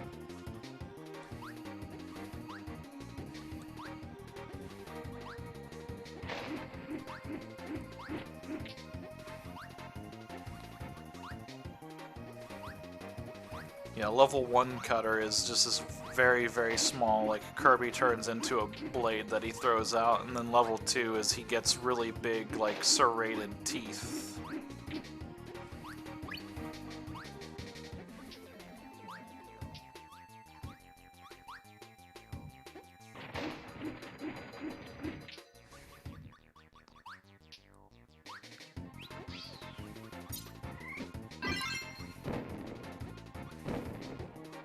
And just like in the other game, getting the fire ability, it has a limit on it. This one actually does not have a limit on it. It will go the full duration every single time. It just has a little bit of a cooldown after you use it.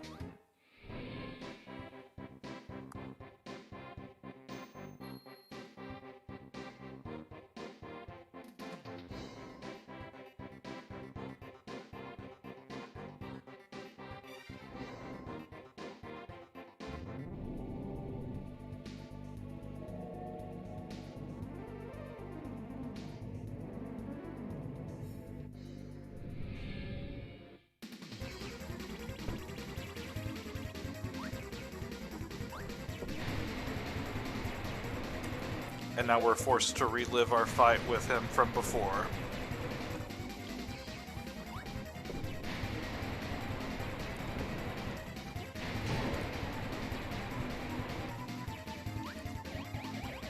The double fire ability is really, really good for movement and mobility, as you can kind of probably tell from this. Less good as a weapon, because if you whiff with it, it's just awful.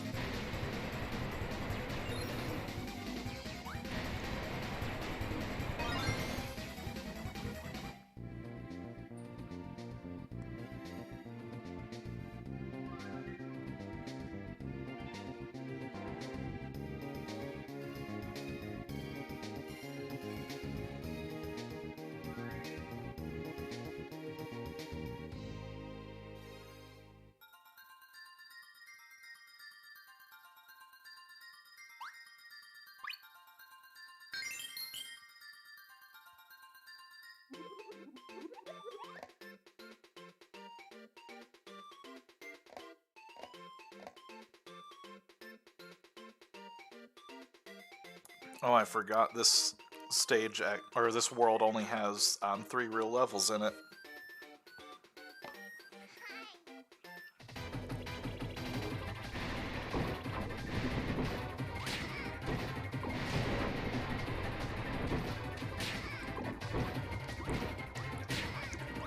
I'm getting bodied by a little tree because I couldn't move.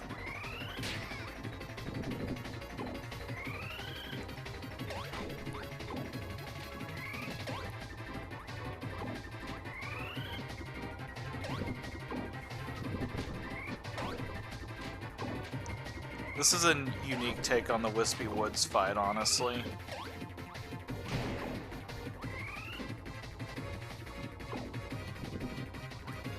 How he's just basically always trying to face you and spit at you with the apples in a 3D environment.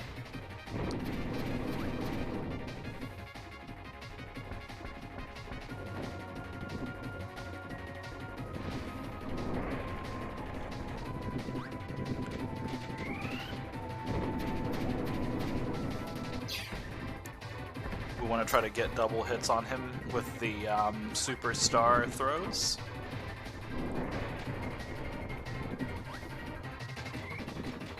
We're not going to be able to this time. That's fine.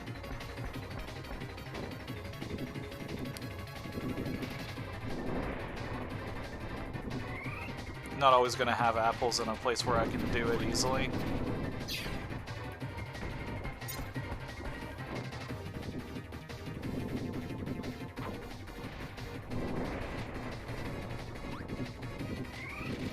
Alright, we're good.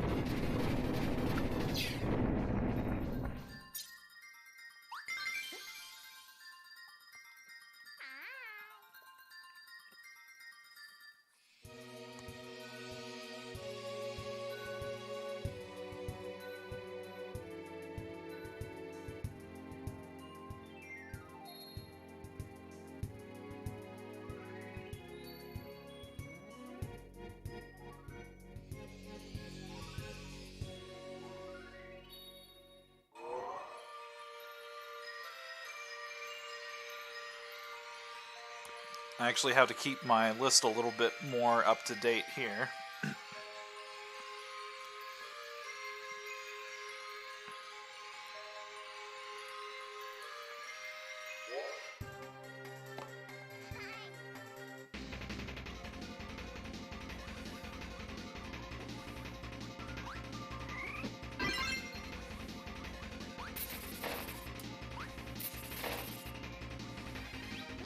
Whoops.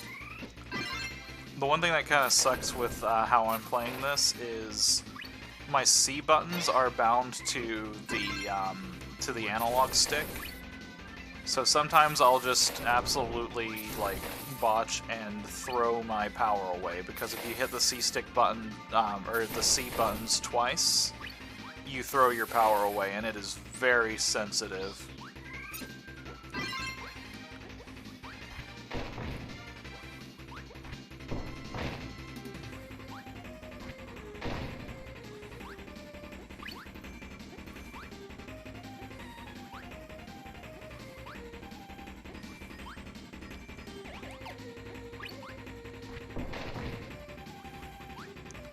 Much like with Kirby's Dreamland 3, I've also got a guide pulled up with everything I need to know about the different things I'm going to need for this as well.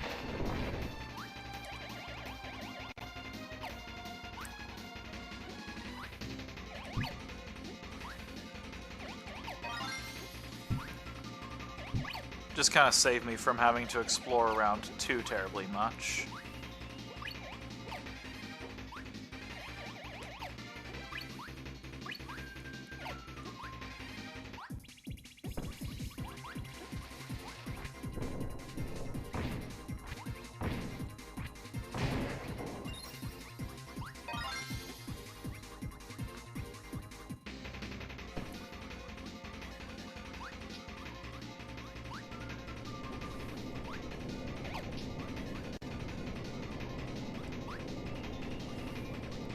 Just like in Dreamland 3, a lot of the shards that you get, you're going to be able to find what you need to get them, but there are going to be more exceptions in this one. It turns out there was really only like 1 or 2 places that I needed external help from in Dreamland 3, and I was not expecting that.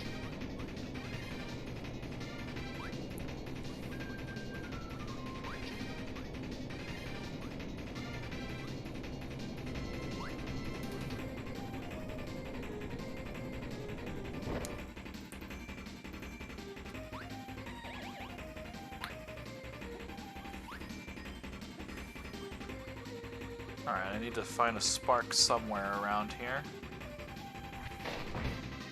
There are backup rocks if I mess those up.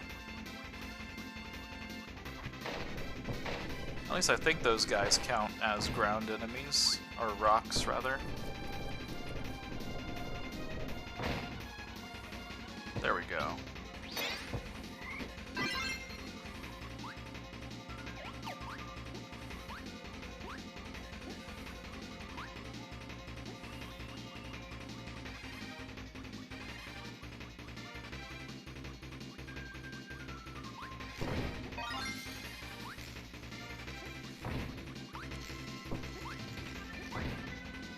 Giant yo-yo magnet rock.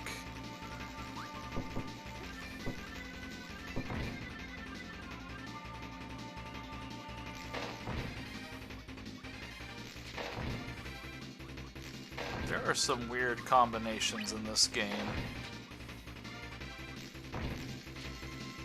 I think unlike Dreamland 3, though, a lot of the combinations in this game have some sort of purpose or use, or, you know, are at least fun and functional in some way. There's a lot less, like, bummer abilities, where, like, you know, just nothing is good about them.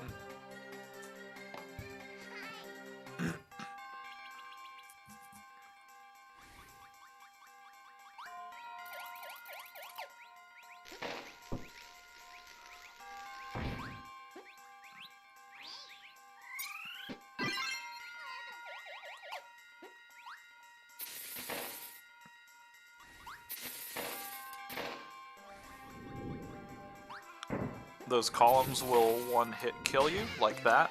That was just me demonstrating that. That definitely wasn't a bad input. I was totally just trying to show that off. And that's what it looks like. No, that was just genuinely, I messed up.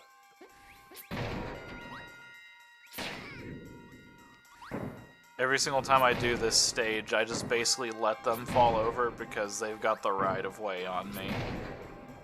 I will lose that fight every single time.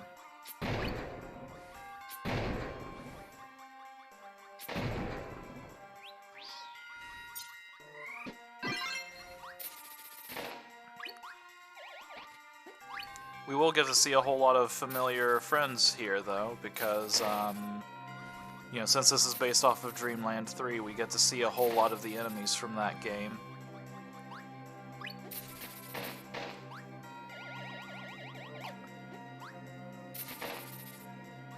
I forgot what Needle and Rock does. One way to find out. Oh yeah, the best ability in the game.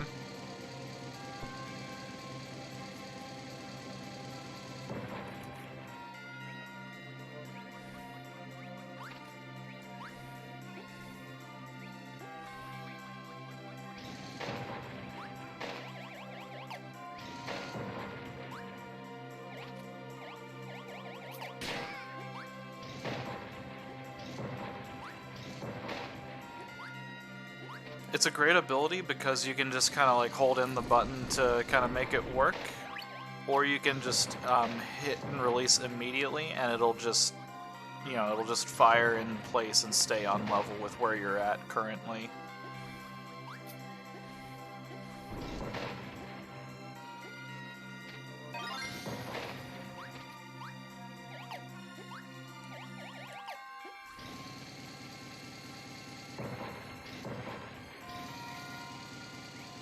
I promise I'll try really hard not to just only use that ability.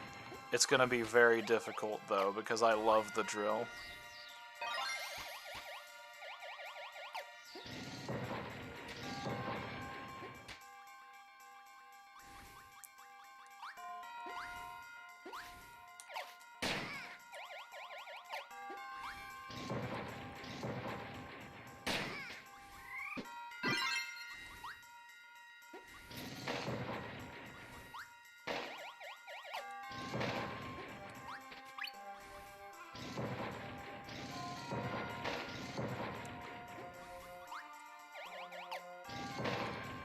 I'll use a different ability after this level, I promise.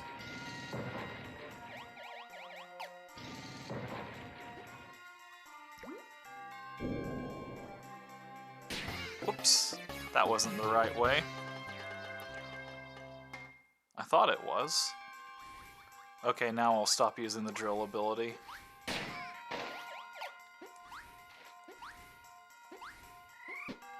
I know I keep saying it, but I've really got to be careful about just dying here because I don't have an infinite amount of lives to work with.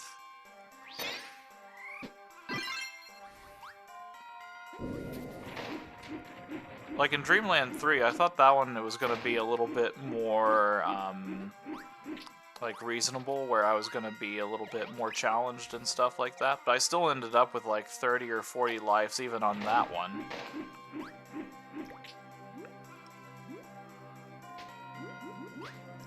So was this not the way I was supposed to go, or... Oh. I'm a fool.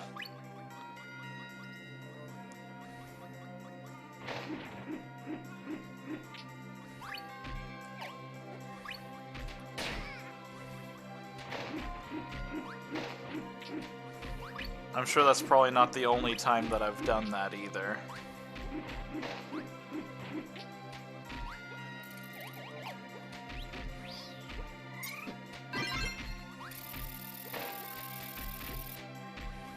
Spark is a teeny bit better in this game.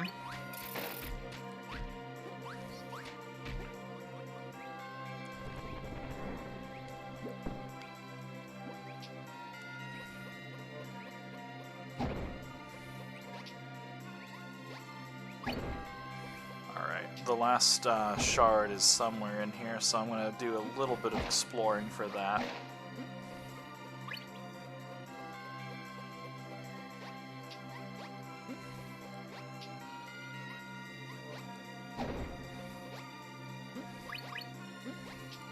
Definitely not that way. I think it's up there. I think I caught a glimpse of it. Nope. Just a spark guy. He tricked me. That's not a glimpse of it, though. That is where it is. How do I get there, though? Why, all the way back this way, of course.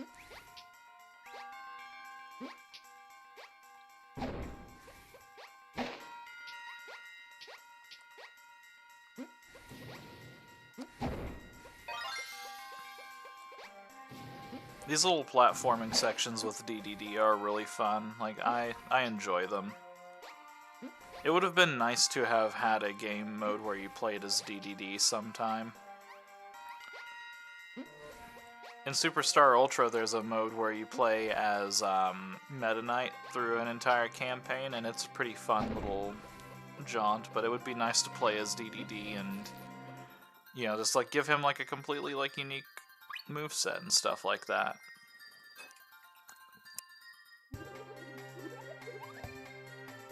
They sort of did that in Star Allies.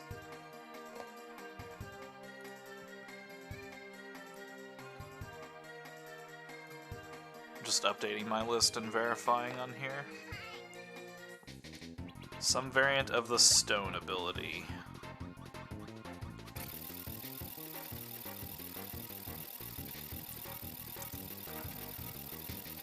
The second sand pit immediately on the left of the first one. Noted. Okay, and the third one's just an exploring one. So the big thing is I need you. Oh, you're not a stone ability?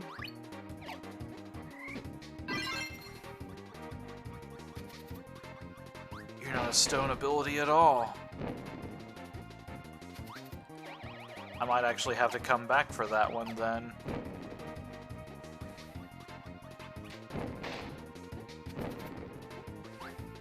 Assuming I can't find a stone power. I thought you guys would be one, but you failed me. For the last time.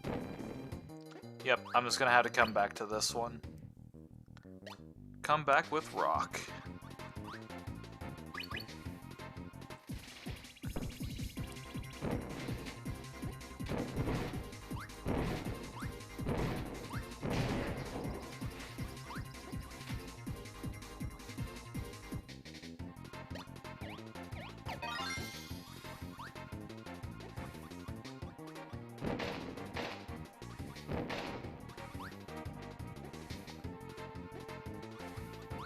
We might have to redo this level, but at least the one that we missed is at the beginning and not at the end. Oh, cool, I didn't realize I could use the L and R buttons. I'm going to use that to swap powers from now on.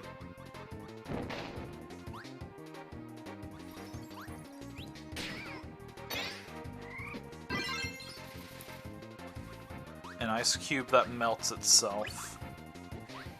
The most powerful ability known to man, except it sucks. Ugh. Get out of here.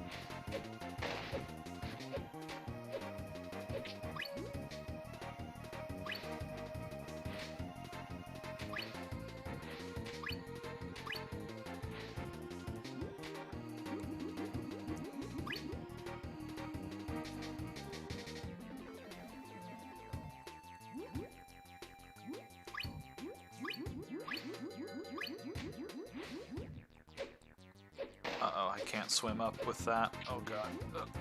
Okay. Note to self, do not attack while trying to swim up. It is impossible to swim up that way.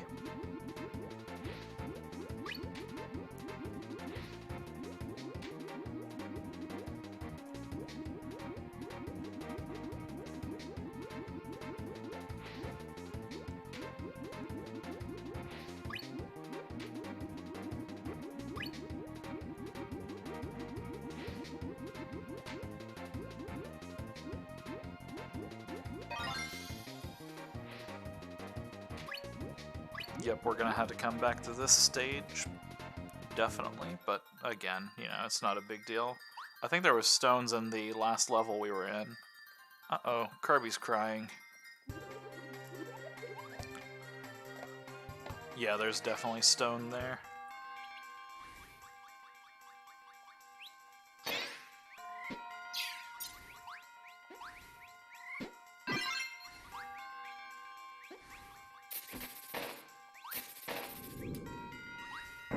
Just have to survive the gauntlet of columns again. I stopped myself from moving that time. I'm fearless but for one thing, and it is falling columns. My one true nemesis in this world, above anything else.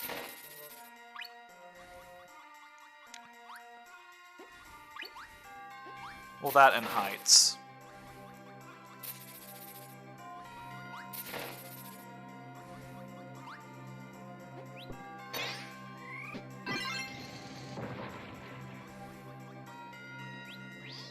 Let's just get rock for right now. Yeah, thank goodness the one for this one is pretty much on this screen. Well, not this one. I think it's like the next one over. Might be part of this one still.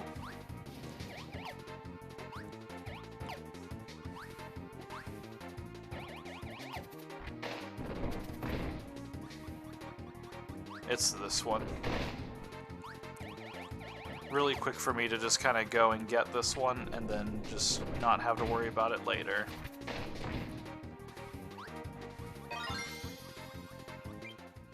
Really, the ones that are going to suck are going to be the later stages.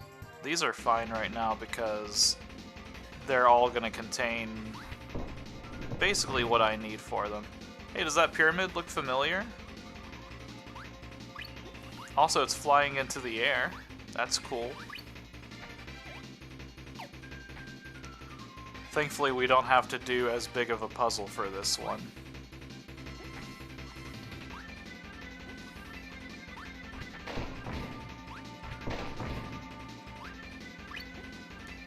Shifting platform belts, not get crushed towards the shard's location.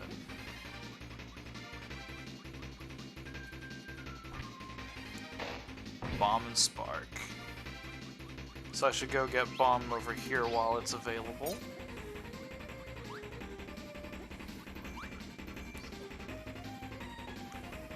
And there's the witches from the old game, but we won't be able to use them for their powers this time around.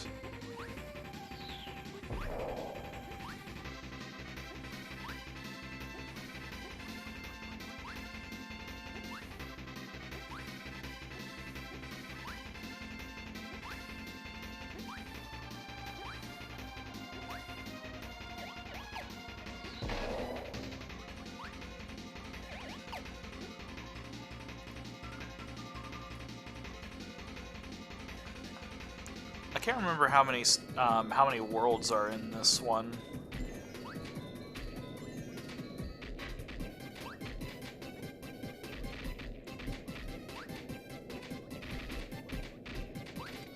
All I know is here on the East Coast, it is getting closer and closer to New Year's time. Oh, that was cheating.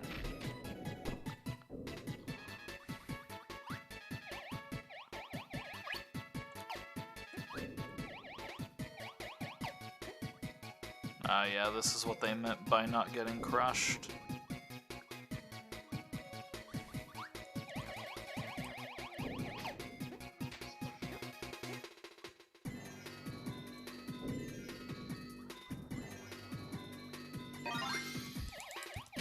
Oh no, I got crushed. Still counts.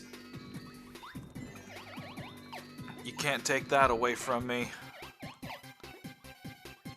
I did lose my bomb though, so it might suck if I have to go back through this again.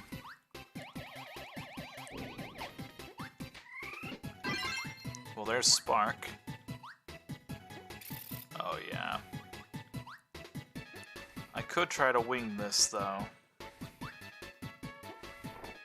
which I'm gonna have to.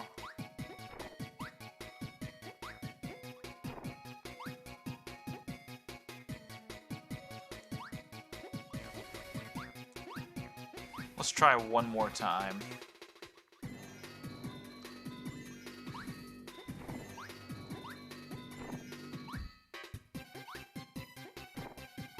Okay, well, I tried to guess twice, but I'm not gonna sit here and waste time doing that. Maybe I can find a bomb in here to go back to it with.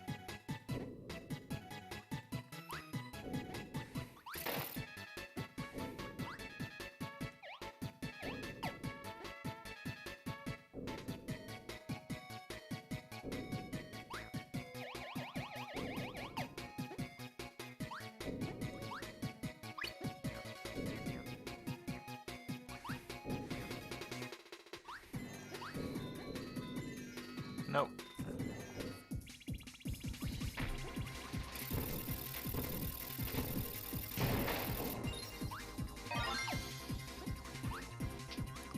Some of these shards are just that easy to get, and then others require a lot of work.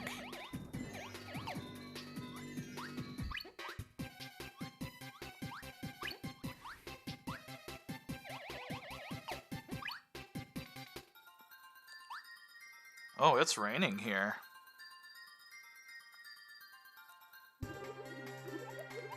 I can hear that really easily.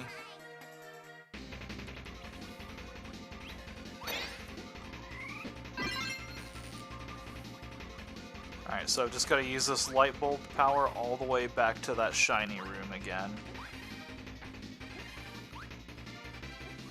Thankfully for these, I don't have to complete the stage whenever I do the thing, so that kind of makes the collection a little bit easier.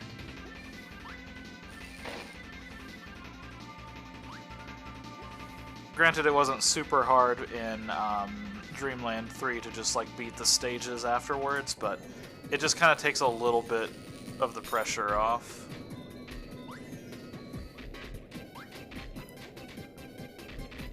I can't rely on the fact that these cannons aren't just going to not shoot through the wall at me, so I'm just going to keep moving, even though I feel like I should be safe.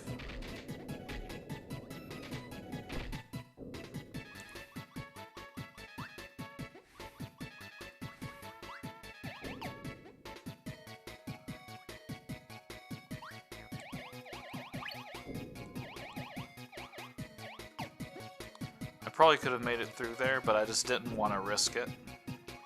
Felt like it would be safer for me to just wait. Moon, sun, cloud.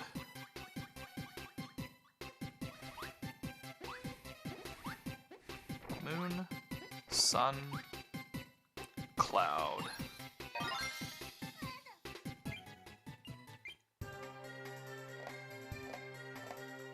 Alright, we're clear on this one.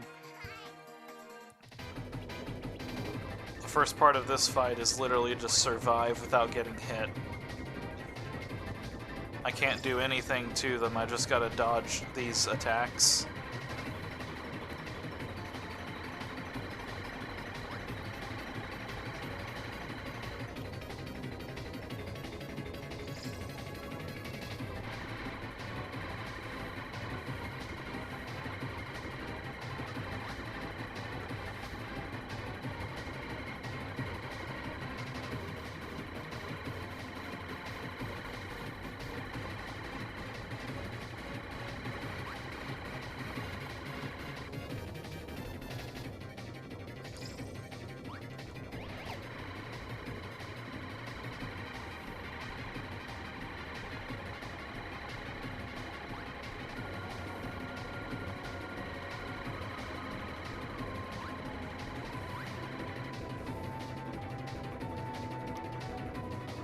Alright, and then up here we can actually fight them.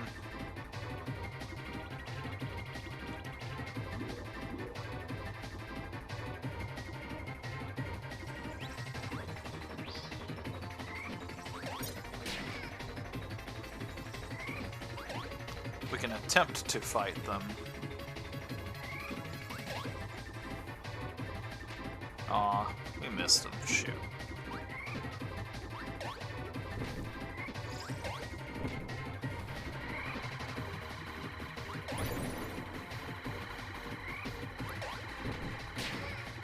Owie.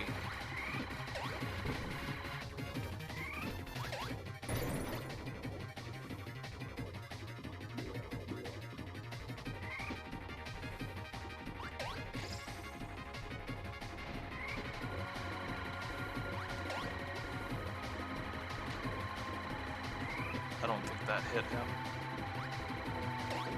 Green is avoiding me. Alright, nope.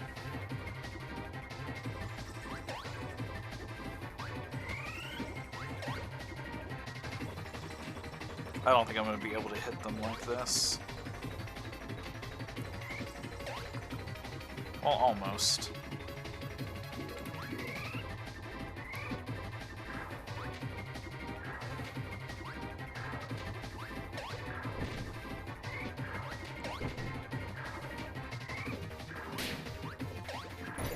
Take that, you crystals.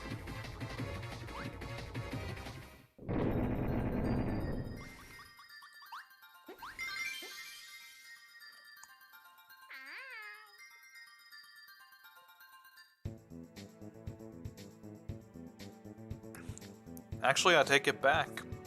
If we 100% this game, I think I very well may beat my record for the longest stream.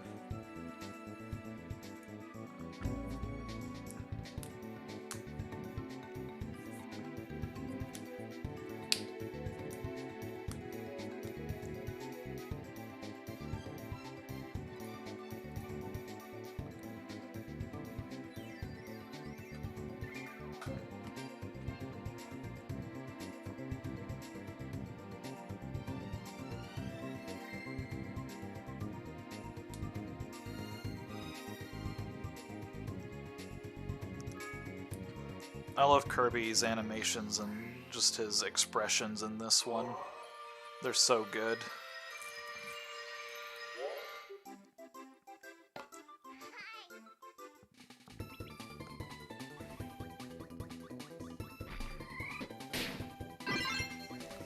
I'm going to need Ice and Bomb for this stage.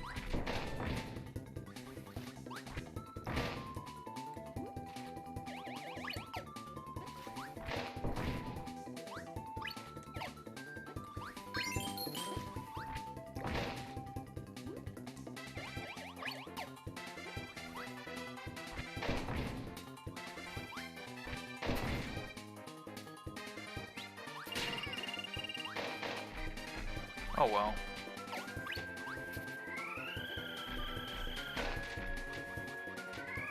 That's kind of this game's failsafe. Sometimes you can get enemies in such a place where they just can't get sucked into you, so just to kind of make sure that they don't get soft locked that way, they'll just die after a bit.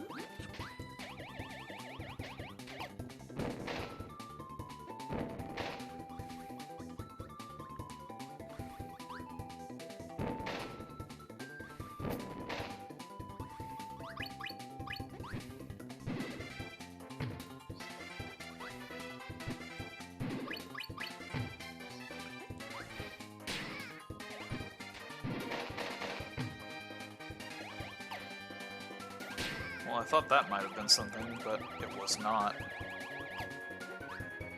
There it is.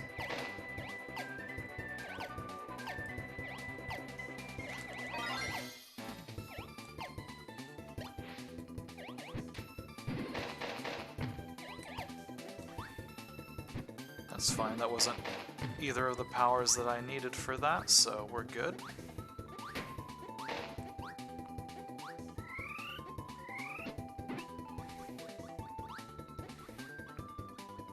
That's ice. Now we just need bomb.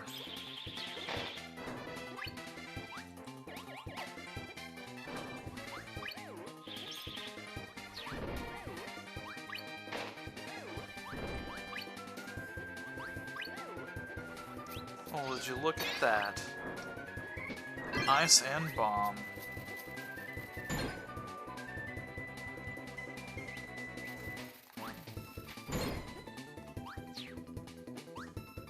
This is one of the abilities that kind of borders a little bit on the side of less useful. Still not bad, it's just the freeze in place is kind of annoying. I think you do have a little bit of a vulnerability window where you can still take damage while you're putting the bomb on your head.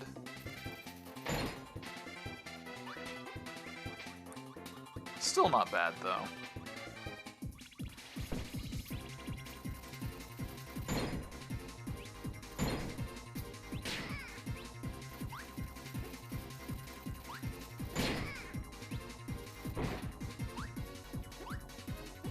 Oh, I don't like you being down there.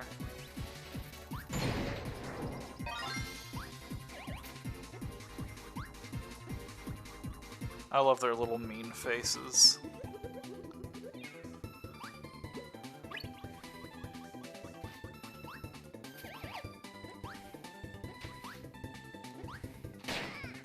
A lot of the, yeah, there we go. Like, definitely vulnerable during that. That's where I need it at.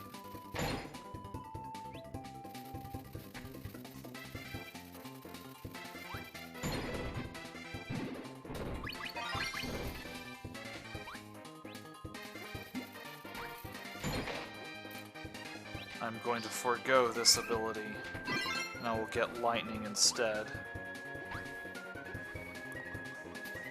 Double lightning's a pretty cool one.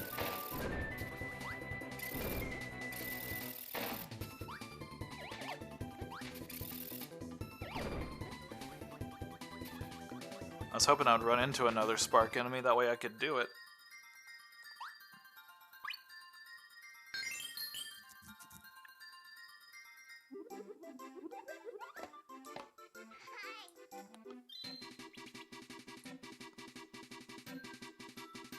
Burn and stone.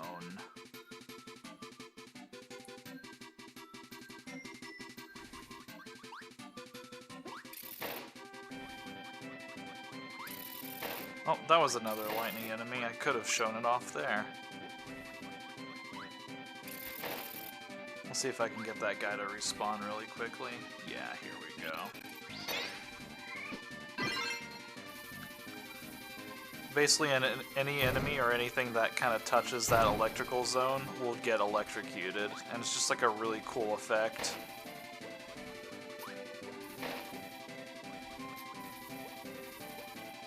Alright, there's stone, which I need. Now I just need burned.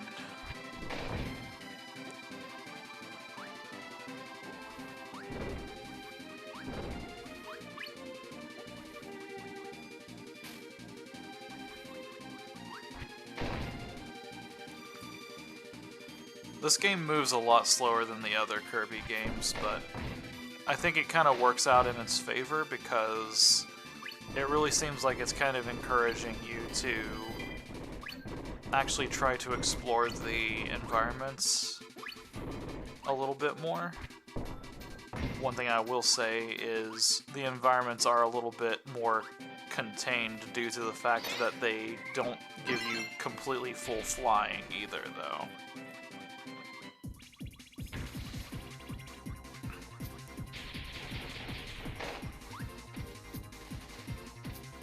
Okay, I can still go down from there.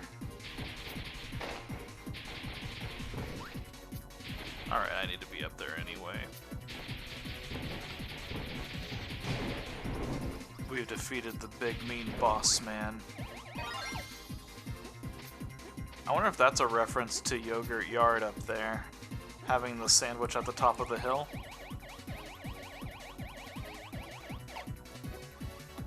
You've got this big peak, you climb up the top here, and then roll off the side.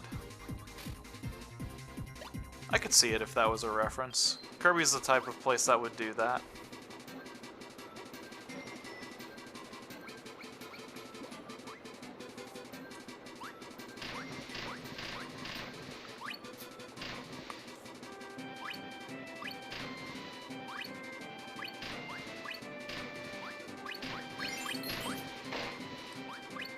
Pretty much any time that you encounter Waddle Dee, there's going to be some sort of, not necessarily like a vehicular section, but a, basically some sort of section that involves like some random piece of transport that he's found in the stage. Anytime that you run into Adeline, she's going to give you like some sort of support item, whether it's a 1-up or a Maximum Tomato or something like that. She's always going to draw something helpful for you or like draw a hint to the stage. And then DDD is just like a random platforming section person. Oh, I don't like Fire and Stone. I do like the jingle for the invincibility candy, though.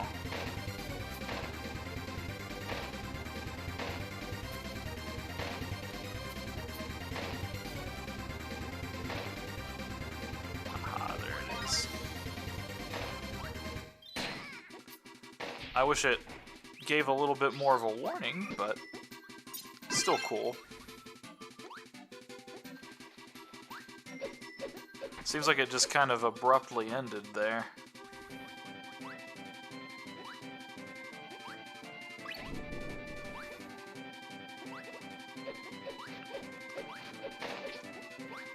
Let's see, we're already well into this. It is getting close to an hour left.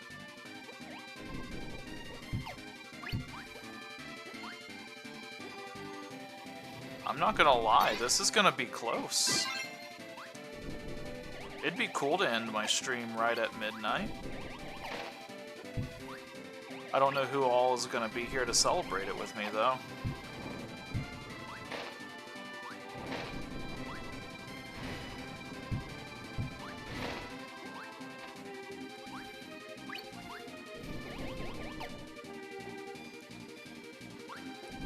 We'll definitely see what happens.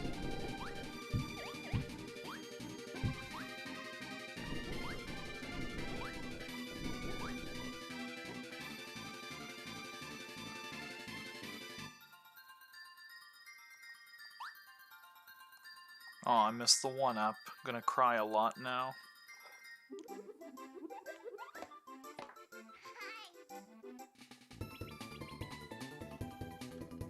Bomb Cutter. Bomb Cutter and Stone Cutter. Gotcha.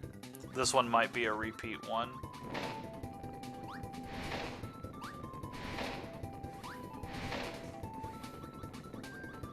What's cool about the Fire Sword ability is I can literally just turn around and attack enemies, which I know I complained about having to do that in Dreamland 3.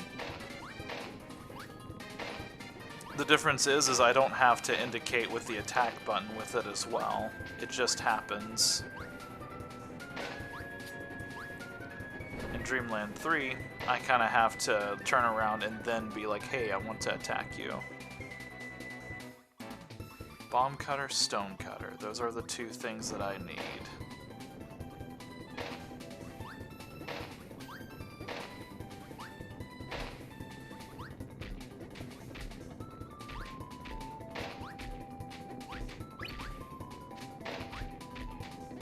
I haven't seen neither Bomb nor Cutter this whole entire time yet. Oh, there's Cutter.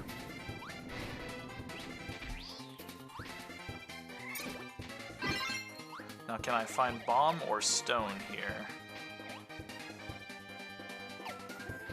It'd be nice if I could find one of either, just in case, but...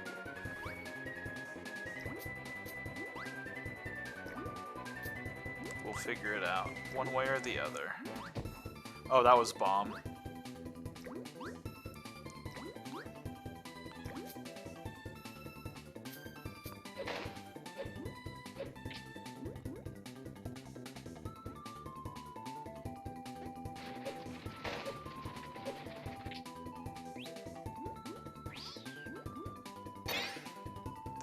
go. Unlike older Kirby games, you can absorb powers underwater. Let me just check notifications. Okay.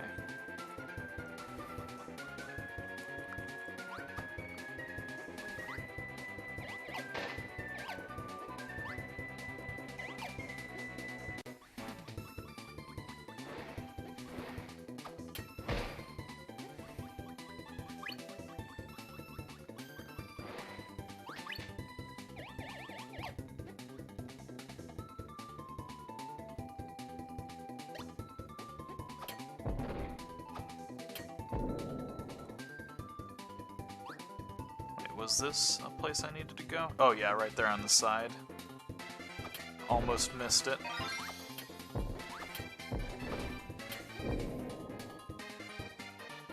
So now I need stone and cutter.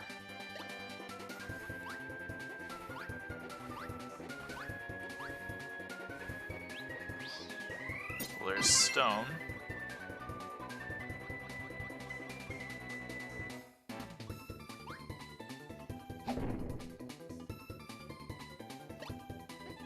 Now I just need cutter.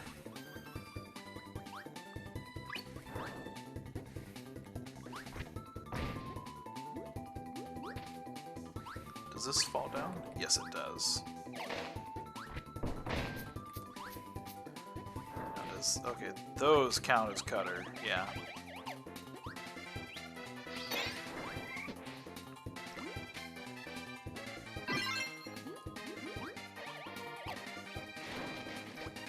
Alright, I remember this specific one, actually.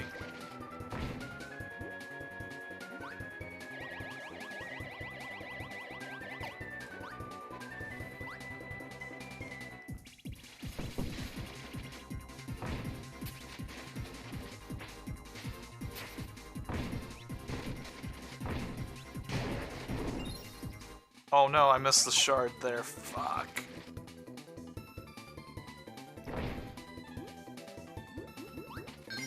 Oh, that's annoying.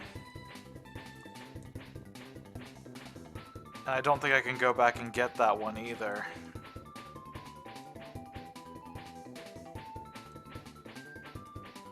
I'll try, but I don't think I can.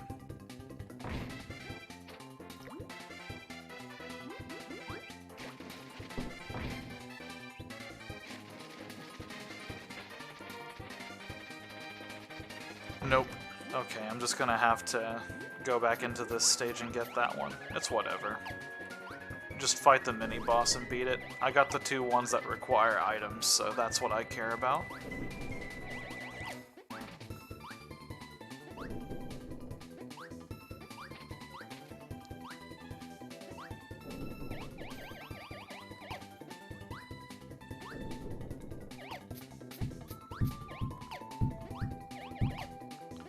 Well, I'm gonna see if this guy gets cut or not.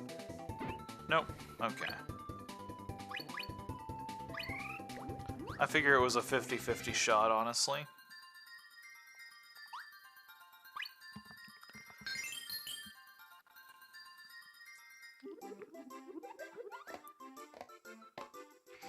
Alright, just go to the mid-boss. Easy peasy.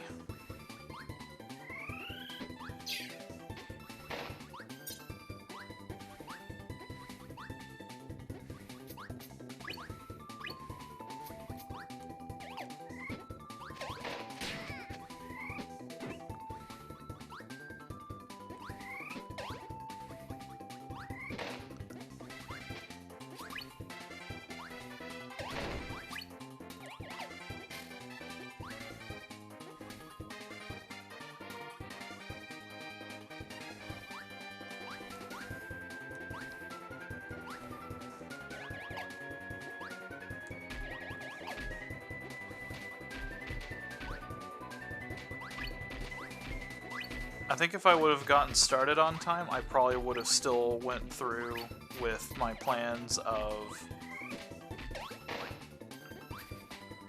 100%ing Superstar as well. And I think with that extra time, I would have, like, you know, I would have definitely felt more motivated to do it. But I think I made a good call.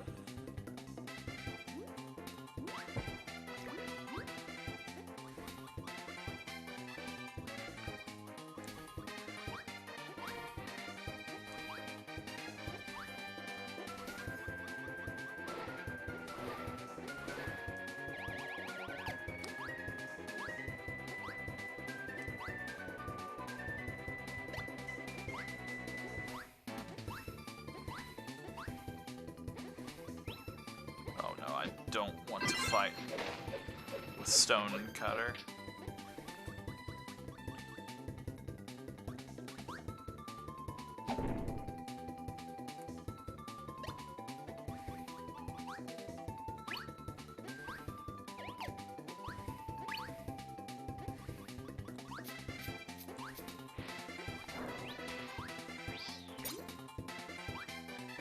I will say right now, if it gets close to midnight, I will take just a moment to, like, put things on pause so that we can give ourselves a heckin' celebration of New Year's.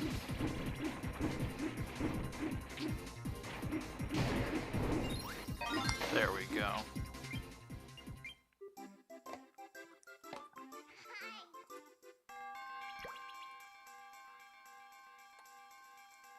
First shard, underwater chamber, currents.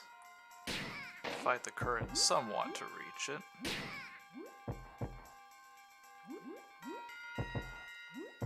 Okay, so these are just 3 exploration ones.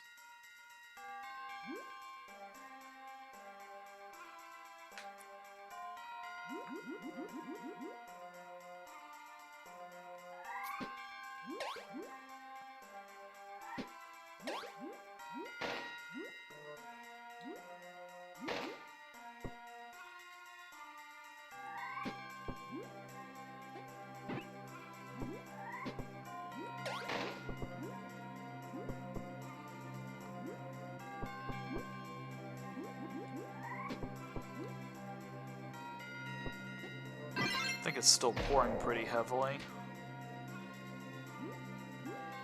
A little bit hard to tell.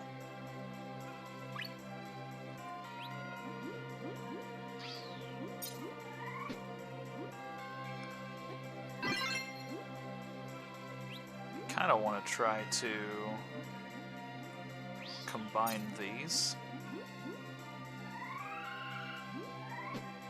Here's what I'll do. There we go.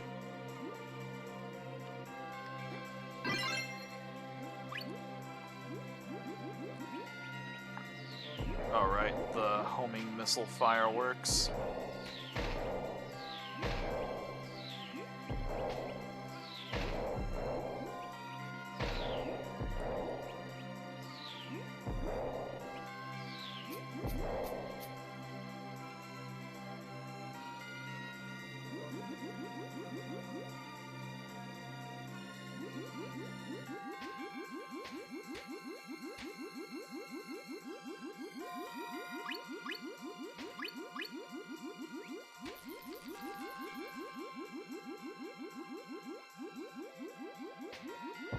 There it is.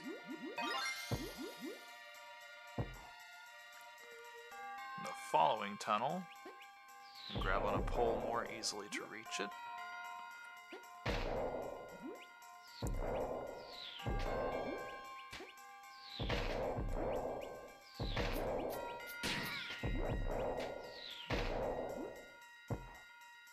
There's the pole.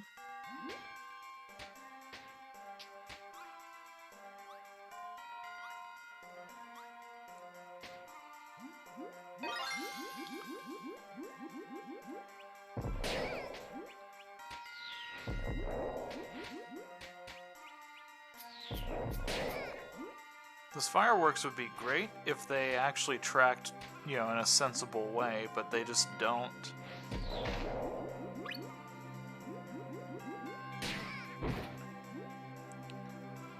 Third shard is in the channel with the boulders being carried along with it. It is along the floor.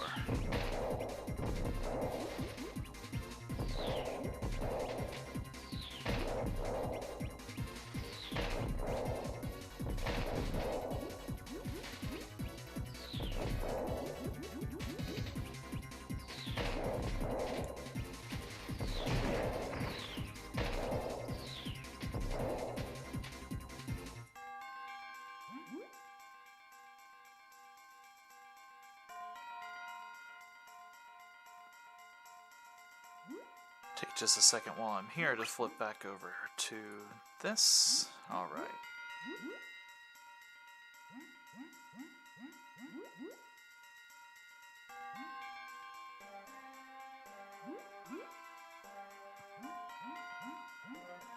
There it is.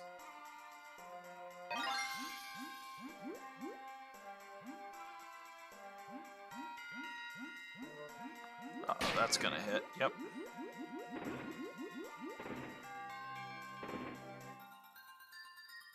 Let's go for the Maxim Tomato. Easier to grab.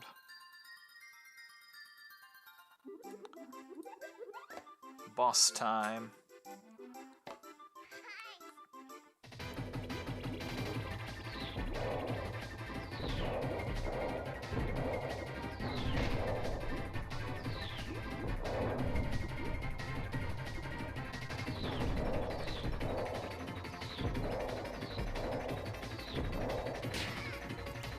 They just kind of make the entire acro fight this time take place underwater, but there's a little bit of a twist to it this time. Last time we started up high and we went down low.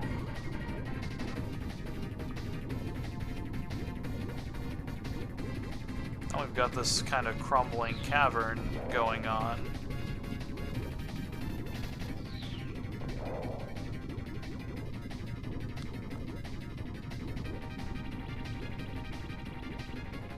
Why do I still hear boss music? Oh god, no, stop. Okay.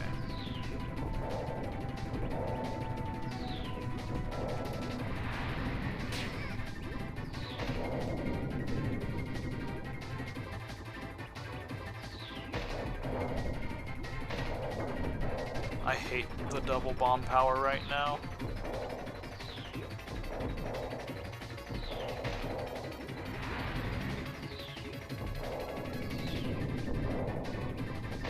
I definitely need to get a new power.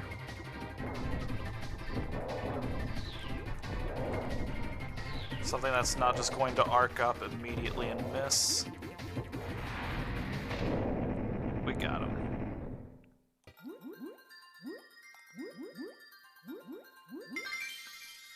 Now we can get rid of this poopy power and be on with our day.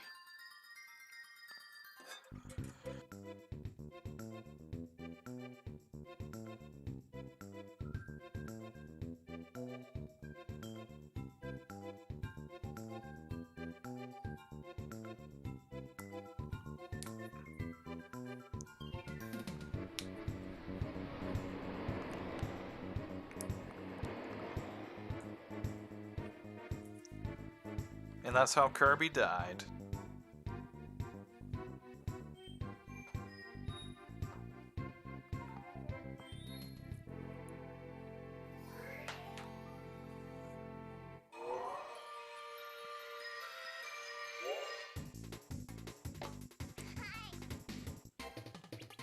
Alright, all three of these are just exploration.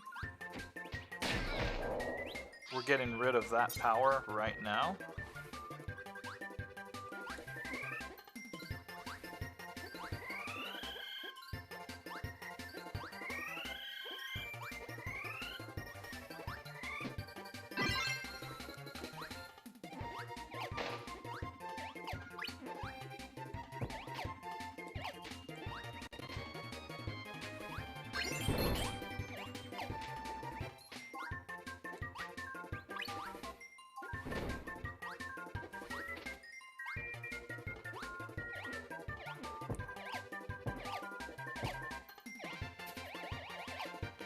not doing stone cutter, that's for sure.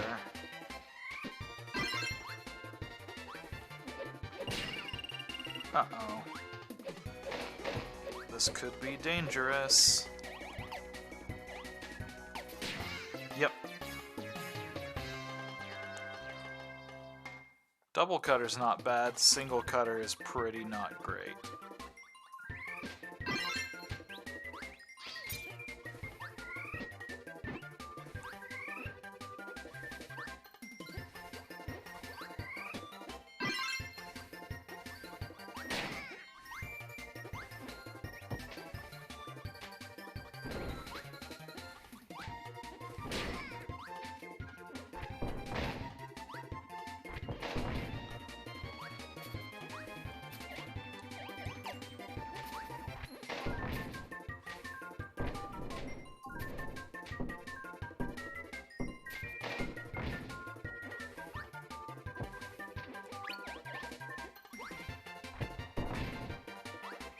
Let's do double. Well, let's not do double rock. I changed my mind. That's a silly idea. There we go.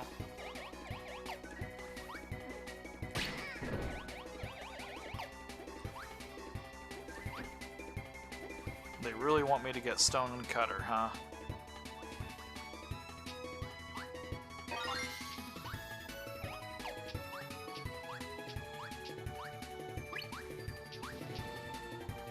Stone fire's not much better.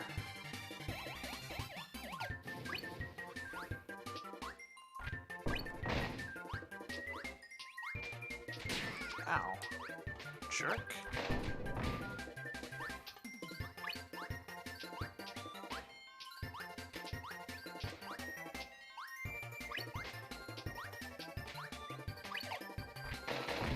This one kind of gives you a little bit of a surplus of food, but it doesn't feel like it's quite as ridiculous about it as Superstar is.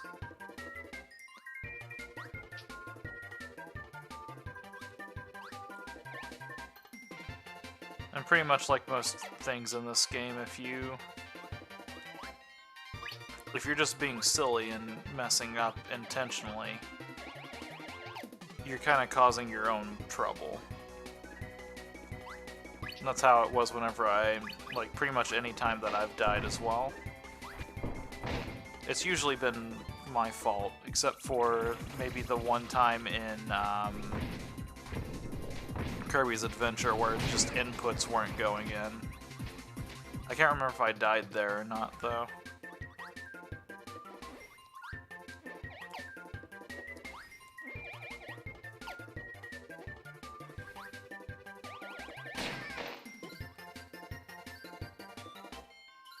Keep your eye up in the trees there. There's a shard somewhere up there. Is that it? There it is.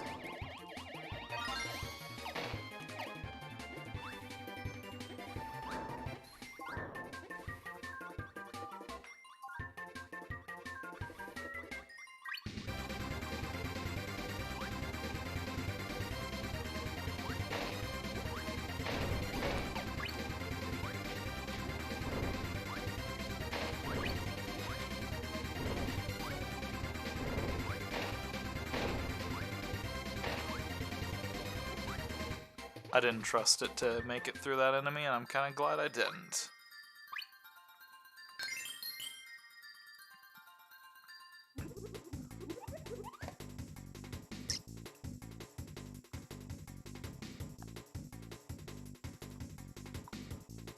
I need stone and bomb.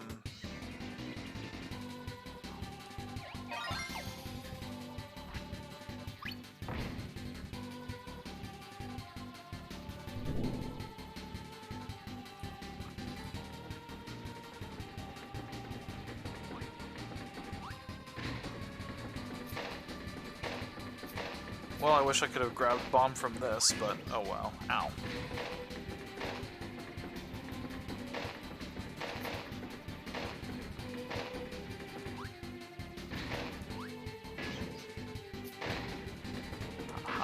Oh no, I missed it. Dang it. Oh well, that's at the beginning of the stage. That one's easy to get.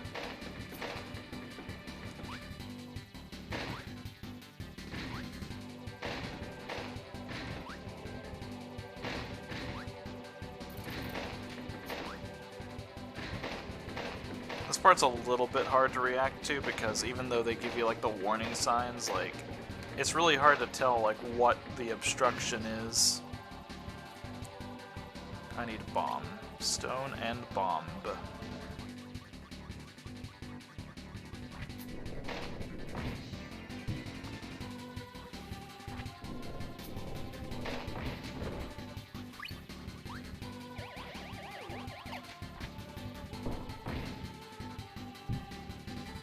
Look at those not thwomps. They don't even act like thwomps. They do. 100% do.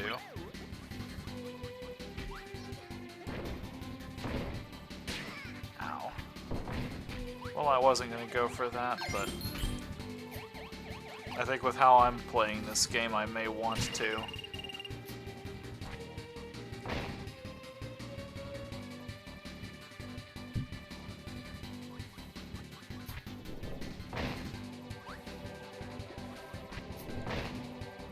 Don't want to lose my stone power here.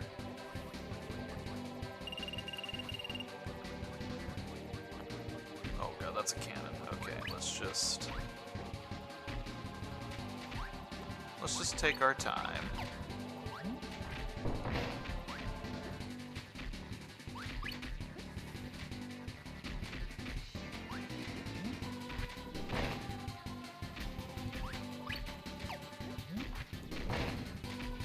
Oh, that one's aiming at me.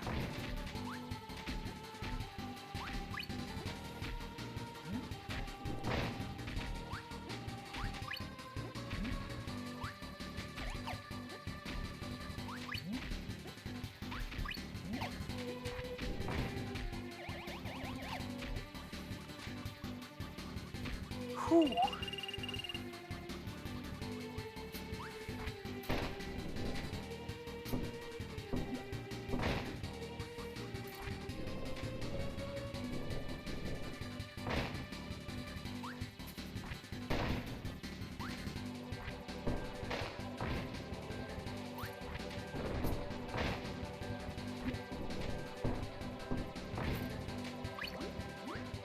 Thank freaking goodness.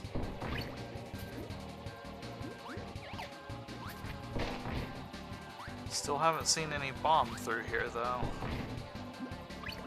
That's got me worried.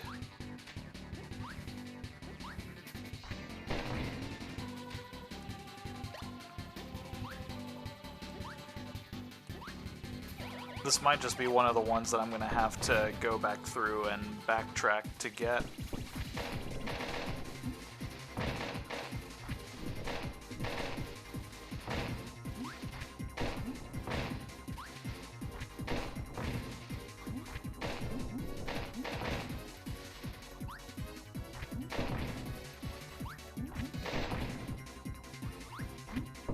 Well, that stinks if that's the case.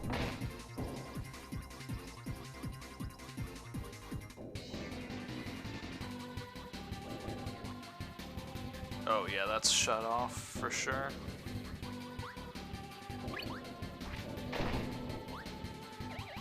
Alright, well let's just get through the level. Without dying, preferably.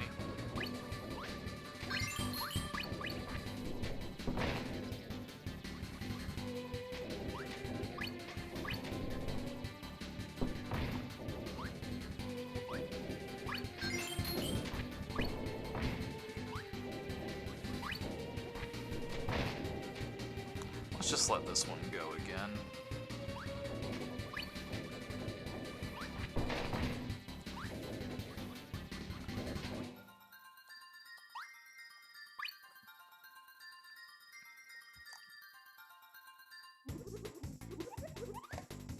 We gotta redo that stage anyways to get the minecart one. Oh shoot.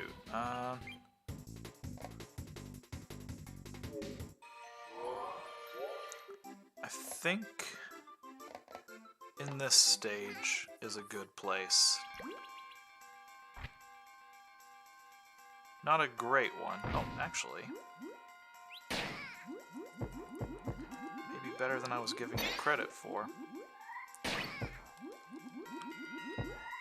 Alright, now just how to survive. That's gonna be the tricky part.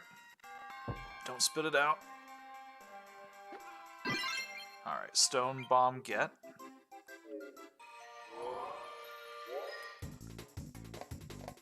We're gonna have to survive the minecart trip.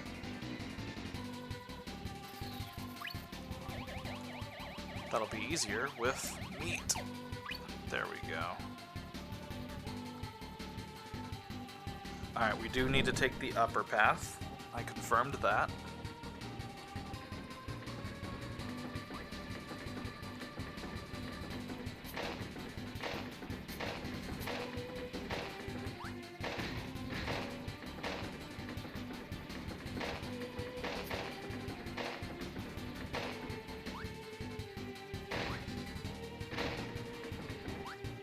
There we go, there's that one.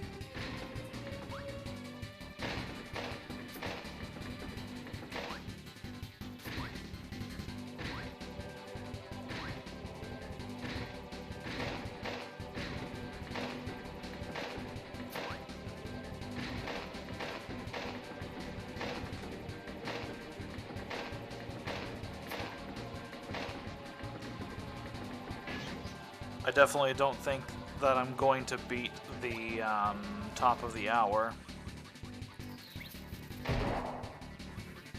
So this is the one power that you...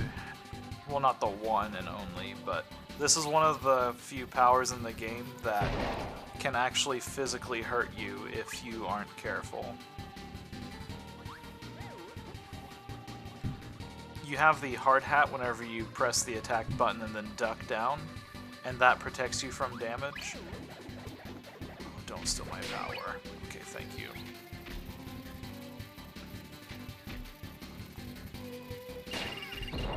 Oh my god.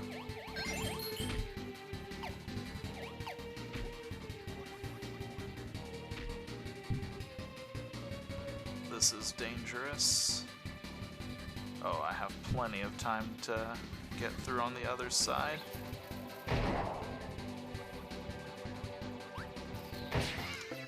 Like that, for example.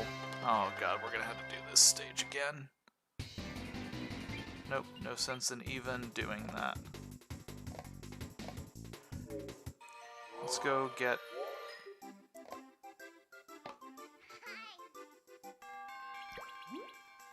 Go get bomb from here.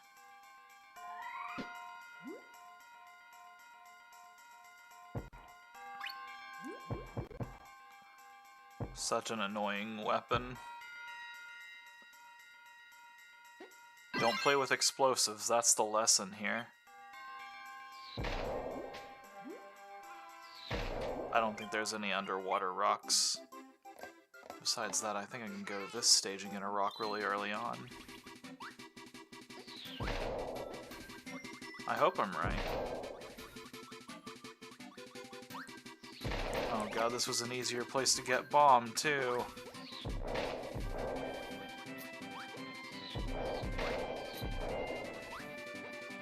Yeah, there's stone.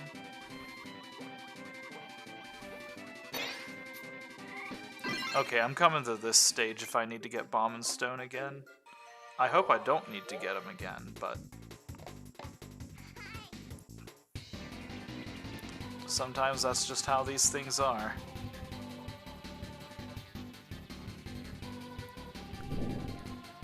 Unfortunately, this does mean we have to do the minecart stage again.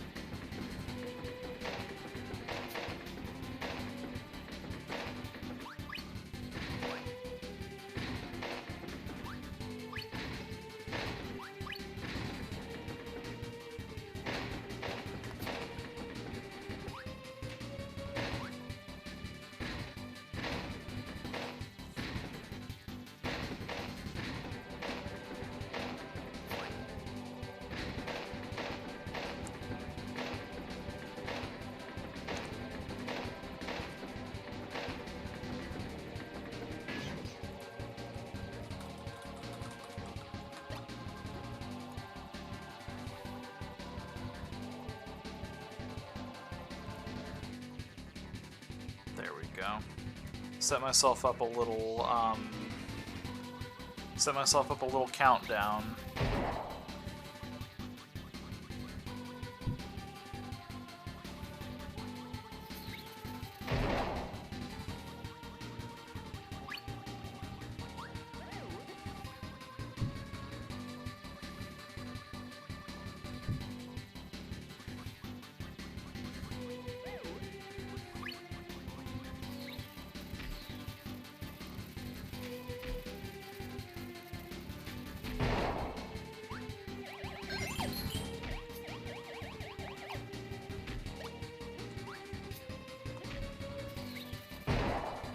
Oh, that was annoying.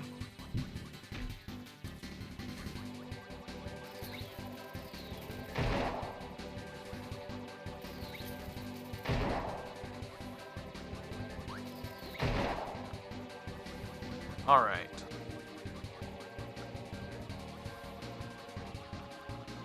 Just gotta make it through this bullet hell, and we'll be fine.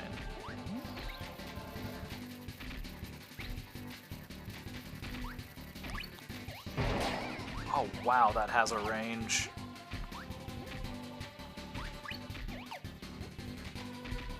And forget using that, I'm just gonna spit these things to death.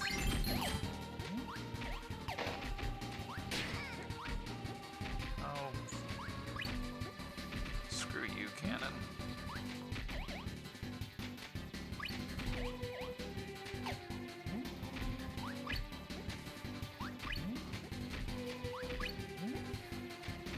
See ya.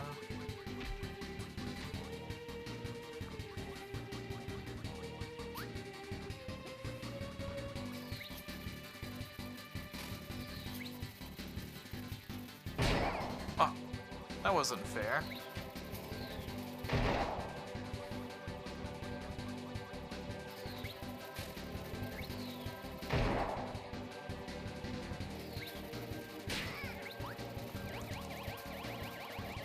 Getting way the fuck away from that. Oh my god. Just blow up. I'm so mad at this particular one. Why does this power suck so hard?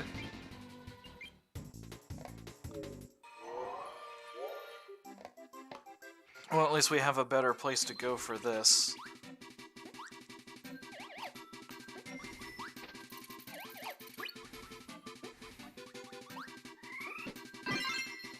This right here is exactly why I wanted to get a head start on this, because I knew for a fact I was going to have to restart at least a couple of these.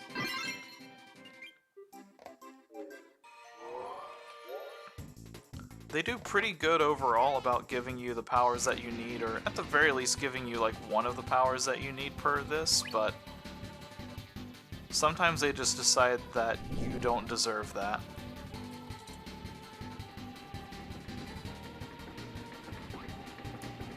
I wonder if I can just scoot enemies to death.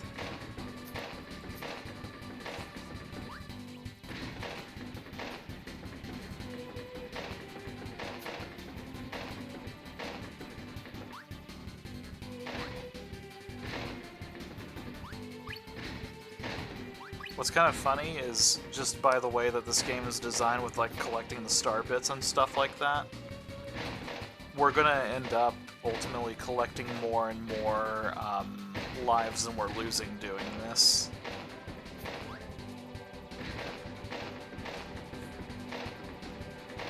Because now that I'm consistently hitting that one shard that I missed the first time through, it's basically giving me like a good quarter of what I need just from that alone.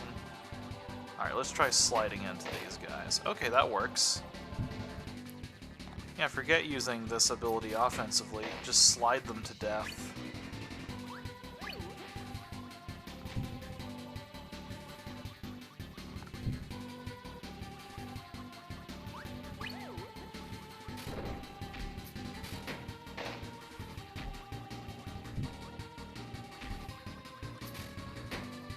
I wish I would have tried that sooner.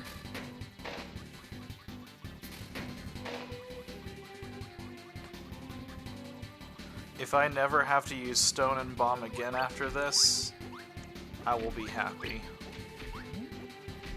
It's a fun, cool ability, but it just doesn't work super well, as demonstrated here.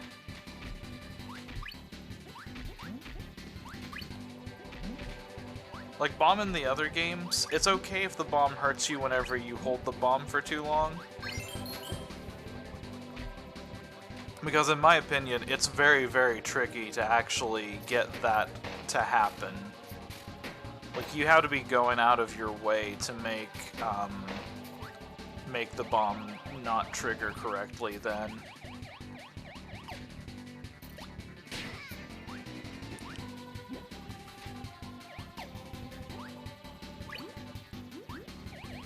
Oh god, just get me through here, please. I don't want any trouble. I just want to get my shard and get out of here. That's all I want.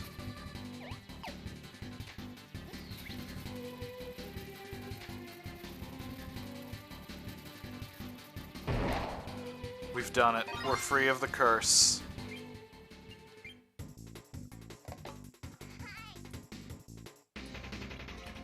"24 minutes till the new year."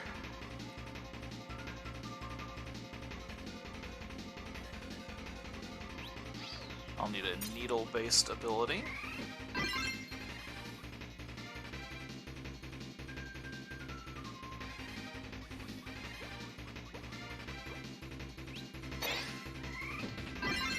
After all of that suffering, I'm just going to enjoy this.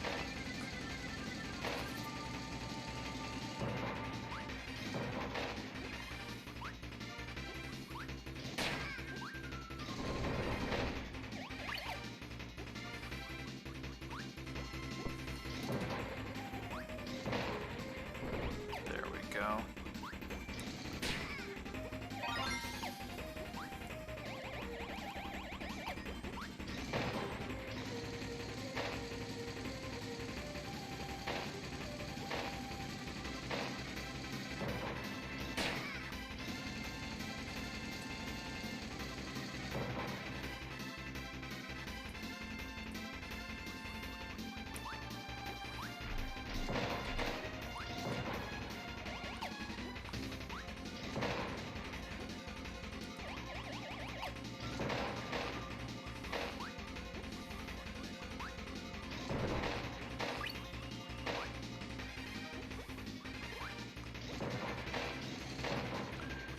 I think after how long that last shard bit took to get, I think I earned a little bit of fun on my side.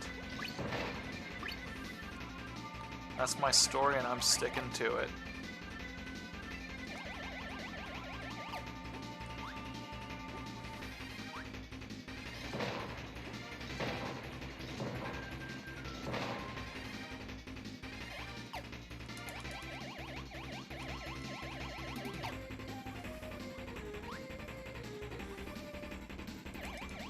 I'm trying to look for one of the shards. I know one of them's way down here, but I just don't remember where exactly.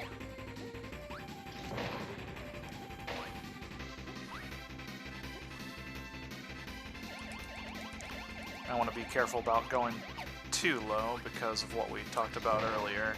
I have a limited amount of flight, so...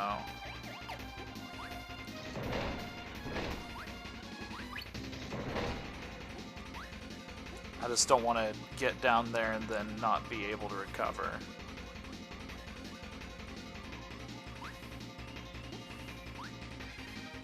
Alright, I've got to make an umbrella.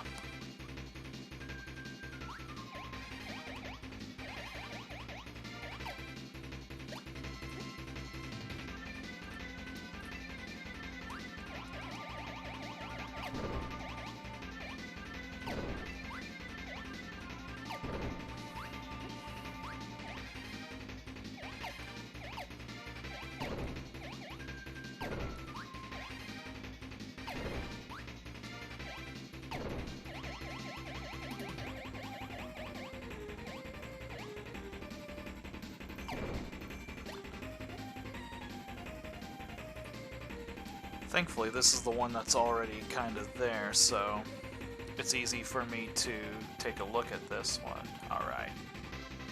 I needed to trim one more layer off of both sides of this.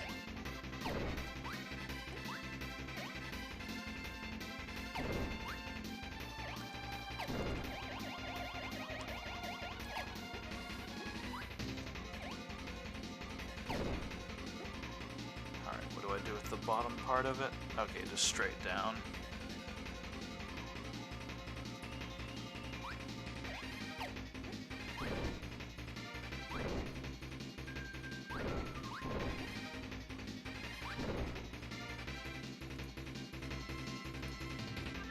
That is a little bit tricky.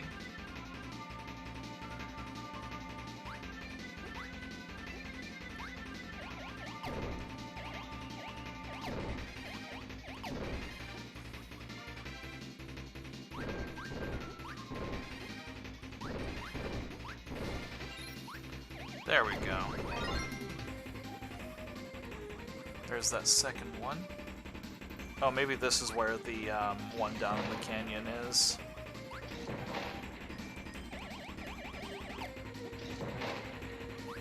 If it takes us a hot second on this one, at the very least, we don't need any special abilities for it.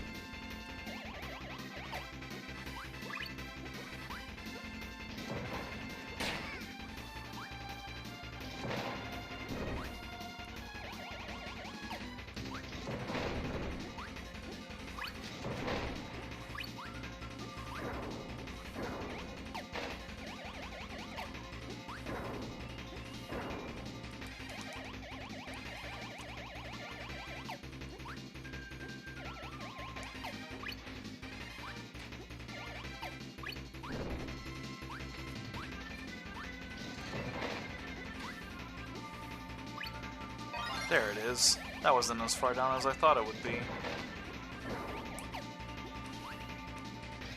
Now we can finish the level.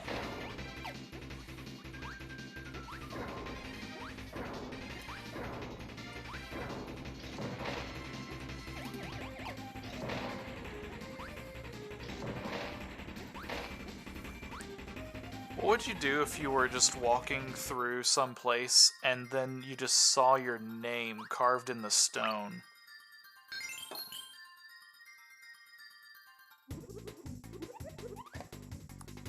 Because Kirby has that happen to him a lot.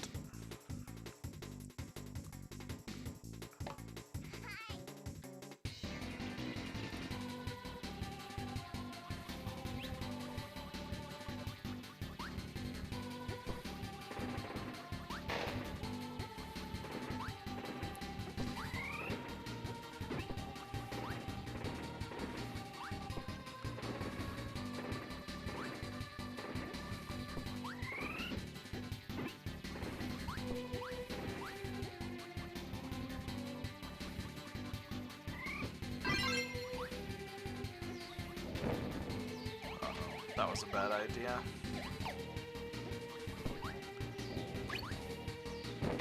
This one might be a revisit just because my belief that there's going to be the ability that I need for this one in this level is very minimal. I need ice for this one.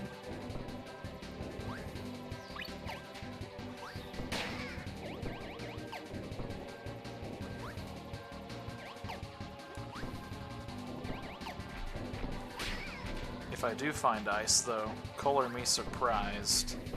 Pleasantly so.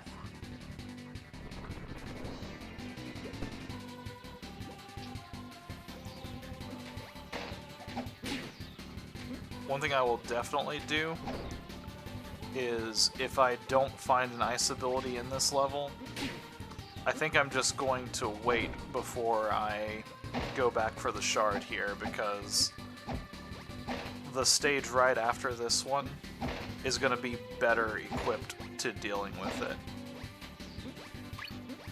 It's going to be easier for me to find the power-up that I need.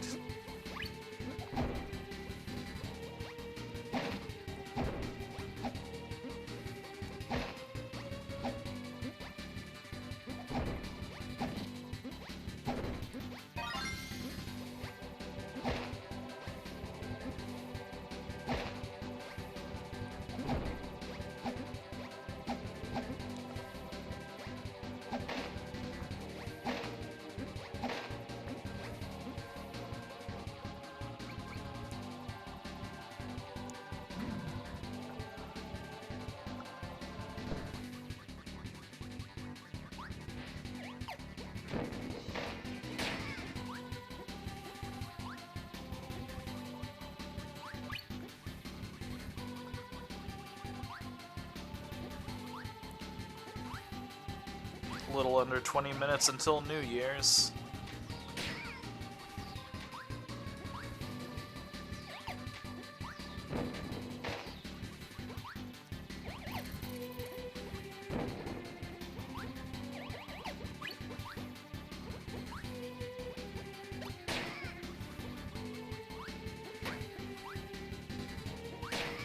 Let's hope that 2022, we can make this one a better year.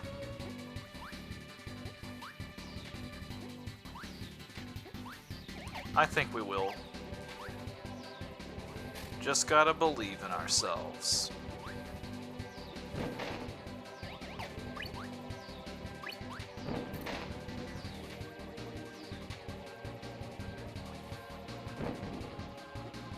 That's where I needed the ice ability at.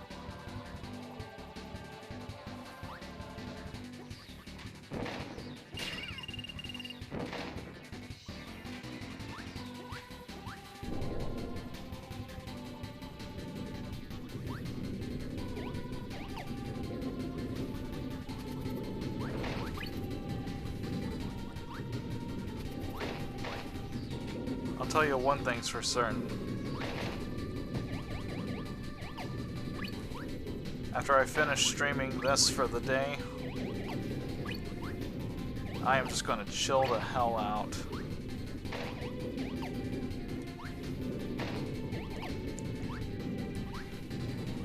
And that's not a pun just because I'm in a fire level.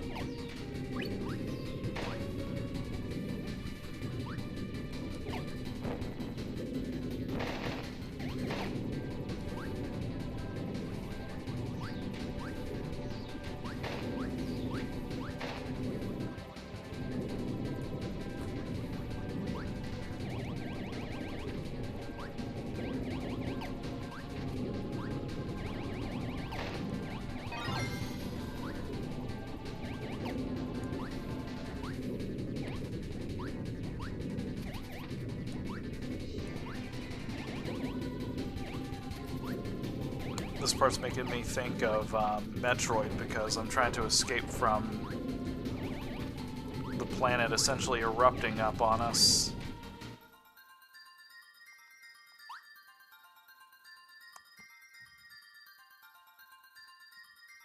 There's that nice peaceful rain again. Alright, let's fight this boss and then we'll come back for the shard in that last area.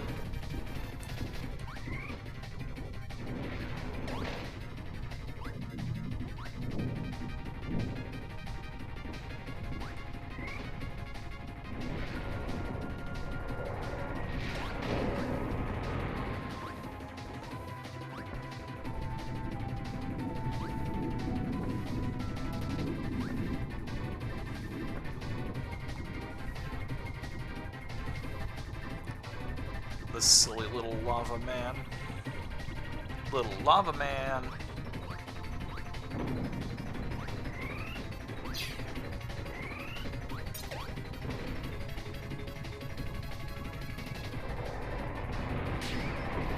Ow. Okay, I need to be directly under him for that.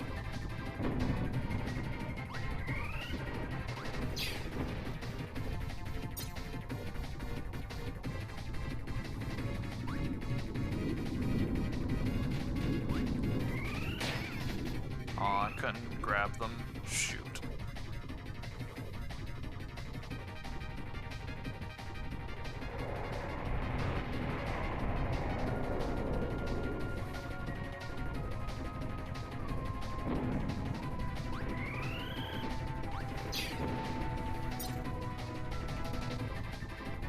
kind of prefer that attack anyways.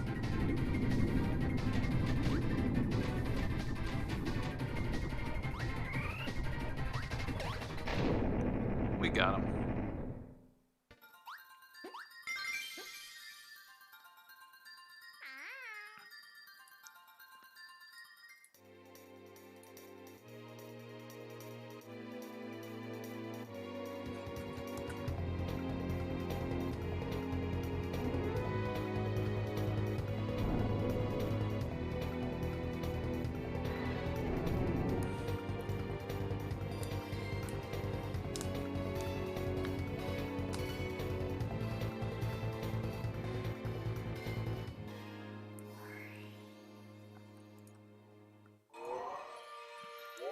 Superstar, also known as Not Earth.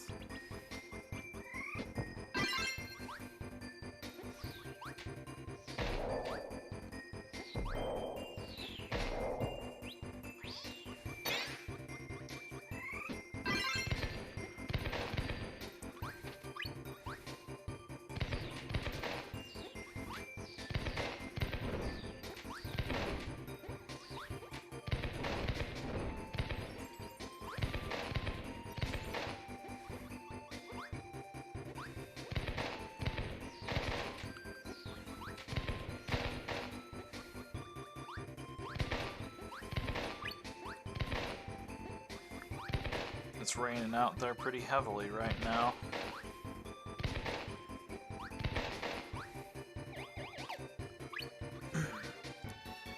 I wonder if it's evident yet that my commentary is a little bit dry about 9 hours into the stream.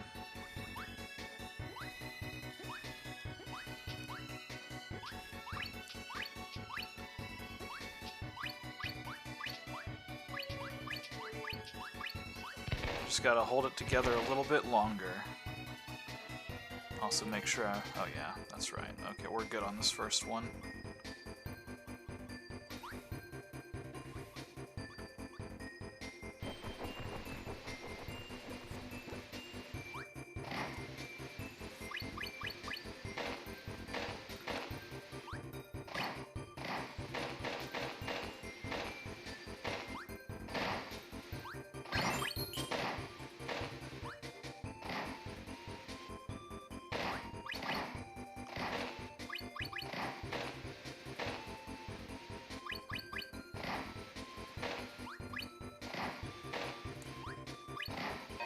There's the first shard.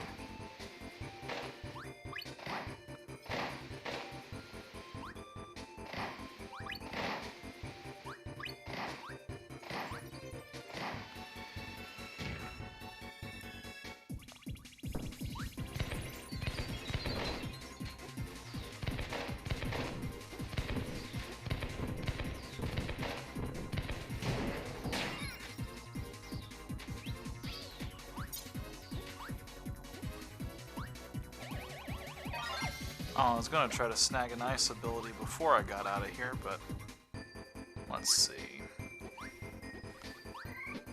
Maybe we can find another. Like right there.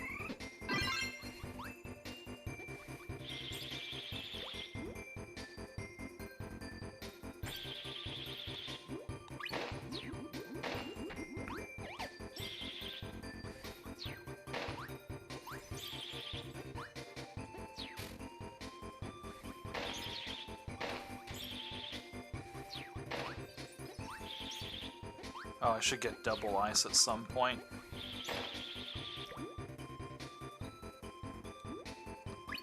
Double ice is like single ice, but a lot more metal.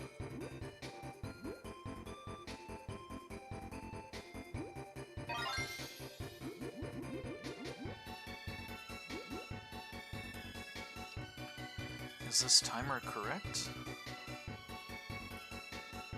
Oh, I'm glad that I flipped back over to that. Yeah, we're about 5 minutes out from New Year's. Let me see if I can finish this level really quick.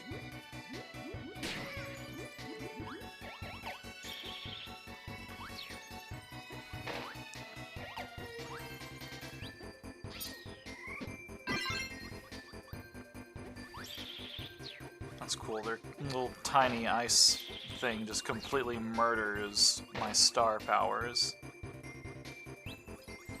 Yeah, I'll let you do it first.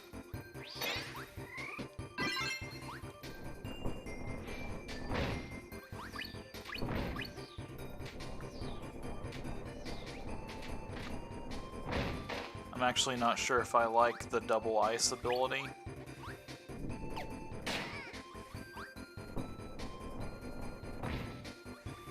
Let's just get single ice.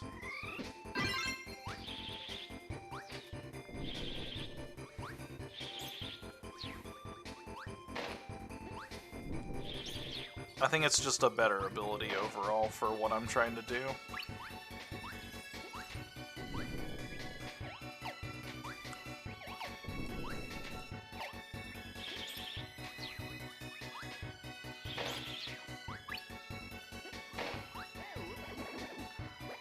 You know, I just realized one of the things you can do on here is change the little bottom graphics, and I really should have done that.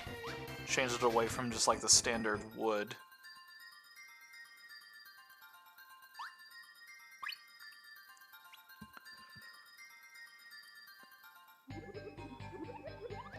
Alright, we're gonna go back to Neo Star. We're gonna go here and get that second shard.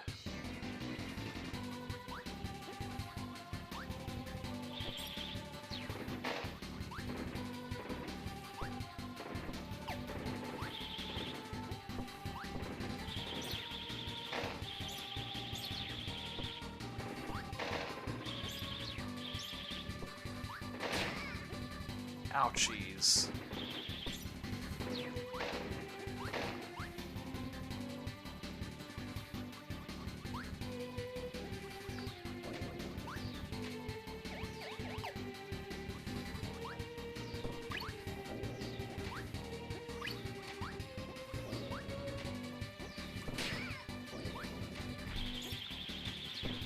Get your projectiles out of here, mister. I don't want to hear it.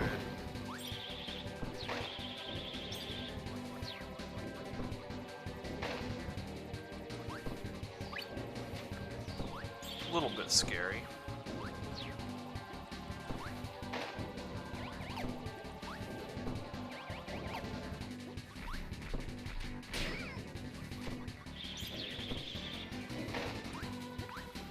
I'm keeping an eye on the timer.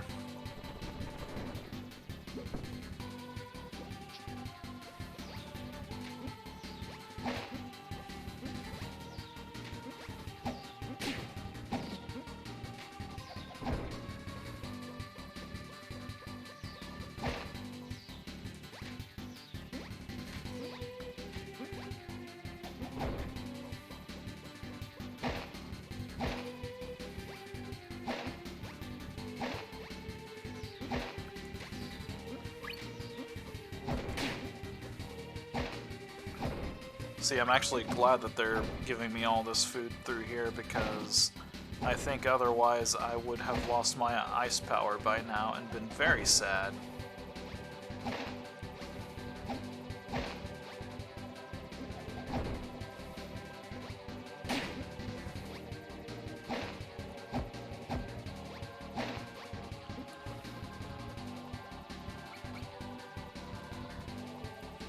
I think it's right past here. Oh no, I've got another chamber to go through.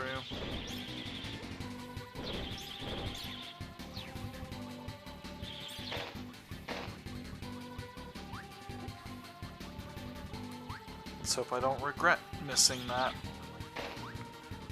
because I wanted to go fast.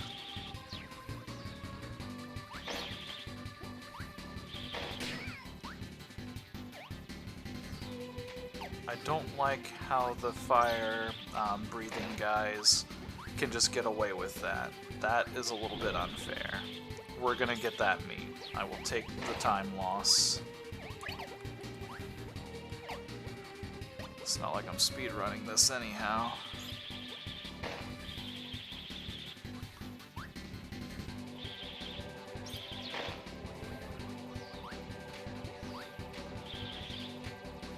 Cutting it close.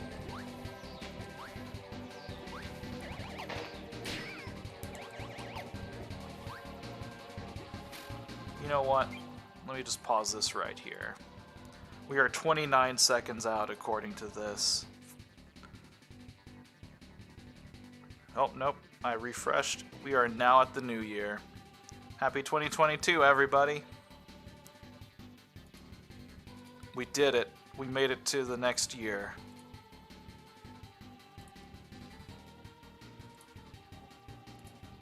Merry Christmas.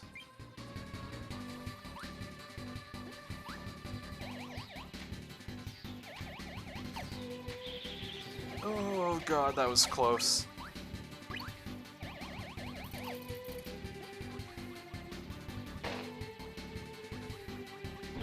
Stopped myself from doing streamy stuff just at the right time to catch New Year, so that was great. I think last year I tried to do a stream on New Year's, and I'm pretty sure I went like 30 minutes over before I was just like, oh, the New Year happened, huh?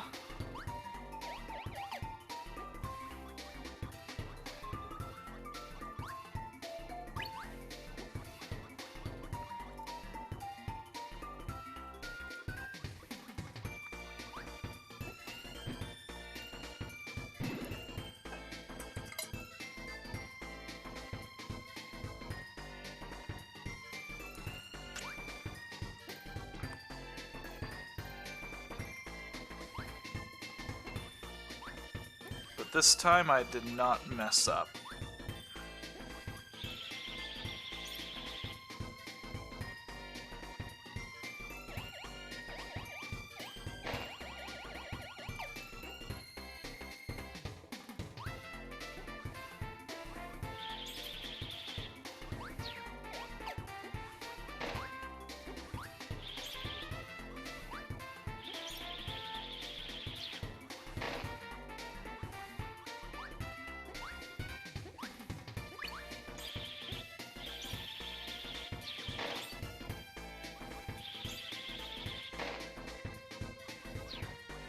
I also need Needle and Spark.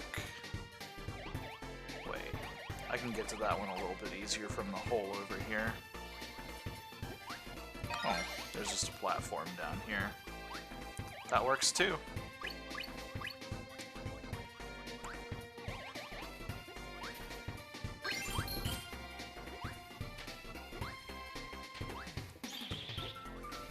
Oh, there's just literally food everywhere there.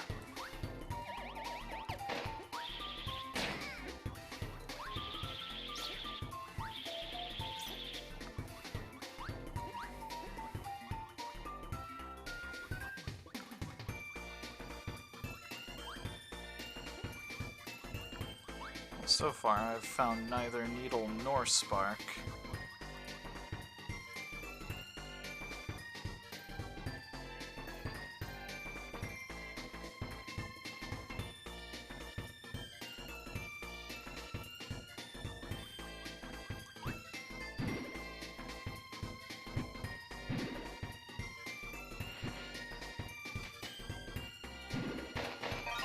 There's that shard.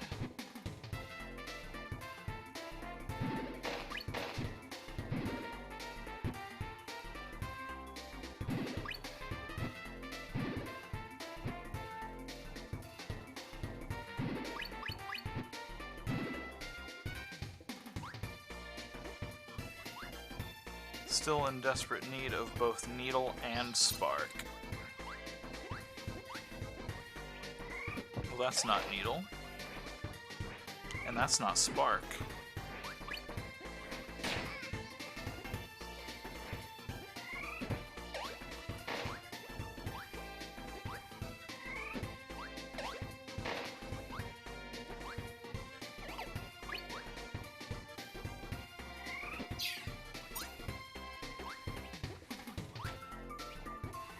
There's Needle. We got a couple of extras just in case.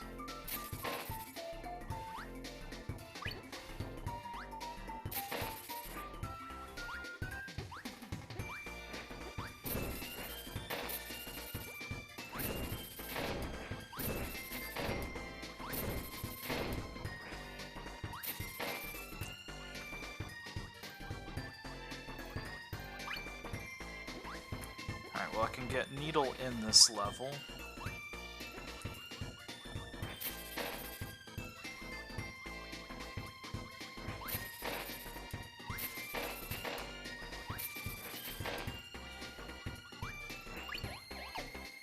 I have a bad feeling I'm gonna have to replay this level, though, to get Needle and Spark, though.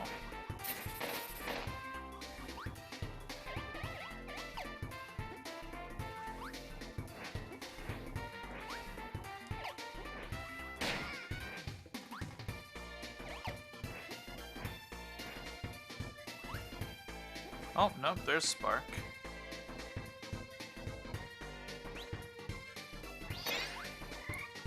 Well, shit.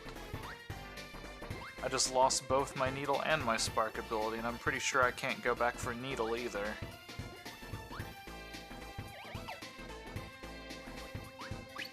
They do both show up in this level.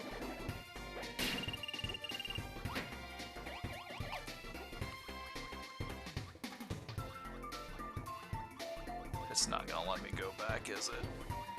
Maybe. Hey, it does. Awesome.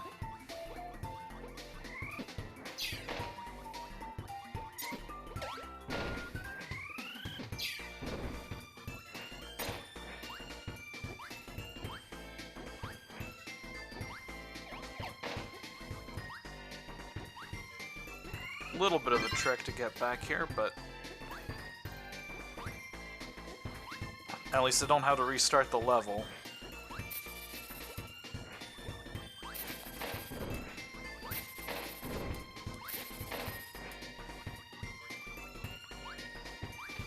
Okay, all of these guys are going to be respawned, so that's going to suck.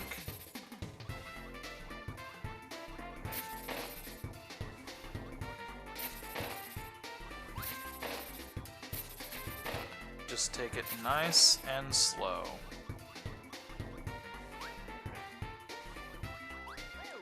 Or just get killed by that thing. That works too.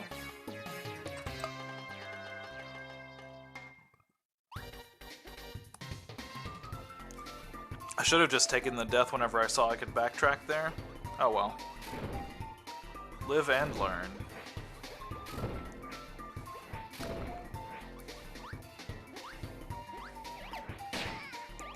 If you're a Sonic fan, that was a call out. If not, then just don't worry about it. You'll find out when you're older.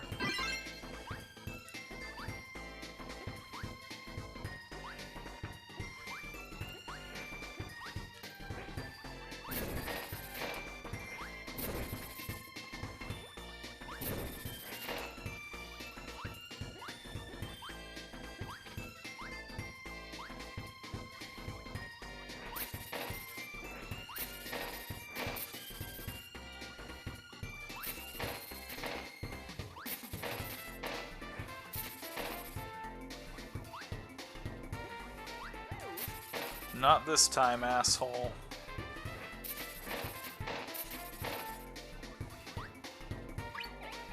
See, I was worried last time because I was afraid that I was going to throw my spike ability and hit the spark at a bad time. I'm just gonna do this, get him to spark up. There we go.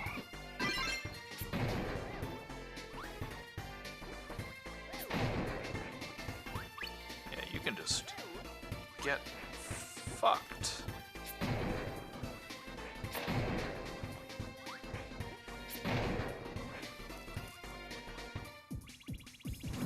Yeah, here we go.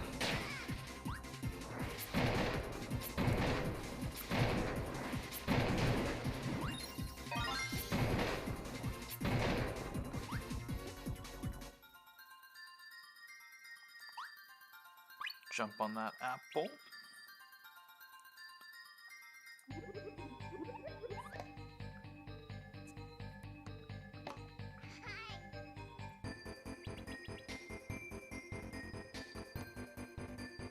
Alright, this one is just literally play the game, so I like these. I like it whenever I don't need any extra powers and I can just focus on platforming. doing the thing that I'm not very good at.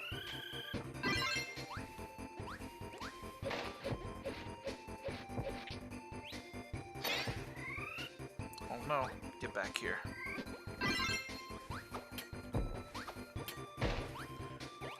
I get to use one of my favorite abilities. I don't know why it sucked so bad at hitting that guy, but whatever. It's all good.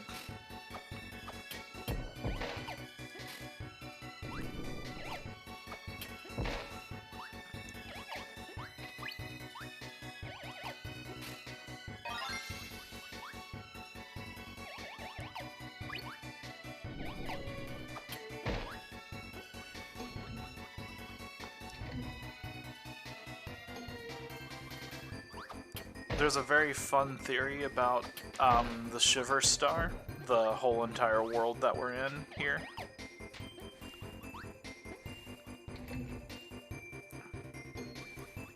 I'll explain it a little bit more whenever we get back out to the world map, because I feel like it'll just make more sense that way.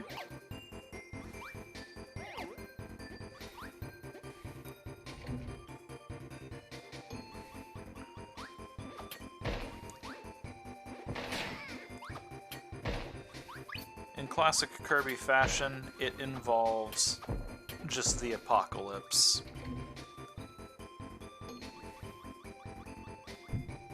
It involves this series being as messed up as it always has been.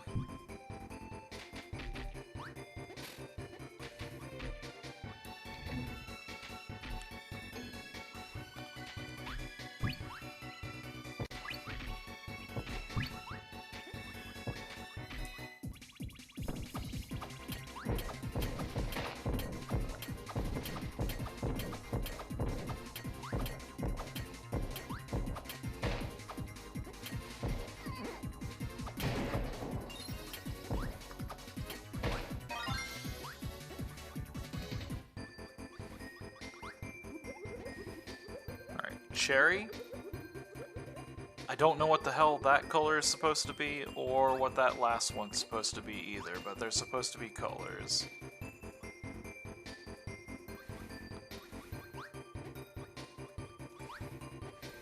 Red? What would that butt-shaped one be? Not orange, not yellow, not purple. Let's try pink? Maybe brown? Haha! That time I actually kind of used a little bit of, basically eliminating the ones I knew it wasn't.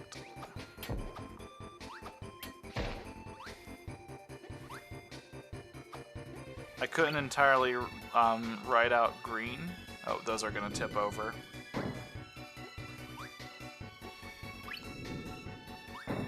Same as the columns, we let them.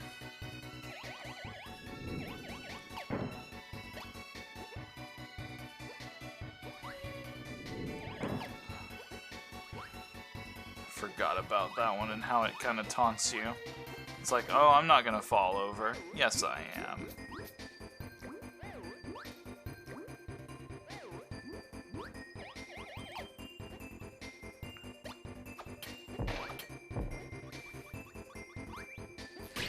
Ow. Jerk. Actually, you know what? I think I'd need Electric and Cutter coming up, so... This is like one of the few... Not this level, because we've already got all the ones from this stage. But I think that in the next stage, we're going to need...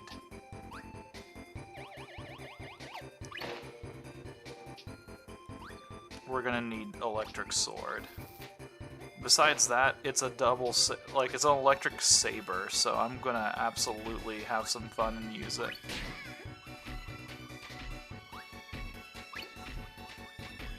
These cannons try to read your inputs just a little bit.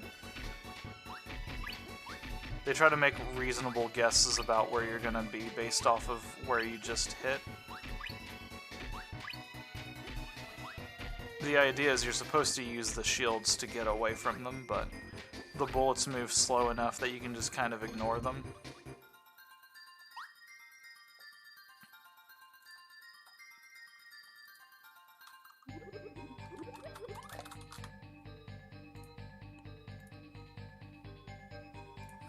Let me just check.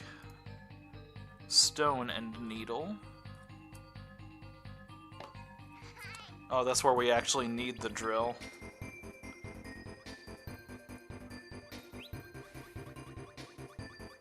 Well, let me keep this just in case we don't get stone and needle, because I will need spark and cutter for the second one in this one.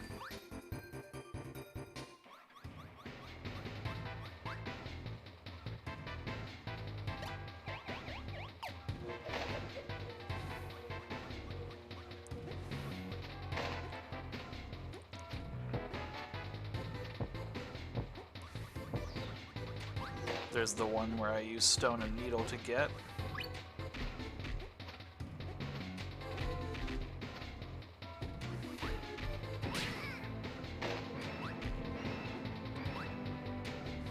Alright, yeah. I'll just keep spark and cutter, and we'll just come back for that one whenever we get a chance to.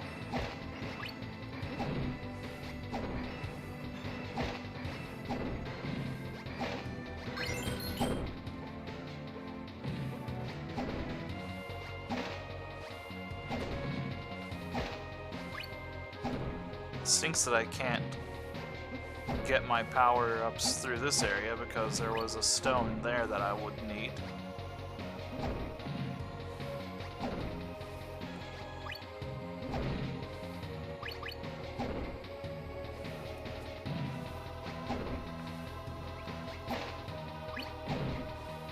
And then similarly there's spark, but I've already got spark cutter. I just need to get stone and needle.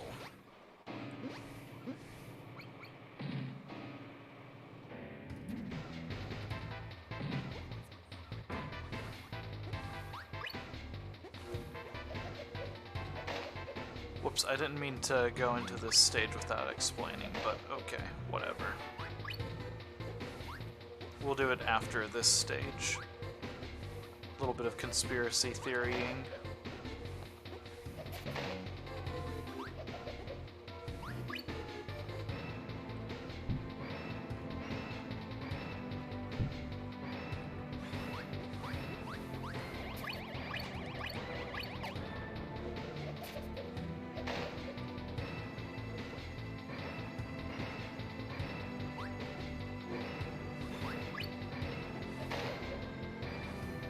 Floating cat.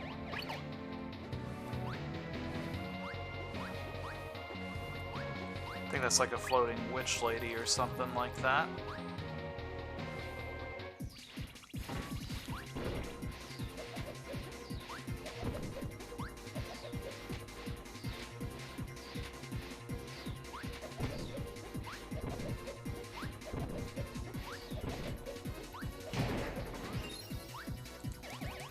Up here and grab that.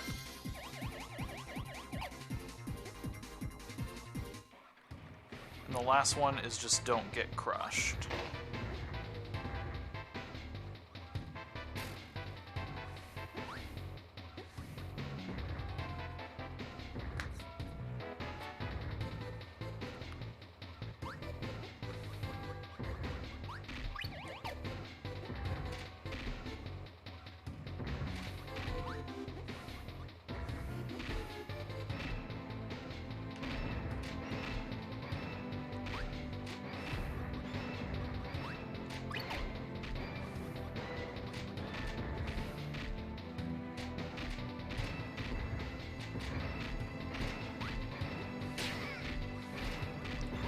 Well, I was going to try to get all the way through this one, but I'm not going to take my chances now.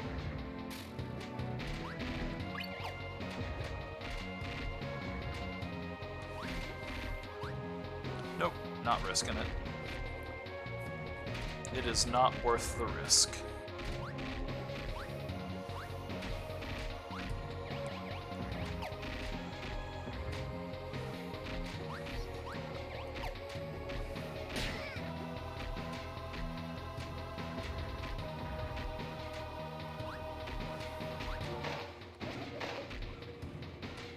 Did I miss the third one? Oh, okay. I'm not there yet.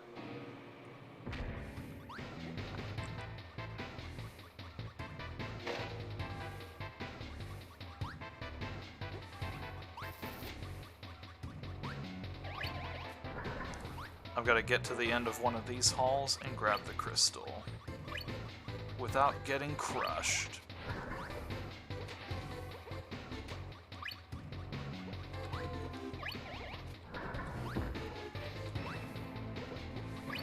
You know, if I was thinking, which I wasn't, I could have already been trying to get my stone ability.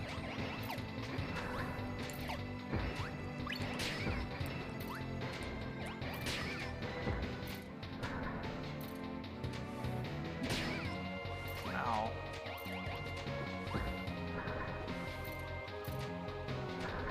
That's alright, I still need Needle as well.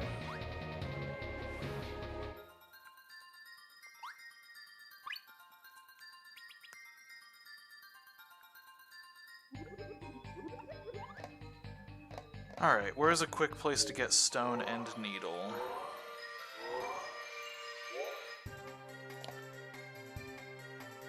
I feel like this should be a good place for stone and needle, actually. Well, there's needle. Oh yeah, this is the stone needle zone. This is also Pillar Crush.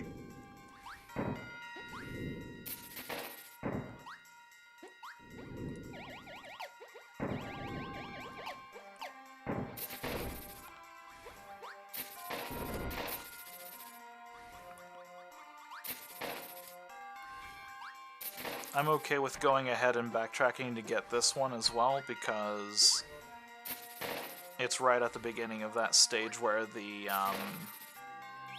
where everything is to begin with. Not only that, but I was pretty confident on that. So here we go. If we look at this, this kind of vaguely resembles the planet Earth. Like, there's like a couple of notable places on there. Like, you can kind of see a little bit of,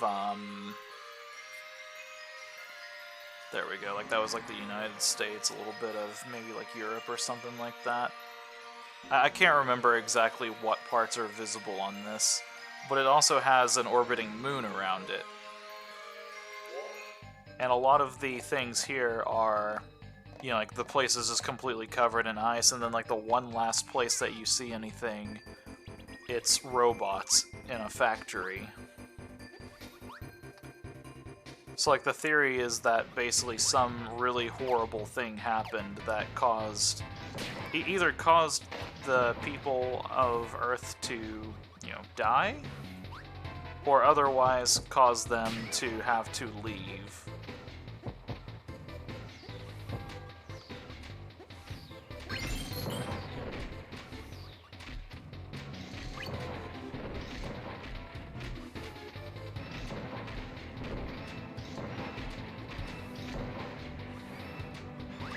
It is pouring out there.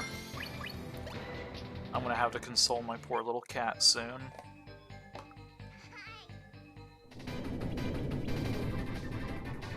The boss of this is pretty cool, just a giant robot. Ow.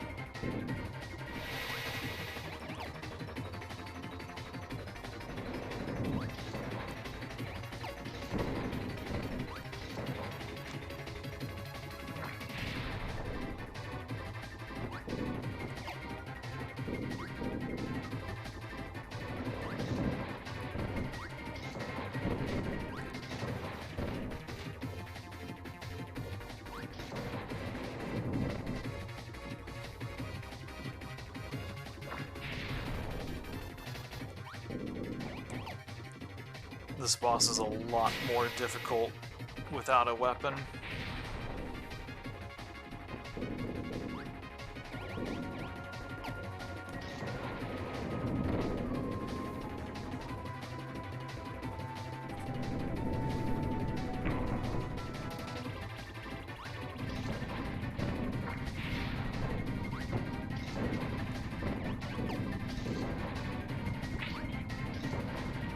Thankfully with the drill we can just kinda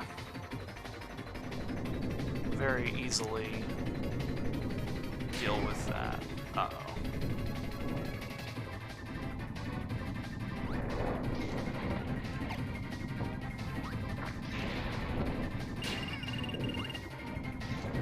Let's finish him off. There we go. Finish him off before we have to reset our lives and abilities.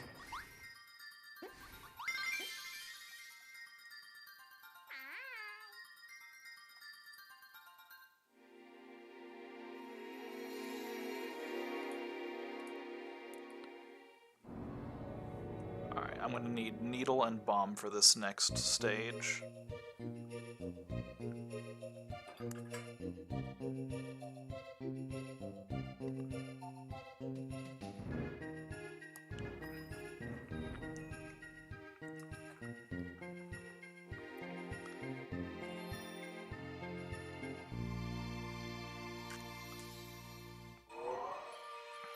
And this is the final world. I almost said stage. Really easy for me to get a lot of those just kind of mixed up. What did I say? I needed needle and bomb. Needle bomb.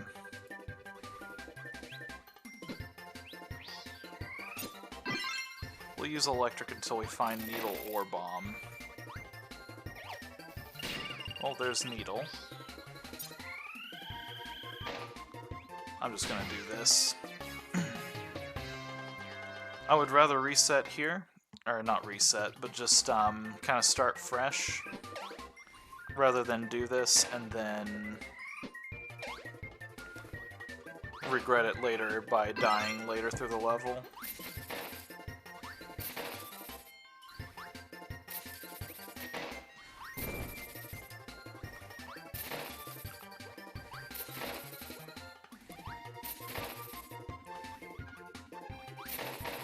If I can't find bombs in this stage, there are definitely bombs in the last stage that I was in.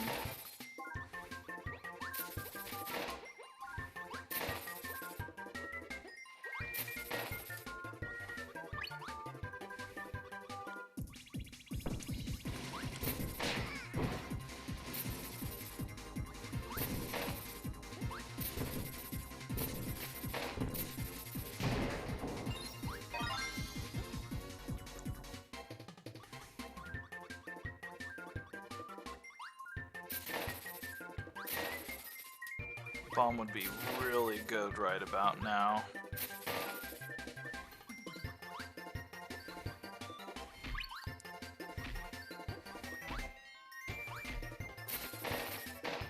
Aha, there we are.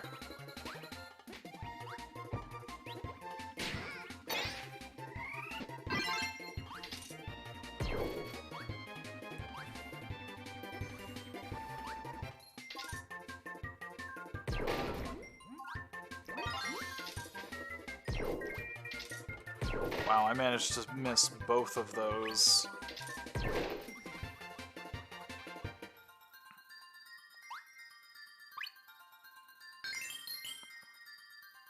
Well, that was a quick stage. Broken with the spark ability. Broken with the cutter ability.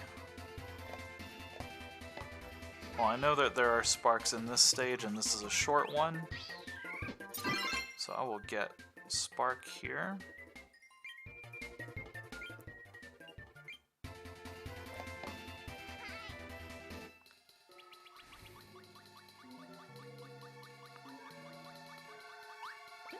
And if I can find cutter somewhere else, that would be great.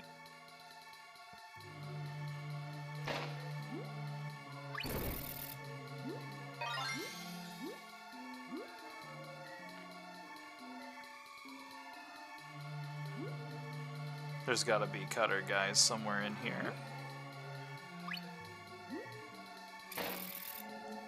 One of this game's favorite cutter enemies is those guys.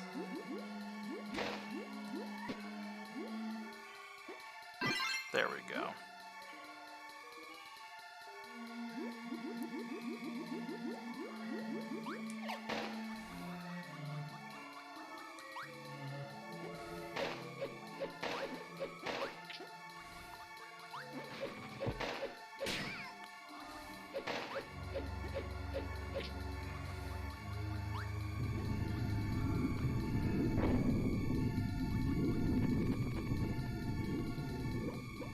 I think I might have just missed one of the crystals, but that's fine. If that is the one that I missed, then at least I won't need an ability for it.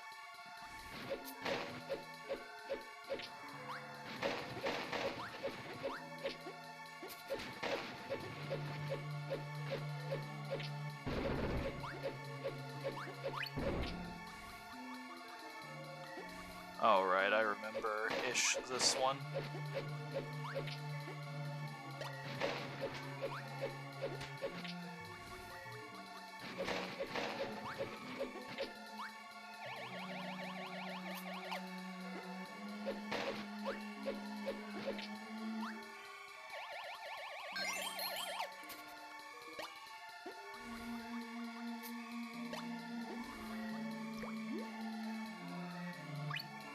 Okay, maybe I haven't missed this shard yet. Awesome.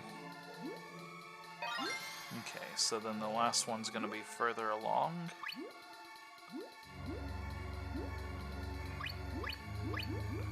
No regrets at all on pulling up guides for these.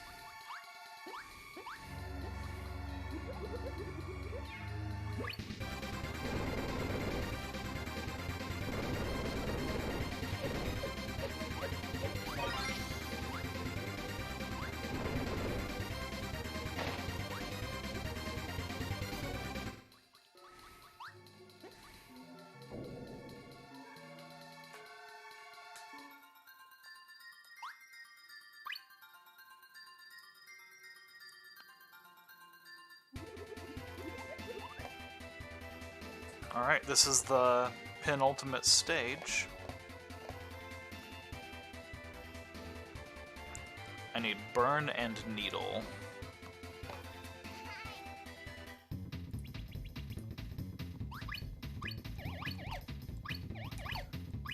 And that baseline, though.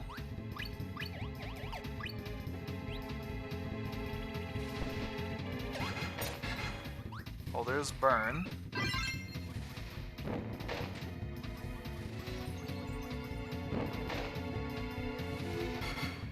There's Needle. Now the problem that I have...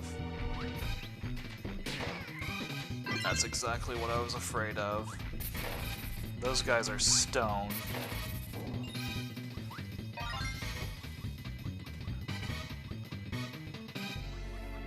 You know what? I'll try this one again just to get Burn right there, because he's literally like one of the first enemies to show up.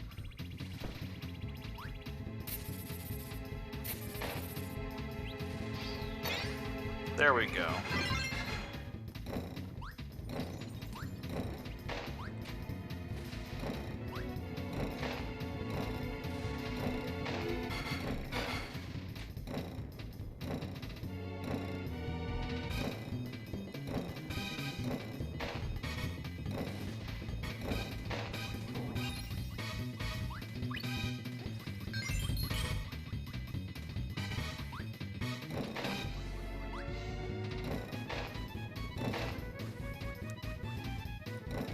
This is a bit of a longer stage if I recall, so I'm gonna pick up that food for sure.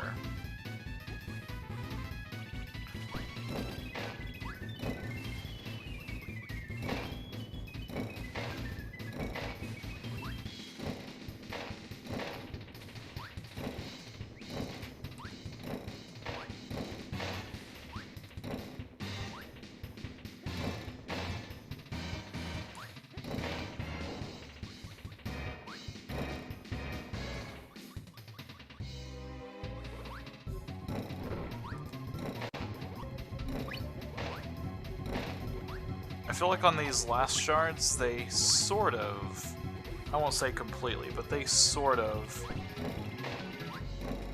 phoned in just a little bit on them.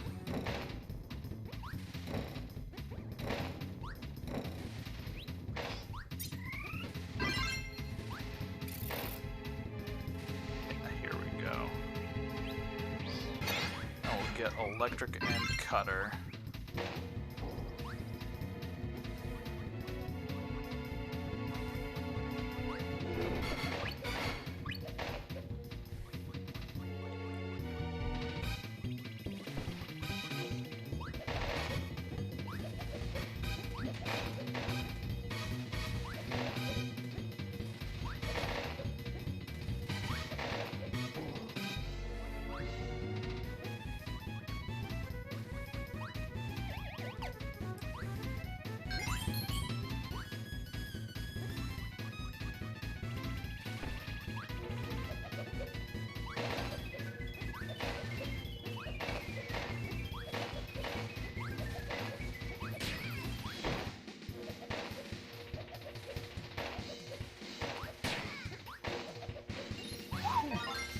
A little bit scary, but whatever. We'll be fine.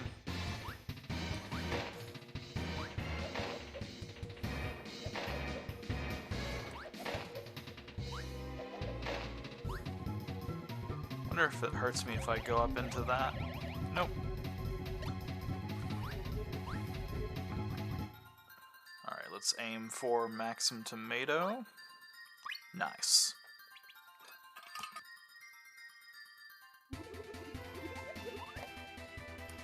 Alright. Final boss territory. Let's finish it off in style.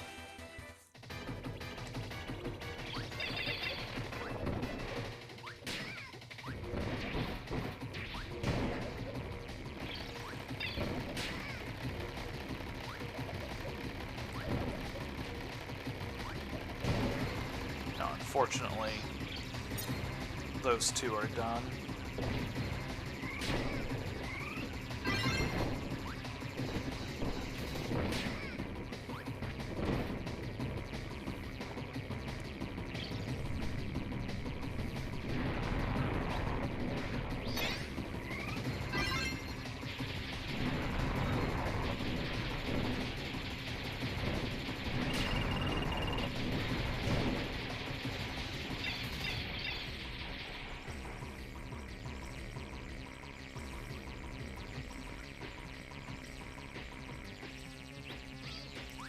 Try to pick up ice.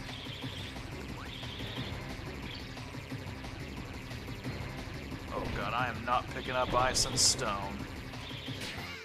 That's fine.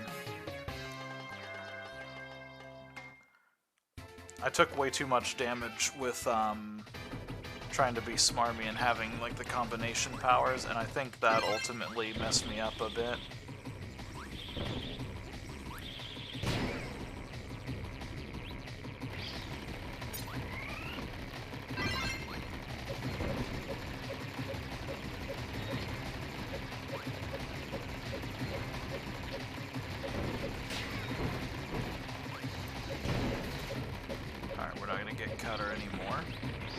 This is the scary one because he's going to keep shooting a million lasers and turning into slight bullet hell.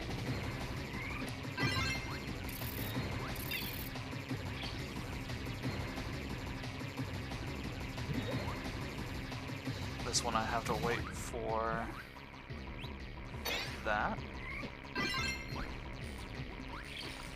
Oh god, I don't like this one. I picked a bad power to copy for that. Bomb and lightning is bad.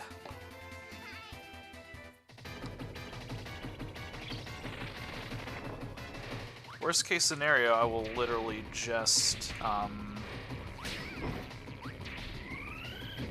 okay, yeah, that one I'm definitely hitting with just that. Okay, I'm not doing bomb and lightning again.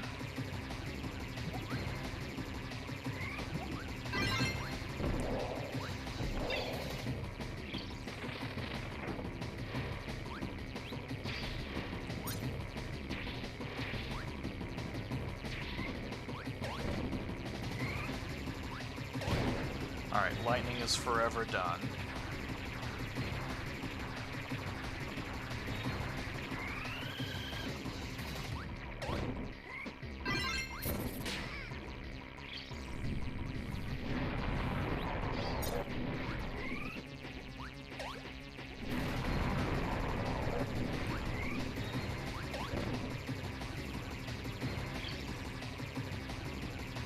This one's not too bad, I've just got to dodge the orbs there. I think bomb's done for good.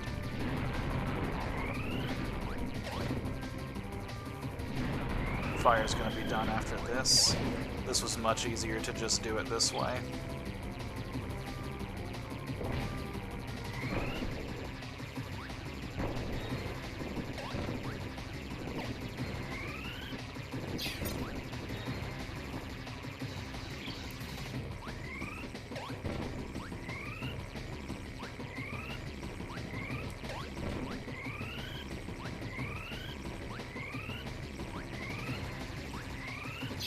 Shit.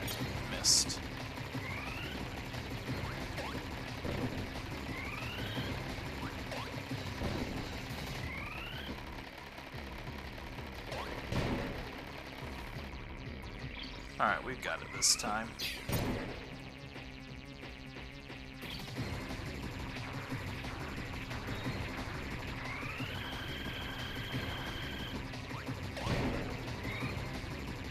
And then just rock.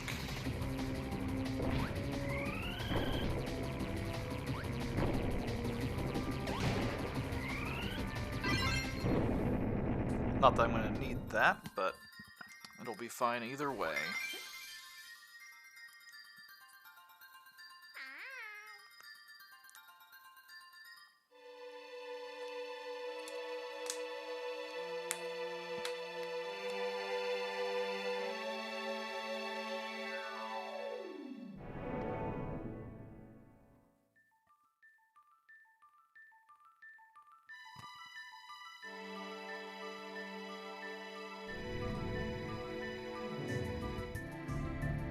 The game completely ends right here if you don't have all the star shards. It actually leads to a pretty, I won't say morbid, but a little bit of a disturbing ending.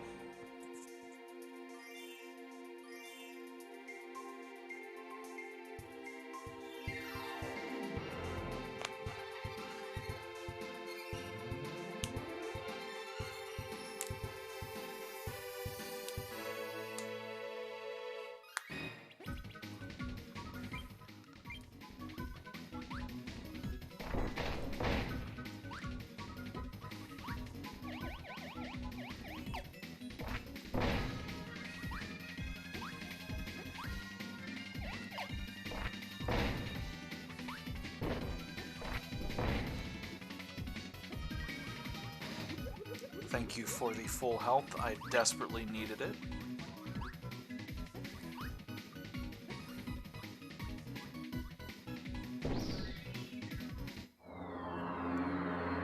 We get up here to the final boss fight. Remember Zero?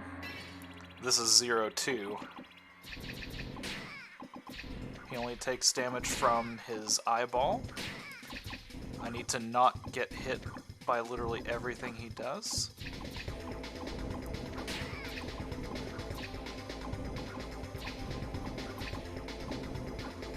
Oh, I didn't realize you could do this. That's gonna make me sick. Alright, that's fine. I wasn't moving anywhere like close to far enough the first couple of times.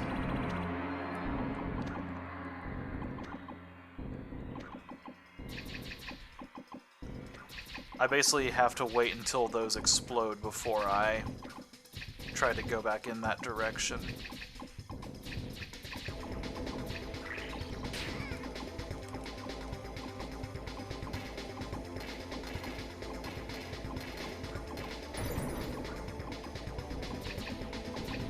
I didn't do enough damage to his...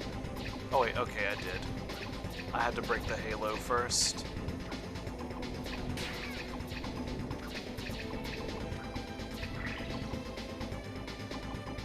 Oh, I see. I had to fly up here to do that, and now we have to fly down here to do damage to this and avoid the gas clouds.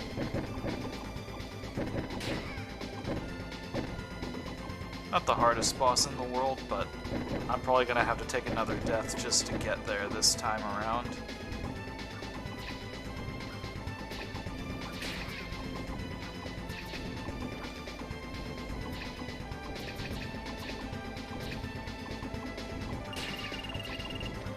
I think what confused me about this fight initially was I didn't realize that he was actually, like, further moving. Like, it doesn't seem like you're actually, like, rotating in a circle right now, but you are.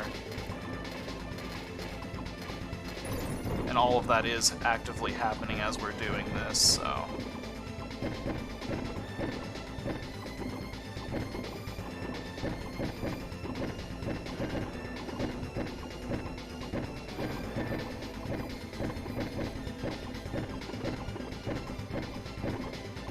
Might be able to do this if I just don't get hit. Easier said than done.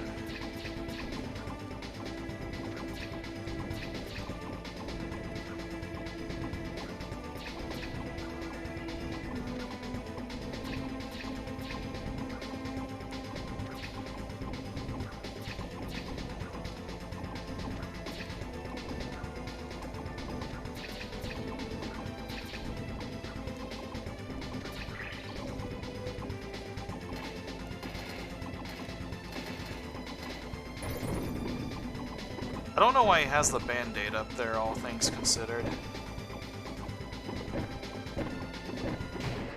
Alright, we did it. We win. That's the end of it. A 10-hour stream. 10.5 hours, actually.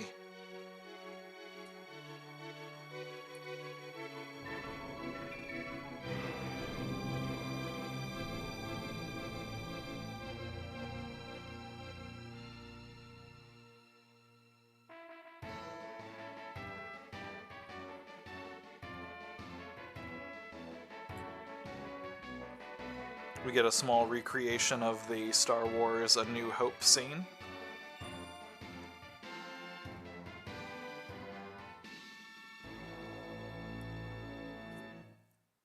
And a great way to end with Kirby almost, like, swallowing whole the crystal shard that he got as a gift.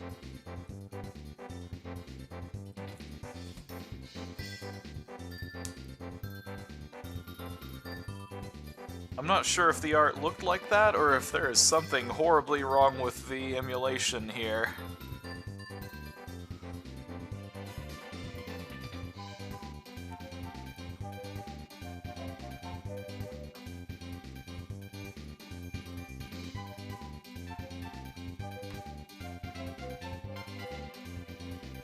I definitely think there's something fishy.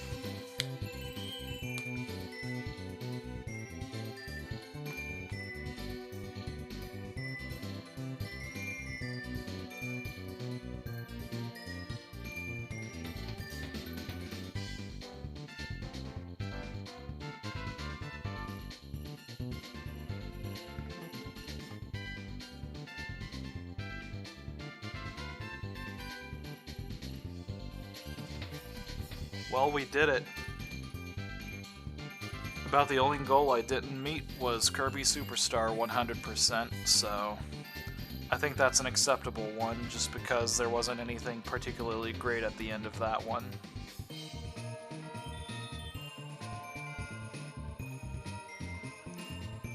I'm really happy I was able to get through all the other ones. I wish it didn't take me so long on one of the shards and one of the hearts on 3.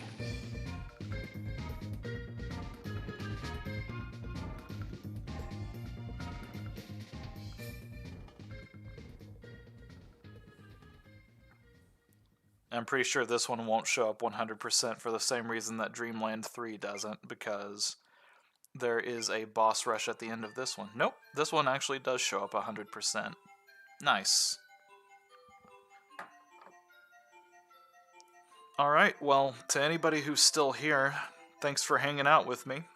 To anybody who isn't here, if you're checking this out afterwards, hope you enjoyed watching 10 hours worth of a stream. This one was a very, very big undertaking for me. I'm about to just, like, lose all of my remaining brain cells, so I don't have much more to say, but thanks for celebrating the new year in the best way possible by playing a shitload of Kirby games. And with that, I'll see you guys next time. Take care.